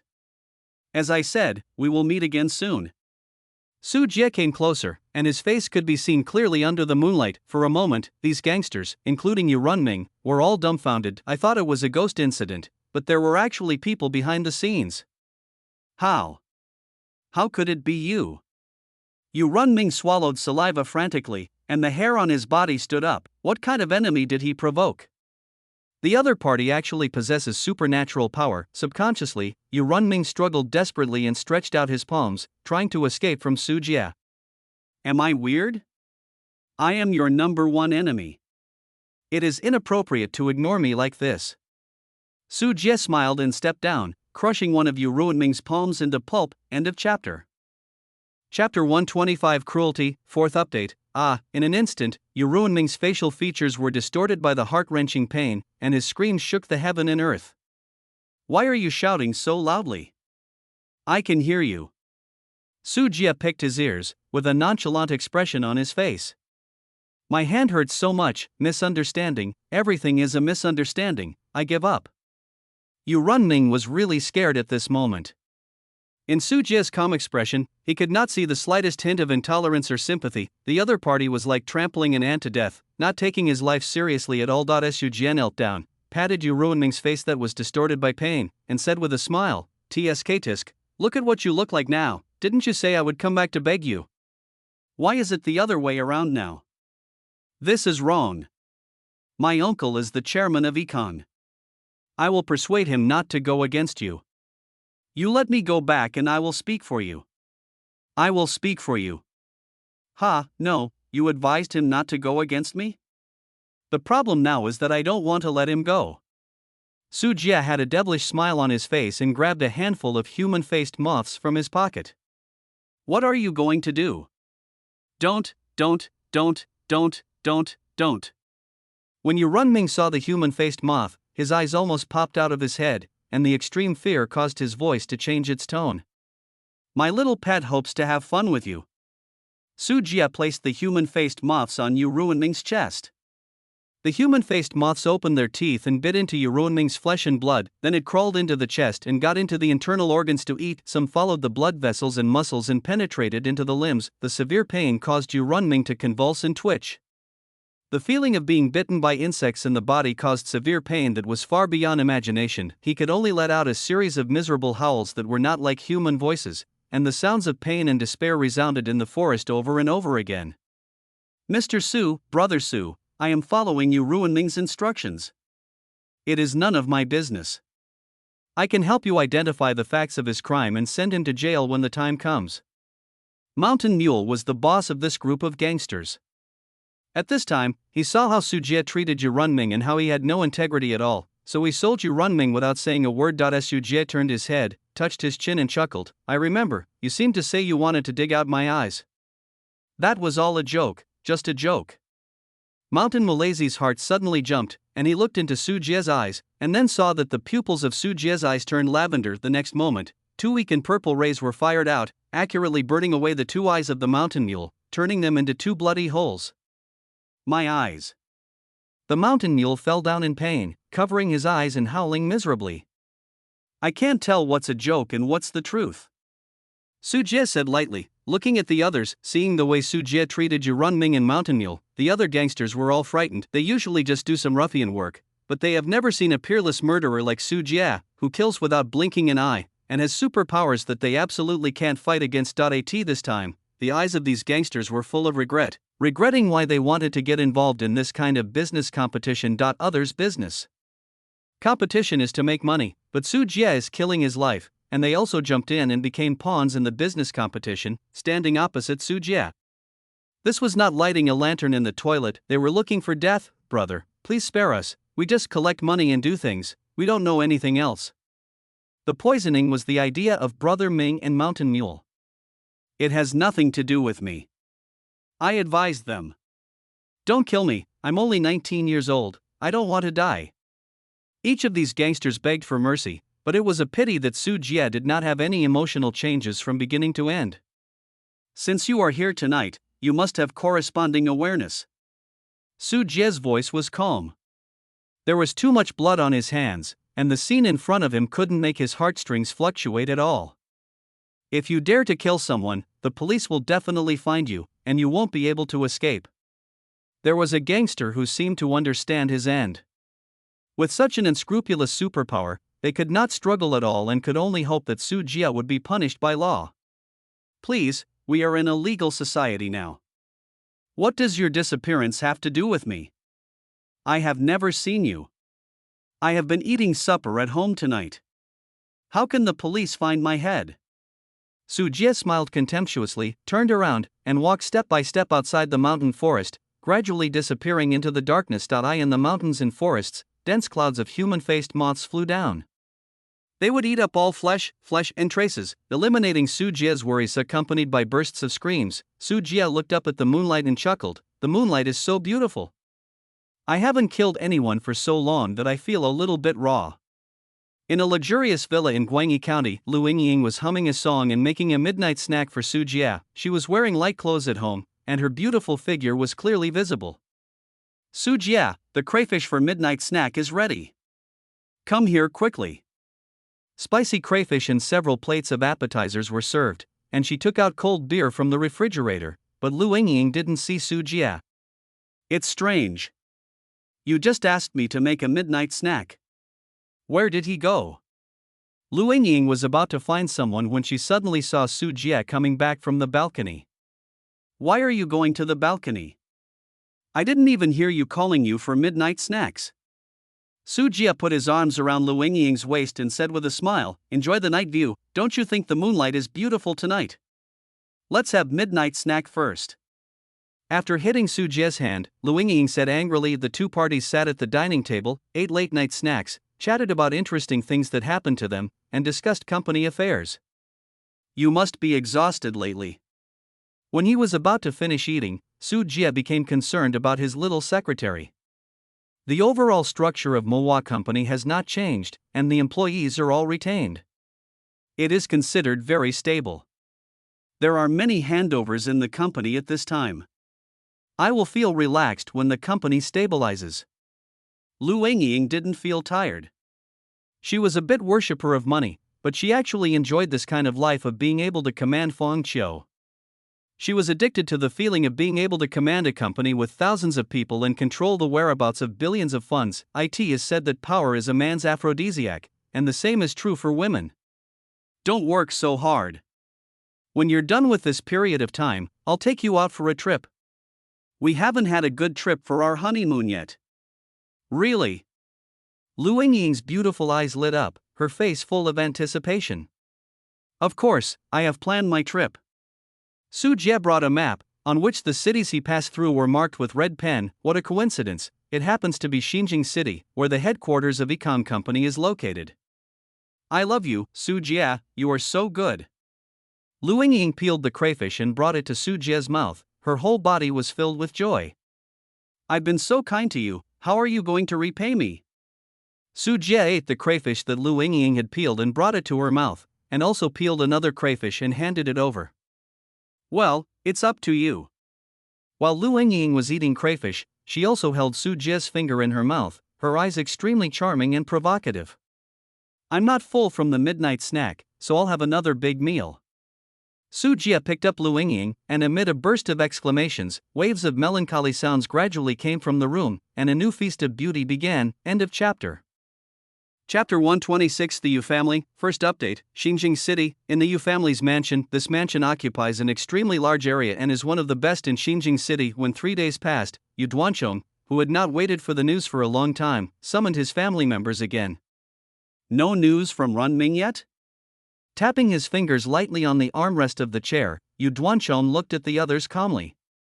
The phone couldn't be reached, including the friends he brought with him, they all lost contact and there is no news. Yu Duanchong's son, Yu Shichang, was a little uneasy. Anyone would be surprised that 7 or 8 living people just disappeared without contact for several days. Something must have happened to Runming. Brother, you can't ignore your nephew. He must be the mastermind of Muhua Company. A man with a sad expression on his face stood up. His name was Yu Tingyan, and he was Yu Ruanming's father. Third brother, we still don't know what's going on, so don't mess up the situation yourself. Yu Duanchong took a sip of tea and said to the others, second brother, let someone investigate in secret to see if they can find Runming and the others. Okay, big brother. Another middle-aged man nodded in agreement. However, Yu Tingyan did not give up and couldn't help but said, brother, can you let the police? Can't. Directly interrupting Yu Tingyan, Yu Duanchong put down his teacup and said coldly, if we call the police now, if the police find out, not only will we not be able to save Runming, but we will even harm him. That's not Xinjing City. We have no relationship with the police and cannot involve the police. Yu Tingyan was a little angry and shouted, but that's my son, your nephew. Dozens of members of our Yu family have to rely on Econ Group for food. Do you think I don't feel bad for you? For the sake of Runming, do you want to drag Econ Group into trouble? Yu Duanchong slapped the case and stood up, his voice cold and ruthless. If you hadn't ordered Runming to do that kind of thing, how could my son have done it? Yu Tingyan was a little resentful. At this time, other family members could not sit still and began to persuade him. Tingyan, I understand how you feel, but in everything you do, you have to put the overall situation first. That's right, Tingyan, listen to your elder brother, he won't harm us. I still want to get money from Econ Group every month. If Econ Company collapses, we will go to the northwest. With each warning, these core members of the Yu family immediately took sides. They all rely on the big tree of Econ Group. Yu Duancheng's choice is good for Econ Company, which is also related to their interests. It is not surprising to make such a choice. Being unanimously opposed by all members of the family, Yu Tingyan turned pale and had to lower his head in the end. The atmosphere in the house has become extremely depressing, and a large group of core members of the Yu family are now feeling in trouble, and now Yu Runming, who is going to work in Guangyi County, is uncertain about his life or death. The strength of Muhua Company may not be as simple as it seems on the surface. Wang Huilian looked at her husband and broke the silence. Lao Yu, we are too passive now. How about we make a call and see if we can reconcile with Muhua? Besides, Runming may still be in the hands of the other party, so let's take care of him first. Everything is easy to talk about when people bring it out. Yu Tingyan's eyes were filled with sparkle again, and he looked at his eldest brother with hope. Confused, what's the use of calling it this time? If Runming is still alive, the other party will just ask for a high price and threaten the interests of Econ Company. We have offended people to death. If we want to completely settle this matter, the only way is to put Mu. If we defeat Hua and let the other party see our strength, when Runming is alive, he will be sent back obediently. Yu Duanchong snorted coldly. If the Econ Company he presided over won this battle, it would be able to semi-invisibly monopolize the pig breeding market in Shiping Province. How could he stop the war for Yu Runming? A human life is nothing in the face of billions of interests. It's not his son anyway. Okay, don't continue to persuade me about this matter. I will have my own way in the future. After saying these words, Yu Duanchong walked out of the house. Tianyuan World Ghost Ridge Palace Black Market. Su Jie was walking on the street, and the sounds of hawking continued along the way. When the disciples saw Su Jie wearing the blue outer robe of an inner disciple, they all took the initiative to get out of the way. A few minutes later, Su Jie came to a grand attic, where 3 gilded signs for Taishu Pavilion were hung.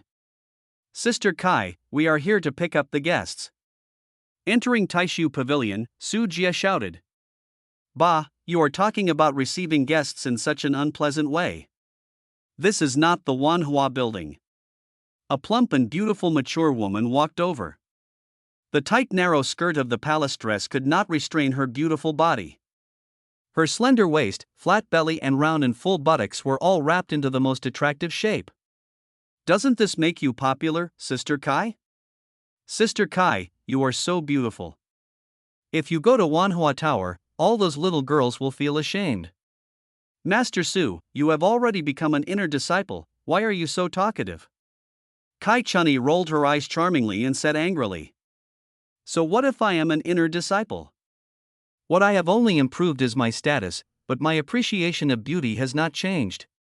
Go and stop teasing me. While speaking like this, Kai Chunyi was looking back and forth at Su Jie, and she was actually quite shocked when she and Su Jie met a year ago. Su Jie only asked her to sell some common poisonous insects. At that time, Su Jie was short of money. Every time he came over, he would come and go in a hurry. He didn't dare to look at the products sold in the attic. Half an eye of talismans and magic weapons, but now, in just 1 year, the other party has become an inner disciple. Not to mention controlling the wind and rain in Guiling Palace, at least he has a respected status. How could Kai Chunyi not be moved by this little guy's counterattack and rise? I'm here to buy something today. Kai Chunyi talked about business and took Su Jie directly to the second floor. Here are all the good things from Taishu Pavilion. I'm not buying anything today, I'm here to sell something. Su Jie took out a pile of magic weapons, materials, elixirs, and talismans from his storage bag, including those broken magic weapons. These were all trophies from his last outing. Together, they were piled up to 2 meters high. So many? Kai Chunyi was pleasantly surprised, although this pile of items is not of a very high grade, and many of the magic weapons are damaged, making it difficult to repair and can only recycle the materials, but even so, such a quantity is still an extremely considerable wealth right now. The White Walkers are raging, trade routes are blocked, and many things from outside cannot be transported in. However, the disciples of Guiling Palace are in great demand due to fighting, and the prices of various combat-related magic weapons and talismans have skyrocketed. Kai Chunyi made a simple estimate and knew that the value of this batch of materials reached about 4,000 to 5,000 blood marrow crystals, which was extremely astonishing. End of chapter. Chapter 127 Corpse Scale Silkworm, second update. They are all spoils from the Battle of Jinsha River. At least the journey was not in vain. Su Jie smiled and said, these are things that Su Jie can't use, so why not replace them with blood marrow crystals? Kai Chunyi checked for a while and saw many magical weapons unique to the Zhengdao sect, for example, the Zixia sect's Kaiyun iron clothes, the Golden Sword sect's standard flying sword, the Guanchao Pavilion's magic bell and water boots were stained with blood, and it was obvious how Su Jie obtained them. Mr. Su, wait a moment, I'll have someone come over right away to appraise the value. Kai Chunyi didn't dare to neglect and went to call someone immediately.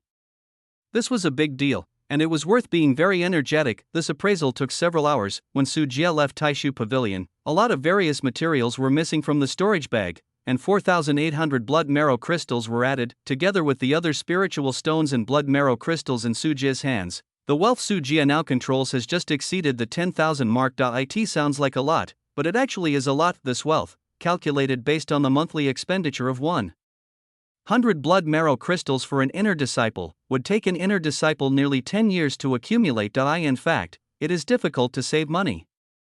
Inner disciples earn more and spend more. It can only be said that robbery is really a very profitable business. Su Jie relied on his own savings to save so much money. Master Su, welcome to play again next time. Kai Chunyi personally escorted Su Jie to the door. This was a treatment only given to major patrons. Su Jie smiled ambiguously, raised his eyebrows and said, what are you playing for, Sister Kai? Please be more straightforward. Kai Chunyi put her hands on her hips and said, Mr. Su, can I give you a massage and a back massage myself? You're not sincere. Sister Kai, you might as well come to my place to find me. I have fun activities there. Su Jie made fun of Kai Chunyi, turned around and left the black market. At this time, Su Jie walked openly and honestly.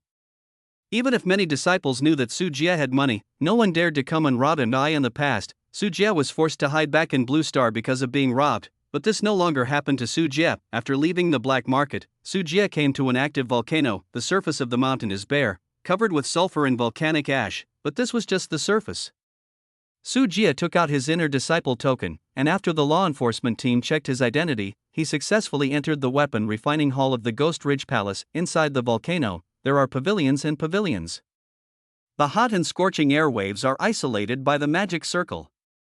All kinds of exotic flowers and plants are growing wantonly, blooming into a beautiful sea of flowers. A human slave is busy here, performing some basic crushing and sorting of mineral materials. The mineral materials produced from Ghost Ridge Palace are sent here, and even if they are the most tiring, they are handed over to human slaves. It is said that no human slave can survive 3 years under such intensity of work, and here in the Demon Cultivator, human slaves with no work value will be Squeezed out of their last bit of value and used to practice the blood sacrifice demon technique, the people who manage these human slave coolies are all outer disciples who specialize in weapon refining.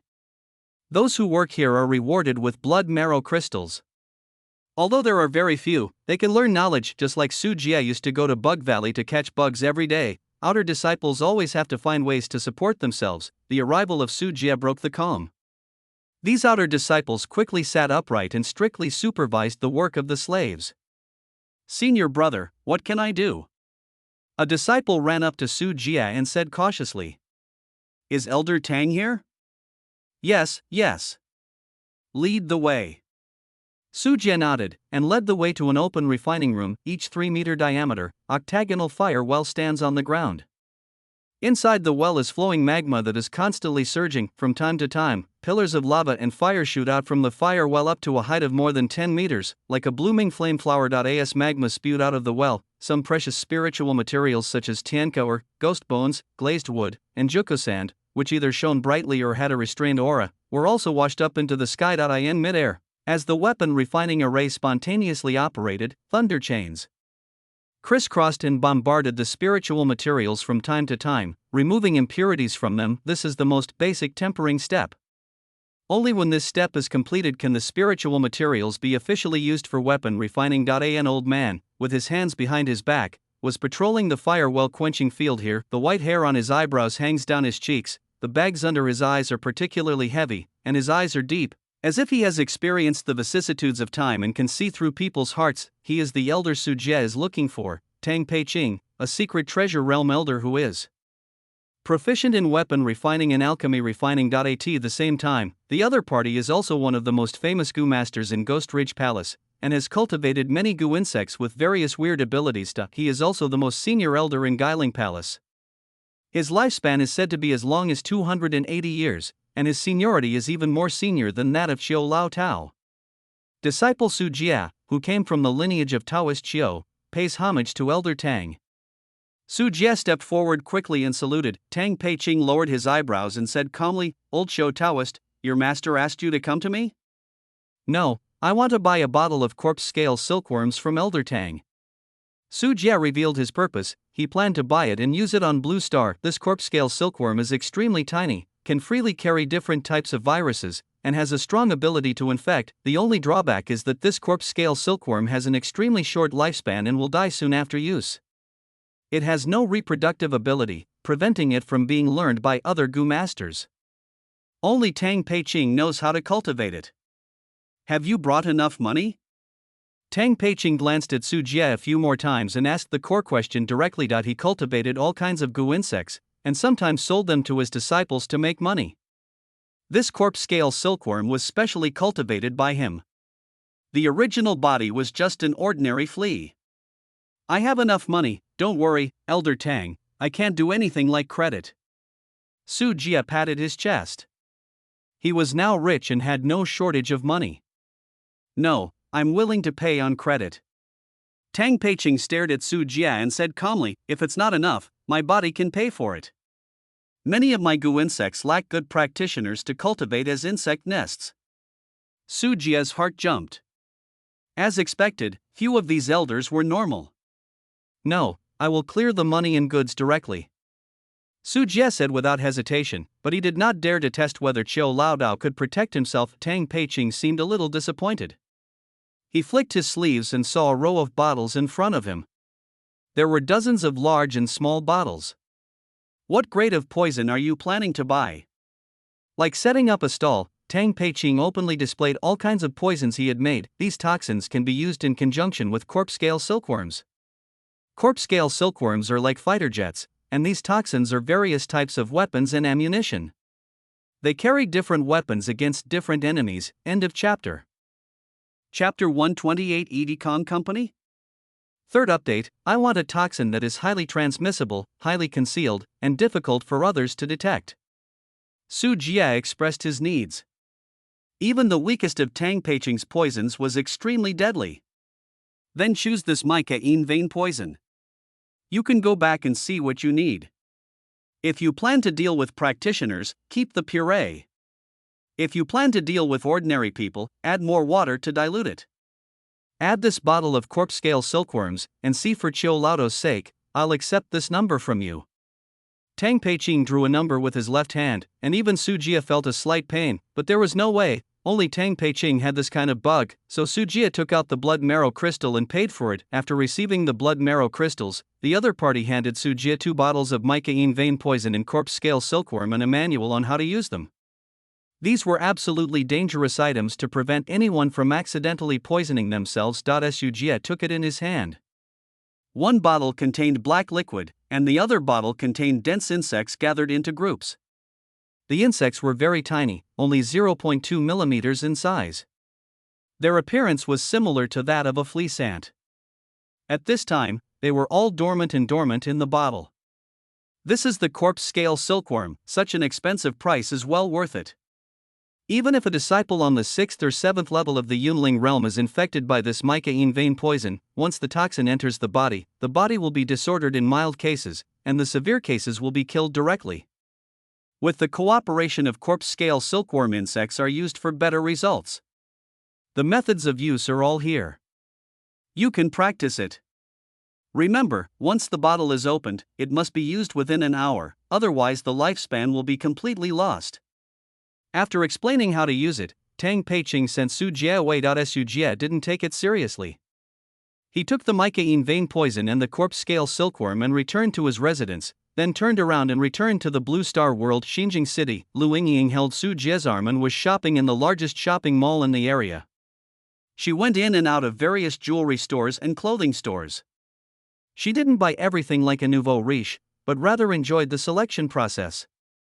With Su Jie's attitude toward her treatment, she doesn't lack material things at all now. Let's go get something to eat, it's getting late.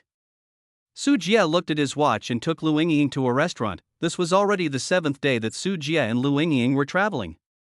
After most of the affairs of Muhua Company were handled, Su Jie asked Lu Yingying to put down her work, and the two began their honeymoon trip across the country. The first stop was the capital, the second stop was the Magic City, and now the third stop is Xinjiang City. Su Jie, eat this crab meat salmon is delicious. Lu Yingying kept bringing delicious food to Su Jie. When she was in the Monday area, Su Jie often went out without seeing anyone for 10 days and a half, so Lu Yingying cherished the time she spent with Su Jie. Okay, eat more yourself and see how thin you become. Ah! My figure is just right. Where have I lost weight? We still need to grow more meat here. Su Jie pointed to a pair of cantaloupes on Lu Yingying's chest and said that she still needs to work hard here. Not serious. Lu Yingying blushed, looked around subconsciously, and breathed a sigh of relief when she saw no one was around. Why are you still shy? How long have we been together? It's already time to meet your parents. Su Jie pinched Lu Yingying's cheek. When she said these words, Lu Yingying became even more shy and nervous. My parents don't know about us, I haven't told them yet.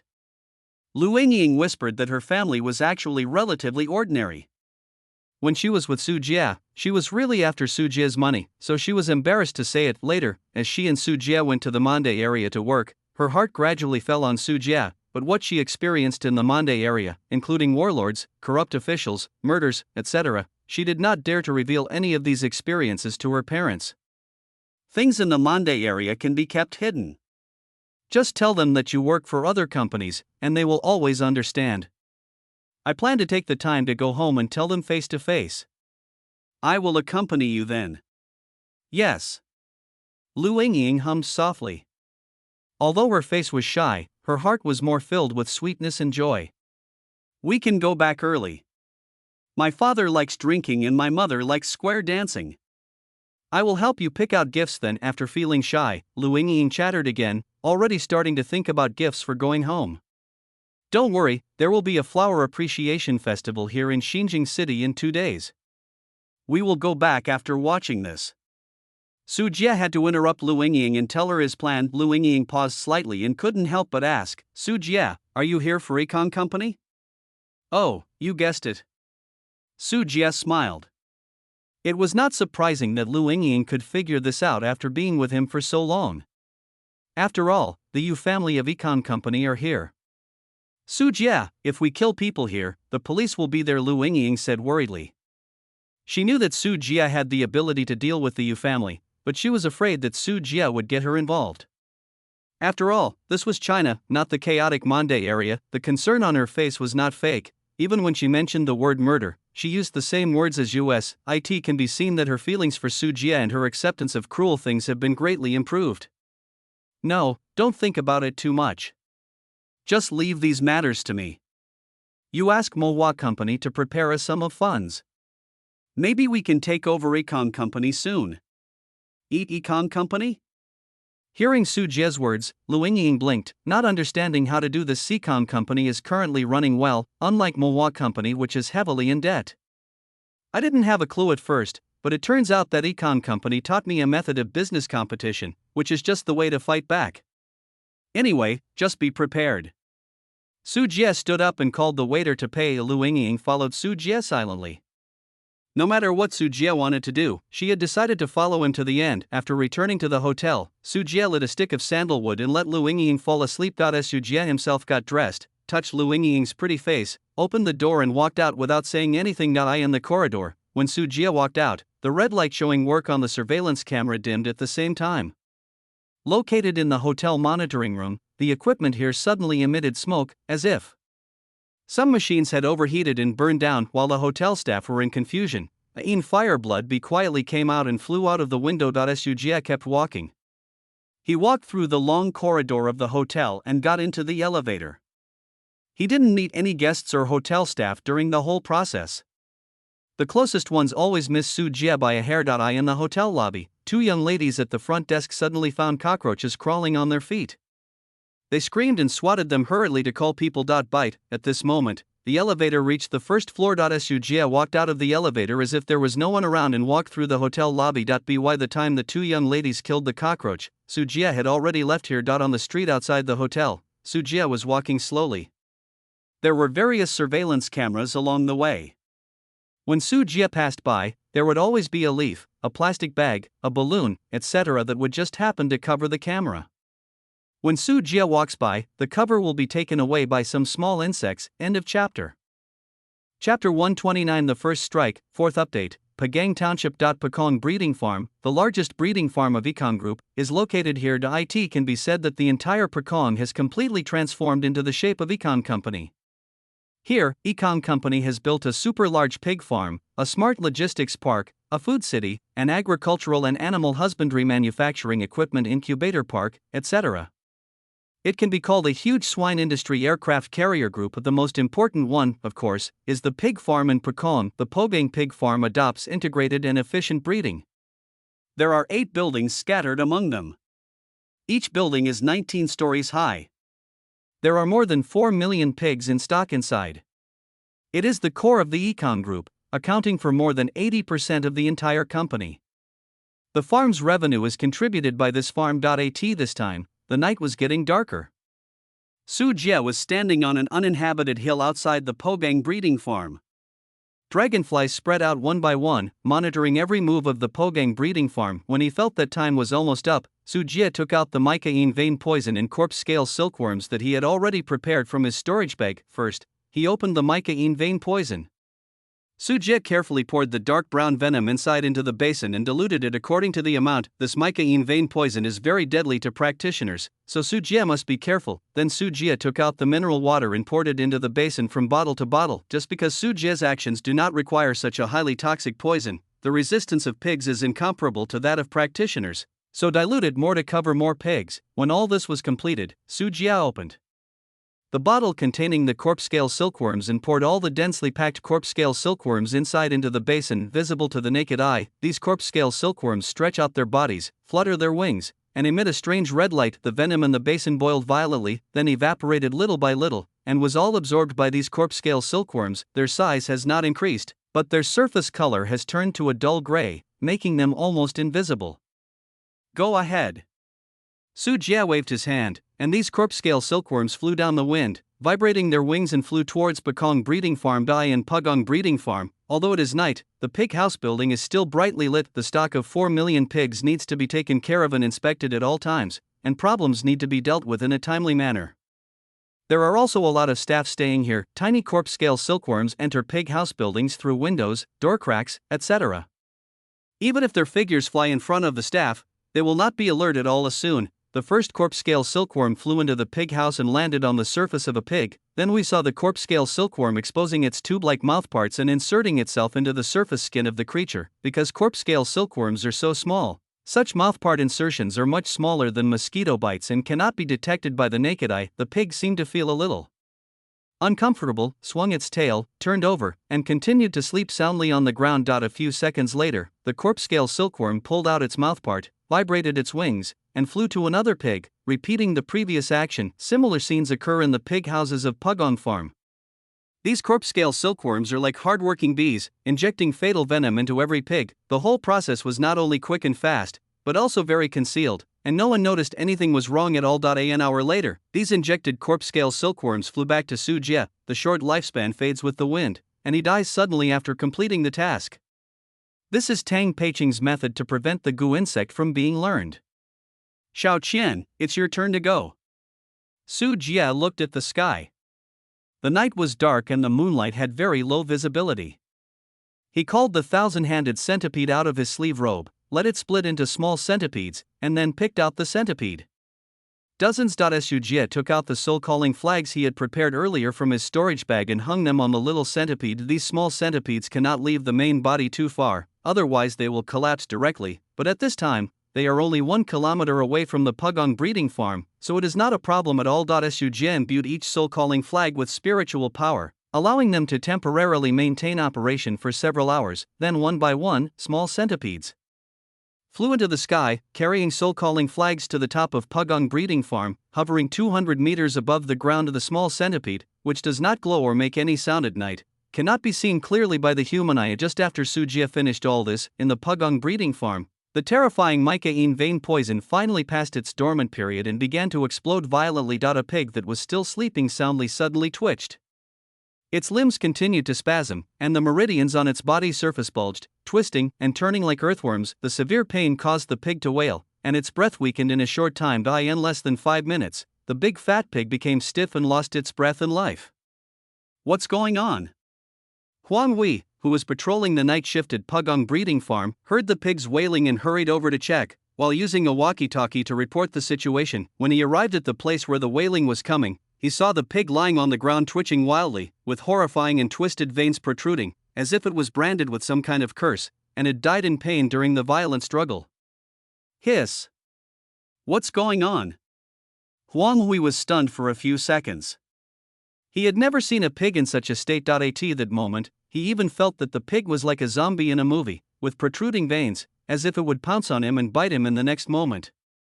Hey, Huang Hui, what problem did you find? Have you checked it out?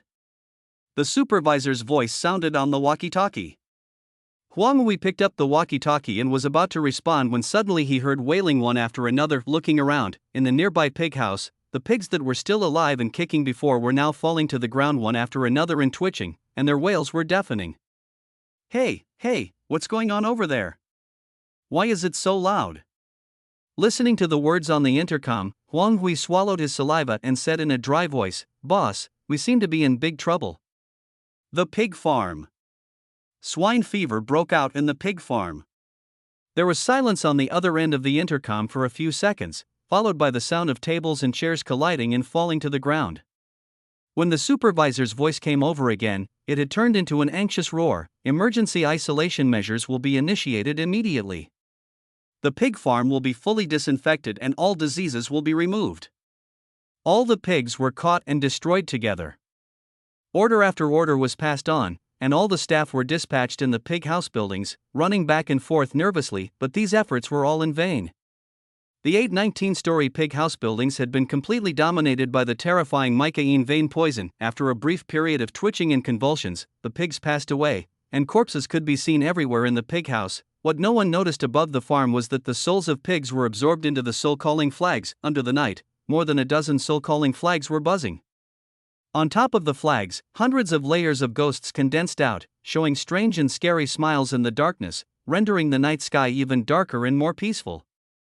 Ice cold, end of chapter.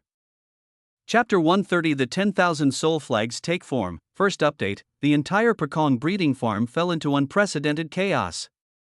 The death of a large number of pigs also caused the Soul Calling banner to acquire a large number of ghosts. Half an hour later, there was not a single living pig left in the entire Pekong breeding farm. A full 4 million pigs were killed by Mica-ine vein poison. Dozens of small centipedes also flew back to Sujia at this time, carrying Soul Calling flags. On the Soul Calling banner that absorbs a large number of souls, ghostly shadows appear one after another, and weird bodies stand with empty and cold eyes looking at all the living creatures in the outside world through the banner cloth. More than 10,000 ghosts, suddenly rich overnight. Su Jie felt happy in his heart. Currently, these soul-calling flags had a reserve of more than 10,000 ghosts. The quantity that originally required Moa Company to accumulate for a long time was now completed at Econ Company in one go. Pick up a soul-calling flag and summon all the ghosts inside a hut. The space around Su Jie became heavy and oppressive, and the whistling and illusory ghosts spontaneously gathered to take up space, turning into a large formation of ghosts and blood. In the formation, the extremely gloomy cold mist floated, and the ghosts were connected to each other, turning into thousands of soul-killing blades, and the screams and laughter shook the surrounding areas. At the same time, a looming void door opened a gap in the air, revealing a strange world that was hundreds of acres in size. You can vaguely see the blood inside, and the endless blood-colored mist is lingering. The smell of fishy smell is nauseating, and the scarlet blood water gathers into a small river above the blood river. A dilapidated wooden bridge spans. Dozens of corpses were hung on the bridge railings. There were human broken limbs, internal organs, hands, feet, and heads floating in the river. Such a bloody and gloomy blood river area is the tip of the iceberg of the true power of the ghost. When the Yin souls count to 10,000, they can automatically huddle together for warmth and condense all kinds of magic. This is the innate instinct of the Yin souls. Just like ants can build nests without learning. A large number of ghosts gathered together, and their obsession created their own settlement, which was the bloody world that Su Jie just saw. It was essentially a set of terrifying formations constructed by the ghosts. The ghosts themselves are souls. When there are enough of them, they can turn reality into reality and create various terrifying formations that are both real and illusory. If a living being is involved in it, it will be destroyed and turned into ashes. At present, 10,000 ghosts are one level, 100,000 are another qualitative change, and 1 million are another level of power. Legend has it that in ancient times, demonic cultivators united to slaughter tens of thousands of creatures, gather hundreds of millions of ghosts, and build a magnificent 18-level underworld. They wanted to turn the entire Tianyuan world into a soul collection place, so that the souls of every dead creature could be saved.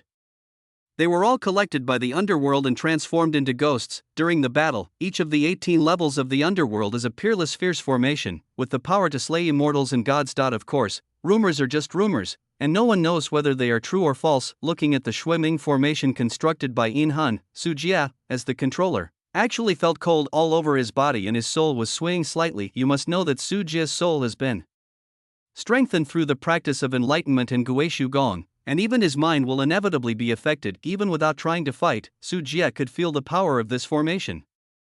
This is the true power of the ghost. Su Jie couldn't hide his shock. No wonder everyone in Tianhan sect had a soul-calling flag. A small number of ghosts cannot take advantage of practitioners, and are even beaten unilaterally. But when the numbers increase, even when they gather into a large formation like Su Jie's, the power is another matter. In the end, all the ghosts were stored in a soul-calling banner by Su Jie. No, it should be called the 10,000 Souls banner now. The newly born 10,000 Souls banner looks even weirder. The cloth of the banner is stained with blood, and a blood-colored river can be vaguely seen rushing and roaring.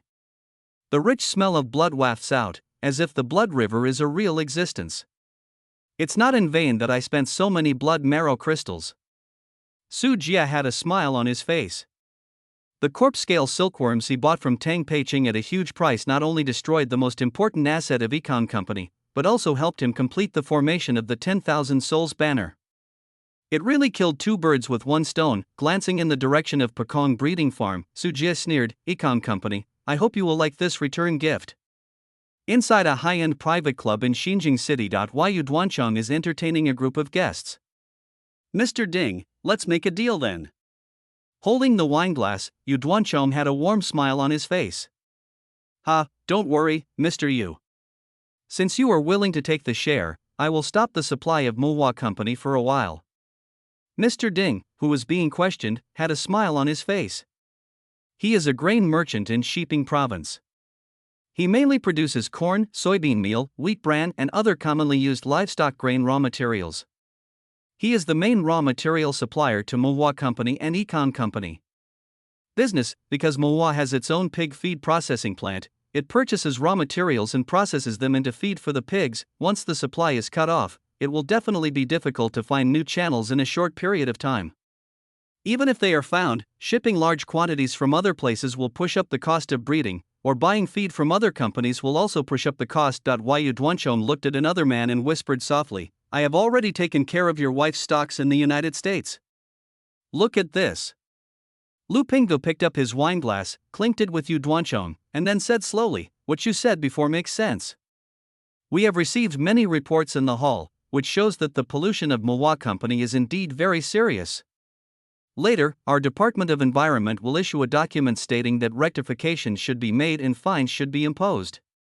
These large companies cannot be allowed to pollute our green waters and mountains arbitrarily."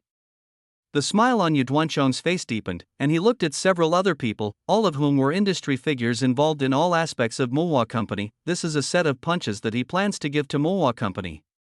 When they all attack, Mowa Company will lose half of its life. Just when Yu Duanchong was about to continue working as a lobbyist, the cell phone in his hand rang at an inappropriate time. Several other people's cell phones also rang one after another.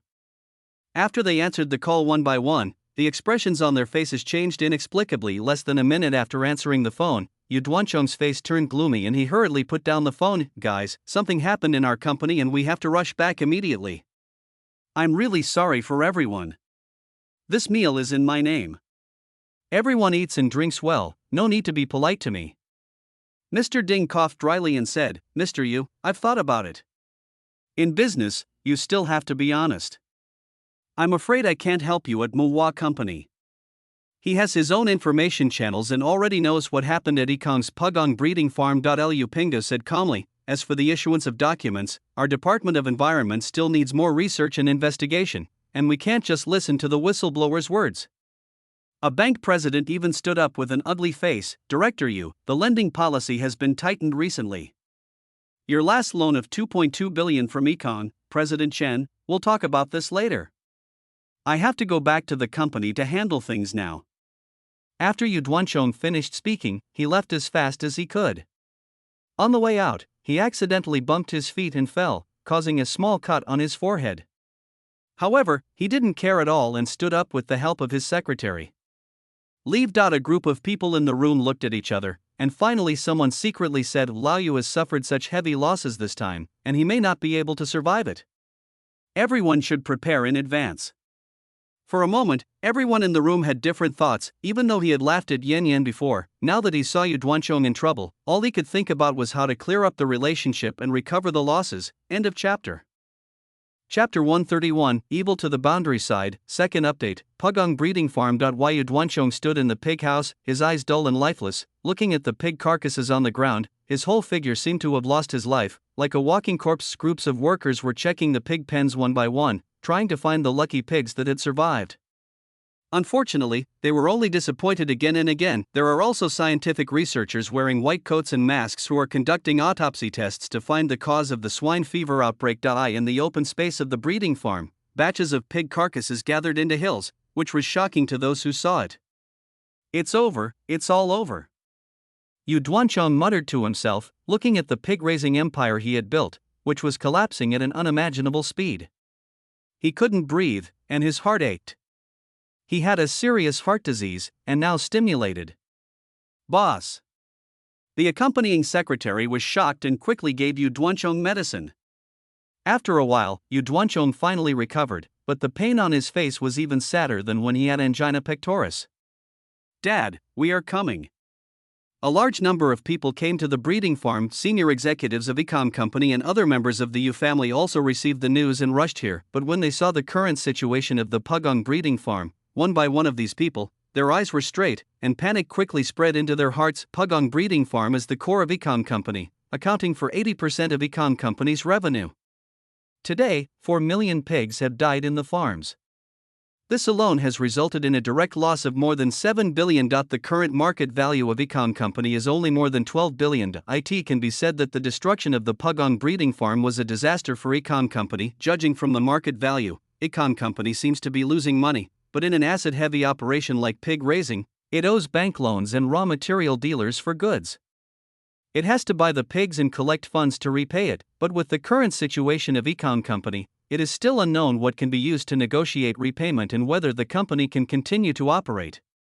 Why were the swine fever infections not discovered in advance? What do the people in the farms do for food? The agreement we signed with several companies such as Xuanlan Commercial Supermarket will deliver 120,000 pigs for slaughter the day after tomorrow as agreed. What are we going to give them now? Watson Bank still owes more than 2 billion in loans, and they won't let us go. If you hadn't been neglecting your duties all day long and focusing more on the company, this kind of thing wouldn't have happened, and such a severe swine fever infection would not have been discovered. Fart, you still have the nerve to criticize me. You stayed in the bar all night yesterday, so what qualifications do you have to criticize me? A large group of you family members felt that the sky was falling apart, and they started to blame each other and complain. Lao, you, tell me something. Wang Huilian looked at her husband, hoping that he, the backbone of the family, would pay attention. The rest of the Yu family also put aside their quarrels, and all looked at Yu Duanchong, hoping that he would stand up at this critical moment. Why Yu Duanchong looked pale and remained silent until his wife called out. Chen Shang, are there any test results for swine fever this time? After regaining some composure, Yu Duanchong immediately called the company's chief swine disease expert and asked what kind of swine fever he was infected with. Sorry, Mr. Yu, this is a swine fever virus we have never seen before, and the cause cannot be detected yet. Chen Shang, who was questioned, replied that when swine fever broke out, they immediately conducted detection and conducted various related tests, but until now, they have not been able to find the cause of swine fever. Did someone poison him?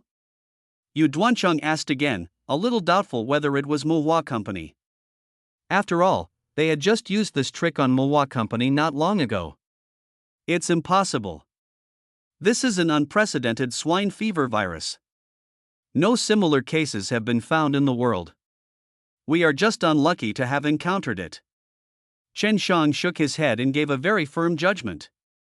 There is a risk of zoonotic disease. I don't know what he thought of. Yu Duanchong's eyes flickered, and his eyes showed a frightening heartbeat. Chen Shang was stunned for a moment, then shook his head and said, there should be no risk.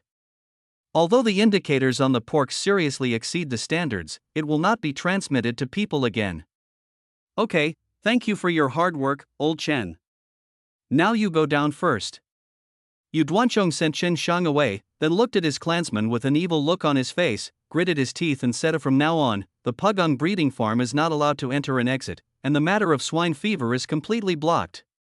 Every employee's mobile phone is collected, and the hush money is paid enough to tell them to shut up. A second child, your brother-in-law is helping with the Epidemic Prevention Bureau. You should go back immediately and ask him to cooperate with us in issuing a batch of animal quarantine certificates. We will not treat him badly afterwards. Huilian, you are personally in charge of the slaughterhouse. We must process these pigs and send them to the market as soon as possible, and the price can be kept as low as possible. Hearing what Yu Duanchong said, everyone in the Yu family was shocked. Cousin, this is illegal. A member of the Yu family was trembling all over. Thinking about millions of pigs with plague flowing into the market, his scalp was numb. So what if you break the law? Do you want to go bankrupt? Clenching his fists tightly, Yu Duanchong looked ferocious, like a demon. Others have their own interests in mind. If the company goes bankrupt, they will lose everything. In an instant, each of these people fell silent, and there was no longer any objection. They are used to living a life of luxury and good food, and they are left bankrupt and have nothing. This gap is difficult for most people to accept, and the mentality of taking risks begins to take hold. Brother, I understand. I will go to my brother-in-law's house in person. The second oldest member of the Yu family immediately agreed and supported his eldest brother's decision. Go to the third floor of the safe on the second floor and pick up the 2 boxes of cigarettes.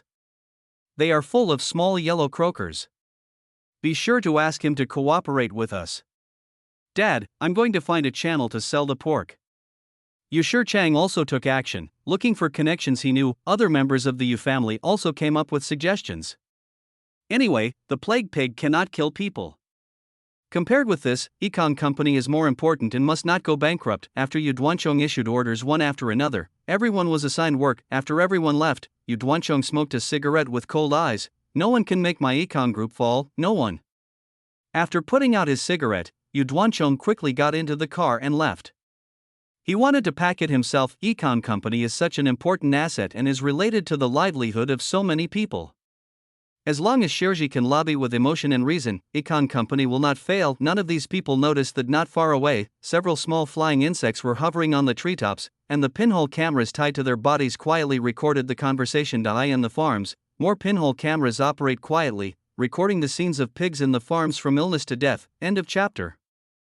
Chapter 132. The Second Strike, Third Update. 3 days later, Xinjiang City Flower Appreciation Festival is here as scheduled. Xinjiang City is a holy land for flower planting, and a large number of flowers are produced and sent to the market every year. In Xinjiang City alone, the economy brought about by flower production accounts for 15% of the local GDP. Therefore, in order to attract investment, attract tourists and purchasers, the Flower Appreciation Festival is held every year. On the lively streets, stalls are filled with all kinds of bright flowers. Citizens and tourists are coming and going on the streets to participate in this annual festival. In the central square at Xinjiang City, a large number of people gathered here. On the south side of the square, a huge screen is placed here. This is used by the organizers of the Flower Viewing Festival to promote the festival. Various promotional videos are shown on the screen. Hey, why did the screen change? A tourist looked at the screen, and the content suddenly changed. A video apparently shot in an automated breeding farm appeared on the screen. The video looked normal at first, but not long after, the pigs in the farm suddenly twitched violently and fell to the ground, with earthworm-like blood vessel protrusions appearing on their bodies. It was like contracting some kind of horrible disease, and he collapsed and died after struggling for a while. More and more tourists and citizens in the square turned their heads and noticed the changes in the screen. Content, everyone is curious. Looking at the video played on the screen, some locals have already recognized that the breeding farm shown in the video is Econ Company. When this video ends, a new video appears. Yu Duanchong, the CEO of Econ Company, and a group of senior executives of Econ Company gathered together and were discussing plans in secret. Comprehensive blockade of swine fever news.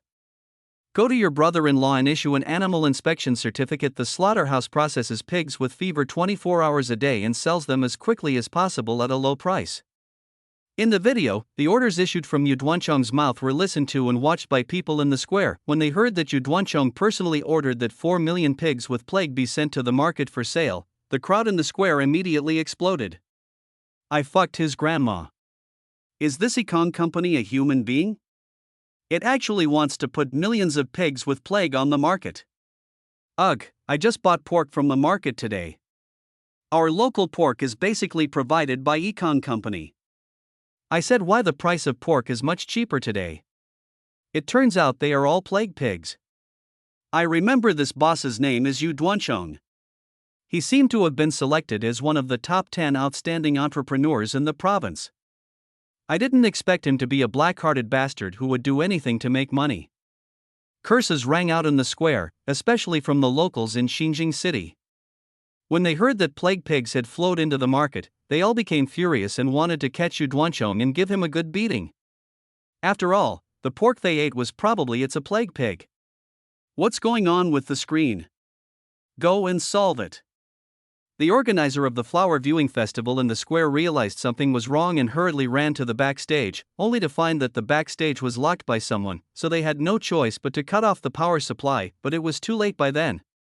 When the staff turned off the screen, the content in the video had already been captured by tourists and citizens with their mobile phones and sent to the internet. A large number of related videos quickly fermented on the internet. Now is the era of self-media. As long as the public knows about any big news, it will spread quickly with the help of the power of the internet. The news media who saw the hot topic were even more alert. They rushed to Pugong breeding farm with long guns and short cannons, hoping to get first-hand news. What are you doing? What are you going to do? This is our breeding base. All irrelevant personnel will leave immediately.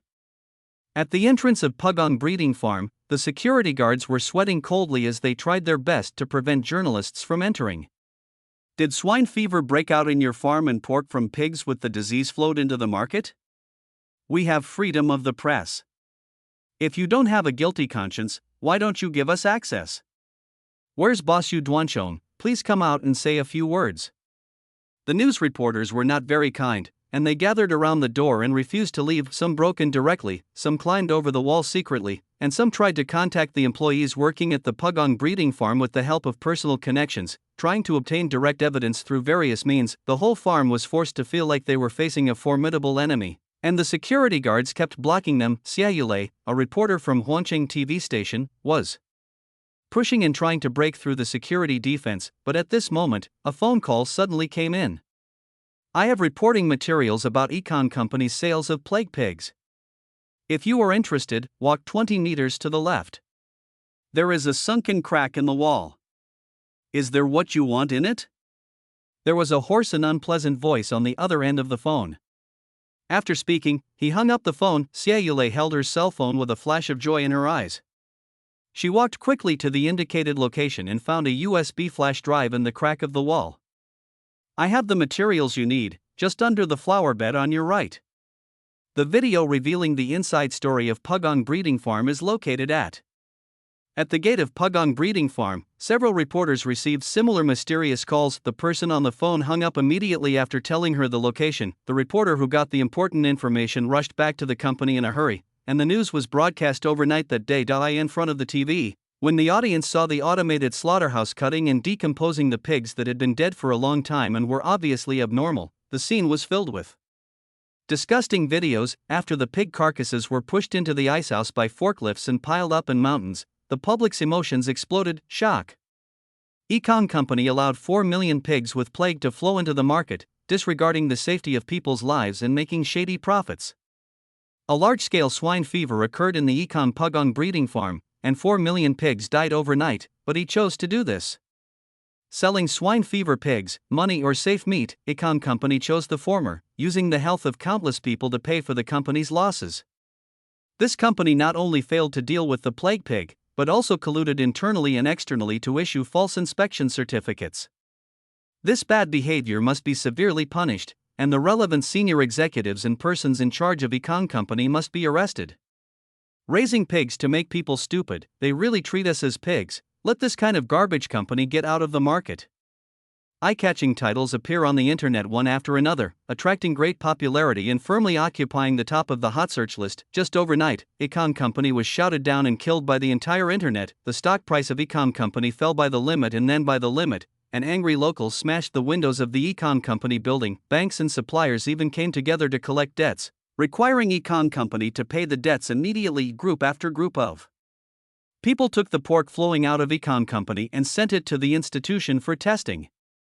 As expected, a large number of abnormal and excessive data were detected, which confirmed the fact of pig plague. The turmoil intensified, but no one from Econ Company came forward to respond, because at this point, the matter of Econ Company selling plague pigs was completely unclear. End of chapter.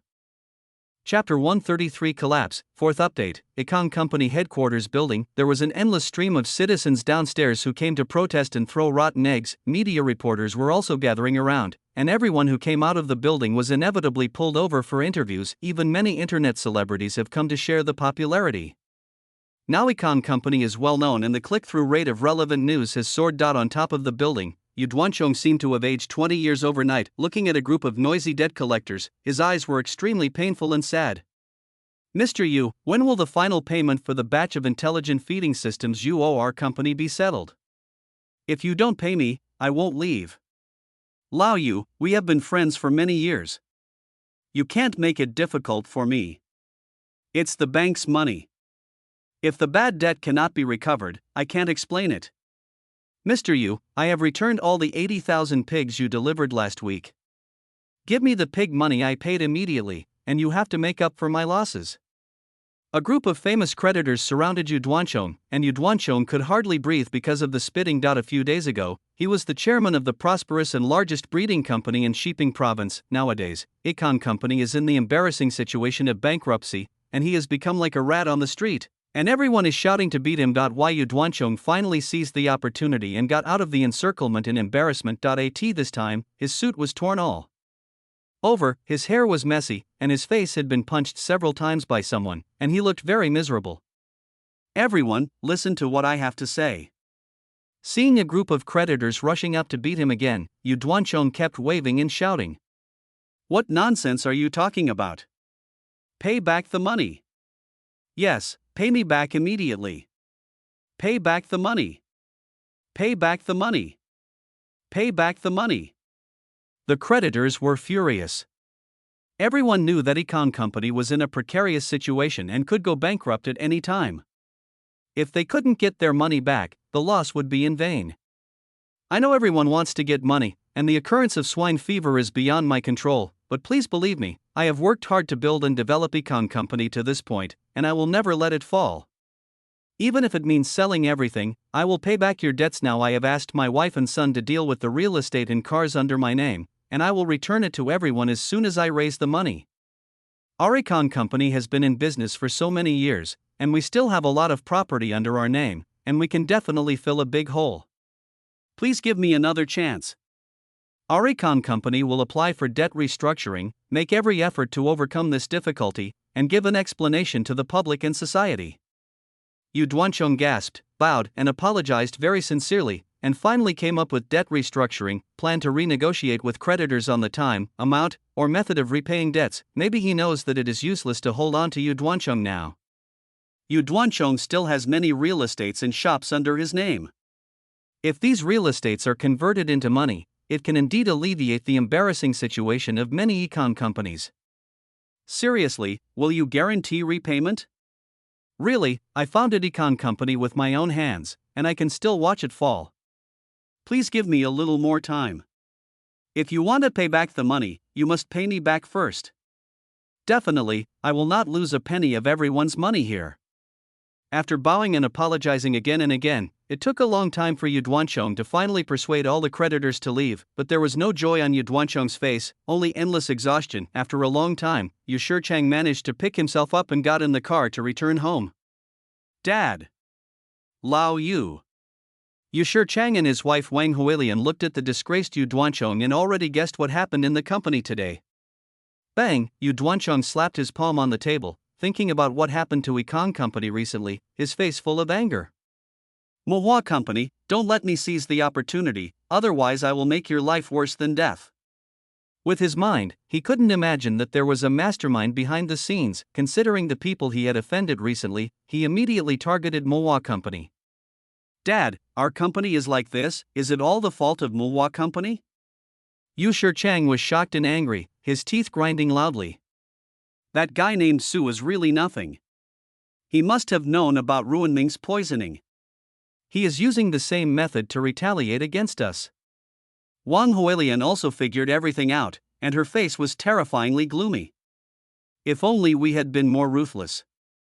Yu Duanchong was helpless, so what if he understood everything now? But if you can't even protect yourself, how can you deal with Mohua Company? Just when the family was angry, a phone call came in. When Yu Duanchong saw the person on the caller ID, his expression immediately changed. Within 2 minutes of picking up the phone and answering it, Yu Duanchong's face turned as black as the bottom of a pot and he slumped down on the sofa. Dad, what's wrong? Yu Shichang didn't understand why he just answered the phone like this. The government has come to an end. It wants to come to Econ to investigate this matter and hold us accountable. Yu Duanchong's face was gloomy. He had acquaintances in the government, and others had given him inside information. What? One sentence made Yu Shichang's body tremble and he felt like the sky was falling. Huilian, have you made all the preparations I asked you to make? Yu Duanchong looked at his wife. When the incident happened, he had anticipated that such a day might come and started preparing for an escape route early. It's been done. I've transferred all my assets that can be transferred to the United States. Wang Huilian said, she is the financial director of Econ Company and knows a lot about capital transfer operations. Then we'll go separately as planned, Shichang, and we'll meet again in America. Yu Duanchong stood up. Although he didn't want to part with the family business, he didn't want to go in and step on the sewing machine. What he committed was too big. Although due to time constraints, only a small part of the plague pigs were sold, but now that it caused such a big disturbance, his status as an entrepreneur was no longer valid, so he had no choice but to run away overseas.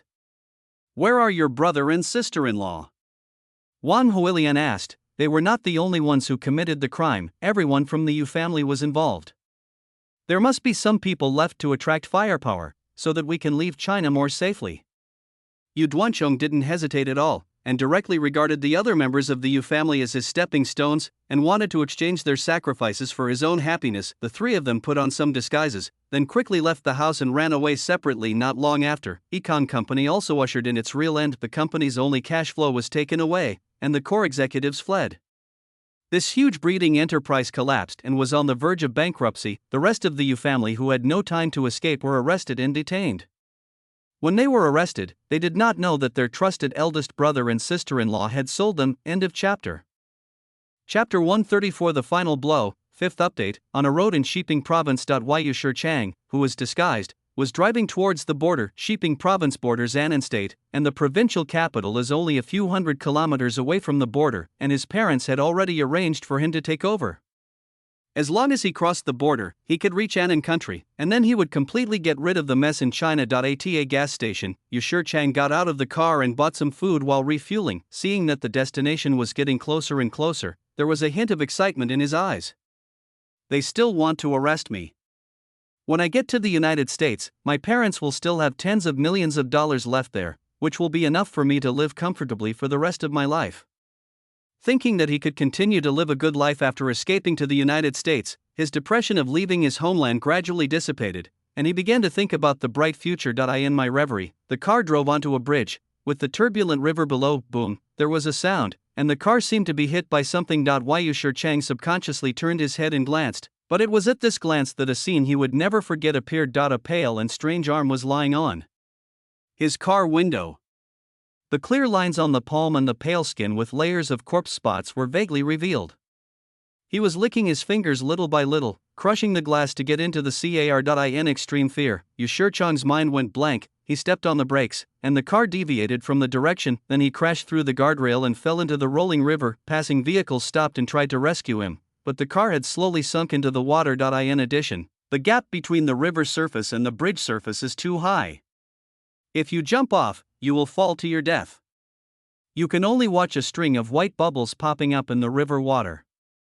In the end, even the car and people will be swallowed by the river water. Inside a hotel suite, Wang Huilian, who used a false identity to open a house, is living here. She will leave Saiban Province tomorrow and prepare to take the ferry to Hong Kong Island. The visa and procedures have been completed. Dudu, listening to the busy signal from the phone, Wang Huilian put down the phone, frowned and said, "This kid, why don't you answer the phone? Nothing will happen."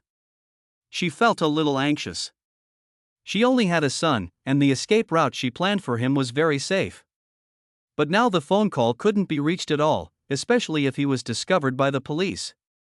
No, my plan can't be wrong. The more Wang Huilian thought about it, the more anxious she became. She stood up and opened the window to get some air. Whoops, the cold wind blew in outside the window. Just as Wang Huilian was about to turn around, she suddenly noticed something moving on the left side of the windowsill. Taking a closer look, a dense swarm of hornets gathered here, as if a bee swarm had separated its nest and stayed here temporarily. The sound of opening the window disturbed the bee swarm. These ferocious hornet wasps flapped their wings and flew, as if commanded by someone. The swarm of bees with clear purpose pounced on Wang Huilian, covering her densely, and then pierced the skin with their poisonous needles. The pampered Wang Huilian could not withstand this kind of pain. Her screams shook the earth.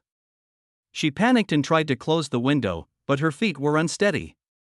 Because the movement range was too large, her body fell out of the window. Bang! On the street below the hotel, human bodies falling from the sky hit the floor heavily. Large areas of bright red blood seeped out from under Wang Huilian's body, and the surrounding area was quickly surrounded by people eating melons. When the ambulance arrived, the body was already cold. Xinjiang City, Kunyan International Airport. A man wearing a baseball cap and thick clothes appeared here. This person is none other than Yu Duanchong, who has gone through some disguise. Passengers heading to Shanghai, please note that check-in procedures for your flight CY2926 are now open. Please go to counter 17. Listening to the voice announcement in the airport, Yu Duanchong kept looking at his watch. The plane he was taking was about to board in half an hour, and it would fly directly to Japan. As long as he got there, the sky would be as high as a bird could fly. Why does time pass so slowly?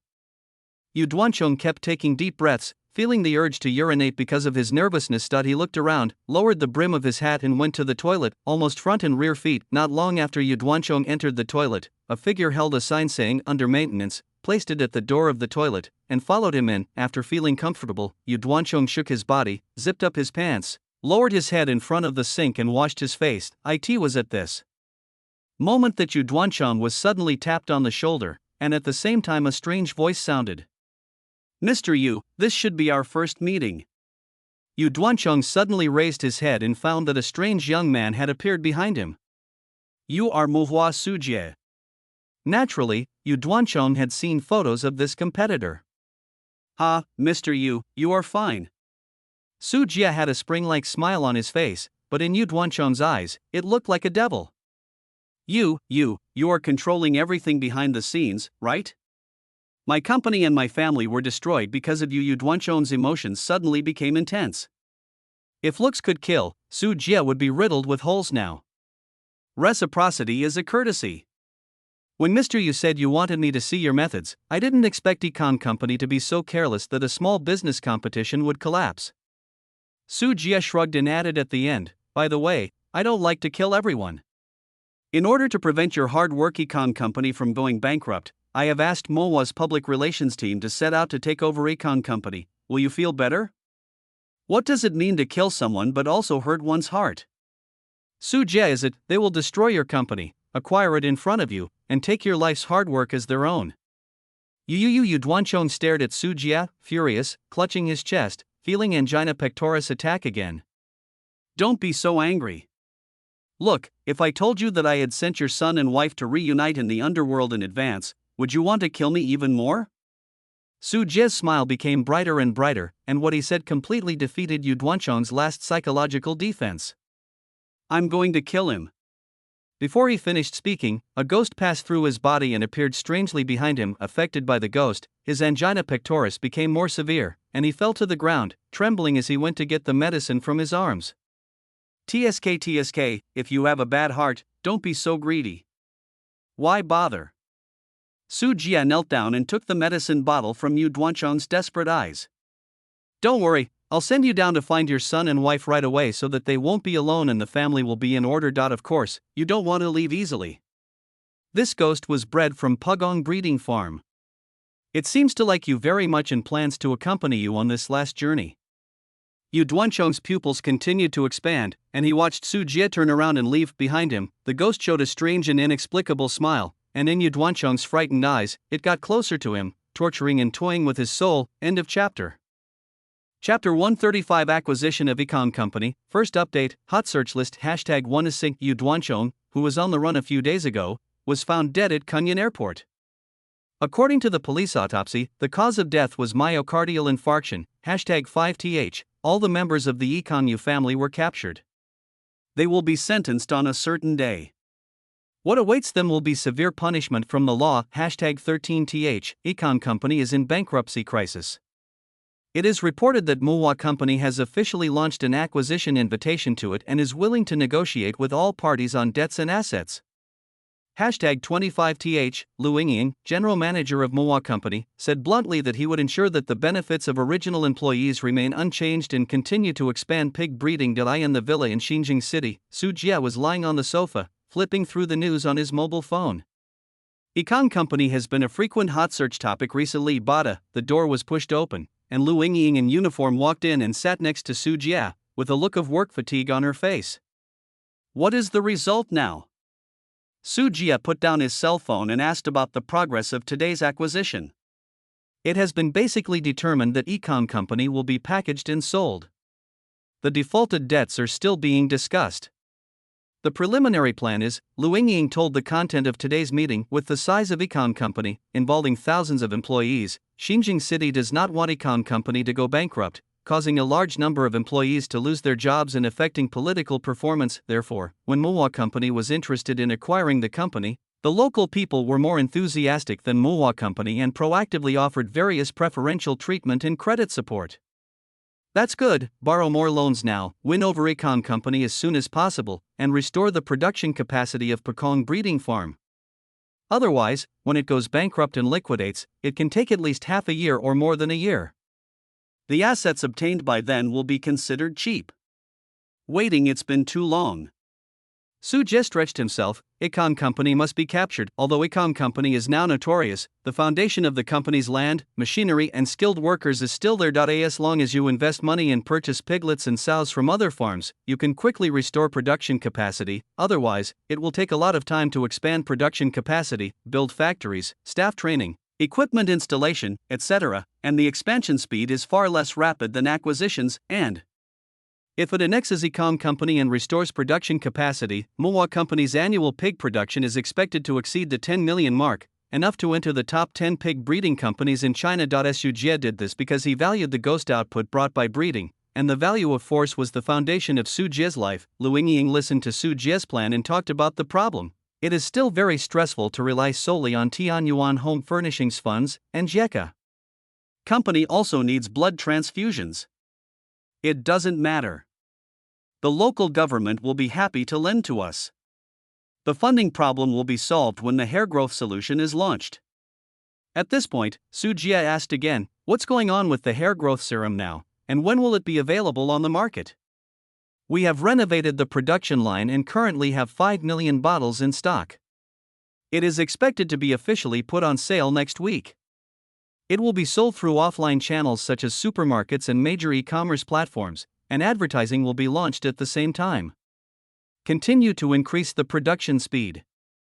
This quantity of hair growth liquid will definitely not be able to meet the demand. The market is too huge.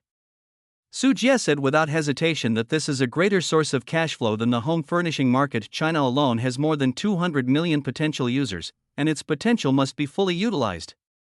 The new production line is still being installed. Once installed, our production capacity will increase dramatically. When the product goes online, I will accompany you back to meet our parents. It's agreed. Hearing what Su Jie said, Lu Yingying was so happy that she took the initiative to put her arms around Su Jie's neck and kissed her, wanting to be a female knight and gain the upper hand. Naturally, Su Jie would not spoil Lu Yingying, and quickly killed Lu Yingying, throwing away her armor and begging for mercy. It was another night of ups and downs, lingering in melancholy. Ghost Ridge Palace. In the mansion, Su Jie was sitting on a lounge chair. The fire next to him was radiating warmth, which made people very comfortable. Several maids stood aside, following Su Jie's orders, making fresh juice and squeezing the fruits picked from the mountains into juice. Master, it's done. The maids brought the juice to Su Jie and said carefully, well, it tastes good. Su Jie took a sip and nodded with satisfaction. Sir, there is someone waiting for you outside. Uncle Fu came in a hurry and bent down to report. I know. Standing up from the recliner, stretching, several maids quickly put Su Jie in fur clothes, walking slowly to the front hall. It was still snowing in the sky. Several outer disciples were waiting here, all belonging to the Chiu Laodao branch. On next to them, there were piles of trees that had just been cut down. Senior brother Su, have you seen enough of these trees? An outer disciple spoke. His name was Duan Guanghai. He was at the 4th level of the Yunling realm. Like several other disciples at the 3rd level of the Yunling realm, they all took the initiative to join Su Jie after he became an inner disciple. Su Jie looked at the precious woods such as golden nanmu, small leaf rosewood, and wanwali that were piled up in Lao Gao. Since he had a disciple to work for him, there was no need for him to go to the forest to cut down the wood himself. Okay, take the flowers. Throwing out a small bag containing blood marrow crystals, Su Jie did not treat them badly. Brother, how can we have the nerve to charge money for such a trivial matter? Duan Guanghai was a little hesitant. He came to join Su Jie mainly because he wanted to find a backer. It was very honorable to have an inner disciple in Guiling Palace as a backer. Just keep it if you want. I'm not short of this little money. Su Jie waved his hand, Duan Guanghai nodded in agreement, and several disciples also looked happy. It seems that Su Jie is an easy brother to get along with, not as domineering as ordinary inner disciples. I just came out of seclusion. Is there anything important happening inside the door recently? Well, nothing big has happened these days, but it is the time for the entrance examination for new disciples of the sect. Are you interested, senior brother? Oh, it's about time. Su Jie was startled and vaguely remembered that he entered the Ghost Ridge Palace at this time last year. Now 1 year has passed, he is already an inner disciple, and his promotion speed is ranked among the disciples. Let's go and see together. With nothing to do, Su Jie tightened his fur coat, left the mansion, and came to the open space outside the mountain gate of Guiling Palace. This place is extremely lively now, with a large number of new people gathered here. Some of them are only in their teens, and the older ones are in their early 20s, which is the age of cultivation. The sources of these newcomers are also varied, and some are recommended by sections. For example, Su Jie, if he has a family outside the sect, he can recommend his relatives to come to the sect. As long as you pass the qualifications and are within the limited quota, joining will not be a problem. End of chapter. Chapter 136 Newcomer, Second Update. There are also some newcomers who came to join the palace on their own initiative after hearing about the fame of Ghost Ridge Palace. Even though the Ghost Ridge Palace is a demonic cultivator sect, which is famous for its cruelty and terror, there are still many people who join regardless of the desire for power and the hope of immortality. Many of them came to join the Ghost Ridge Palace after failing the entrance exams of other righteous sections. After all, the righteous sect attaches great importance to qualifications, innate understanding, and the like, and as a demonic sect, Guiling Palace's outstanding feature is that it casts a wide net, and what is caught in the bowl is food, so it does not pay too much attention to qualifications. Compared with the Zhenggao sect, Guiling Palace does not need to distribute resources to outer disciples. It also has to collect monthly filial piety from the disciples and properly pay for work. In this kind of environment, even if you only have the talent to cultivate to the level of Yunling realm, it won't be a big deal. Anyway, in the Gu raising mode, the outer disciples are free range. Under the extremely high mortality rate, there will always be someone who can break through and become an inner disciple. That is the elite backbone that Ghost Ridge Palace needs. Of course, it's not that Ghost Ridge Palace doesn't like disciples with good qualifications. Who doesn't like good students? It's just that the righteous path is so powerful now, and disciples with good qualifications are given priority by others to choose the righteous path. Sect Guiling Palace can only pick up the leftovers that others don't want, and the qualifications of its disciples vary greatly. These disciples are not stupid. In the face of such cruel competition, they still come to join. Entering the Ghost Ridge Palace is naturally beneficial, but they need to find resources by themselves, such as going to Insect Valley to catch insects and sell them for money. In the outside world, if you were a casual cultivator with no family or sect, you would not even be able to find a channel to earn cultivation resources. Being able to cultivate to the second or third level of Yunling realm would be considered a big deal. At the assessment site, there were 3 elders responsible for assessing ththese newcomers, plus a group of disciples responsible for management. Among the 3 elders, Su Jie was a little surprised. There was also someone he knew, Tang Peiqing, whom he had met once. The assessment at Ghost Ridge Palace is very simple, and there is no need to test basic physical skills. Those who can travel all the way over mountains and ridges to get here will basically have good physical strength. In front of a test formation, 3 elders controlled the formation and allowed newcomers to enter one after another. Depending on the level of qualifications, the formation feedback will be different. It is not guaranteed to be 100% accurate, but most of the time it is accurate. The bottom line for passing the Ghost Ridge Palace test is very wide, and most newcomers who come here can pass it. After passing the test, it is time to choose a master to follow. This time, newcomers have to rely on personal vision and luck, as well as some gossip that they have heard in advance. There are very few people from our branch. Su Jie looked at the assessment site and couldn't help but complain. There are very few newcomers who choose Qiu Laodao as a master. In terms of quantity, he is the last one on the scene. It's always been like this. Duan Guanhai rubbed the back of his head. Although his strength was only at the 4th level of the Yunling realm, he had been at it for 7 years and knew the situation well. I can probably guess the reason. Su Jie thought of Qiu Laodao's high monthly salary, which was generally twice that of other elders. In addition, there was a little witch named Yu Wenxian in the branch who liked to seduce disciples and brand them as slaves. The newlyweds had exchanged gossip before.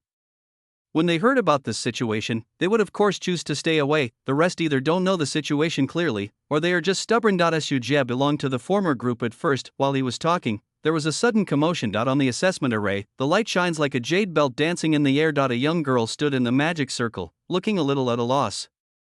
Grade A is the best. It's rare to find someone with excellent qualifications. Tang Peiqing stroked his beard and asked kindly, "What's your name?"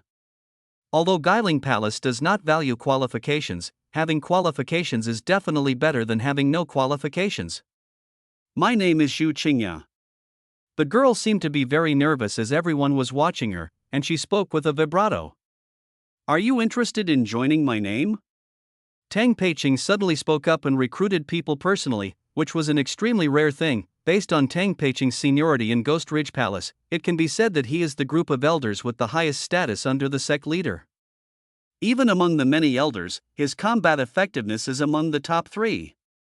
Old Tang, this is too much. That's right, little girl, do you want to come under my name? The other 2 elders, Kai Shangbai and Ruan Feng, laughed and cursed and joined in the robbery. Disciples with this kind of qualifications can easily break the boundaries of the 6th level of the Yunling realm. It is worthy of the elder to personally kill him and increase the number of inner sect disciples in his own branch. If he speaks out like that, he will be proud of his face. If the disciple can break through to the secret realm in the future, the elder's voice and connections in Ghost Ridge Palace will be greatly increased, and the sect will also give generous rewards. Xu Qingya looked back and forth, bit her thin lips, and after some hard thinking, she finally chose Tang Peiqing. The newcomers nearby looked envious, but this kind of talent cannot be envied. During the excitement, Su Jie suddenly focused his eyes and looked at the distant mountains and forests. In the faint mountain forest, there are several 3-meter-tall white walkers with stooped bodies and scarlet eyes. They were obviously attracted by the large crowd, but due to the large number of disciples, especially the vast presence of the 3 elders, they only dared to wander far away, not daring to get any closer. The 3 elders Tang Peiqing took one look at it and ignored it. They continued to preside over the assessment work. A few strange ghosts were not worthy of them dismantling the formation, so they put down their work and started to do it. The elders don't like it, but that doesn't mean Su Jie doesn't like it. A white walker is worth hundreds of blood marrow crystals. Immediately, Su Jie stepped on the 7-star gang steps, and his body movements quickly drifted out, approaching the dense forest. Almost at the same time as Su Jie, 2 figures jumped out of the crowd quickly like Su Jie. They were also inner disciples who were plotting against the white walkers, but they were a bit slower than Su Jie, who was walking on the 7-star gang steps. There were 3 strange ghosts dormant and lingering here. When they felt Su Jie's breath, they turned around and ran away without saying a word, their limbs running rapidly through the dense forest. Body worm. On the storage bag, thousands of human-faced moths spread their wings and flew out, roaring and covering a lagging white walker. Before he could even scream, the white walker was eaten into a skeleton in the blink of an eye. This was something Su Jie specially ordered the insects to keep, otherwise even the bones would be eaten clean. After all, the bones on the white walkers' bodies were the most valuable. The other 2 ghosts are very alert and run away from each other.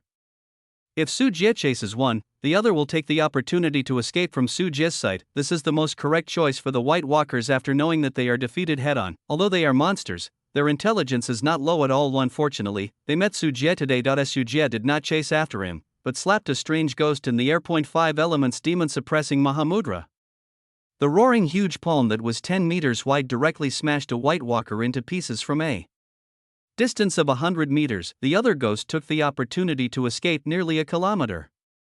Just when the other ghost was about to leave the site, a cold light suddenly flashed across. Thump, the white walker's head rolled down, and the headless corpse rolled dozens of times before stopping its speedy above the corpse. The white bone heavenly evil sword floated quietly. After the killing, the sword's body was still as smooth as snow and unstained by dust. End of chapter.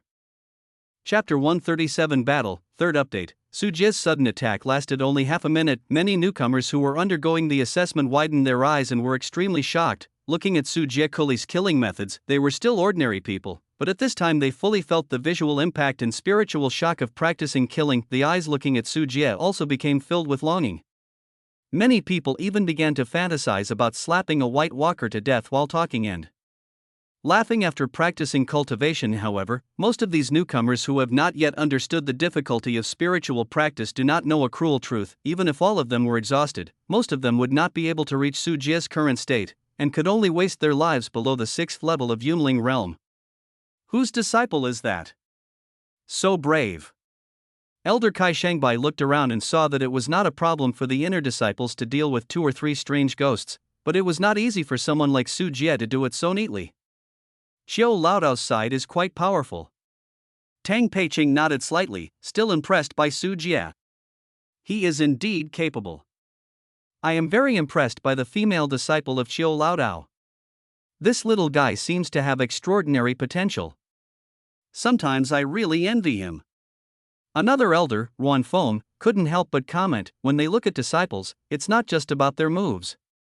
The pure spiritual power that Su Jie displayed during the battle just now is definitely the best among the inner disciples. Su Jie didn't know that several elders had commented on him, and looked at his trophies with joy. Senior brother Su, let's help. Help. Duan Guanghai came late with a few people, but he couldn't talk anymore. He didn't look like he needed help. Seeing the corpses of the 3 White Walkers, Duan Guanghai's heart was no less shocked than those of newcomers. During this period, due to their mountain patrol and garrison duties, they were definitely no strangers to the White Walkers. When such a monster appears, it can easily destroy a small team. As a result, in front of Su Jie, he was like a rabbit, only knowing how to run away in confusion, and was finally eliminated in 2 or 3 strokes. This also allowed them to see clearly how exaggerated the gap between themselves and the inner disciples was. Go and pick up the body of the White Walker in the distance. Su Jie gave an order, and Duan Guanghai quickly stood up and was about to set off. 2 inner disciples came over, a man and a woman. The man had a small golden red gourd hanging around his waist, and the woman had a graceful figure and skin as white as snow. The 2 of them set off at the same time as Su Jie before, but they were just a moment too late. Su Jie had already eliminated all the White Walkers. Fellow Taoist, everyone who meets you has a share. I will take one. When the gourd man saw the dead White Walker, he had a smile on his face and reached out to take it. The woman followed suit, perhaps because she thought it was 2-on-1, so Su Jie didn't dare to object. However, Su Jie raised his eyebrows, and the white bone heavily evil sword roared towards him. If the gourd man hadn't withdrawn his hand quickly, his arm would have been cut off directly. Did I tell you to move?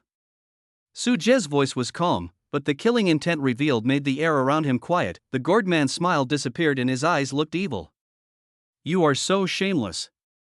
I, Cha Yuan, am just giving you a White Walker. Everyone will share in this unexpected wealth. As Cha Yuan spoke, his spiritual energy fluctuation cultivation was revealed, which was the cultivation of the 7th level of Yunling realm. Face is not earned by stealing other people's things. Su Jie would not be polite to the other party. He was only at the 7th level of Yunling realm, and it was not like he had never been beheaded before. If he wanted to scare him off with this, he could only say that he was thinking too much. I remember that you are a newly promoted inner disciple. Your name is Su or something. Senior sister, my name is Nan Wenli. Leave this strange ghost to me. I'll go back to my sister and sleep with you. Another inner disciple, Nan Wenli, smiled sweetly, wiped her red lips with her jade fingers, and made a request for exchange with her charming eyes. Is it possible that you have blood marrow crystals embedded in your lower body? I can't afford it, so you can find other enemies. Su Jie's face was full of disdain. Are you kidding? A White Walker is worth more than 600 blood marrow crystals, calculated based on 100 blood marrow crystals per month. It was equivalent to half a year's salary. He would not spend half a year's salary just for one chisel. Hearing this, Nan Wenli's face suddenly turned ugly, and Su Jie almost said that she was not worthy. Duan Guanghai and others' mouths twitched. Su Jie's words really made them laugh, but they still had to hold it back in front of the inner disciples. Is it funny? Although the movements of Duan Guanghai and others were small, they were still noticed by Nan Wenli, and a cold light swept over them. Clang, there was a clang of gold and iron, and the white bone heavily evil sword knocked out a golden hairpin. It was a low-grade and mid-level magic weapon, and it was trying to kill Duan Guanghai and the others. Duan Guanghai was shocked. He only moved the corner of his mouth a little, but he was resented by this woman. Those who kill me in front of me don't know what to say. Beating a dog depends on the owner. Nan Wenli's move made Su Jie's face turn cold. Nan Wenli laughed angrily and said, as a newly promoted person, you must be at the 6th level of Yunling realm. The juniors nowadays are really arrogant. I need to show you how to respect your seniors. Aren't you also at the 6th level of Yunling realm? Su Jie's words made Nan Wenli very angry. Su Jie had seen through the opponent's level in the previous encounter. I'll spare you this time. Hand over the 3 white walkers and kowtow. This matter will be over.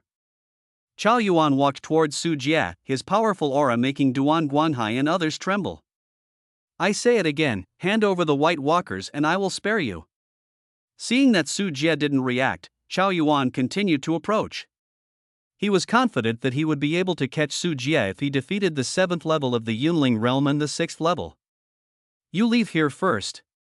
Su Jie waved his hands, his eyes never leaving Chao Yuan and Nan Wenli. Duan Guanhai and others felt like they were about to receive an amnesty, so they quickly stayed away from Su Jie to avoid being affected by the fight later and dying in unknown circumstances. The juniors are going to be lively again. From a distance, Tang Peiqing looked at the tense scene here and had no intention of stopping it. Inner sect disciples are also promoted from the outer sect. Their strength has improved, but their temperament will not change. Those who can be promoted to inner disciples are not good friends, and it is normal for them to compete with each other. It's just that disciples at this level are wary of each other, so the number of attacks is much less. Who do you think can win? I'll beat the 2 later ones, Chao Yuan and Nan Wenli. Kai Shangbai was very interested and optimistic about Chao Yuan and Nan Wenli. 2 against 1, I will beat the last one. Ruan Feng made the same choice. Judging from the strength on paper, it was completely impossible for Su Jie to be their opponent. Then I'll choose Su Jie, otherwise this bet won't even start. Tang Peiqing smiled and shook his head. Judging from his words, he was more inclined to Chao Yuan and Nan Wenli. Although Su Jie performed well when killing the White Walkers just now, the 2-on-1 battle was still an overlevel battle, and it was too difficult to win. Many newcomers and disciples also discovered the turmoil and paid attention to it. Many people have never seen the fight between the inner disciples. Hurry up, help me give that bastard a good beating to vent his anger. In the crowd, Zhu Qingya gritted her silver teeth and muttered softly, end of chapter.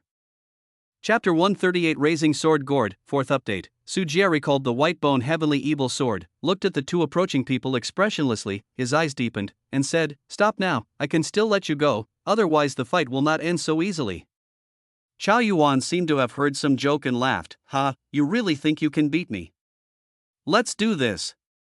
If you can hurt me, I will be right in front of you. Get out. With just one word, Su Jie expressed his meaning very clearly. Chao Yuan sighed slightly and patted the golden gourd on his waist. Baby, please turn around. Aha, boom, a black light flew out from the gourd's mouth, accompanied by thunderous sonic booms. The black light went straight to Su Jie's chest, and turned out to be a 3-foot-long low-grade high-grade flying sword. Su Jie used the Qinghong sword technique, and the white bone heavenly evil sword came forward, and the 2 flying swords immediately fought together. In the mountains and forests, 2 flying swords, 1 black and 1 white, flew back and forth. They were too fast to see clearly, just like black and white aurora fighting together. Wherever they passed, ancient trees were knocked down, huge boulders exploded, and deep trenches of cracked soil were created on the ground. The newlyweds in the distance were stunned to see it, and they felt that their vision was covered by this beautiful aurora that contained deadly murderous intent. However, during this confrontation, Su Jie sensed something was wrong. The opponent's flying sword clearly lags behind the white bone heavenly evil sword in level, but its power is actually much higher than the white bone heavenly evil sword. Involuntarily, Su Jie looked at the red gourd on Chao Yuan's waist and thought of a magical weapon. This is the first time I've seen a middle-grade sword raising gourd. Do you think a low-grade top-grade flying sword can run rampant? Chao Yuan seemed to see through Su Jie's thoughts and was very confident in showing off his magical weapon, which turned out to be a middle-grade magical weapon. The sword-raising gourd is a special magical weapon that is matched with the flying sword. It is made of the naturally grown Yuanyang gourd vine. The small gourds picked are refined again and again, adding various materials, and finally refined. After making the sword-nurturing gourd, put the flying sword into it, and the flying sword will be nourished by the gourd, keeping its sharpness and brilliance, and can maximize the power of the flying sword. In Su Jie's understanding, raising a sword gourd is like a combination of firearms and bullets. The flying sword nourished by the sword-nurturing gourd will have a higher speed, distance, power, and controllability. The sword-raising gourd is not only capable of fostering one flying sword. A mid-grade sword-raising gourd can foster up to hundreds of flying swords, as long as you have the financial resources and abundant spiritual energy reserves. Su Jie stared at the sword-raising gourd on the opponent's waist. The golden red gourd was full of vitality and surrounded by spiritual energy. The golden red texture of the case shone with dazzling luster as the spiritual energy flourished, as if flames were dancing. Good thing, I decided, it is mine. Su Jie licked his lips and felt excited. So brave. Chao Yuan's face darkened and he increased his intensity. The white bone Tiansha sword gradually fell into the disadvantage during the confrontation. In the collisions again and again, the sword body trembled and buzzed. If it were not made of hard material, it would have been cracked. Let you see my true strength and be convinced by my defeat. I saw Chao Yuan pointing like a sword, and more than a dozen flying swords flew out of the sword gourd. Although these flying swords are only the lowest grade, low-grade primary flying swords, worth more than 100 blood marrow crystals, the sheer number of them, and the blessing of the sword-raising gourd, formed a huge group of flying swords, and suddenly Su Jie's white-bone Tiansha sword was overwhelmed and flew away. These flying swords you see are all accumulated by me through hard work. No one can compete in front of my sea of swords. This is my path of sword cultivation. Chao Yuan smiled proudly, already having a sure chance of winning. You are also a talent for practicing swordsmanship in Ghost Ridge Palace. Su Jie was speechless. The Chao Yuan in front of him didn't play with insects or flying swords. In this aspect, Su Jie was indeed inferior to him. Senior brother Chao, let me help you. Nan Wenli was not willing to be lonely. Seeing Chao Yuan's power, she waved her sleeves and summoned her own goo insect, a low-grade evil horned beetle with a body length of more than 5 meters. At the same time, the body insect concentration method was mobilized, and the fat and strong fire locusts got out of the insect bag and swarmed towards Su Jie. However, Chao Yuan didn't appreciate it. He just thought that Nan Wenli was here to get an advantage, so he controlled the torrent of flying swords to kill Su Jie again, so that he could get more benefits later. Looks like the battle is over. While many disciples watched intently, Kai Shangbai made a conclusion. I haven't used insects yet, but I don't think it will last long. Ruan Feng also made the same judgment. Even if Su Jie took out the goo worm, it would be difficult to win. Don't risk your lives for a while. Before Tang Peiqing could finish his words, he suddenly discovered something. He paused and turned to look at the battlefield in surprise, but when Su Jie faced the joint attack of the two inner sect disciples, his expression remained unchanged. He did not call out the 1,000-handed centipede as his trump card, but instead took out the 10,000 souls banner from his arms. The soul is yang, and the soul is yin. The soul desires life, and the soul desires death. Su Jie gently waved the 10,000 souls flag, and the wind and sand suddenly flew into the air, and the sound of ghosts crying and wolves howling sounded from all directions. The large incoming fire locusts trembled slightly, as if they sensed something that made them uneasy. On the surface of the flag, ghosts appeared, illusory and fuzzy shapes, staring at thousands of creatures with empty and strange eyes. Emerging from the flag like a tide. It's cloudy, thousands of ghosts flew freely in the air, forming shadows that covered the sky. Fire locusts rained down one after another.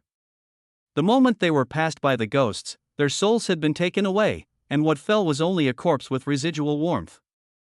Humans have 3 souls and 7 souls. One is the heaven soul, the second is the earth soul, and the third is the life soul. There are 7 souls. One soul is the sky, the second soul is the spiritual wisdom, the third soul is the energy, the fourth soul is the strength, and the fifth soul is the center. 6 souls are the essence, 7 souls are the heroes. Su Jie waved the soul-calling flag again, and the flag made a hunting sound. The smell of blood came out, and thousands of ghosts screamed at the same time, forming a terrifying picture. The space changed, blood mist filled the air, the earth was lined with gloom, layers of black clouds surged, and there was a solemn silence as if night had fallen. The strong wind howled, Chao Yuan and Nan Wenli were blown back continuously, and their faces looked as ugly as if they had eaten flies. Are you ready? Do you want me to take away some of your souls? Su Jie's eyes were full of indifference, and with one final wave of the soul-calling flag, a large formation of Wanine blood Ming appeared. There is a river of blood coming from the sky, as if there are hundreds of billions of ghosts wailing and groaning in the sky. A wooden bridge spans the blood river, with strange corpses hanging on the bridge. There are human body parts floating in the blood river, like a natural disaster. Part 1. The gods are angry and want to punish all living beings. End of chapter. Chapter 139 The Power of the 10,000 Soul Flags, 5 Updates, 10,000 Words, please subscribe. When the formation was formed, the phenomena of heaven and earth within a radius of several hundred meters changed, accompanied by the screams and wails of the ghosts. Tens of thousands of ghosts merged to form a river of blood. With a roar, the blood river rushed down, and violent waves rolled in, rolling up the atmosphere between heaven and earth. Dust, sand, stones, and leaves all over the sky roared up in the strong wind. The formation turned illusion into reality, caused substantial damage, and also brought terror to the world. Just by looking at it from a distance, the disciples felt chills all over their bodies and trembling souls. Chao Yuan and Nan Wenli, who were among them, felt even more fatal threats. There was no time to react, and the river of blood roared over him. Chao Yuan's dozens of flying swords seemed to be drunk, flying staggeringly in the air, and finally fell down one after another. It was because all the energy and spirit on the flying sword had been dissolved by the river of blood. Practitioners who control flying swords are attached to the spirit, so that they can use their fingers like arms, but Inhan happens to be good at dealing with soul spirits. What the hell is this? Chao Yuan suddenly broke out in a cold sweat. Looking at the flying swords that kept falling, he was in a state of confusion. What magic weapon did his opponent take out? It was so terrifying, and Nan Wenli's face was even more pale. The fire locusts were basically wiped out. The evil horned beetle, the natal goo insect under her feet, was just about to attack when it was slightly bumped by the blood river. She froze in place in an instant. Her soul was shocked out of the body and fell into down state. Chao Yuan hurriedly took out the talisman for soul protection, but it was all consumed in a short period of time. He did not have the financial resources to keep up with the consumption of thousands of ghosts. The whole scene was a complete crushing one. As soon as the formation of the 10,000 soul flags came out, the two inner disciples had no power to fight back. It's not that the two of them are really weak, but that soul attacks are inherently biased, and they don't have any means to deal with them. In the end, the blood river quickly approached, directly enveloping Nan Wenli and Chao Yuan. At this moment, the two of them screamed violently at the same time, feeling that their souls were being torn apart. The painful feeling made them collapse in an instant. One ghost cannot hurt the practitioner, and several dozens of them can scratch the itch, but tens of thousands of ghosts working together can directly annihilate the souls of Chao Yuan and Nan Wenli. Admit defeat. Chao Yuan no longer had the confidence he had before, and he begged for mercy with tears streaming down his face, and Nan Wenli was even worse, sitting on the ground motionless. If you look carefully, you will find that her soul has been knocked out of the body, and weird and twisted ghosts are lying on her soul to eat. This is an injury that is far more painful than the body. In a few seconds, the entire soul will be destroyed. Eaten directly. Don't hurt your life, their master is not an arrogant person. At this moment, a somewhat familiar voice sounded in Su Jie's mind. It was Tang Peiqing's voice transmitted through his spiritual consciousness. Su Jie thought for a moment and waved his hand to disperse the thousands of lingering ghosts. Then he walked to Nan Wenli and Chao Yuan, whose souls had been damaged. Without any explanation, he took off the golden red sword gourd from Chao Yuan's waist, picked up the flying swords on the ground, and took off Nan Wenli's storage bag. Go down and take out the many talismans and magic weapons inside. Chao Yuan watched eagerly, but did not dare to say a word. This is the rule among the inner disciples. If the battle fails, the winner will have the power to control the wealth of the weak. He can survive only because this is the Ghost Ridge Palace. If he were outside, he would have to give up his life. This is the Heavenly Soul Sex method. It seems that he has some adventures outside. Tang Peiqing recognized the 10,000 souls banner. He had practiced outside in the early years and had seen how powerful this thing was. This method is indeed terrifying. Disciples in the Yunling realm rarely practice the soul method, and their means of dealing with it are relatively poor. Ruan Feng said, for them in the secret realm, the 10,000 soul banner is indeed impressive, but there are no means of dealing with it. It seems that you and I have both made a mistake. This kid is hiding something secret. Kai Shangbai laughed, and as soon as the 10,000 soul flags came out, the victory was instantly established. Xu Qingye looked over there, her bright eyes full of surprise, and murmured to herself, how can he practice so fast in just how much time it has taken? Can you leave me a flying sword? In the end, Chao Yuan couldn't hold it back and watched Su Jie pick up all the flying swords. As a swordsman, he didn't have any swords, which made people laugh even if he told them. Can't. Su Jie glanced at his defeated general, put the flying sword directly into his bag, and then looked at the sword-raising gourd with delight. This middle-grade magical instrument seems to be well maintained.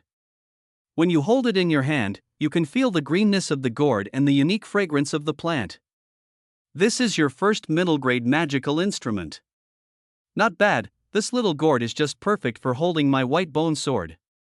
Su Jie smiled widely, and planned to wash off the seal left by Chao Yuan when he went back, and then use it to install the white bone heavenly evil sword, which would definitely make the white bone heavenly evil sword even more powerful. Chao Yuan was so distressed that his back molars were almost broken, and his treasure was just taken away. If he had known that Su Jie was pretending to be a pig to eat the tiger, he would have run as far away as he could from seeing Su Jie, ignoring Chao Yuan and Nan Wenli. Su Jie put away the 10,000 souls flag. When they returned to the assessment site, one disciple after another took the initiative to move out of the way and looked at Su Jie with curiosity and fear, but mostly in awe.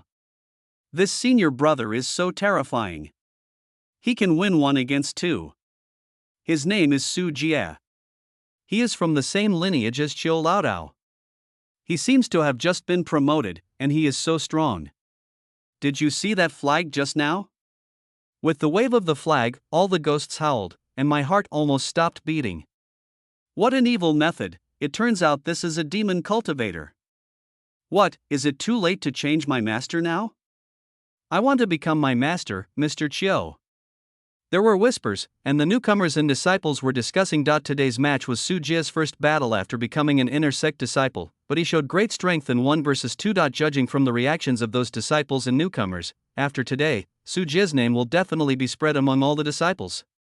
Senior brother Su, the fight just now was so exciting, especially when the flag was waved, the sky and the earth changed color. It was unparalleled in power. Duan Guanghai came up to him with a smile and compliments on his face, and his attitude towards Su Jie became even more respectful. It's nothing to fight someone who was on the 6th level of the Yunling realm and one who was on the 7th level of the Yunling realm. It's not that Su Jie is arrogant. He has even killed Tan Qing at the 8th level of the Yunling realm. Now that he has the 10,000 soul banner, it is not normal to win it easily. While talking, Su Jie suddenly felt something strange on his back. Turning around, he saw the talented Zhu Qingye staring at him. After discovering Su Jie, the other party quickly lowered his head. His expression was twitchy, and he was playing with the hem of his clothes with both hands. Am I so charming? Su Jie murmured in his heart and turned around to leave, eager to go back and harvest more. After Su Jie left, Zhu Qingye stared at Su Jie's back for a long time and waved her fist. You bastard, just wait for me. Chapter 51 has been reviewed and I don't know when it will be released tonight. End of chapter. Chapter 140. What is the soul? First update, baby, please turn around.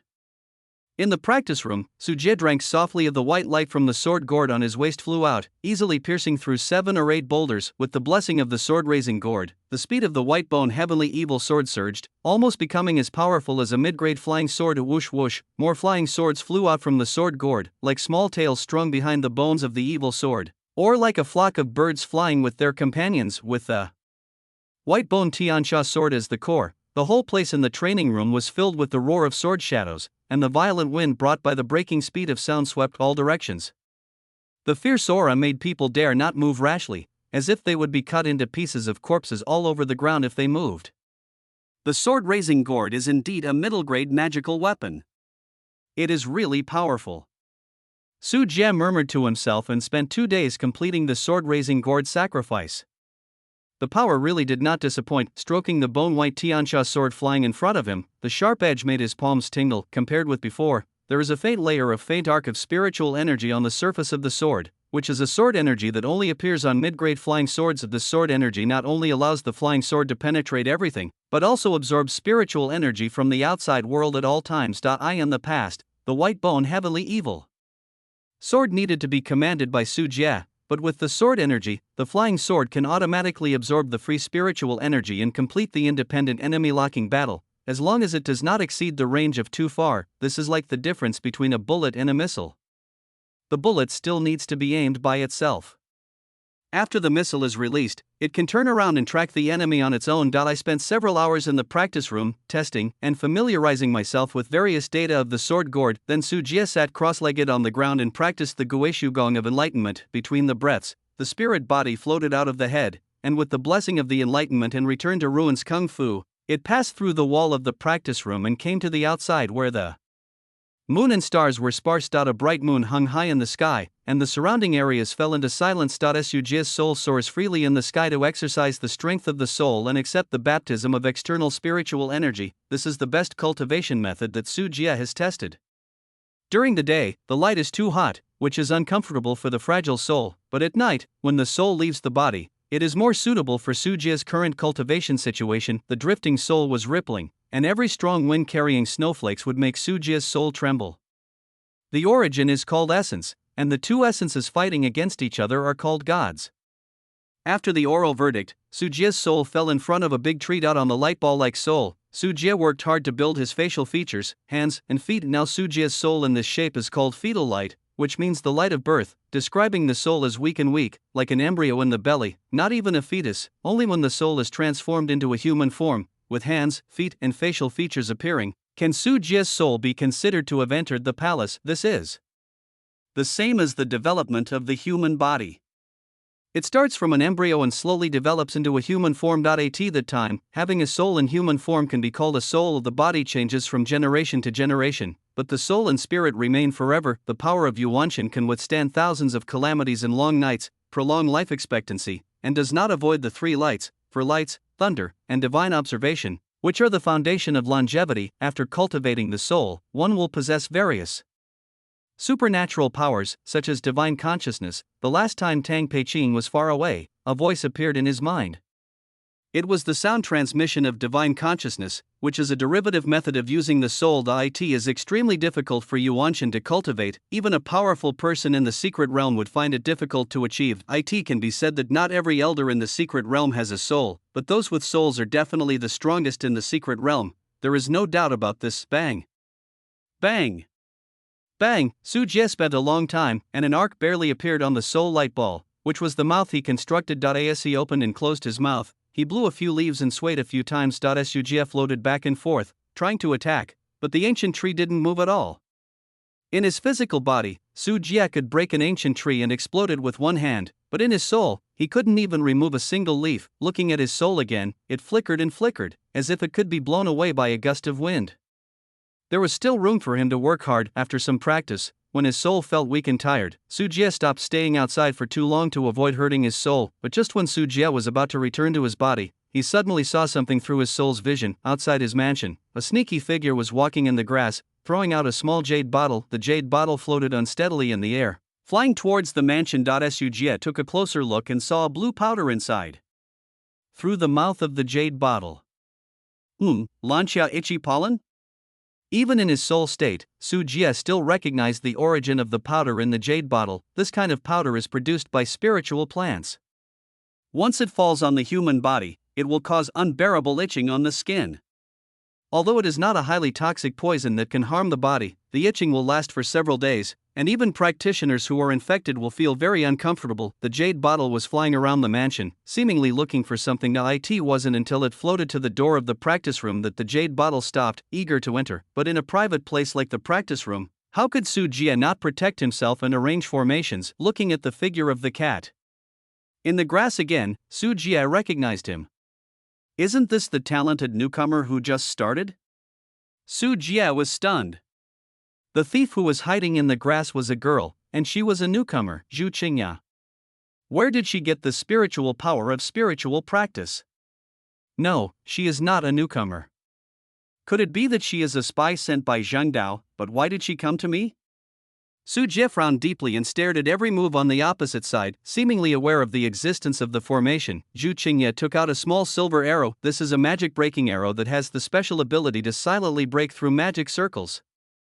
Su Jie has only heard of it and has never seen anyone selling it on the black market. As Zhu Qingya blew on the demon breaking arrow, and frosty spiritual power surged out, just like throwing out a paper airplane. Throwing the demon-breaking arrow towards the Su mansion, the demon-breaking arrow soared smoothly, slowly approaching the practice room. The Su mansion was full of maids and servants, and these ordinary people couldn't notice the arrival of the magic-breaking arrow. It was at this moment that Su Jie saw the frosty aura, and an idea flashed in his mind, and the figure of a girl suddenly appeared in his mind. It turned out to be her Su Jie's face darkened. Damn, is this guy so vindictive? He chased the murderer to Guiling Palace. There must be something wrong with him. Without any further hesitation, Su Jie's soul quickly fled back to the practice room, then his soul returned to his body, and his body sitting cross-legged on the ground opened its eyes. Standing up from the futon, Su Jie pushed open the practice room door just at this time. The magic-breaking arrow also flew to the door of the practice room. As Su Jie opened his big hand and grasped the demon-breaking arrow firmly in his hand. Xu Qingya, whose cat was in the grass, was stunned. This was not what she expected. End of chapter. Chapter 141 Fake Products, Second Update, I'm going to suffer. With this thought popping up in her mind, Xu Qingya took a step faster, stepping on the 7-star gang steps, and was about to run away in a panic, but how could Su Jie let the other party run away like this? Baby, please turn around. He patted the golden-red sword gourd on his waist, and white light flew out. The white bone Tiansha sword ejected and quickly approached Xu Qingya. Look at me, King Kong Zhua, in the middle. Hearing the movement behind her, Xu Qingya shook her white wrist like jade bamboo shoots, and the golden bracelet on her left wrist flew out, expanded in a circle halfway, and knocked away the white bone heavenly evil sword. With this collision, the white bone Tiansha sword actually fell straight to the ground, and the aura of the sword disappeared, as if it had turned into a mortal thing. But in just 2 or 3 seconds, the spiritual light from the white bone heavenly evil sword surged out. Again, buzzing and trembling as it was about to fly towards it again, Xu Qingya was startled and hurriedly opened her mouth to control Jin Gangzhua. Put it away, put this broken sword away quickly. The brilliance of the King Kong Zhua shined brightly, as if it had turned into a magnet, and the terrifying suction force caused the white bone Tiansha sword to be sucked directly in. Baby, please turn around. Su Jie had already left the mansion and raised the sword gourd. How could this little girl have so many treasures on her body? Baby, please withdraw your troops. Xu Qingya held up the diamond to compete with each other. The two sides looked at each other in the air, and Su Jie snorted coldly and said, Shameless, it is said that there was a person with great supernatural powers in ancient times. He could change all things with a diamond in his hand. It weighed billions of dollars and could attack many magic weapons and divine objects. You can rob tens of thousands of troops, but you, King Kong Zhua, are obviously a fake, yet you dare to talk so brazenly about withdrawing troops. Xu Qingya's bright eyes widened and she said angrily, You shameless person, how can you be so good? In ancient times, 7 heaven-reaching gourds were bred, and they were refined into treasures by those with great supernatural powers. Each one has infinite power. What you shouted was obviously one of the formulas for the heaven-bending gourd. This one, the broken sword gourd, is so different. How dare you use the same formula as someone else's heaven-bending gourd? Fake. Yours is a fake. I'm worth 10 of you. Look, I've collected all your treasures. Xu Qingya and Su Jie were yelling at each other in the air.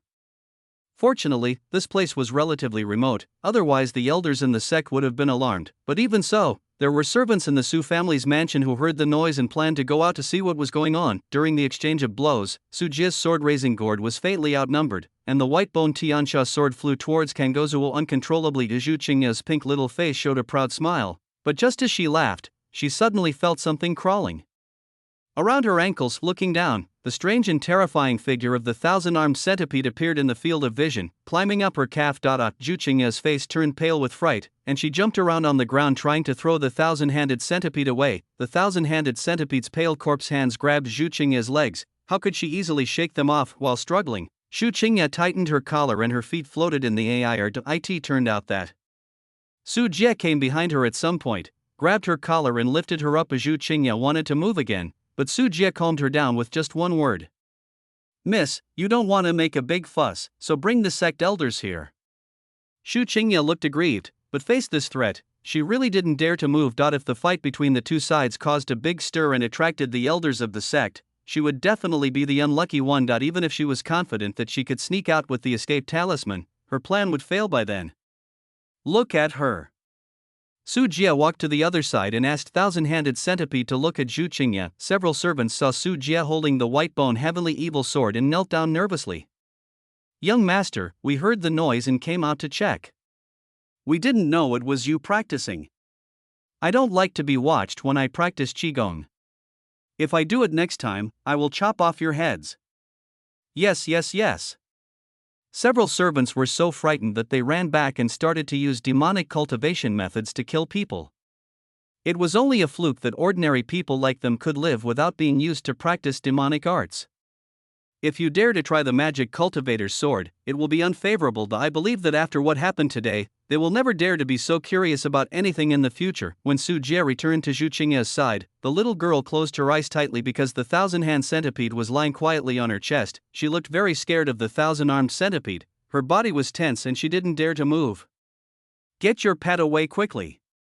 Hearing the sound of footsteps, Zhu Qingya opened her eyes and looked into thousand-handed centipede's cold insect eyes again, and couldn't help but let out another scream. As Su Jie waved his hand, and the thousand-handed centipede crawled back into his sleeve robe. Sitting in front of Zhu Qingya, Su Jie looked at Zhu Qingya back and forth with his left hand on his chin, directly revealed the other person's identity, and said, "Tell me, Ning Xinyue, what are you thinking about? How dare you come to Guiling Palace to find her? Am I in trouble? I don't understand what you are saying." Zhu Qingya blinked her eyes and said, pretending to be confused. "Pretend for me." Su Jie pouted, then stretched out his right hand to touch Zhu Qingya's face. "What are you doing?" Zhu Qingya's pretty face turned red. "Let me see what kind of human skin mask you are wearing. It looks so disguised." The girl quickly avoided Su Jie's big hand. Seeing that she could no longer hide it, she reluctantly rubbed her cheek and muttered, "What? How can such a thing be hidden from the secret realm? I have practiced it. It is a divine code that unites 4 images into one, capable of changing physical appearance and hiding spiritual power." As she spoke, her appearance changed. A more beautiful and pure girl with picturesque eyebrows, big and lovely eyes, as moving as a rose appeared in the field of vision. It was Ning Xinyue, the mysterious girl Su Jie rescued on the slave ship. "No more pretending." Su Jie pinched Ning Xinyue's face, which was full of collagen and felt as good as ever. "Hoof." Ning Xinyue puffed up her cheeks and snorted without saying anything. "I am your savior after all. This is how you repay kindness with hatred. You are the one who threatens to kidnap and extort. Come to save people. That's a normal transaction. You and I agree. Isn't your life worth a few skills? Ning Xinyue was speechless, but she was still angry. "You have nothing to say. Leave Guiling Palace quickly. I know you must have a magic weapon or talisman to escape. If you leave now, I will pretend that I have never seen you tonight." Su Jie took back his hand. Ning Xinyue was not a simple girl. From the fact that the other party had the confidence to sneak into the Ghost Ridge Palace, she could guess that the other party must have the confidence to escape safely. "No, I can't leave now." Ning Xian shook her head like a rattle and refused to leave. End of chapter. Chapter 142 Innate Spiritual Objects, third update. Su Jie lowered his eyebrows and said, "Well, you still want to cause trouble for me?" "No, I didn't, don't talk nonsense." "Then why are you still here?" Su Jie paused, looked Ning Xinyue up and down, and said thoughtfully, "What is your plan for coming to Guiling Palace? Tell me clearly." "I just came here to take revenge on you." She tilted her head, not daring to look into Su Jie's eyes. Ning Xinyue's lie was too obvious. "Don't tell me, right? I called someone. Maybe I'll hand you over to the elders for torture before you tell the truth. Their methods are much better than mine." Su Jie was about to get up. Judging from the other party's reaction, this little girl came to Ghost Ridge Palace not just for revenge. Ning Xinyue grabbed Su Jie and said, wait a minute, let me think about it." "What's there to think about?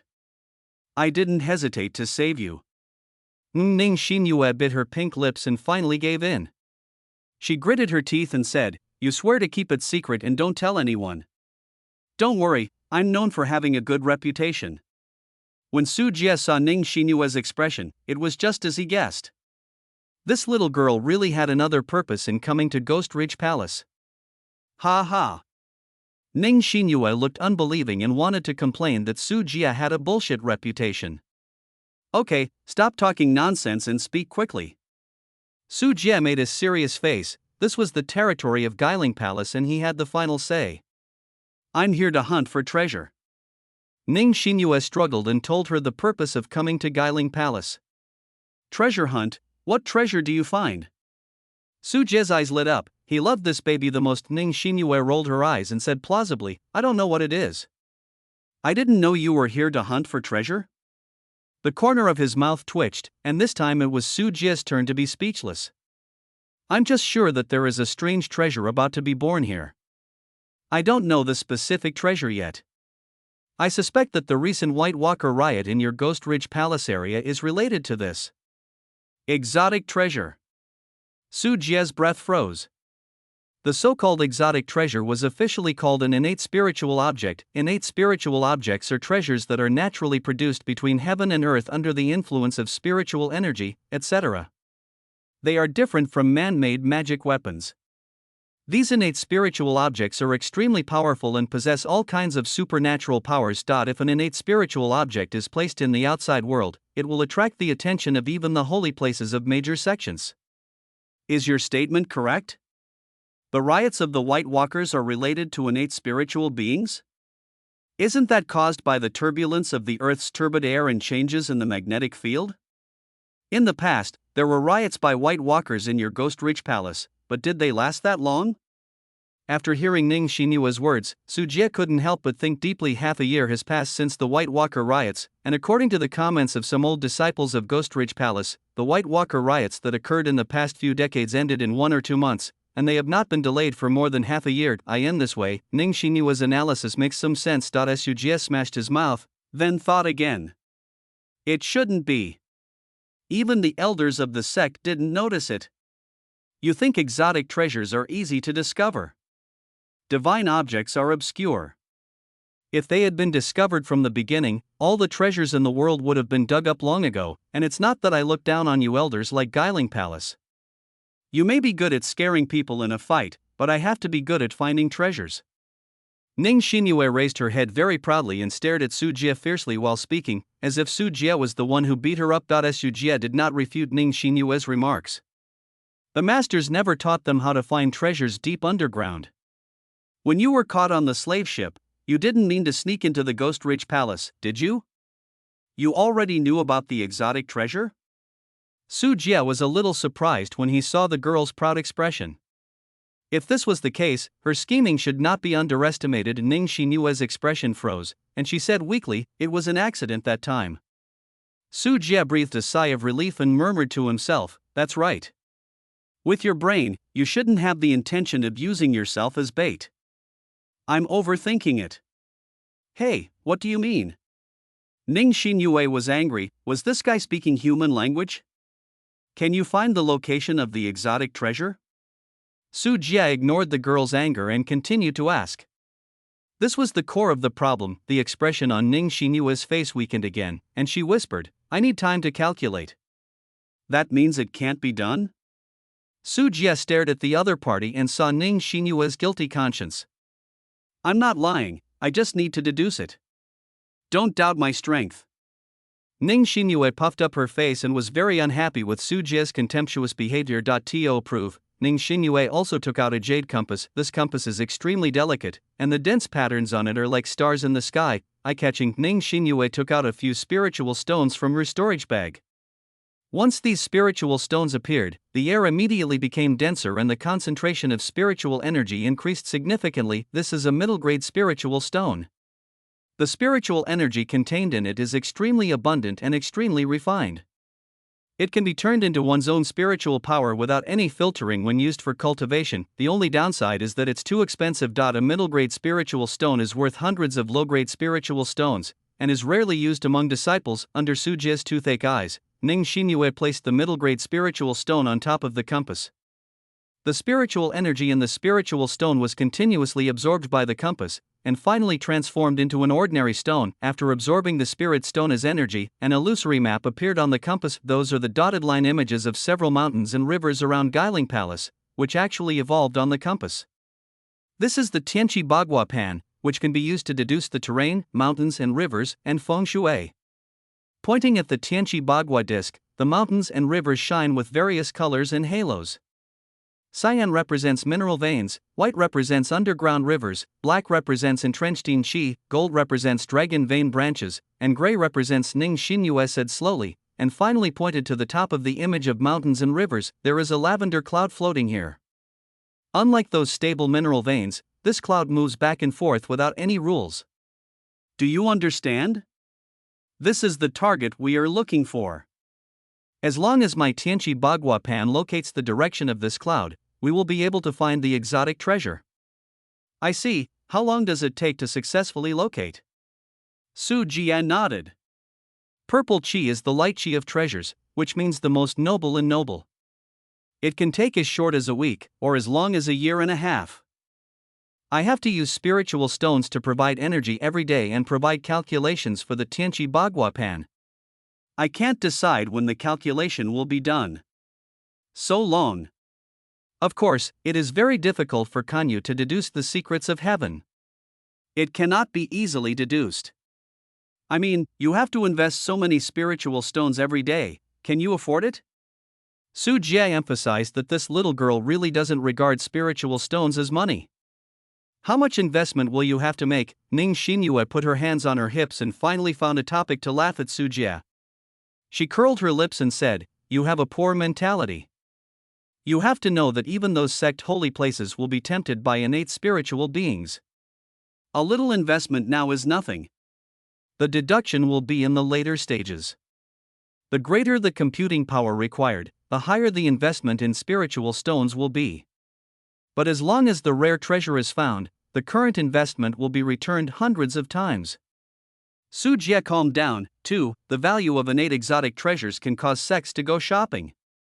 Every time an exotic treasure is born, there will be a bloody storm. If a sect knew the location of such a rare treasure, even if it was worth hundreds of thousands or millions of spirit stones in the early stage, the sect would not even blink an eyelid when investing in it. Su Jie has no money, but it is absolutely no problem for the sect to come up with this little money. However, Su Jie squinted his eyes and looked at Ning Xinyue.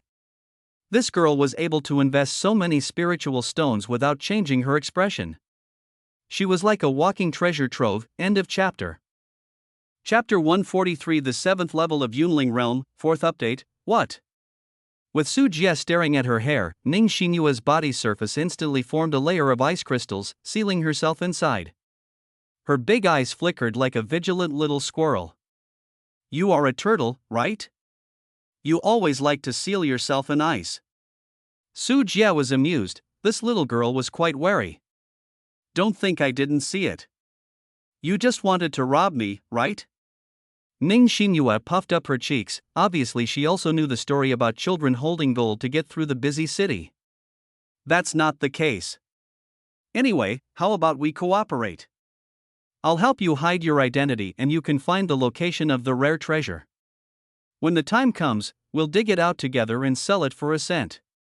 Su Jie suddenly spoke and revealed the cooperation plan. Ning Xinyue was slightly startled and began to think seriously. After a while, Ning Xinyue seemed to have figured it out, nodded and said, "Okay, I will do as you say."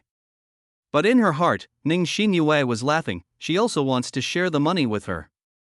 When she gets the exotic treasure, she will immediately run away and ask you to work for me in vain. It just so happened that the journey of digging for rare treasures might not be smooth sailing.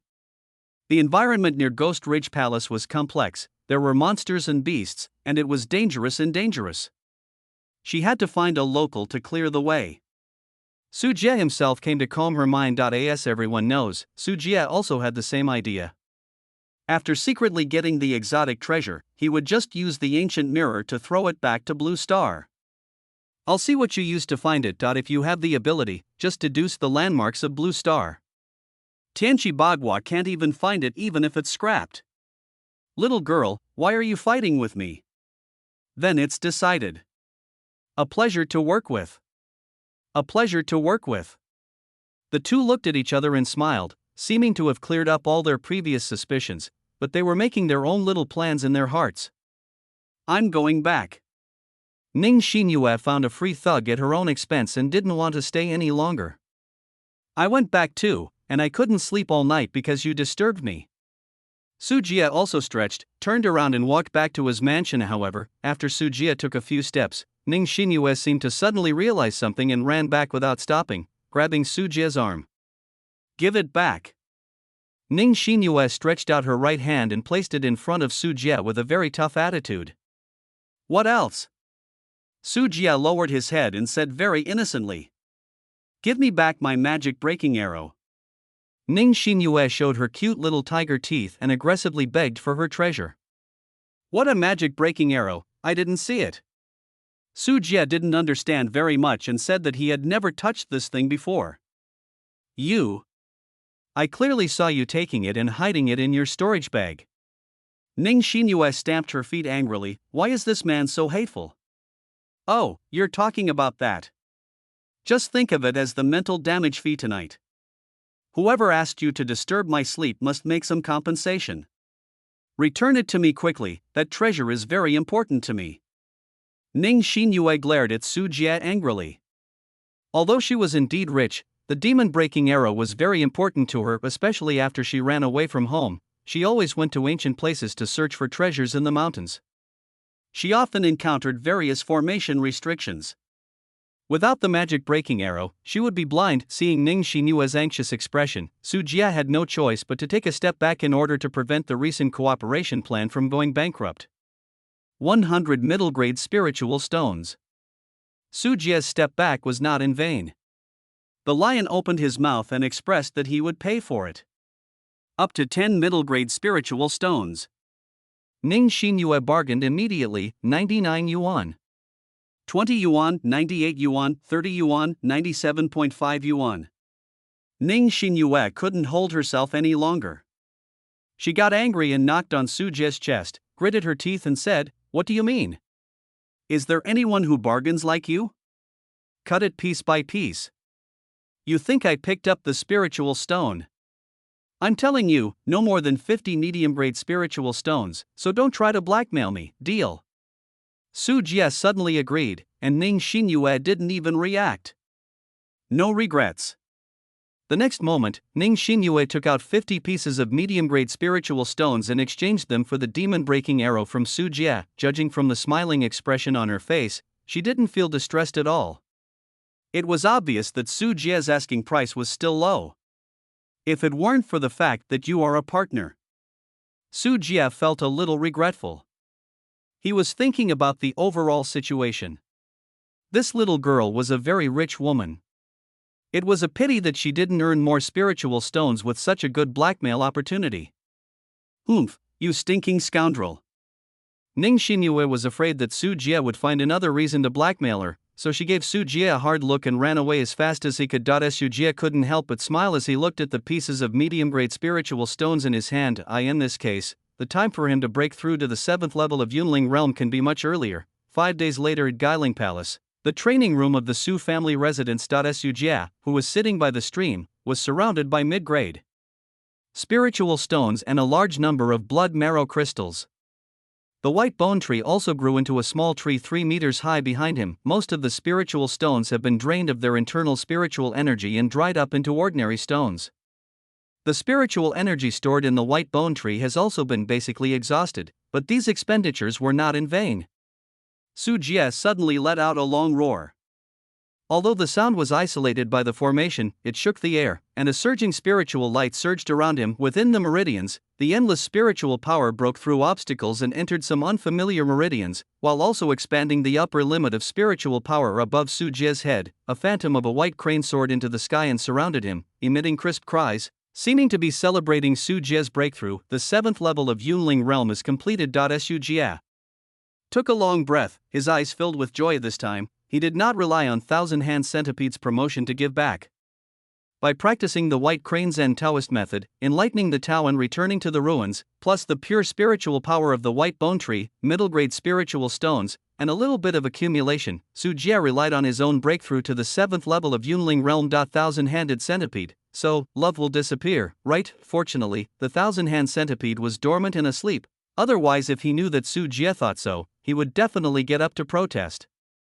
That his status as a favorite was not guaranteed. After being promoted to the 7th level of Yunling realm, the biggest change is that the spiritual power in the body is extremely abundant, which is at least doubled compared to the 6th level. At the same time, the physical body has also been strengthened. The body has become stronger, and one arm has the power to throw elephants. However, Su Jie rarely used hand-to-hand combat in battles, or almost never. He prefers to hit people with magic weapons, release bugs to bite them, or use laser eyes to burn people into charcoal. Taking out the ancient mirror, Su Jie took a step back to the Blue Star world, intending to see the business progress there. As a result, Su Jie did not see Lu Wingying after returning to Villa No. 1 in Jingjiang. After making a call, I found out that the other party had just completed the formal merger and acquisition of Econ Company by Mahua not long ago. Now I am presiding over the final work of launching Tianyuan Hair Growth Serum. Tomorrow this product will be fully launched on the market. Today is a double blessing. Su Jie had a smile on his face. He had absolute confidence in the hair growth serum. Once this mysterious product comes on the market, all other hair loss treatments and hair transplants can be swept into the trash. There will be a huge amount of cash flow soon. When the time comes, we can continue to expand the breeding industry. Whether it is insect or livestock breeding, I want them all. Su Jie can't wait, especially for the 10,000 soul banner. Su Jie wants to upgrade it to the level of 100,000 ghosts as soon as possible. By then, the power will be greatly improved, and this will inevitably require a large number of souls provided by breeding livestock, all of which require money. As support, end of chapter. Chapter 144 Hair Growth Solution is on the market. First update, Xiao Su. Send the report over tomorrow, I'm in a hurry to use it. In Xiarunfa supermarket, Su Hong, who was looking at the message sent by his boss on his mobile phone, pushing the trolley with one hand and holding the mobile phone in the other, sighed slightly and complained, "Silly superior, it seems I have to work overtime again tonight. I don't know how much hair I'm going to lose." Feeling distressed, he touched his sparse forehead where there was not much hair left. Su Hong is a programmer working in the internet industry. He is less than 30 years old, but he is as bald as his youth. Mingming was still a handsome young man in his prime when he was in college, but after working for several years, his appearance was gradually destroyed under intense overtime work, especially her thick black hair, which is falling out day and night, and now she has a Mediterranean hairstyle. Looking at the graduation photos from college, they are completely different. You still have to buy a bottle of shampoo. Su Hong put his phone back in his pocket and pushed the trolley to the toiletries area. A young shopping guide wearing a shopping mall uniform stared at him several times, as if he had discovered prey, and appeared quietly in front of Su Hong. "Handsome guy, we are doing an event recently. Do you need to know more about this Tianyuan hair growth serum? This product is newly launched and has a strong hair growth and maintenance effect. The event price is only 119 yuan. If you buy it now, you will get free gifts." No, I myself, Su Hong wanted to refuse loudly, but when he saw that the shopping guide was a good-looking young lady, the words stuck in his throat. In the end, after some words from the shopping guide, Su Hong left the supermarket in confusion and did not react until he returned home. Looking at the bottle of Tianyuan hair growth serum in the bag, I almost gave myself a slap in the face. Su Hong, what are you thinking about as a single guy? Can't you be a little more determined? You were tricked into buying something again, and in the end you didn't even dare to ask someone on WeChat. Su Hong complained to himself, and then looked down at the bottle of shampoo again. Hair growth and maintenance, effective within 1 week, moisturizing the scalp, and giving me thick, dark, youthful hair? Today's shampoo will blow hair all day long. Seeing the product introduction on Tianyuan hair growth serum, Su Hong was speechless. In order to save his hair, he made many attempts and tried various methods. Treatment drugs were ineffective and hair transplantation also failed due to rejection. He had also been through some traps when it came to shampoo. At first he believed some ginger shampoo, which was said to make hair grow after washing your hair. But in the end, it was useless and he was treated as a leak and harvested his IQ tax. The price of 120 is enough for me to buy 2 or 3 bottles of shampoo. It's still such a small amount. It can last for a month at most. Su Hong shook his head, just thinking that he was obsessed with sex, so he would just use it after buying it now. He was too thin-skinned to go back and return it. He picked up Tianyuan hair growth serum and went into the bathroom. When he was washing his hair, he found hair falling out again. Seeing this, Su Hong was very sad. What was falling out was not his hair, but his youth. After coming out of the shower and using Tianyuan hair growth serum, Su Hong felt that his scalp was a little cool, as if something was seeping deep into his scalp, but Su Hong didn't take it seriously. He had given up hope on his hair. In this way, several days passed in succession. Su Hong still maintains a 9 to 5 job every day. Sometimes he works overtime until almost midnight. After returning home, he takes a shower and falls asleep in bed. On this day, Su Hong came to the company to work as usual. When Chen Jun, a colleague at the next workstation, passed by his workstation, he seemed to notice something and asked strangely, "Hong, are you going for a hair transplant?" Su Hong, who was writing code at his desk, raised his head and said angrily, "What kind of hair transplant should I go for? A hair transplant costs 20,000 to 30,000 yuan. I tried it twice, but failed every time. The doctor said my scalp was not good, and I still spent money." "Why are you wasting your money? Then what is this on your head? Is it dazzling me to see such a layer of stubble?" Chen Jun pointed to Su Hong's forehead, where there was a layer of fine stubble. "What's wrong? You're just making fun of me." Su Hong reached out and touched his head, and then he was stunned. He felt a layer of fine touch that was a bit prickly. "Holy crap, is it really?" Su Hong's unexpected touch told him that something had changed on his head. Rushing to the bathroom, Su Hong saw the top of his head through the mirror. A large amount of new hair appeared on his originally sparse head. These new hairs are fine and dark. Although they are only a superficial layer, they can be seen to be very healthy and not at all like delicate velvet hair. "That hair growth serum is actually real, my mom. How long did it take? And the effect is so amazing." Su Hong's pupils were shaking. He was too tired recently, so he washed his hair and rubbed it in a hurry, but he ignored the changes on his head. "So I didn't notice the stubble on my hair until now." This change was obviously brought about by Tianyuan hair growth serum. He had only used this hair growth product recently. "Fuck you, you're awesome. This hair growth serum is really effective." It turns out the product introduction wasn't bragging. Su Hong was so excited that he looked at the stubble on his head with disbelief in his eyes. God knows how much money he spent on treating his hair. He spent at least hundreds of thousands on it, but what he got in exchange was disappointment again and again. As a result, a small shampoo actually saved his hair. I originally thought that the 119 yuan shampoo was a bit expensive, but now Su Hong doesn't think so at all. With such a miraculous hair growth effect, such a price is simply unconscionable. When Su Hong walked out of the bathroom, many colleagues nearby gathered around and curiously looked at his hair. Apparently, his story had been spread by Chen Ju. "Here I go, my hair really grew."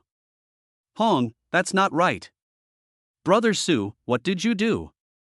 Tell me. What medicine did you use to treat hair loss? It seems to be a bit effective. Please recommend it to us." A group of colleagues surrounded Su Hong. They were all programmers working on the internet. As we all know, most people in this industry have trouble with their hairlines, and they also have this need for hair growth. "I used a shampoo, and it only lasted a few days. I kid you not. What is it called? It seems like God or something. I will go back and take a look and let you know tomorrow." Su Hong was not stingy and immediately shared it with everyone. "Shampoo?" A group of colleagues looked at each other. Although they felt that this thing was not very reliable, the effect on Su Hong's head was not fake. "Okay, I'll buy a bottle and try it later." Anyway, a bottle of shampoo was not that expensive, and these colleagues planned to buy it again to try the effect. End of chapter.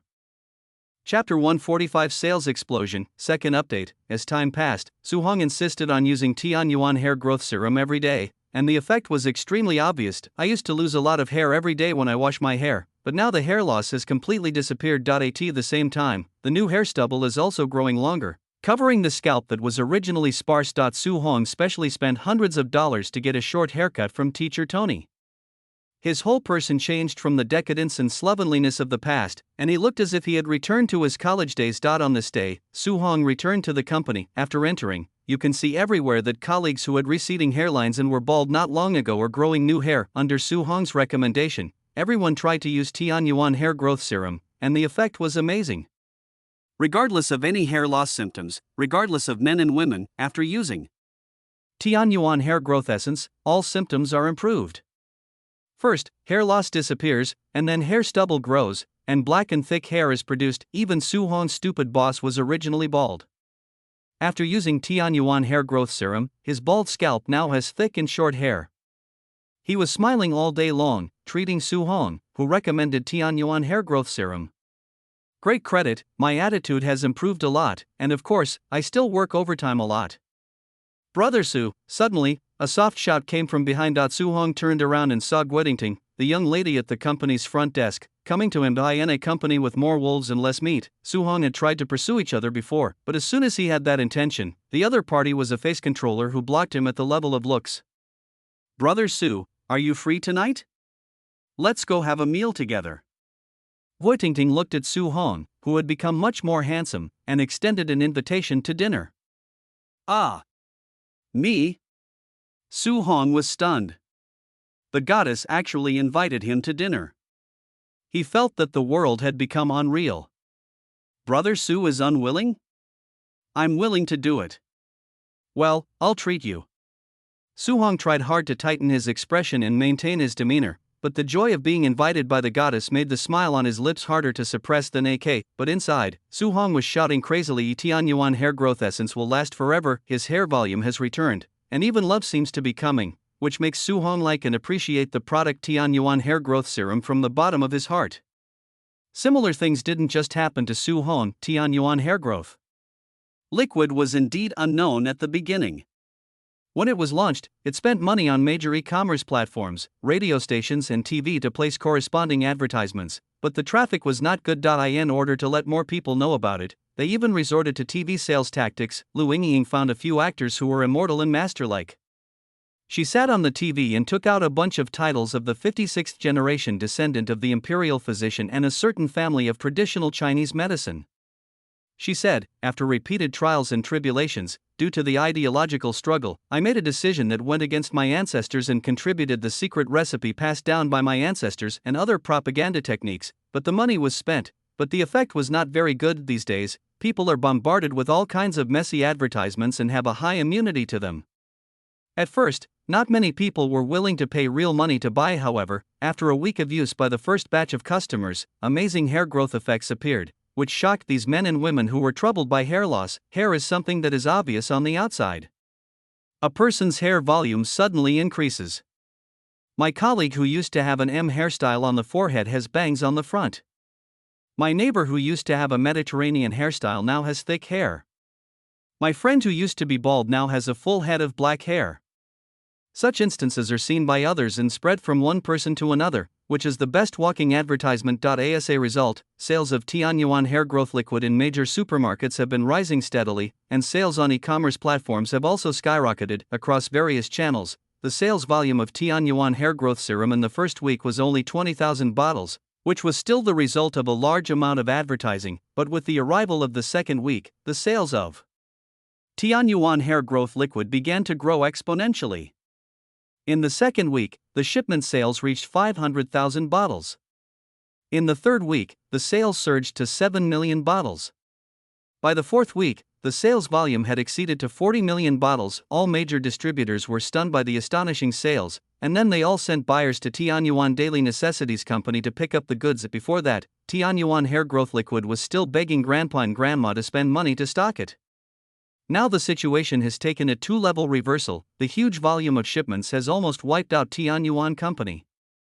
The factory works overtime 24 hours a day and night, and trucks queuing up to pick up goods can form a queue for several miles at the factory gate. Boxes of hair growth serum are loaded onto trucks and taken away as soon as they come off the production line, and sent to major supermarkets for sale. In all major offline channels, every time Tianyuan hair growth serum is newly released, it will be sold out in less than half an hour. On online e-commerce platforms, there are millions of reserved orders, and you have to queue up slowly. The fanatical and devout hair loss group has regarded Tianyuan hair growth serum as a miracle drug.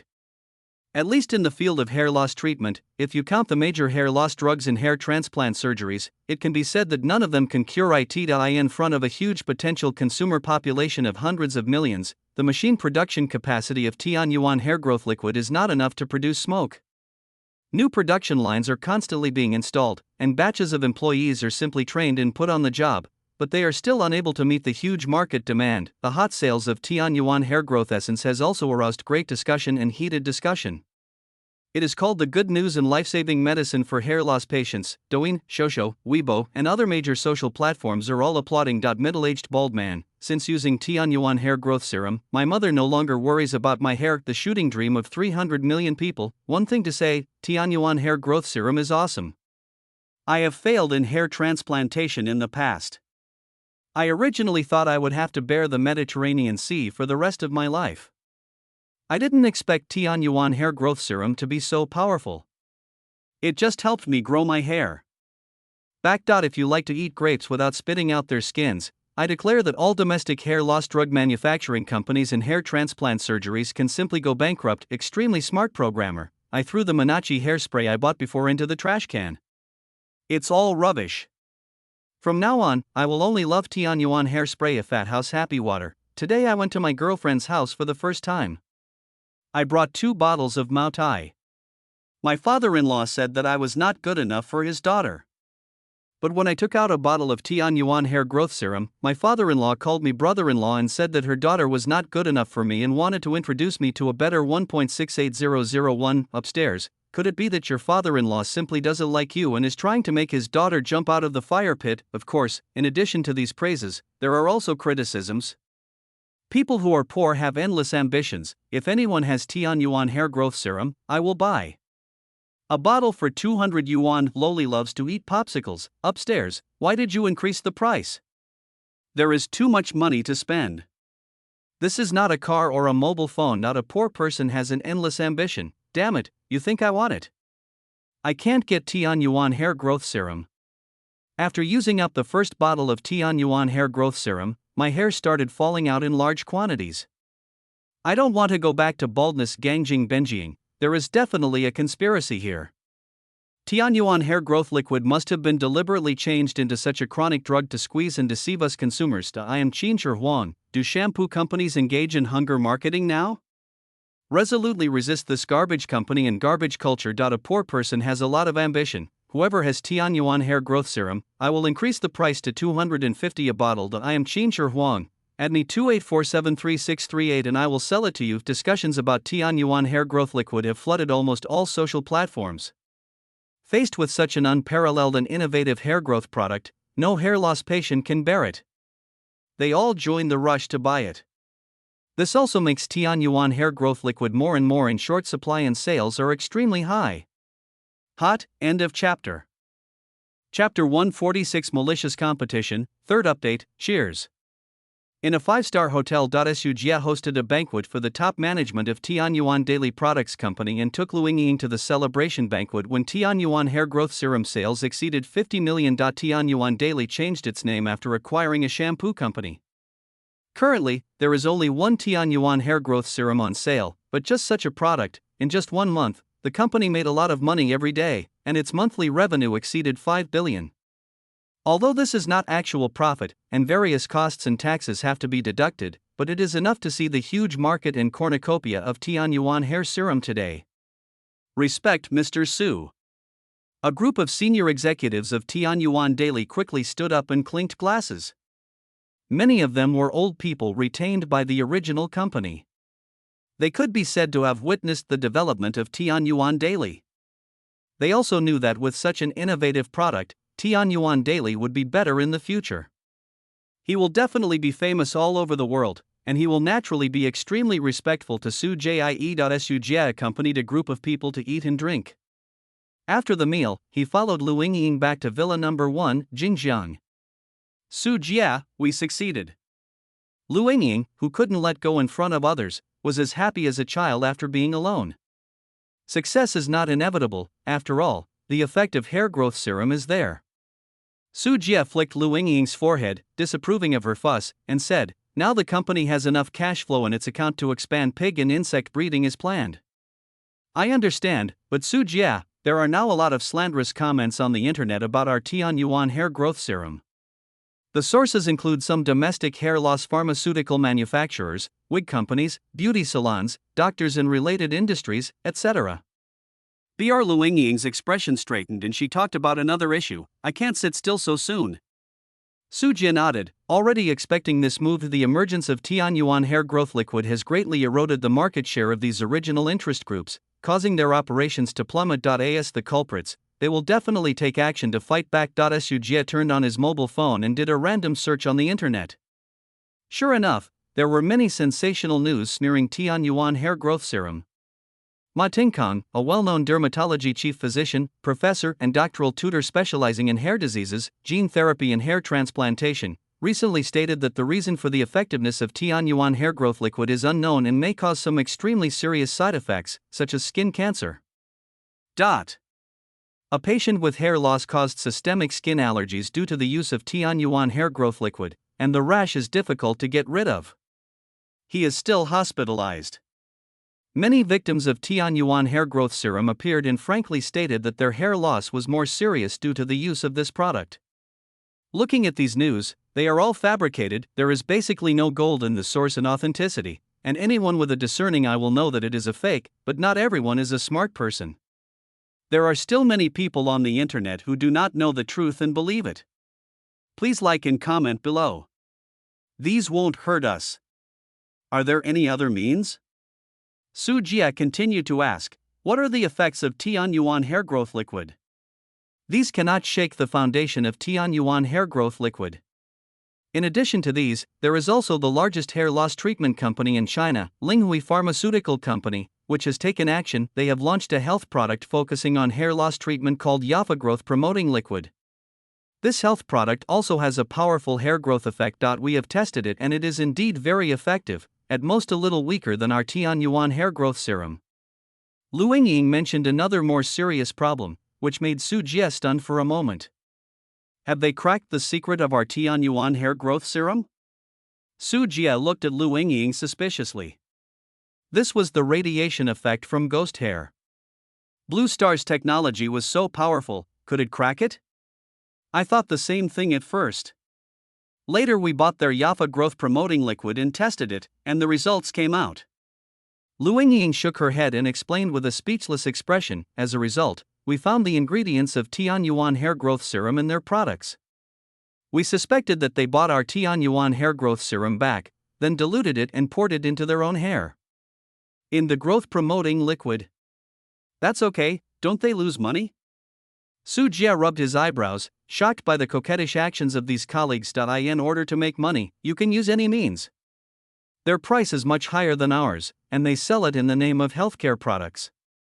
Moreover, this brand is a big company.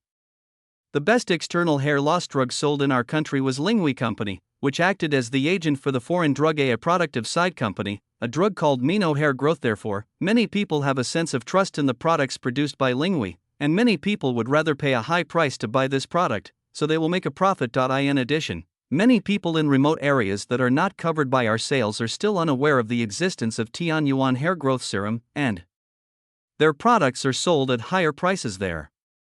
Lu Yingying was also very angry when she talked about this, because Tianyuan hair growth liquid has just been launched, and its reputation has always been weakened.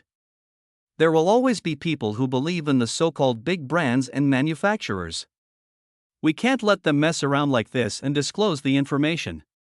Su Jia was very unhappy that the hair growth serum he had worked so hard to create was actually being sold as his own product. Although their sales don't affect Tianyuan hair growth serum too much, it's disgusting. I have asked the company's lawyers to prepare prosecution materials, and at the same time issued an announcement to explain to consumers the bad behavior of this company. Lu Yingying said that Linghui Company cannot be allowed to take advantage of Tianyuan hair growth serum in vain. Besides these, I'll help you make some evidence. Su Jia added that the effect of litigation is limited. Companies with this kind of interest will definitely delay it as long as they can. If it doesn't work, they will have to fight for a few years and lose a negligible amount of money. By then, they will have made enough money. The brand effect of Tianyuan hair growth liquid becomes effective, and they can retire with success. Therefore, we still have to use public opinion to force more people to know about Tianyuan hair growth liquid, so as not to be taken advantage of by Xiaoxiao like Linghui. The main reason is that we had trouble keeping up with our production before. It will be better when our hair growth serum production increases. Now the 3 new production plants will be completed soon, and the workers will be trained. By then, not only will they be able to meet domestic demand, but also it can also be exported overseas. Oh, are you going abroad? Su Jia's eyes lit up. The domestic purchase of hair growth serum will gradually decrease. Although there are more than 200 million potential users, some patients with mild hair loss may not necessarily buy it. In addition, patients are always worried about new products and need to rely on them. It takes time to slowly develop the brand. Yes, we are already making preparations, but there is still an unresolved problem, that is, we don't know what the overseas pricing will be. Lu Yingying looked at Su Jie and let Su Jie make the decision. Su Jie frowned and thought for a while, then said, taking into account the tax and shipping costs, let's sell it for 159 yuan. Oh, that makes sense. The units I'm talking about are US dollars. US dollars? Lu Yingying opened her mouth wide and was shocked. Of course, if developed countries make more, of course we have to charge more. Su Jie smiled brightly and prepared the scythe to harvest the new leaks from abroad. End of chapter. Chapter 147 The War of Public Opinion. Fourth update. Lu Yingying acted vigorously and resolutely, and got angry with Su Jie. The next day, a complaint was sent to Linghui Company, and a public condemnation was posted online. Linghui Company, a counterfeiting workshop with no bottom line. In order to better disseminate the relevant accusation news, Lu Yingying specially registered accounts on multiple social platforms. During this period, Tianyuan hair growth liquid was a hot topic in the news. Once the accusations were made, it immediately attracted a large number of people to watch Milk Tea Don't Cry. This Linghui company actually put Tianyuan hair growth serum into its own healthcare products, and sold it at such an expensive price that it completely shattered my outlook on life. GGYY, I don't think that's the case. Linghui Company is an old and well-known company. The previous Mino has been very effective. They probably developed a new product this time. Tianyuan hair growth liquid saw competition and deliberately suppressed its opponents. NACO in July, upstairs, one of my neighbors bought Linghui's hair growth healthcare product. The result was that it took effect in 1 week, and hair loss occurred after a month if I didn't continue using it. How do you explain why the two products are so similar? Lychee Kitten question. Yes, it's not good to know when Linghui launched the hair growth healthcare product. It happened to be launched shortly after Tianyuan hair growth liquid was launched. I don't believe there is such a coincidence in the world. Sudden Xingwan, I noticed that the president of Tianyuan Daily Necessities Company is very beautiful. I just want yuan +1, it's really beautiful. ZYLZYWI. I also discovered that this woman has appeared in 3 companies, Tianyuan Home Furnishing, Tianyuan Daily Use, and Muwa Food. Combined with the last Muwa acquisition and the Econ merger, the origin of this woman is not simple. Online public opinion quickly fermented, and most people supported Tianyuan hair growth liquid. After all, the similarities between the two companies' products can be easily seen. Facing the fierce wave of public opinion, Linghui Company immediately came forward to clarify. Regarding the groundless slander of Tianyuan Daily Use Company, our company, Linghui, has been established for 23 years and has a number of world-class patents and research institutes. Yafa growth promoting liquid is completely independently developed by our company. Every drop and every bottle is produced and assembled in-house. In this regard, we, Linghui Company, once again solemnly declare that we will use legal means to prosecute Tianyuan Daily for its slanderous behavior. After issuing a statement, more medical-related companies and doctors came forward to speak for Linghui Company. Kongshuan Pharmaceutical supports Linghui Company in safeguarding its legitimate rights and interests in combating malicious competition. Chen Chongshuan, famous hair medical expert. Linghui Company is a large and mature company with first-class R&D standards in the industry.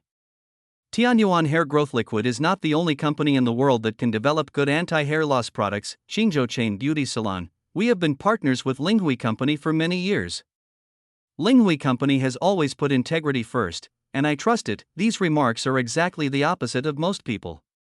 Most ordinary people support Tianyuan hair growth liquid, while these experts, professors, and the pharmaceutical company Linghui Company, the two parties were quarreling online and insulting each other, and just a few days later, a piece of news appeared that completely broke this trend of quarreling with each other. Recently, our country has made important breakthroughs in the field of hair care. A revolutionary hair growth product, Tianyuan hair growth liquid, was launched.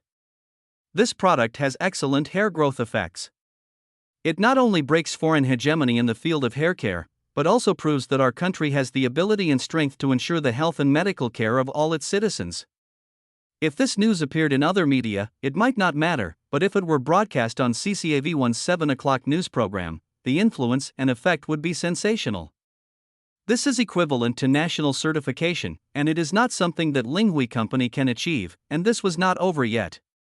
On the night when the news was broadcast, a video spread wildly on the internet. The video was shot at the local foundry of Linghui Company, which was originally used to produce Aster hair growth drugs, but now the production line has been remodeled. It can be clearly seen in the video that bottles of Tianyuan hair growth serum are unpacked and poured out, and then mixed into Linghui's Onya hair growth serum.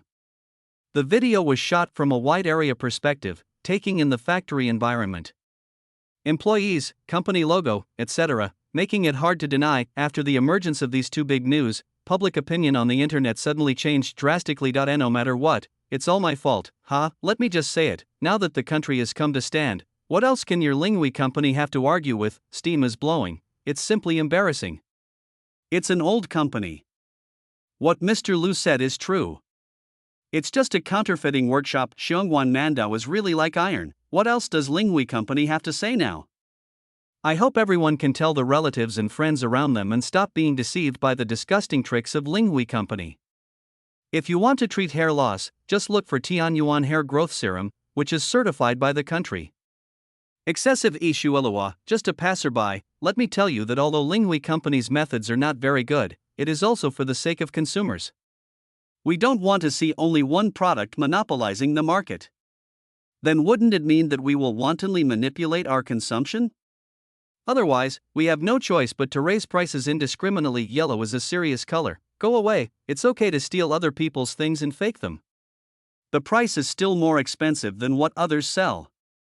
I would rather Tianyuan hair growth serum monopolize the market. A dream in life, others rely on technological monopoly. If you have the ability, you can research hair-raising drugs on your own. If you steal other people's things and still have the nerve to scream, just die. Faced with overwhelming abuse, Linghui Company deleted the original counterclaim and then decisively closed the comment area and started pretending to be dead. The two parties that had been scolding each other before, the medical companies and experts and scholars who supported Linghui Company, were also dragged out and whipped one by one. The scoldings were bloody, and the internet was full of comments about the victory of Tianyuan hair growth liquid. On the sales side, the sales of Linghui hair growth serum, which was revealed to be fake, fell to the bottom, and it completely lost its ability to compete with Tianyuan hair growth serum. Taking advantage of this opportunity, Tianyuan hair growth liquid pursues the victory. New production lines have been put into production one after another, and advertising has been increased at the same time, seizing almost all markets related to hair loss. Like a storm, the market share of Tianyuan hair growth serum has been rising steadily, reaching almost over 90%. No company on the market is the enemy of IHA. A large number of companies related to it were miserable, and those who were killed by Tianyuan hair growth liquid were left in mourning. Wig companies, hair loss drug companies, hair and beauty salons, etc., either closed down or were forced to change careers or cut off projects. The market has completely entered an era in which Tianyuan hair growth serum is the only one company, after completing the full occupation of China. Tianyuan Daily Use Company, under the leadership of Liu Yingying, began to march overseas, intending to carry the war abroad and use Tianyuan hair growth liquid to kill everyone without leaving a trace. End of chapter. Chapter 148 Aster Pharmaceuticals, 5 updates, 10,000 words. Please subscribe. Linghui Company Chairman Wang Xiaodong tore up a document. His eyes were red, and he stared at Liu Yixin, the head of the medical research office, in front of him, and roared, "Have the ingredients and production process of Tianyuan hair growth serum not been researched yet? What's the point of raising you? You're all a free earner. I've provided you with so many sophisticated and expensive high-tech instruments. Is this how you repay me?" Wang Xiaotong has reason to be angry. Before the advent of Tianyuan hair growth liquid, the Mino hair growth drugs he represented accounted for 20% of China's hair loss market, making money every year. However, after Tianyuan hair growth liquid came out, especially after the official results and fake videos were exposed, the market share of their Linghui Company completely collapsed. Not to mention that no one cares about it now. The sales volume sold every day is not even enough to maintain the water and electricity bills of the factory. Moreover, after the fraud was exposed, his company had to face huge fines, and the entire company was on the verge of bankruptcy. For this reason, Wang Xiaotong put all his hopes on imitation. As long as the ingredients of Tianyuan hair growth liquid can be deciphered and successfully counterfeited, Linghui Company may still be able to come back to life. Wang Xiaodong also specifically checked and found that the Tianyuan Daily Use Company had not registered any relevant formula patents at As long as he imitates it and registers his own patent, he can defeat it and make Tianyuan Daily unable to produce it, thus allowing Linghui to monopolize the entire Chinese hair loss market. However, the idea is beautiful, but the reality is very cruel. The imitation hair growth serum has not been successful for a long time, and now the company is on the verge of collapse. This makes Wang Xiaotong unable to stand it anymore and calls someone over to curse. Luisan was scolded and looked disgraced, so he said bravely, "Mr. Wang, we have really tried our best, but there is a very special substance in Tianyuan hair growth liquid. This substance plays a role in hair growth, and we cannot study it." Mr. Wang. There was another person in the office who stood up at this time. His name was Lu Canlin and he was the general manager of Linghui Company. "Mr. Wang, we have found relevant information. According to the intelligence provided by our bribed informant, the reason why Tianyuan hair growth liquid is so magical is that it mainly contains an imported hair growth puree. The origin of this imported hair growth puree is in the Mandé area of Zen country. It is airlifted into China every time, and it is processed confidentially by dedicated personnel. The people we bribed cannot participate at all." Lu Canlin told the information he found out that he was the general manager of this company and still held shares. Now seeing that Linghui Company is about to close down, he feels equally heartbroken, because then the shares in his hands will be worthless. Therefore, Lu Canlin tried his best to imitate Tianyuan hair growth serum and contacted many channels to investigate. The previous Yafa hair growth serum was also produced at his suggestion. Hair growth puree, imported from Zen country? Wang Xiaotong seemed to have grasped the only straw for a drowning man, and quickly asked, "Is the news true? Can we import this kind of hair growth puree? I'm afraid it's a bit difficult. This hair growth puree must be Tianyuan Daily's confidential information, and it's probably an exclusive product. It's almost impossible for us to get involved." Lu Canlin shook his head and expressed his guess. Wang Xiaotong slammed the table and said angrily, "I don't care whether it is exclusive or not. Even if we steal it, we must get this hair growth serum. Once we crack it, we can not only save Linghui Company, but also achieve market dominance." Lu Canlin nodded and finally said, "Mr. Wang is right, we should try it." "It's not that you should, but you must go." Wang Xiaotong snorted coldly. Buzz to it was at this moment that a pop-up window for an enterprise-level remote video conference came to Wang Xiaotong's computer. Wang Xiaotong glanced at it and was immediately shocked. He quickly calmed down his anger and clicked on the video pop-up window. A blonde, blue-eyed white man smoking a cigar appeared in the video. The other person was Poirot Bunsen, the CEO of Aster Pharmaceuticals. Aster Pharmaceuticals is a listed pharmaceutical company in the United States, and is also a Fortune 500 and well-known multinational pharmaceutical company. The company's main business covers pharmaceuticals, human vaccines, and animal health. It has approximately 60,000 employees worldwide, 15,000 of whom are R&D personnel. "Mr. Poirot, my matter is still being processed. Please give me a little more time and a result will be given soon." After seeing Poirot, Wang Xiaotong's tone suddenly became humble. Poirot in the video looked about 60 years old, wearing a well-made suit, and said calmly, "Wang, it's not that I don't give you a chance, it's that you are so disappointing. I will hand over the company's products to you." "Agent, is this how you repay us?" Wang Xiaotong's expression changed, and he always felt that these words seemed familiar, but he did not dare to lose his temper with Poirot, so he could only keep nodding and bowing. "Mr. Poirot, you should have verified the effect of the Tianyuan hair growth serum we sent. This product is too exaggerated. It is difficult for our products to compete with others. Now the Chinese market is basically monopolized by this Tianyuan hair growth serum. There is really nothing we can do." Wang Xiaotong first presented his problems to the other party and kept complaining in the hope of being forgiven. "The Tianyuan hair growth serum you sent is indeed amazingly effective. After various tests, our R&D staff failed to figure out its production principle." Poirot also looked amazed when he talked about this. "You must know that modern technology has been very advanced. As soon as a drug is released, it is easy to analyze the ingredients and principles. At most, the purity is different due to different production processes. Essentially, it is not difficult to imitate a drug and produce it. What really prevents pharmaceutical companies from imitating is the patent stick hanging over their heads. Before the patent expires, everyone abides by the rules of the game. Of course, there are also those who do not follow the rules. For example, Asin GE's generic drugs are extremely rampant, but when it comes to Tianyuan hair growth liquid, even multinational pharmaceutical companies like Aster cannot understand the ingredients and principles, which makes them very confused. Yes, that's exactly our problem, but I've found a solution. Wang Xiaotong became excited and told Poirot about his next plan. Mr. Poirot, we found that the reason why Tianyuan hair growth liquid has this magical effect is entirely due to the action of a kind of hair growth serum. This hair growth puree is produced in the Mande area of Zen. We are preparing to go there to obtain the corresponding production formula. We also hope that Asti Company can provide some help. After all, we are currently short of manpower. Poirot squinted his eyes, listened to these words, blew out a smoke ring, and showed a rare look of interest in his eyes. I heard that the Zen kingdom is relatively chaotic. I can provide you with some military help. As long as we can get the hair growth puree formula back, we can work together to develop it. With our reputation as Aster Pharmaceuticals, we can develop it as quickly as possible.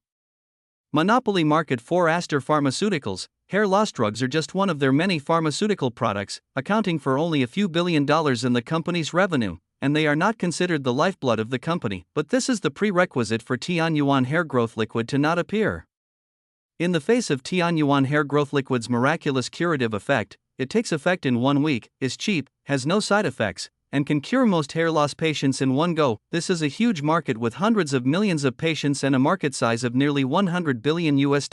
Once eaten, it will definitely double the market value of Aster Pharmaceuticals. This is the real reason why Poirot is tempted. Mr. Poirot, I feel reassured by your words. In such a small place, we can definitely get the hair growth serum formula. Wang Xiaotong was extremely excited and confidently made the promise. I look forward to you bringing me good news. Poirot hung up the phone without comment. Wang Xiaotong looked at Lu Canlin and Louison in the office and waved his hand. Get ready now. Let's set off to the Zen Kingdom to get the formula back and let our Linghui company return to its peak.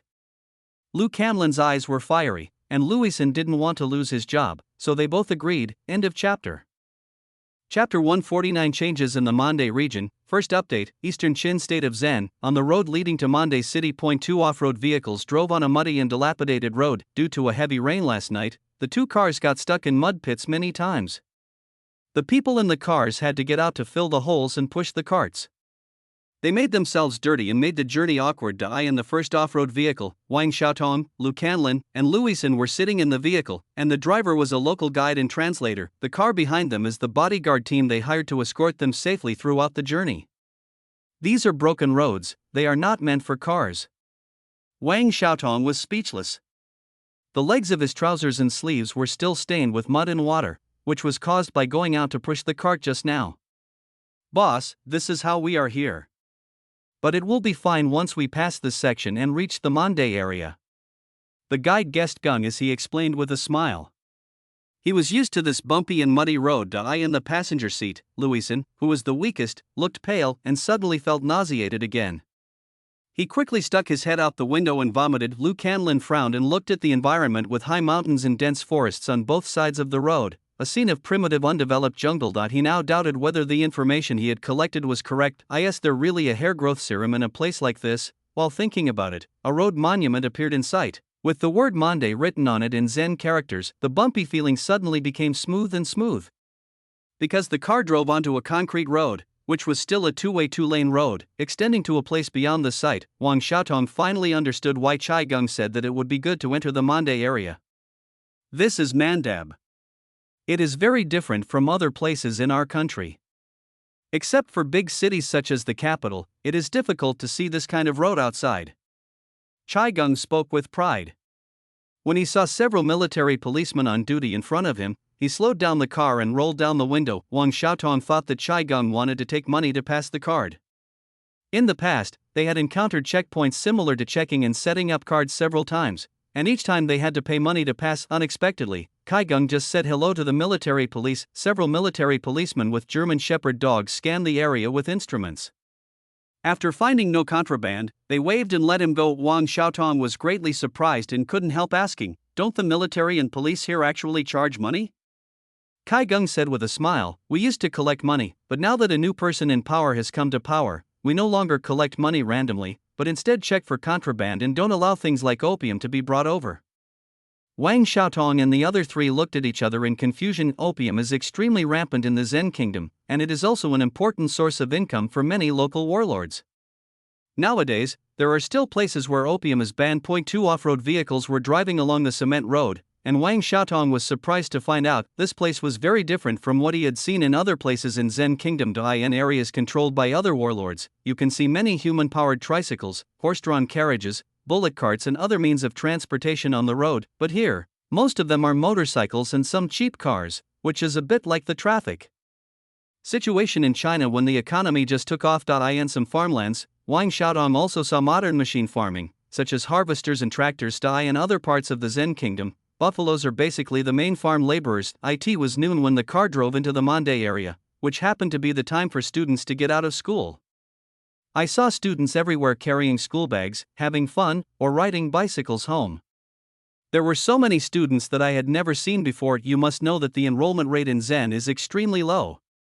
The government barely allocates money for education, and education expenditures account for less than 1% of fiscal revenue. There are only a few students, and they are basically in big cities under the control of the government. The local warlords would not approve any money for education, and most school-age children had no education. But in the Mande area, Wang Xiaotong saw groups of students, which made him incredible. In addition, Wang Xiaotong also saw that the people in the Mande area had a spiritual outlook that was not found in other cities in the Zen Kingdom. It has a positive and optimistic temperament, unlike other places where people feel like they are just muddle along. Seemingly seeing the confusion of Wang Xiaotong and others, Chai Gung said, "We people in the Mande area are now rich.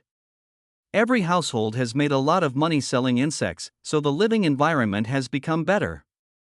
Selling bugs? Can this kind of industry also become the mainstay of the economy? Aren't you afraid that if you can't sell it, you'll lose it?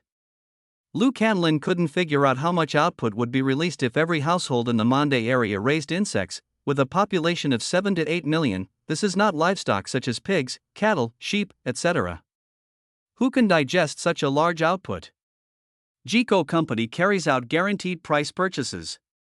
People here think they don't raise enough bugs, so they don't say anything about destroying them. So far, Jico Company is still increasing its purchase volume every month.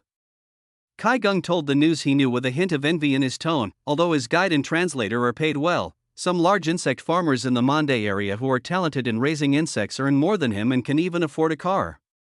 Unlike his off-road vehicle, which is now a loan repayment, it's not over yet. Jico Company? Lu Canlin and Wang Xiaotong were both shocked, because according to the collected information, the magical hair growth puree was shipped from a breeding farm owned by Jico Company. However, this company is very mysterious. It only develops in the Mande area and no more information can be found outside. While talking, 2 off-road vehicles drove into Mande City. The streets here are clean and tidy, and there are many buildings with unique local characteristics. It is lively and prosperous that is rare in other warlord cities. It is full of traffic and people coming and going. There are even stadiums, libraries, parks, schools, opera houses, cinemas, and other local warlord-controlled areas, and there are few functional buildings that can be seen. Wang Xiaotong visited the city accompanied by Chai Gung. Among them, the one that impressed the two most was an insect collection station opened in the city. Carloads of boxed insects arrived, and employees wearing Jico Company uniforms skillfully weighed and classified them. Then they counted out the money and gave it to the farmers and citizens who came to sell the insects, and the money they gave was still Chinese yuan. The farmers had no objection to this, but happily accepted Hua Yuan. At the same time, they also discovered that employees wearing Jico Company uniforms could be seen everywhere. Many of the restaurants opened in the city are employee canteens owned by Jico Company, and the prices are very cheap. Many of the shopping malls opened are also printed with the logo of Jico Company, and sell various rare commodities from the outside world. Jico Company is fully responsible for various hospitals and provides medical insurance to people here at low prices. All in all, you can see many connections with Jico Company here. The influence of this company has penetrated into all aspects of Mande City. End of chapter. Chapter 150 Bribery, second update. After returning from the visit, the few people who had just arrived at the hotel did not bother to rest. Wang Xiaotong, Lu Canlin, and Louison sat together to discuss the next plan. Now we can confirm that the Fuman insect farm is owned by Jico Company, and the hair growth serum we want should be inside. Lu Canlin said that today he went to the Fuman farm to take a look at it from a distance. He was shocked by the size of the insect farm and saw the tight security guard at the door. Wang Xiaotong frowned and said, "Our problem now is, can we persuade Jieka Company to sell the hair growth serum to us?" That. Louison, who had always had a low sense of presence, raised his hand and whispered, "I suspect that Jieka Company's large-scale insect farming may be through extracting certain substances from insects to create hair growth plasma. This is very important to Jieka Company. It must be very important to the company. How much do we have to spend to buy the formula of hair growth serum? Since the other party is willing to sell the hair growth puree to Tianyuan daily, it means that as long as the value is enough, we can also buy the formula. However, I prefer to get the formula at a small value." Wang Xiaotong has his own plan in mind. The manpower from Asti Company will not arrive until tomorrow, and now Linghui Company has very little money left on its books. He hoped to get the formula in advance and take a dominant position in the subsequent cooperation, so he was not prepared to take the conventional route. Otherwise, if he really wants to quote the formula, his money will definitely not be enough. If Astor Company were to provide support, he would have nothing to do. "How about we leave now?" Lu Canlin was also a little impatient, but the two people didn't know that because of the information gap, if they stayed for a while, they would be able to find photos of Lu Yingying from Jieka Company, and thus understand the connection between Jieka Company and Tianyuan Daily. The group of people took the translator Kai Gung to a house in Mandar City. This was the house of a supervisor of the Fuman breeding farm. After ringing the doorbell, a middle-aged man wearing local Zen clothes opened the door. After some briefing and introduction, Wang Xiaotong introduced their purpose of visit. "Manager Minson, this is our meeting gift for you and our sincerity." Wang Xiaotong smiled warmly, and a box was pushed in front of Minson and opened. Inside was a set of very exquisite and expensive gold jewelry. "What do you mean?" Minson glanced at the gold jewelry on the table and immediately stopped pouring tea. "I heard that Fuman Breeding Farm has developed a very powerful product that can promote hair growth. If Manager Minson can help us get the formula, we will give you 10 million Chinese yuan when it is done." Wang Xiaotong revealed what he said was a sky-high price, hoping to bribe internal agents with money to get what he wanted. When this sentence was translated, Kai Gung looked at them in a very wrong way. "Translate to the other party?" Wang Xiaotong glared at Gue Gung, wondering why this translation was so unreliable. "Boss Wang, you are asking for death." Chai Gung did not translate, but looked at them with an angry expression. He also grew up in the Mande area. He didn't know Wang Xiaotong's intention before, but it was different now. On the other side, Minson actually understood what Wang Xiaotong said. The Zen kingdom was close to the Chinese kingdom and many people could speak Chinese. This can be seen from the fact that they accept Chinese dollars as currency. Especially now that the boss is Chinese, he has set a good example and almost everyone in the company can speak Chinese. "You are not welcome here. Get out of here right now." Minson's face turned blue and he stood up to chase people away. Wang Xiaotong was stunned and didn't know why Minson had such a big reaction. Before coming here, he had learned about the income situation in the Zen country. The per capita monthly income was only equivalent to a few hundred Chinese dollars, and the tens of millions of Chinese dollars he proposed was enough to win over any executive. 20 million, I will pay you 20 million Chinese yuan. You can get 20 million Chinese yuan at the touch of your finger. If you give up, you will never make this amount in your life. Wang Xiaotong's words are very confusing. If this is a problem that money can solve, then it is indeed very promising to succeed, but this is not just money. Minson's face has completely darkened and he said coldly, "I told you, you are not welcome here. No matter how much money you pay, I can't help you." After saying that, Minson started to chase people away. As for accepting money to be a spy, of course he was attracted by the money, but he was even more afraid that his life would be in danger. Not long ago, Jieko Company cleaned up a large number of high-ranking officials and businessmen in the Mande area. Even the corrupt executives within Jieko Company were shown no mercy, killing everyone with heads rolling. Having just experienced that kind of thing, how could Minson have the courage to do such a thing? What's more, only Su Jie can enter the laboratory at the center of the Fuman breeding farm. He is not even qualified to get close. All the hair growth serum comes out of the laboratory, and Jieka is responsible for protecting it. He takes the head to get it. Wang Xiaotong and others were driven out of the door in embarrassment. As the door slammed shut, Minson was no longer seen. Shit, you don't even need money. Wang Xiaotong was shocked and angry. He couldn't figure out why he couldn't even bribe a senior executive despite spending so much money. How about we go find other executives? Someone will always be tempted by money. Lu Canlin was equally puzzled, but he didn't believe that everyone was so strong-willed. We can lower our requirements. Even if we can't get the formula, we might be able to get the hair growth puree directly. We can use a machine to measure it.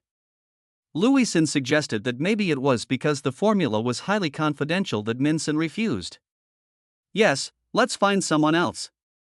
Wang Xiaotong also thought these two suggestions were good. Then he looked at the guide Kai Geng and said angrily, "Why are you still here? Now I announce that you are fired."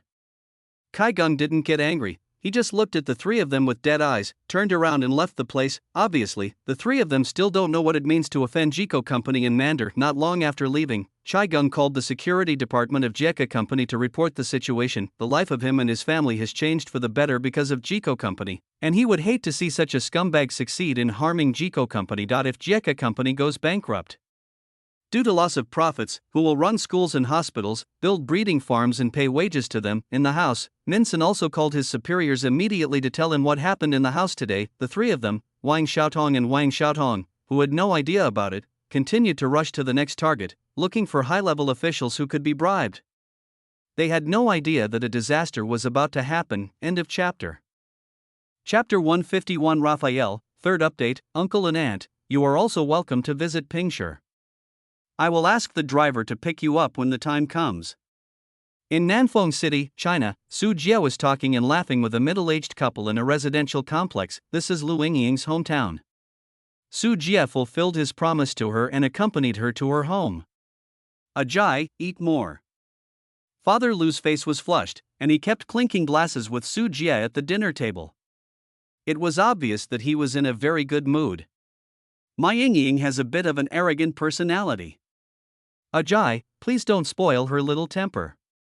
If she does something bad, call me and tell me, Auntie, I will help you teach her a lesson. Lu's mother also nodded with a smile, as if the mother-in-law was becoming more and more satisfied with her son-in-law.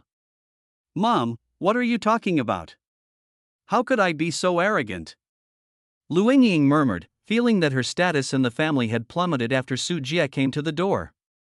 You two will get along well with each other about young people's affairs, so let's not worry about it. Father Lu waved his hand and showed the majesty of the head of the family when the two elders learned about Su Jie's origins, especially when they found out that Tianyuan hair growth liquid was produced by Su Jie's company. Lu's father and Lu's mother were shocked, because Tianyuan hair growth serum has become so popular recently, many of his neighbors and friends are using it. He has also witnessed the changes after using it, with black hair growing on all their heads. As for her daughter being able to find such a capable boyfriend, the parents are only blessed and happy. Just as the family was talking and laughing, Su Jie's cell phone suddenly rang. After reading the caller's number, Su Jie stood up and said, I'll answer the phone first, and you guys eat first. After that, Su Jie walked to the balcony with his mobile phone. 10 minutes later, seeing that Su Jie had not come back, Lu Yingying also got up and came to the balcony, just in time to hear the second half of the conversation. First, put a long line to catch the big fish and see if there are any people behind them. As long as people don't go out to the Monday area. Su Jie gave a few instructions and hung up the call with Chen Yaoguang. What happened in Mandarin City? Lu Yingying didn't listen to everything, but since it was a call from Monday, it shouldn't be a trivial matter. The people from Linghui Company found Monday and wanted to get the original formula of our Tianyuan hair growth serum. Su Jie briefly summarized what happened in the Monday area and said with a smile, I didn't expect them to be so persistent and actually went to Monday. We can't let them go easily. Lu Yingying became very angry when she heard that she was from Linghui Company. The Yafa growth promoting liquid produced by the other party at that time was quite disgusting. And the other party obviously didn't investigate clearly, otherwise how dare they come to our territory? Su Jie is never polite to people who come to seek death. In China, he has to worry about it, but in the Monday area, Su Jie has 10,000 ways to kill him. Should we return to Mandarin as soon as possible? No, a few clowns can't make any waves. It's important to accompany your parents first. I'll go there after you're done. Su Jie hugged Lu Yingying and kissed her, making Lu Yingying feel warm in her heart. Mandeb region, Wang Xiaotong, Lu Canlin, and Lu Yixin were driving an off-road vehicle, turning around on the country road outside. Lu Canlin, who was sitting in the passenger seat, was driving around outside with his mobile phone in his hand, following the instructions of a voice on the phone. More than an hour later, the three finally parked the off-road vehicle, entered a dense forest alone, and waited in front of a marked tree. They were preparing to meet with the support personnel sent by Aster Pharmaceuticals headquarters. It was said that they were not simple people. Mr. Wang, people are here. Lu Canlin heard the footsteps and hurriedly reminded him. In the dense forest, a group of three people walked over. The first person was a white man in his 40s, wearing gold-rimmed glasses. Up behind him, there was a black man and a white man. They were both muscular, with powerful auras, and their eyes were as sharp as hawks. You are the Special Public Relations Manager of Aster Pharmaceuticals, Mr. Raphael Wilson, right? I am Wang Xiaotong, Chairman of Linghui Company. Wang Xiaotong greeted him in English proficiently, and the two reached out to shake hands. Director Wang, Asti Company has sent me here to handle all matters related to the hair growth serum formula, so the next actions will be directed by me. Let me first tell you about the progress of your visit here. No details are allowed to be missed. Br Raphael has a long, aquiline nose that gives him a serious aura. At the same time, he also put himself in the dominant position when speaking, almost speaking in the form of a command. Wang Xiaotong didn't think there was anything wrong.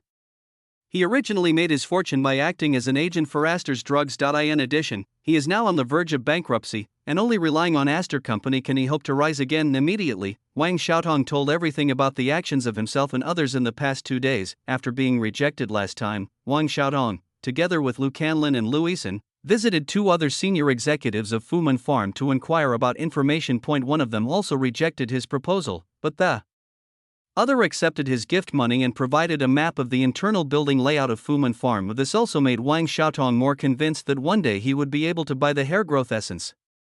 It's a bit risky for you to do this. We are not familiar with the place here. If you contact those senior officials rashly, if they leak our information, won't it make the other party wary? In addition, for important formulas such as hair growth serum, the other company must have extremely strict protection, and it cannot be known by 1 or 2 middle managers, and we don't have so much time to waste. You don't know how dangerous it is here. You have to cut through the mess quickly in a strange place. Unexpectedly, after listening to Wang Xiaotong's words, Raphael did not approve of his plan. Wang Xiaotong was a little panicked and said subconsciously, "Of course I know the danger, so I brought bodyguards here." Raphael was amused, and his eyes mocked. "Just your bodyguards? Do you know what Jico Company does? Isn't it a company that raises bugs? Do you really believe people say it's a company? This is clearly a local warlord with thousands of armed forces. The so-called Mandar city is just a city under the care of Jico Company, and the whole city has become the shape of the company." Raphael told the truth. It's rare anywhere in the world for a city to be run entirely by one company, but in Mandar City, it is actually happening. Really or not, this company belongs to the warlord? Wang Xiaotong was confused. Was he dealing with a warlord? Others are just opening up companies and packaging them. They cannot change the inner warlord nature. Our information and intelligence network will not make mistakes.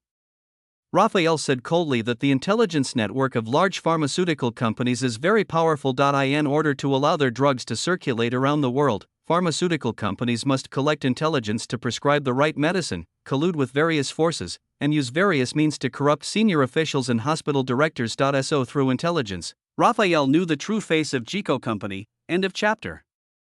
Chapter 152 Treating guests and beheading subordinates as dogs. Fourth update. Then what should we do? Wang Xiaotong panicked. He thought he was dealing with the company, but he still felt a little confident. But facing the unreasonable warlord, he didn't know how to deal with it. Raphael took the layout map of Fuman Farm, pointed at the 2 sturdy men behind him, and said, "If you want to get the hair growth serum formula, you must rely on their strength. They are professionals. Dandy, Marco, can you do it?" Raphael, in the past we performed missions in the Middle East and Black Africa and dealt with those vicious warlords and terrorists. It was not necessarily easier than here. What's more, we brought 2 teams here this time. Marco, a white man, spoke in a calm and unhurried tone, full of indescribable conviction. Then he took the map handed over by Raphael, took out a tablet to compare it, and nodded. The map is correct. It is basically the same layout as our satellite comparison. Who are they? Lou Canlin felt that these two people were not on good terms and looked at each other with cold eyes. Introduce yourself, Marco, a former SEAL, now engaged in the mercenary business. Boys, come out to meet someone. Marco showed a faint smile, and as soon as he finished speaking, Wang Xiaotong and the other three looked confused. The grass and branches around the dense forest were moving, and then there were more than 20 people wearing camouflage uniforms, camouflaged with weeds and branches, holding various long and short firearms, equipped with night vision goggles and body armor, and their faces painted with colorful oil paint the soldiers got out of it. The closest one was even less than 5 meters away from Wang Xiaotong and the others, but he never noticed it. Marco looked at his team and said confidently, "There are 12 people in one team and 2 teams of 24 here. All of them are retired elites from special forces from various countries. Raid and attack are what we are good at." Surrounded by a group of mercenaries, Wang Xiaotong was shocked and then overjoyed. Naturally, he was familiar with the famous name of the SEALs. In his mind, it was not easy for such an elite group of mercenaries to obtain the formula. Marco, divide the operation into 2 teams. One team is led by Dandy to arrest the senior personnel of Jico Company. The other team raids the Fuman breeding farm to find the best hair growth serum formula. If you can't find it, arrest those who the senior management asked. Raphael gave instructions and then took out a photo, which showed none other than Su Jie. This man is the biggest target we need to deal with. We must catch this man. Mr. Raphael, please believe in our professionalism. I have arrested many terrorist leaders, and this man named Su Jie is no exception. Marco saluted with a military salute, looked at his group of subordinates, and said loudly, "Young men, get ready. We will have fun with the warlords here and teach them what special operations are." Cool, I love playing with these jackasses. Boss, prepare more ammunition for me so that I don't have a bad time. I hope they won't be like Uncle Black, that would be too unchallenging. This group of mercenaries showed excited smiles. They were accustomed to licking blood from the edge of their swords, so they didn't take the sudden kidnapping seriously at all. With the bloated response speed and military literacy of these local warlords, I am afraid that after they have finished their raids and kidnappings, the warlord troops here have not had time to leave the military camp. Raphael looked at this group of energetic mercenaries with great satisfaction. This elite mercenary was actually raised by Aster Pharmaceuticals itself. In the past, when we encountered some tough people who couldn't be bribed and refused to let the medicine pass, we would dispatch this army to make those tough people disappear from the world. It turns out that this is how big companies do things. They are even more rough than us. Louison looked at this murderous team and couldn't help but shrink his neck. This is how we do things. Treat guests, behead people, and accept them as dogs. Sometimes simplicity and roughness are very effective in business competition. Since Jieka Company does not accept our good intentions and the bribery is difficult to succeed, we will use bullets to make them obey. Raphael chuckled and ordered Marco, "Follow the reservation plan and let's go." "Yes, boss, just wait and see." Marco nodded, with a bloodthirsty smile on his face. Late at night, Fuman Farm. As the employees went home one after another, only a few remaining employees were left in Nuota's breeding farm. In addition, there were hundreds of Jieka security guards stationed here. When the time came to 2 o'clock in the morning, Marco led a team of 12 mercenaries, and Louison, a medical expert specially invited, quietly approached the largest insect farm in the Mande region. This team of people cooperated tacitly, and no one said a word in the darkness, quietly approaching the wall. A sniper and observer did not follow the same team, but found a high place to set up a sniper rifle. At the same time, they could observe Jieka's security movements and respond during the evacuation. Can we really do it? Louison was trembling. He never imagined that he would be chosen to break into the heavily guarded Fuman breeding farm. Don't worry, we are a professional team. Let us handle the difficulties on the road. You only need to be responsible for finding the hair growth serum. Marco pressed Louison's shoulder, then pulled up his mask and waved. Seeing this, the team that had arrived under the fence of the breeding farm immediately took action. First, we used technological means to temporarily block surveillance cameras, then they built ladders for each other, used insulating pliers to cut off the electrified wire mesh on the fence, and climbed over the wall one by one to enter the farm. They had carried out this kind of infiltration many times, and their actions seemed very familiar and extremely fast. Now let's trust our level. We can come and go as we please in this small Fuman breeding farm. Marco was about to show Luisen the strength of his team, but an accident happened at this time. At the feet of the last mercenary who climbed over the wall, a small scorpion got into his trousers. Then I saw the mercenary staggering, as if he had been bitten by something. His body was tilted due to severe pain, and he leaned against the electrified wire fence next to him. In an instant, electric sparks burst out, and the mercenary twitched twice, and then hung on the barbed wire. Wisps of electric light flickered at the contact area from time to time, and the entire human body surface became charred black. The mercenaries who had sneaked in were stunned. Marco seemed to have eaten a fly, his face turned black and smelly. Luisen's face turned pale. He saw with his own eyes that a living person was electrocuted into a charred corpse. He felt a huge physical shock. Javier is dead, we continue the mission. Taking a deep breath, Marco did not waver at all. He had experienced too many such things, and his heart was as cold as iron. After the accident, he first contacted the outside sniper team through the headset. Hungry Wolf, is there any movement from the farm garrison? Not yet, you can continue to move forward safely. Quickly, go to the central laboratory. Marco gave an order, and the team covered each other and observed each other, and ran towards the destination. End of chapter. Chapter 153, Frequent Accidents, 5 Updates, 10,000 words. Please subscribe. Fuman Farm occupies a huge area, with numerous insect breeding factory buildings dotting it. If you are not familiar with the road conditions, you will easily get confused. Before setting off for the operation, Marco had already rehearsed the route and marked it on the map. He could use positioning equipment to plan the route, and he also prepared several sets of preparation plans if the path was not found. This time, Marco took a shortcut and passed by a venomous snake breeding nest area. There are not only venomous snakes raised on the ground in glass cages, but also pits dug for breeding. It's really weird here. There are so many poisonous insects and snakes. When a mercenary passed by a pit of 10,000 snakes, he felt incredible when he saw that the hollowed-out underground was filled with all kinds of colorful venomous snakes. There was also a mercenary next to him with a smile. What's the point? Rich people have weird hobbies. Maybe they just like this kind of thing. I have a pet snake at home, and I quite like them. Another mercenary was lying on the guardrail, looking at the pit of snakes inside, and shrugged. However, maybe it was his bad luck. Just when he looked into the snake pit, a cobra suddenly raised its upper body, its neck became flat, and 2 streams of venom were sprayed out from its fangs, which hit the mercenary's eyes. When the venom enters the eyes, the mercenary cannot see anything. What happened was that the house leaked and it rained all night.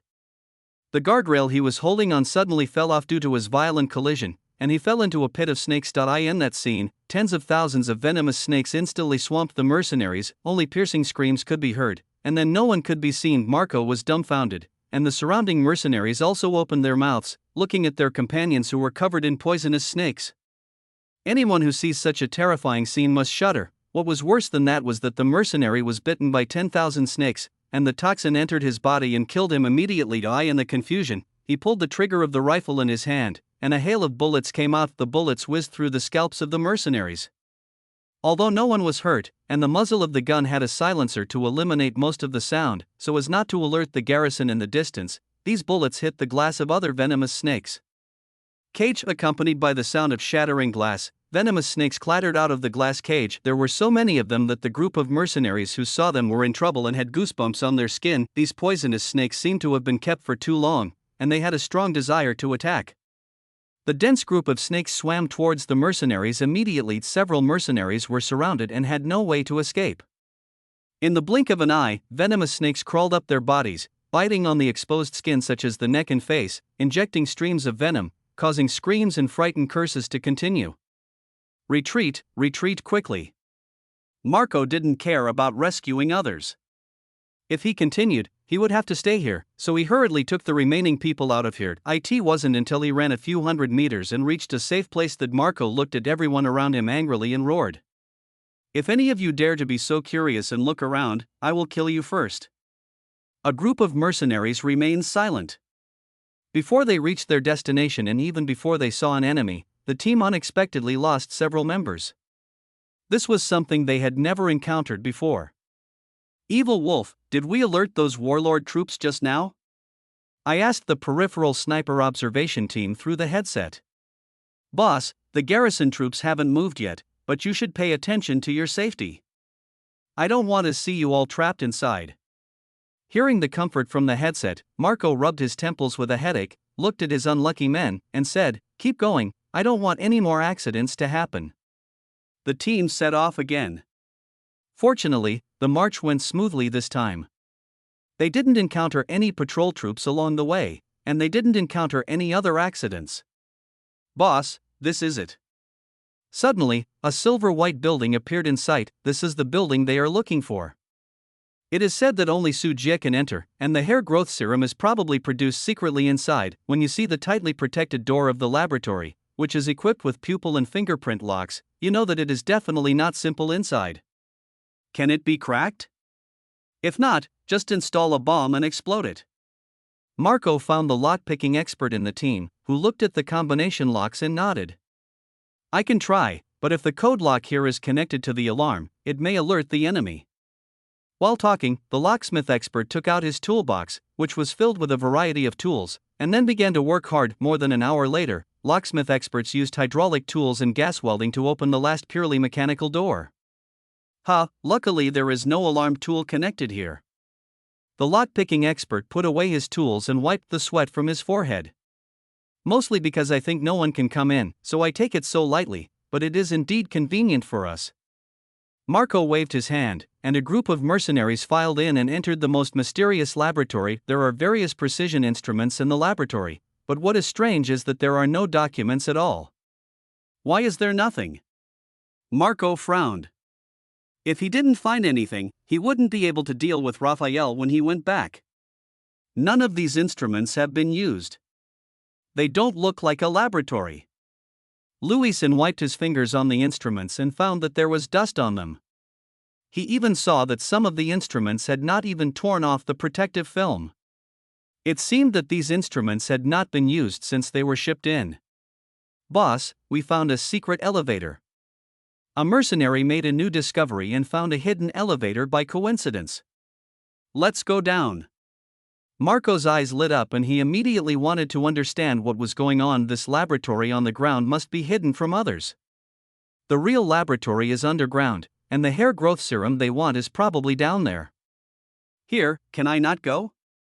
Looking at the elevator, not knowing how deep it would go underground, Louison had a bad feeling and wanted to refuse. Marco turned his head, picked up a flashlight and handed it to him, comforting, "Lou, we are professionals. You have to trust our judgment. We will protect you and you will be fine." It's okay that Marco didn't say it. This statement reminded Louison of all the previous incidents, which had inexplicably failed several team members, but he still had the nerve to say that he was a professional. Unfortunately, the arm could not twist the thigh, and Louison was eventually forced to take the elevator. The group took the elevator to the laboratory below. End of chapter. Chapter 150 For the horrible biosphere. First update. The elevator descended slowly, and in the dull enclosed environment, there was only the heavy breathing of a group of mercenaries. Everyone was on high alert, with their guns pointed at the elevator door. Bite. When the elevator reached the bottom floor, the moment the elevator opened, a fishy and strange smell first penetrated into the nose.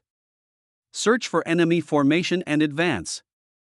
Marco made a gesture, and the group of people filed out and quickly searched and moved forward in CQB tactical formation. When the group went deep inside, the fishy smell became even stronger, and accompanied by strange neighings, a terrifying scene unfolded in front of them. The floors and walls were piled with various kinds of rocks, and there were a lot of moss with carrion mycelium growing on them. The moss replaced the soil, and many disgusting flowers and trees grew on them. Among the rocks and trees, there are strange-looking black-striped poisonous snakes with a length of 7 to 8 meters and 9 heads, table-sized giant spiders with ghost faces and monstrous eyes, corpse-eating poisonous frogs covered with pus, and many more. Terrifying creatures inhabit the underground space. There are sarcoma-shaped pillars hanging upside down like stalactites on the ceiling. In the dense holes on the surface of the pillars, fist-sized poisonous bees, moths, vicious mosquitoes, and locusts come in and out. Wow, the ceilings of the underground space open one by one, and massive amounts of blue star poisonous insects and snakes were dumped down. All kinds of terrifying goo insects that were originally dormant moved their bodies and used their own methods, either swallowing them wildly with their bloody mouths, corroding them into pus to absorb nutrients, or laying eggs in their bodies and turning them into their own eggs. A breeding ground for development. After a large number of blue star poisonous insects were devoured and killed, the remaining insect blood and insect flesh fell to the ground, nourishing large areas of hyphal moths, some ants, cockroaches, mice, etc. that began to adapt to this environment and continued to hybridize and mutate, and survived by chance, drilled out the hyphae and cracks in the stone to clean up the remaining meat foam. The mutated flowers, plants, and trees seemed to be alive, and from time to time they stretched out fast vines and sharp-toothed leaves to attack these small creatures. Here, killings are happening all the time, but with the input of massive poisonous insects, the consumption is constantly replenished, forming a bizarre and bloody ecosystem of terror. Seeing everything in front of him, Luisen trembled violently, his teeth collided with each other, and his legs were so weak that it was almost difficult to stand still. As for the mercenaries who had always been bold and murderous, their pupils shrank at this time, heavy cold sweat broke out on their foreheads, and goosebumps appeared on their arms. What the hell is this place, fake squid? What the hell are these things? God bless. Are we in hell? We can't complete this mission, boss, let's retreat quickly. A group of mercenaries were almost scared to death. The sight in front of them was too shocking to their outlook on life. Marco was also scared in his heart, but he still managed to maintain his composure on the surface and spoke to ease everyone's tension. This should be the secret laboratory hidden by Jico Company. No wonder they raise so many poisonous insects. It turns out that they are conducting such horrific and bloody research on this kind of inhuman monster. But don't worry, everyone, as long as they are carbon-based organisms, it's impossible to resist the bullets in our hands. Let's go look for it elsewhere. Maybe the hair growth essence is also here, as long as we. Before Marco finished speaking, a golden scorpion snake spotted the group of people above the ceiling. Its thick golden scorpion tail suddenly stretched rapidly, and its sharp tail hook instantly penetrated the chest of a mercenary, like fishing.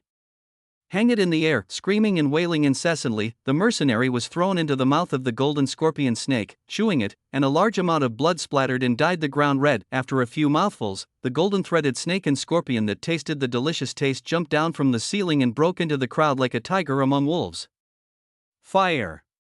The mercenaries pulled the triggers in horror, and the bullets carved small holes on the body of the scorpion. However, it was not considered a fatal injury to the golden thread snake. Instead, it completely angered the worm. One of the mercenaries was still firing, and the scorpion tail swept over him, directly blowing his head off. 2 pairs of pincers clamped a mercenary on the left and right, cutting his body into 2 pieces. Someone threw a grenade, but it couldn't really kill the golden thread snake. In the blink of an eye, 2 more mercenaries were killed. There were only 3 mercenaries left, plus Marco and Luisen. They now fully understood that they could not be opponents of the monster insects. Their way back to the elevator was blocked, and they could only flee forward in embarrassment. Behind him are the golden snakes and scorpions chasing him, and on both sides are terrifying monsters. These strange insects seem to be restrained by a strange force. They just showed their ferocious figures on both sides. When they wanted to attack, they were blocked by a layer of blue light. They roared in anger and had a fishy taste in their mouths. Their faces were sore from the wind, and their hearts were in their throats. They felt as if they had entered the world of prehistoric animals, and they were so small and fragile. A minute later, a group of people who were lucky enough to survive panicked and were blocked by a rockery. The chasing gold-threaded snake and scorpion seemed to have noticed something, and suddenly retreated inexplicably, not daring to continue chasing. At the same time, a mercenary who was leaning on the rockery suddenly felt his body shake, raised his head, and made a horrified sound. Boss, look over there. The voice was trembling with extreme fear. The group of people all turned around and saw that what they originally thought was a rockery was unfolding. It was a supergiant centipede that was tens of meters long, with hundreds of pale arms, and its body was coiled. Oh God! What the hell, how did this thing get so big? Shit, what a bullshit mission, I won't do it anymore. Are we making a movie? How can we fight such monsters? We are not superheroes. Maybe we are cannon fodder before the protagonist appears. A group of mercenaries were shocked and kept swearing. The supergiant centipede appeared in front of them. The thick carapace looked like it could not be broken by bullets, and above the centipede's head, there is another figure standing here. Marco took a closer look. It was just that they were obsessed with catching the kidnapped Su Jie. We've been waiting for you, everyone. Su Jie looked at the mercenaries with a smile on his face. The man behind Jiko Company. Marco was worried that Su Jie's behavior was too villainous. He had a bad feeling in his heart and knew that he would not be spared. He quickly turned to the headset to notify the outside sniper team. Don't waste your efforts. This place is nearly 100 meters deep from the ground, and there are shielding equipment in operation. No information can be transmitted. And the sniper team you arranged outside has now gone down to wait for you. The thousand-handed centipede under Su Jie stood up like a 7 or 8-story high-rise building. The eyelids of the group of mercenaries twitched as he watched. A mercenary accidentally pulled the trigger because of excessive nervousness. The bullet hit the thousand-handed centipede, but not even a white mark was left. At this moment, everyone felt a sense of despair enveloped their hearts. This was not an enemy they could fight against at all. End of chapter. Chapter 155 Bombing, second update. Who are you? Are you not afraid of being exposed when you study these things? Marco stared at Su Jie. Before he came over, he had no idea that he would encounter such a situation. Who can expose it, you? A smile appeared on Su Jie's lips, and pale and strange corpse hands fell from the thousand-handed centipede like a tide, and surrounded the mercenaries. Kill this monster. The mercenaries struggled to the death and opened fire with all their strength. Most of the bullets were fired at Su Jie, hoping to kill Su Jie and survive. Su Jie didn't move, and the bullet he fired had already been blocked by the Qianku and Shenbing formation before it even got close, and it couldn't even cause a rippled eye in the blink of an eye. One mercenary after another was wrapped in pale corpse hands and crushed into mangled flesh. Luisen's face was as white as paper. Seeing the corpse hand approaching, he could only open his mouth in despair, but couldn't make a sound. Then the corpse hand climbed up his body and squeezed it into pieces of flesh. Marco was also covered in corpse hands, with only one head hanging out of his body. Su Jie walked up to him slowly and said with a smile, as the head of this mercenary group, you should know a lot of important information. Ha, I know you won't tell it easily, but it doesn't matter, I will have time. I'll play with you slowly. As soon as he finished speaking, densely packed poisonous insects came out of Su Jie's sleeves and robes, and then wormed their way into Marco's mouth, eyes, ears, and other places. Marco's pupils dilated violently, and his eyes were filled with fear. He felt that his body was being bitten by thousands of insects, and he could only let out waves of screams that were not like human voices. It's 5 o'clock in the morning, more than an hour before dawn in a mountain forest in Monde City. Wang Xiaotong, Lu Canlin, and Raphael are waiting here, and another team of mercenaries also stays here. Originally, this team of mercenaries planned to arrest the top executives of Jiko Company. However, they did not see the top executives of Jiko Company for a long time. Now they can only let Marco lead the team to try to raid the Fuman breeding farm to obtain it. Hair growth puree. Inside the tent, Raphael, who had not slept all night, was waiting for Marco and the others to return. Mr. Raphael, if we get the hair growth serum, we, Linghui, only need the Chinese market, and 80% of the profits can be handed over to Aster Company. Wang Xiaotong smiled broadly, thinking about his dream of dominating China's hair growth market. Boss Wang, these matters are not something I can decide. You need to discuss it with President Poirot. Raphael's face remained calm, but he was sneering in his heart. When the hair growth essence is obtained, Wang Xiaotong will be of no use. At that time, according to President Poirot's instructions, he will silence the other party to prevent the other party from revealing today's events carelessly. As for the Chinese market, relying on the magic of hair growth puree, it can completely support new agents or directly sell it. The efficacy of this product is too overbearing, so there is no need to worry about buyers. Mr. Raphael, Marco can't be contacted. In the tent, a black mercenary named Dandy walked in, his face a little unsightly. What's the reason? Raphael suddenly stood up and looked down at his watch. According to the action plan prepared in advance, the raid would only take half an hour, but now it has been an hour since Marco and the others officially took action. Logically speaking, Marco should send back the news regardless of whether the raid mission was successful or not. Communications have been completely interrupted. It is possible that the mission failed. They were wiped out by the enemy before they could even send back the last message. Dandy's eyes were heavy and he gave his most likely guess. With the scattered armed forces of these warlords, even if Marco was discovered, a few people should be able to break out and come back. How could they be completely wiped out without any news? Raphael covered his forehead, thinking about each of Marco's missions in the past. The execution was clean and neat, and he didn't want to believe that the other party would fall into the hands of a small warlord. Although he was unwilling to believe it, his reason finally prevailed. Raphael gritted his teeth and gave the order, "Notify everyone that we will move our position and we cannot stay here any longer." Did we fail the mission? Mr. Raphael. After hearing the conversation between Dandy and Raphael, Wang Xiaotong reacted belatedly and looked at Raphael at a loss. "Yes, we must move now." After Raphael said this, he suddenly heard a strange sound in his ears. "Shell attack, lie down." Dandy's expression suddenly changed and he threw Raphael to the ground immediately afterwards. Several sharp sounds broke through the air, then the earth shook, the fire burst out, and balls of fire rose into the sky around the camp. Of the two mercenaries had no time to dodge and were hit by the shells. They were thrown several meters away and their internal organs were shattered when they fell to the ground. "Quickly retreat." Raphael stood up, and Dandy quickly directed the other mercenaries to run towards a predetermined evacuation point. Die in the darkness, a dense hail of bullets came madly, and shells continued to fall in the sky, exploding large swaths of scorched earth. When Dandy saw the scale, he knew that there were hundreds of enemies at least, which would make one's scalp numb. Although they are mercenaries, they are also retired elites of the special forces and have rich practical experience. But this isn't a movie, and they aren't Rambo, a small team capable of taking on hundreds of armed enemies. In the past, the success of missions was based on the premise of fighting the small with the small and the slow with the fast.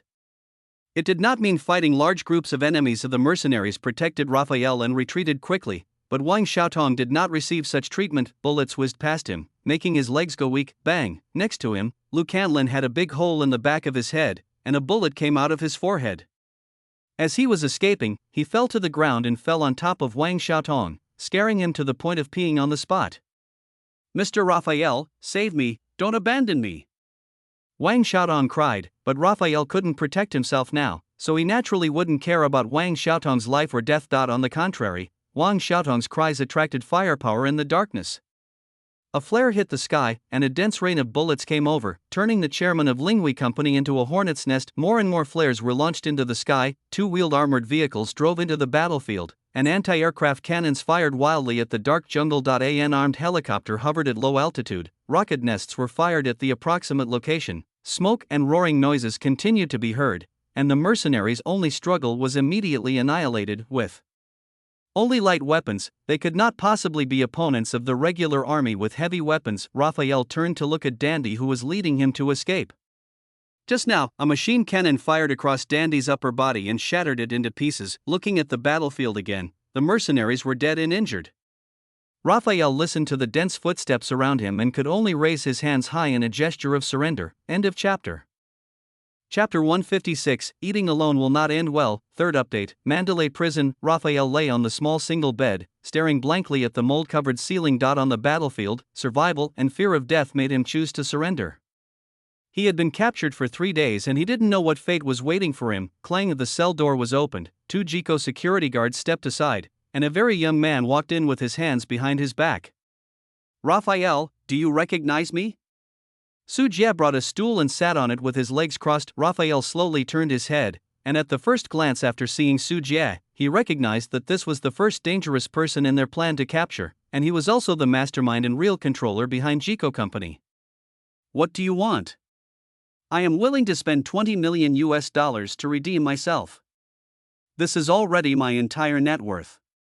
Raphael turned over and sat up, pretending to be calm and speaking. The West has always had a culture of redeeming people, and he hoped to buy his life back with money. The dignified Minister of Foreign Affairs of Aster Pharmaceuticals, the third son of the current patriarch of the Avilson family, "Your offer is a bit insincere." Su Jie smiled and revealed Raphael's true identity. The so-called Avilson family is the family behind Aster Pharmaceuticals. This family controls more than one company. The family's industries involve construction, shipbuilding, chemical industry, etc., but there is no doubt that Aster Pharmaceuticals is the most important company of this family, accounting for more than half of their assets. Raphael's face changed slightly, and he thought of something, and said, Marco told you delayed coming to see me for a few days. Maybe it was because Marco was tortured these past few days, and he couldn't hold it anymore, so he did it. Su Jie shook his head and said, You think too highly of him. Less than an hour after he was caught, he vomited out everything he knew. The main reason why I came to see you now is because I am dealing with other matters. Things are not as important to you as you think. Impossible, unless you use drugs like Veritaserum. Marco has received professional anti-torture training. How could he not last for an hour? That's something you haven't experienced before, and of course, you don't want to experience it.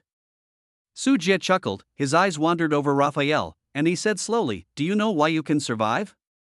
You want to use me to threaten my father, but it's useless. In my father's eyes, the interests of the family are far higher than my life. He has 17 sons and 8 daughters, and I am not missing any of them. Facing this topic, Raphael looked bitter. Maybe, but who knows if you don't try. Su Jie smiled playfully, threw out a satellite phone, and said, Call your father now. I think he won't even answer the phone.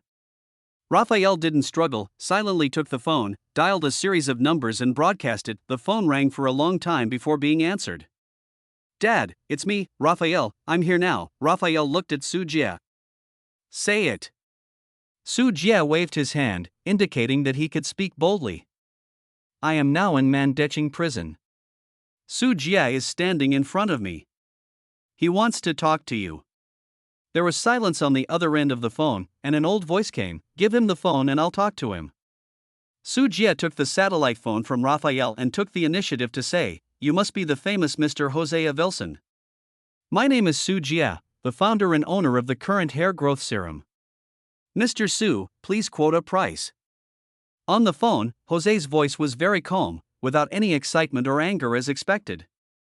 The other party may have known that Raphael's operation failed, and all the mercenaries were wiped out, falling into Su Jie's hands. Su Jie glanced at Raphael and said, Want to redeem your son? This is not easy. No, the price I mentioned refers to the hair growth serum. My son can be at your disposal. Jose's voice was extremely cold, and he was indeed, as Raphael said, an impersonal old man. This is a dilemma for me. Hair growth serum is not for sale to me. Nothing is for sale, it's just that the profit value is not enough. I'll pay $5 billion to buy out the product formula. $5 billion is too little. $8 billion. Not enough. $12 billion plus a 5% stake in Aster Pharmaceuticals, and the friendship of our Avilson family. Jose's voice changed a bit, perhaps because he felt that Su Jie was a bit too talkative. Mr. Jose, we both know the market value of the hair growth serum. The things you proposed are less than 1/10 of the actual value of the hair growth serum. There is no sincerity at all. Su Jie smiled playfully. He didn't know how to sell any hair growth serum formula, he just wanted to see how dedicated the other party was to this product. Mr. Su, the value of some things is beyond your control, and smart people will choose to let go in time. I am willing to let you share more of the benefits of the hair growth serum, either by handing over the formula, or by letting Aster Pharmaceuticals invest in Tianyuan Daily. There was a hint of threat in Jose's voice. This was a warning from a multinational pharmaceutical giant, and it was not something that ordinary people could resist. What if I said no? Su Jie raised his eyebrows. Such verbal threats were not painful to him. In this world, there will be no good end for those who eat alone. You can't swallow such huge profits. Mr. Su, you can't understand this truth when you do such a big business. Unfortunately, I have a good appetite. Until now, I have always been a solitary eater in my business. Su Jie said matter-of-factly that if he were an ordinary person without power, he would really need to share the benefits with these predators, or even get only a small share, but as the only transcendent person in Blue Star, whose great power belongs to his own existence, Su Jie has the confidence to say no. Su Jie didn't want to distribute his own benefits to others when he was eating alone. That would be a disgrace to himself as a practitioner. Besides, before he traveled back in time, he worked for capitalists, and now that he has traveled through time and space to practice cultivation, if he still bows his head to these capitals, isn't his cultivation in vain? There was silence on the other end of the phone for a while before Jose's voice came again. So we can't reach an agreement, Mr. Su, then you can just take care of yourself. After saying this, Jose hung up the phone directly. TSK, it seems that your father really doesn't care about you. He has never cared about you from the beginning to the end. Su Jie put down the satellite phone, looked at Raphael and said this. I am no longer of use to you, are you going to execute me? Raphael closed his eyes silently, as if he had already seen his ending. Whether it is useful or not is not up to you. Just stay well.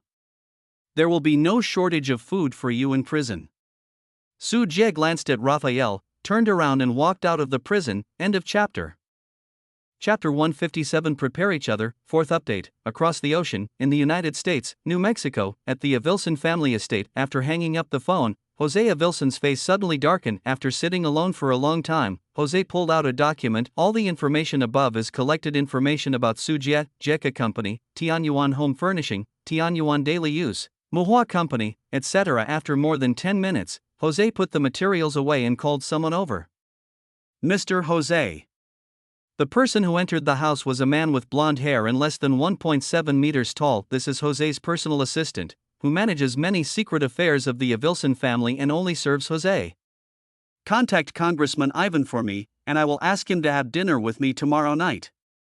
In addition, let the company's public relations department get started and go to Southeast Asia for sports.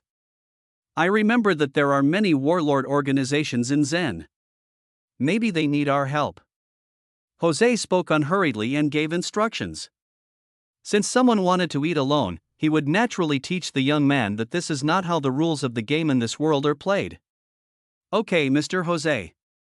The assistant nodded and took note, hesitated for a moment, and said, Mr. Jose, regarding the information about Raphael, Ms. Melissa Dogan heard the news from somewhere, and is still making trouble now, asking you. Don't worry, her son is dead. Jose interrupted the assistant's words coldly, without any warmth on his face, as if Raphael was not his son. The assistant lowered his head, not daring to say more, and hurriedly exited the other side. After being released from prison, Su Jie returned to the conference room of the headquarters building of Jieka Company. Lu Yingying and Chen Yaoguang are already waiting here. Listen to this recording first. Su Jie inserted the USB flash drive into the computer and played the previous conversation with Jose Avilson. After listening to the entire conversation, both Lu Yingying and Chen Yaoguang looked worried. What do you think? Su Jie glanced at the two of them and asked them what they thought. Well, I think Aster Pharmaceuticals will definitely take action to hit our business, but I don't know where they will start. Chen Yaoguang frowned, a little embarrassed. He is good at raising insects, but when it comes to business competition, intrigues, etc., it is making things difficult for him. Yingying, what about you? Su Jie looked at Lu Yingying again. Lu Yingying thought for a while and then said, our Tianyuan hair growth serum will be launched overseas soon. The United States is our important sales place. The other party may make a fuss about this. Tianyuan hair growth serum is sold overseas, which is not our territory. The other party may indeed make a fuss. Su Jie nodded. Aster Pharmaceuticals ranks 7th among global pharmaceutical companies and is a local company in the United States. If the other party wants to target Tianyuan hair growth liquid, it will be really difficult to deal with it.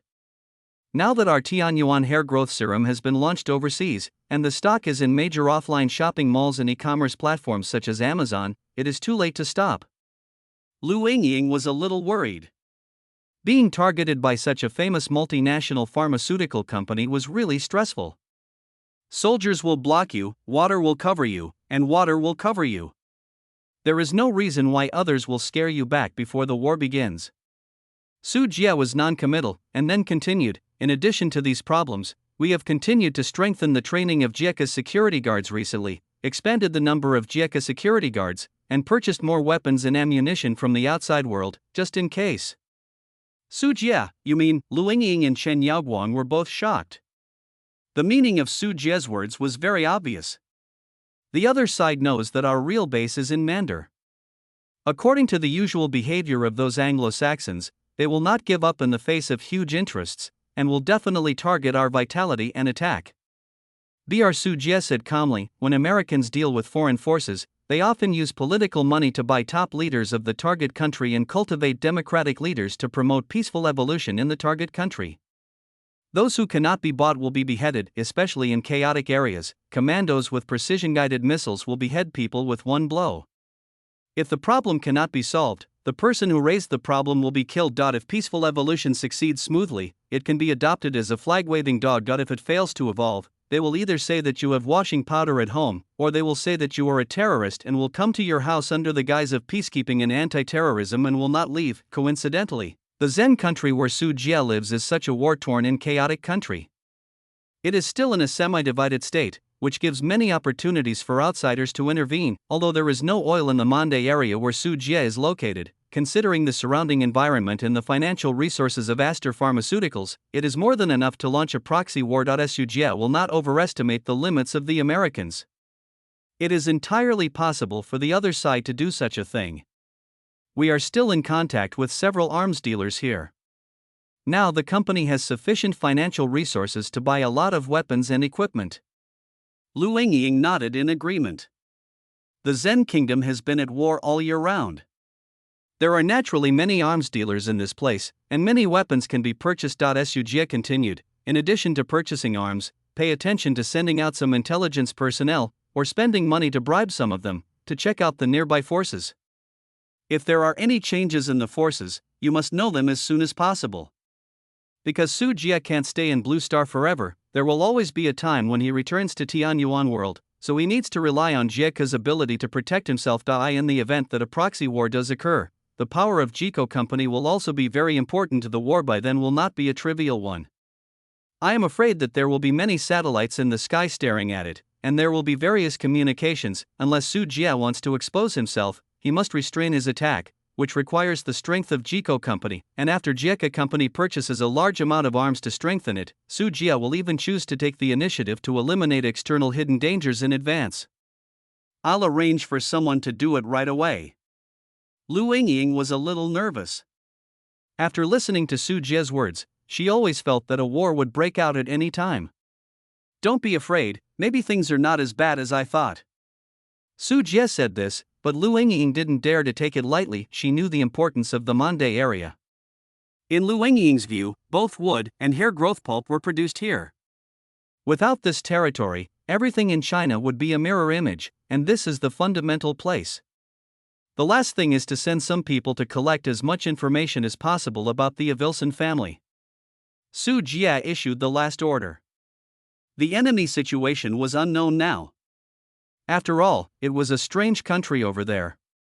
Su Jie was not sure that he could wipe out all the Avilson family members.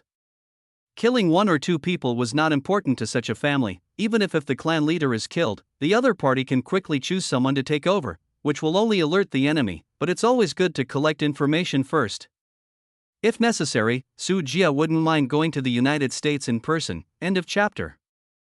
Chapter 158 Hair Growth Solution is launched overseas, 5 updates, 10,000 words. Please subscribe. America, Los Angeles, the second largest city in the United States, has a prosperous industrial and commercial environment. Disney, Hollywood, and Universal Studios are all located here. It is one of the world's important industrial and commercial, international trade, science, education, entertainment and sports centers. Los Angeles is also known as the City of Celebrities because many business celebrities gather in this city. This time in Los Angeles, in an indoor green screen studio, with the director's call. Today's filming finally ended. Mike wiped the sweat from his forehead, picked up the mineral water bottle and drank half of it. After taking a breath, Mike took off the wig patch on his forehead. Due to the heat, there was a layer of water stains on it when it was pulled off. Mike is a model and is currently a well-known actor. He has appeared in supporting roles in some popular dramas. This time he is starring in a TV series and his career is on the rise. Mike, come here. The director who had originally called it a day suddenly called him. Mike didn't dare to delay, so he quickly got up and walked over. Director, what went wrong with the finished film? Mike asked carefully. He cherished this hard-won opportunity, for fear that something would go wrong and the hero would fly away. The director looked at the top of his head, shook his head and said, during the filming just now, your wig was a little unnatural. The wig patch on the right forehead fell off and became loose. How did the makeup artist deal with it for you? I will definitely pay attention next time. Mike subconsciously touched his head, feeling very embarrassed. If there is anything bothering Mike recently, it is that he suffers from hair loss. Originally, this was not a big deal. Europeans and Americans have the highest probability of suffering from hair loss among all races. Older Europeans and Americans, especially men, are generally troubled by hair loss. Mike began to lose his hair a year ago, and the hair loss was extremely rapid from the beginning. He tried various medications and hair transplants, but none of them worked. Unfortunately, for the TV series being filmed this time, the male protagonist's hairstyle is extremely exaggerated.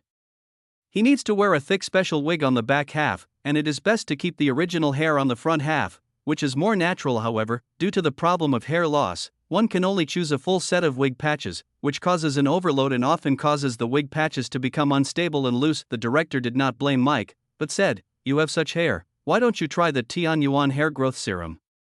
Tian Yuan hair growth serum, what is that? Mike was stunned. This was the first time he heard this name. Don't you know? Many people in the circle are using it recently. This is a mysterious ancient Chinese medicine formula from the East. It has a very strong hair growth effect. I have a friend who is balding. I saw with my own eyes that he grew hair in a week. Hair. As the director said this, he took out his mobile phone, rummaged through it, and opened the news on Tyke. That was a tweet sent by the famous Prince William of the British Empire.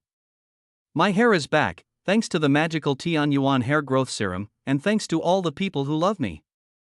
The likes below have exceeded 500,000, and a large number of netizens have commented below, "What is this, God? Have you manifested your spirit?" The prince's hair was actually cured. My dad uses this product. You won't believe it when I tell you. It only cost $159. Within a week, the hair on my dad's bald head grew out. My boyfriend also suffered from hair loss. I was planning to break up with him because his hair loss caused his appearance to decline too much. Fortunately, Tian Yuan hair growth serum saved my boyfriend's hair and my love. This is an advertisement, right? How much does Prince William charge?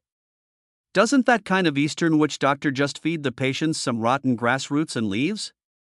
How could it have such an effect?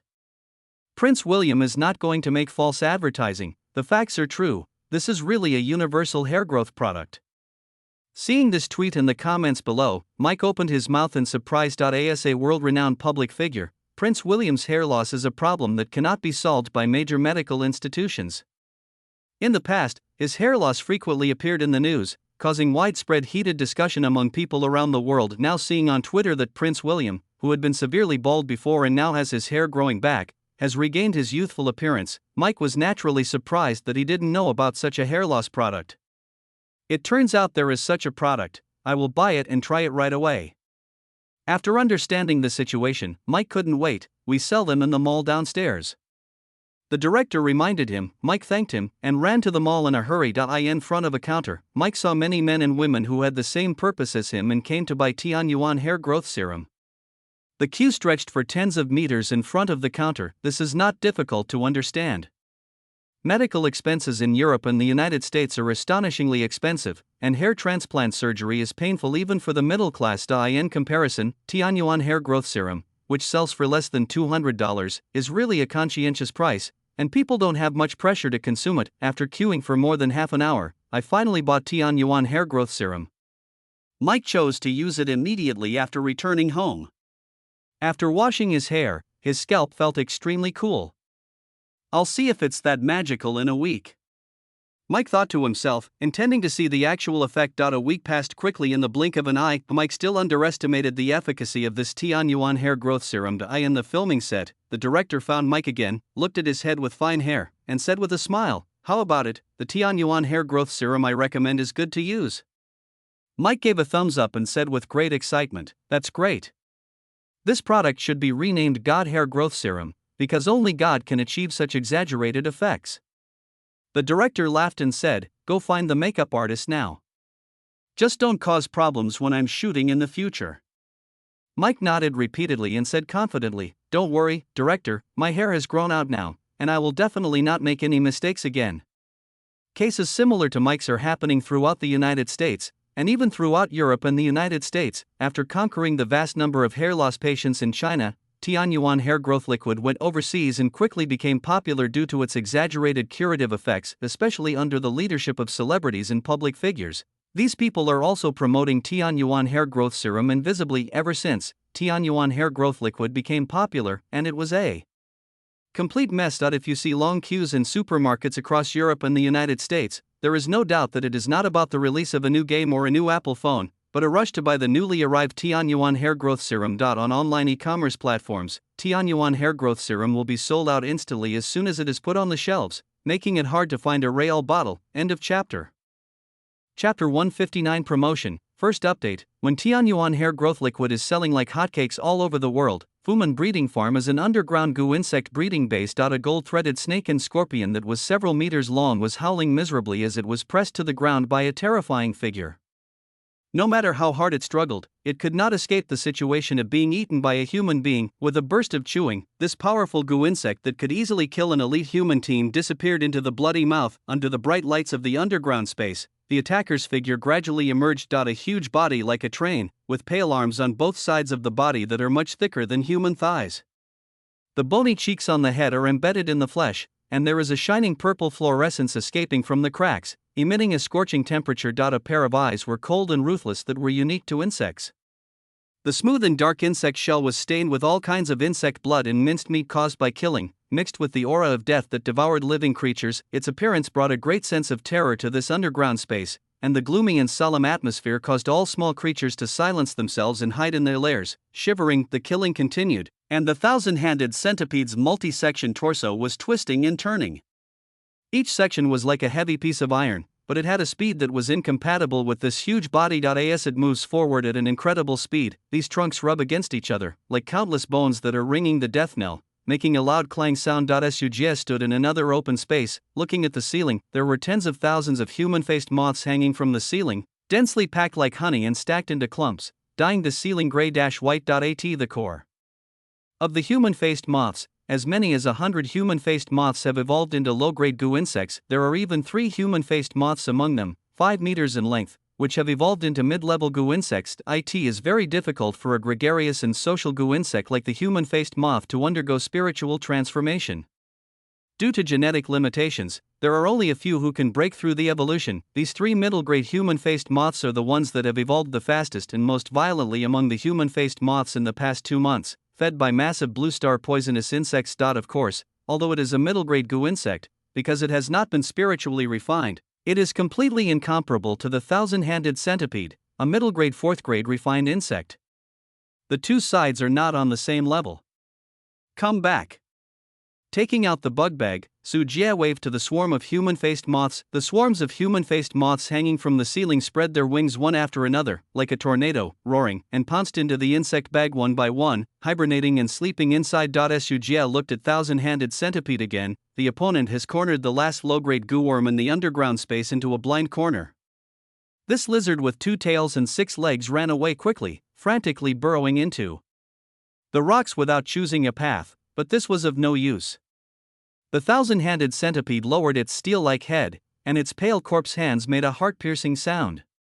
It instantly smashed the rocks and the low-grade goo insect lizards into powder, and then swallowed all the meat and gravel into its mouth.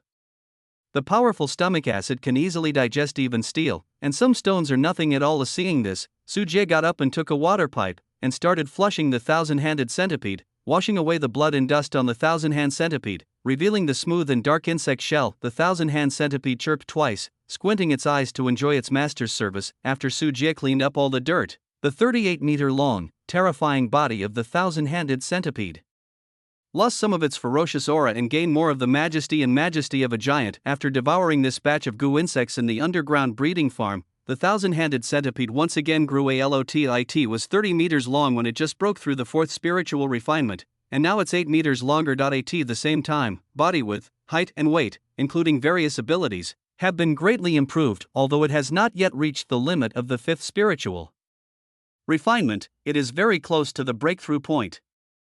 If you do this 1 or 2 more times, you should be able to break through and become a middle-grade 5th refined goo insect. Su Jie took out another insect bag and put a new batch of low-grade goo insects brought from Tianyuan world into the underground breeding base, waiting for them to grow into low-grade goo insects before bringing thousand-handed centipedes to harvest. After doing all this, Su Jie put away the thousand-handed centipede, opened the ancient mirror, and returned to the Tianyuan world, Ghost Ridge Palace. After handling all the matters related to Blue Star and successfully completing the overseas launch of Tianyuan hair growth liquid, Su Jie returned to Guiling Palace because news has come from Ning Xinyue's side. The location of the exotic treasure is known to I. In the study of the Su Mansion, Su Jie and Ning Xinyue sat opposite each other. You are sure this is the direction? Looking at the location of the exotic treasure given by Ning Xinyue, Su Jie's tone was a little tangled. I have worked hard for 2 months and invested a large amount of spiritual stones. I will never make a mistake. Ning Xinyue pointed to the Tianqi Bagua disk, which showed the shadow of mountains and rivers, and a group of purple clouds floating on a mountain peak. The problem is, this place is not easy to get to. Su Jie rubbed his eyebrows and explained the difficulties involved. This mountain peak is called Yingfeng Mountain. There is a green lotus pond at the foot of the mountain.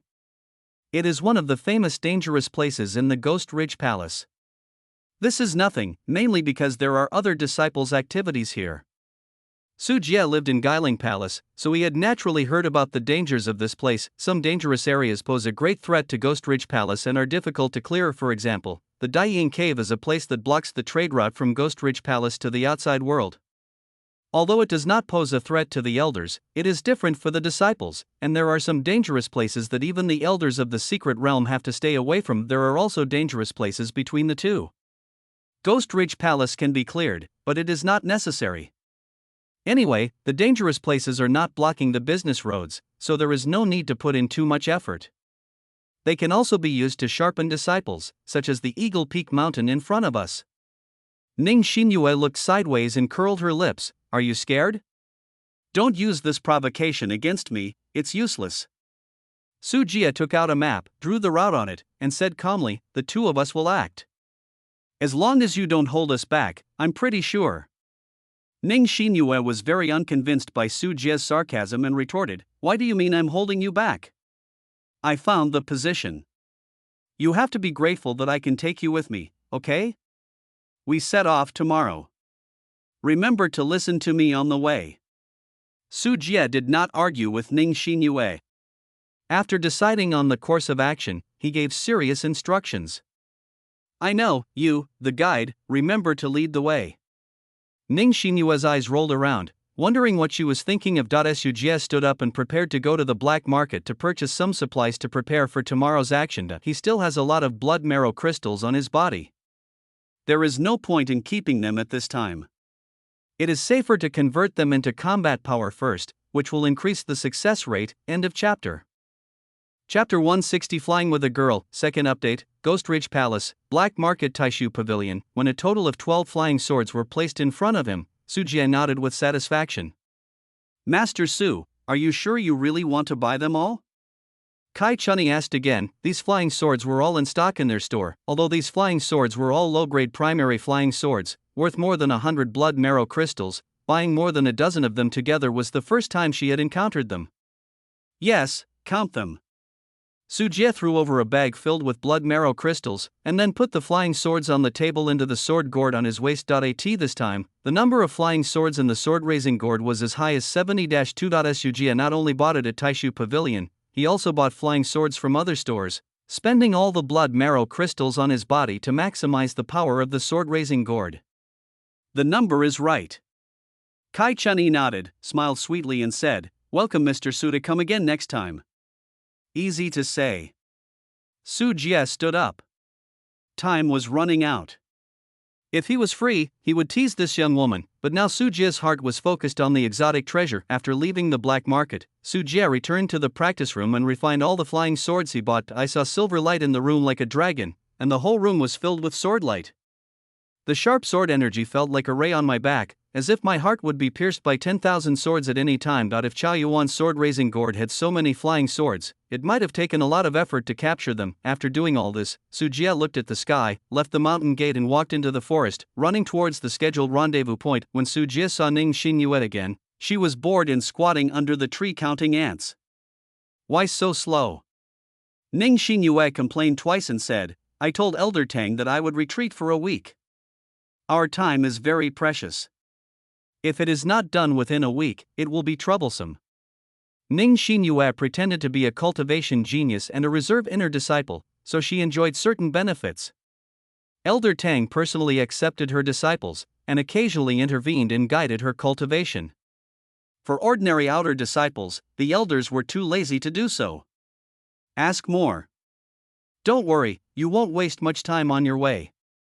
Su Jie summoned the thousand-handed centipede from his sleeve robe. This place was far away from the mountain gate of Ghost Ridge Palace and could not be scanned by the elder's spiritual consciousness.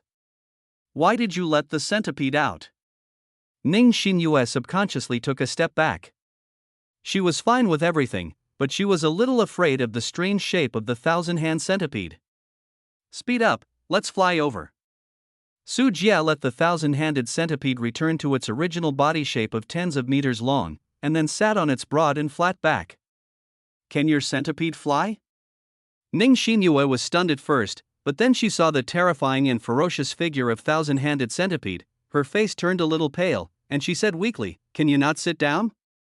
Su Jie didn't say anything, but just raised his fingers to signal the other party to come up. Ning Xinyue moved slowly and stiffly. At this time, she didn't say anything and raced against time. The thousand-handed centipede tilted its head and looked at Ning Xinyue.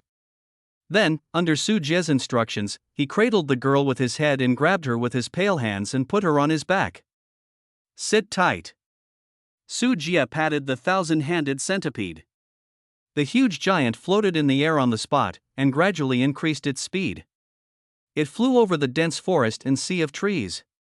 The green sea-like crown of the dense forest was blown to both sides by the wind pressure. Good and fast. Ning Xinyue opened her eyes wide and held onto her messed-up hair. Her voice was difficult to hear in the strong wind. "Shao Qianpai Express Flying Train, that's a joke on you." Su Jie said something that Ning Xinyue couldn't understand, then walked to the thousand-handed centipede's head, took out the map, compared it and flew towards Yingfeng Mountain. "What a big bug." Carefully touching the cold and smooth insect shell, Ning Xinyue stuck out her tongue and looked at the dense forest below, feeling the convenience brought by the thousand-handed centipede. Without this goo-worm, it would have taken a whole day to reach Yingfeng Mountain with only 2 legs, but if you fly there, it will only take less than an hour. The thousand-handed centipede flew rapidly. Its huge size, and the aura of the middle-grade 4th refined goo insect, frightened the animals below. Even demons and spiritual beasts will mostly choose to stay away when they see thousand-handed centipede. Su Jie once saw a strange ghost in the forest, and this ferocious creature was moving away quickly. However, the thousand-armed centipede's flight is still too blatant. There are always some powerful demons who are not afraid of the thousand-armed centipede's existence. The thousand-handed centipede suddenly changed course while flying and flew out in a C-shaped arc in the air. Ning Xinyue was not aware of it for a moment and was almost thrown off the insect's back. She hurriedly grabbed the thousand-handed centipede's joints to stabilize her body, and on the road that thousand-handed centipede was originally heading straight forward, a huge demon was dancing with its huge wings and was chasing after it quickly. This is a demon that is larger than a thousand-handed centipede. Its rough skin is covered with light green scales. Its blood-colored eyes reveal wildness and violence, and its rich murderous aura makes people shudder. The black-scale bloodbat demon of Yunling realm. "Xiaoqian, please fly faster." Su Jie turned back to look at the demon. This kind of demon has reached the top level of Yunling realm when it reaches adulthood. There have been cases in Guiling Palace of directly devouring disciples on the 9th or even 10th level of Yunling realm. Although Su Jie felt that he might not be able to do so. Fight, but now is obviously not the time to delay. The thousand-handed centipede sped up, and the black-scaled bloodbat demon behind flapped its wings and chased it for dozens of kilometers. When it found that the distance was not closing, it roared unwillingly and got back into the forest. This is the demon. There are a large number of demons in the Ghost Ridge Palace area. Demons and spiritual beasts are actually similar. they both refer to animals that absorb the essence of the sun and the moon and breathe out spiritual energy for cultivation. It's just that the former likes to absorb the turbid energy of the earth's veins for cultivation, and has a more violent and ferocious temperament, while the latter likes to absorb spiritual energy and has a gentler temperament. It's a risk, it's a risk. Ning Xinyue patted her chest, and she didn't know whether it meant that she almost fell down, or she was referring to the black-scaled bloodbat demon.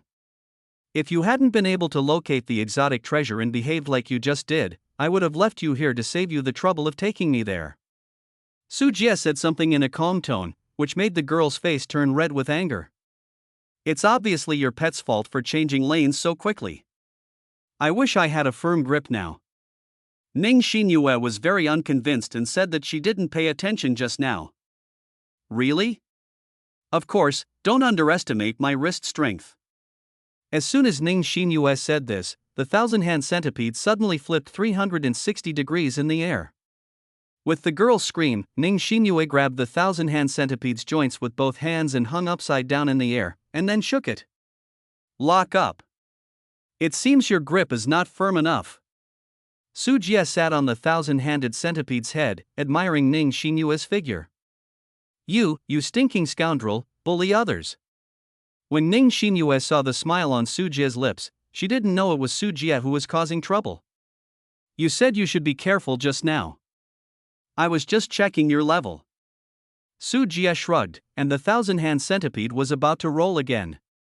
Ning Xinyue was so frightened that she took out a rope from her storage bag, tied one end to her waist, and the other to the protrusions of the thousand-hand centipede's limbs.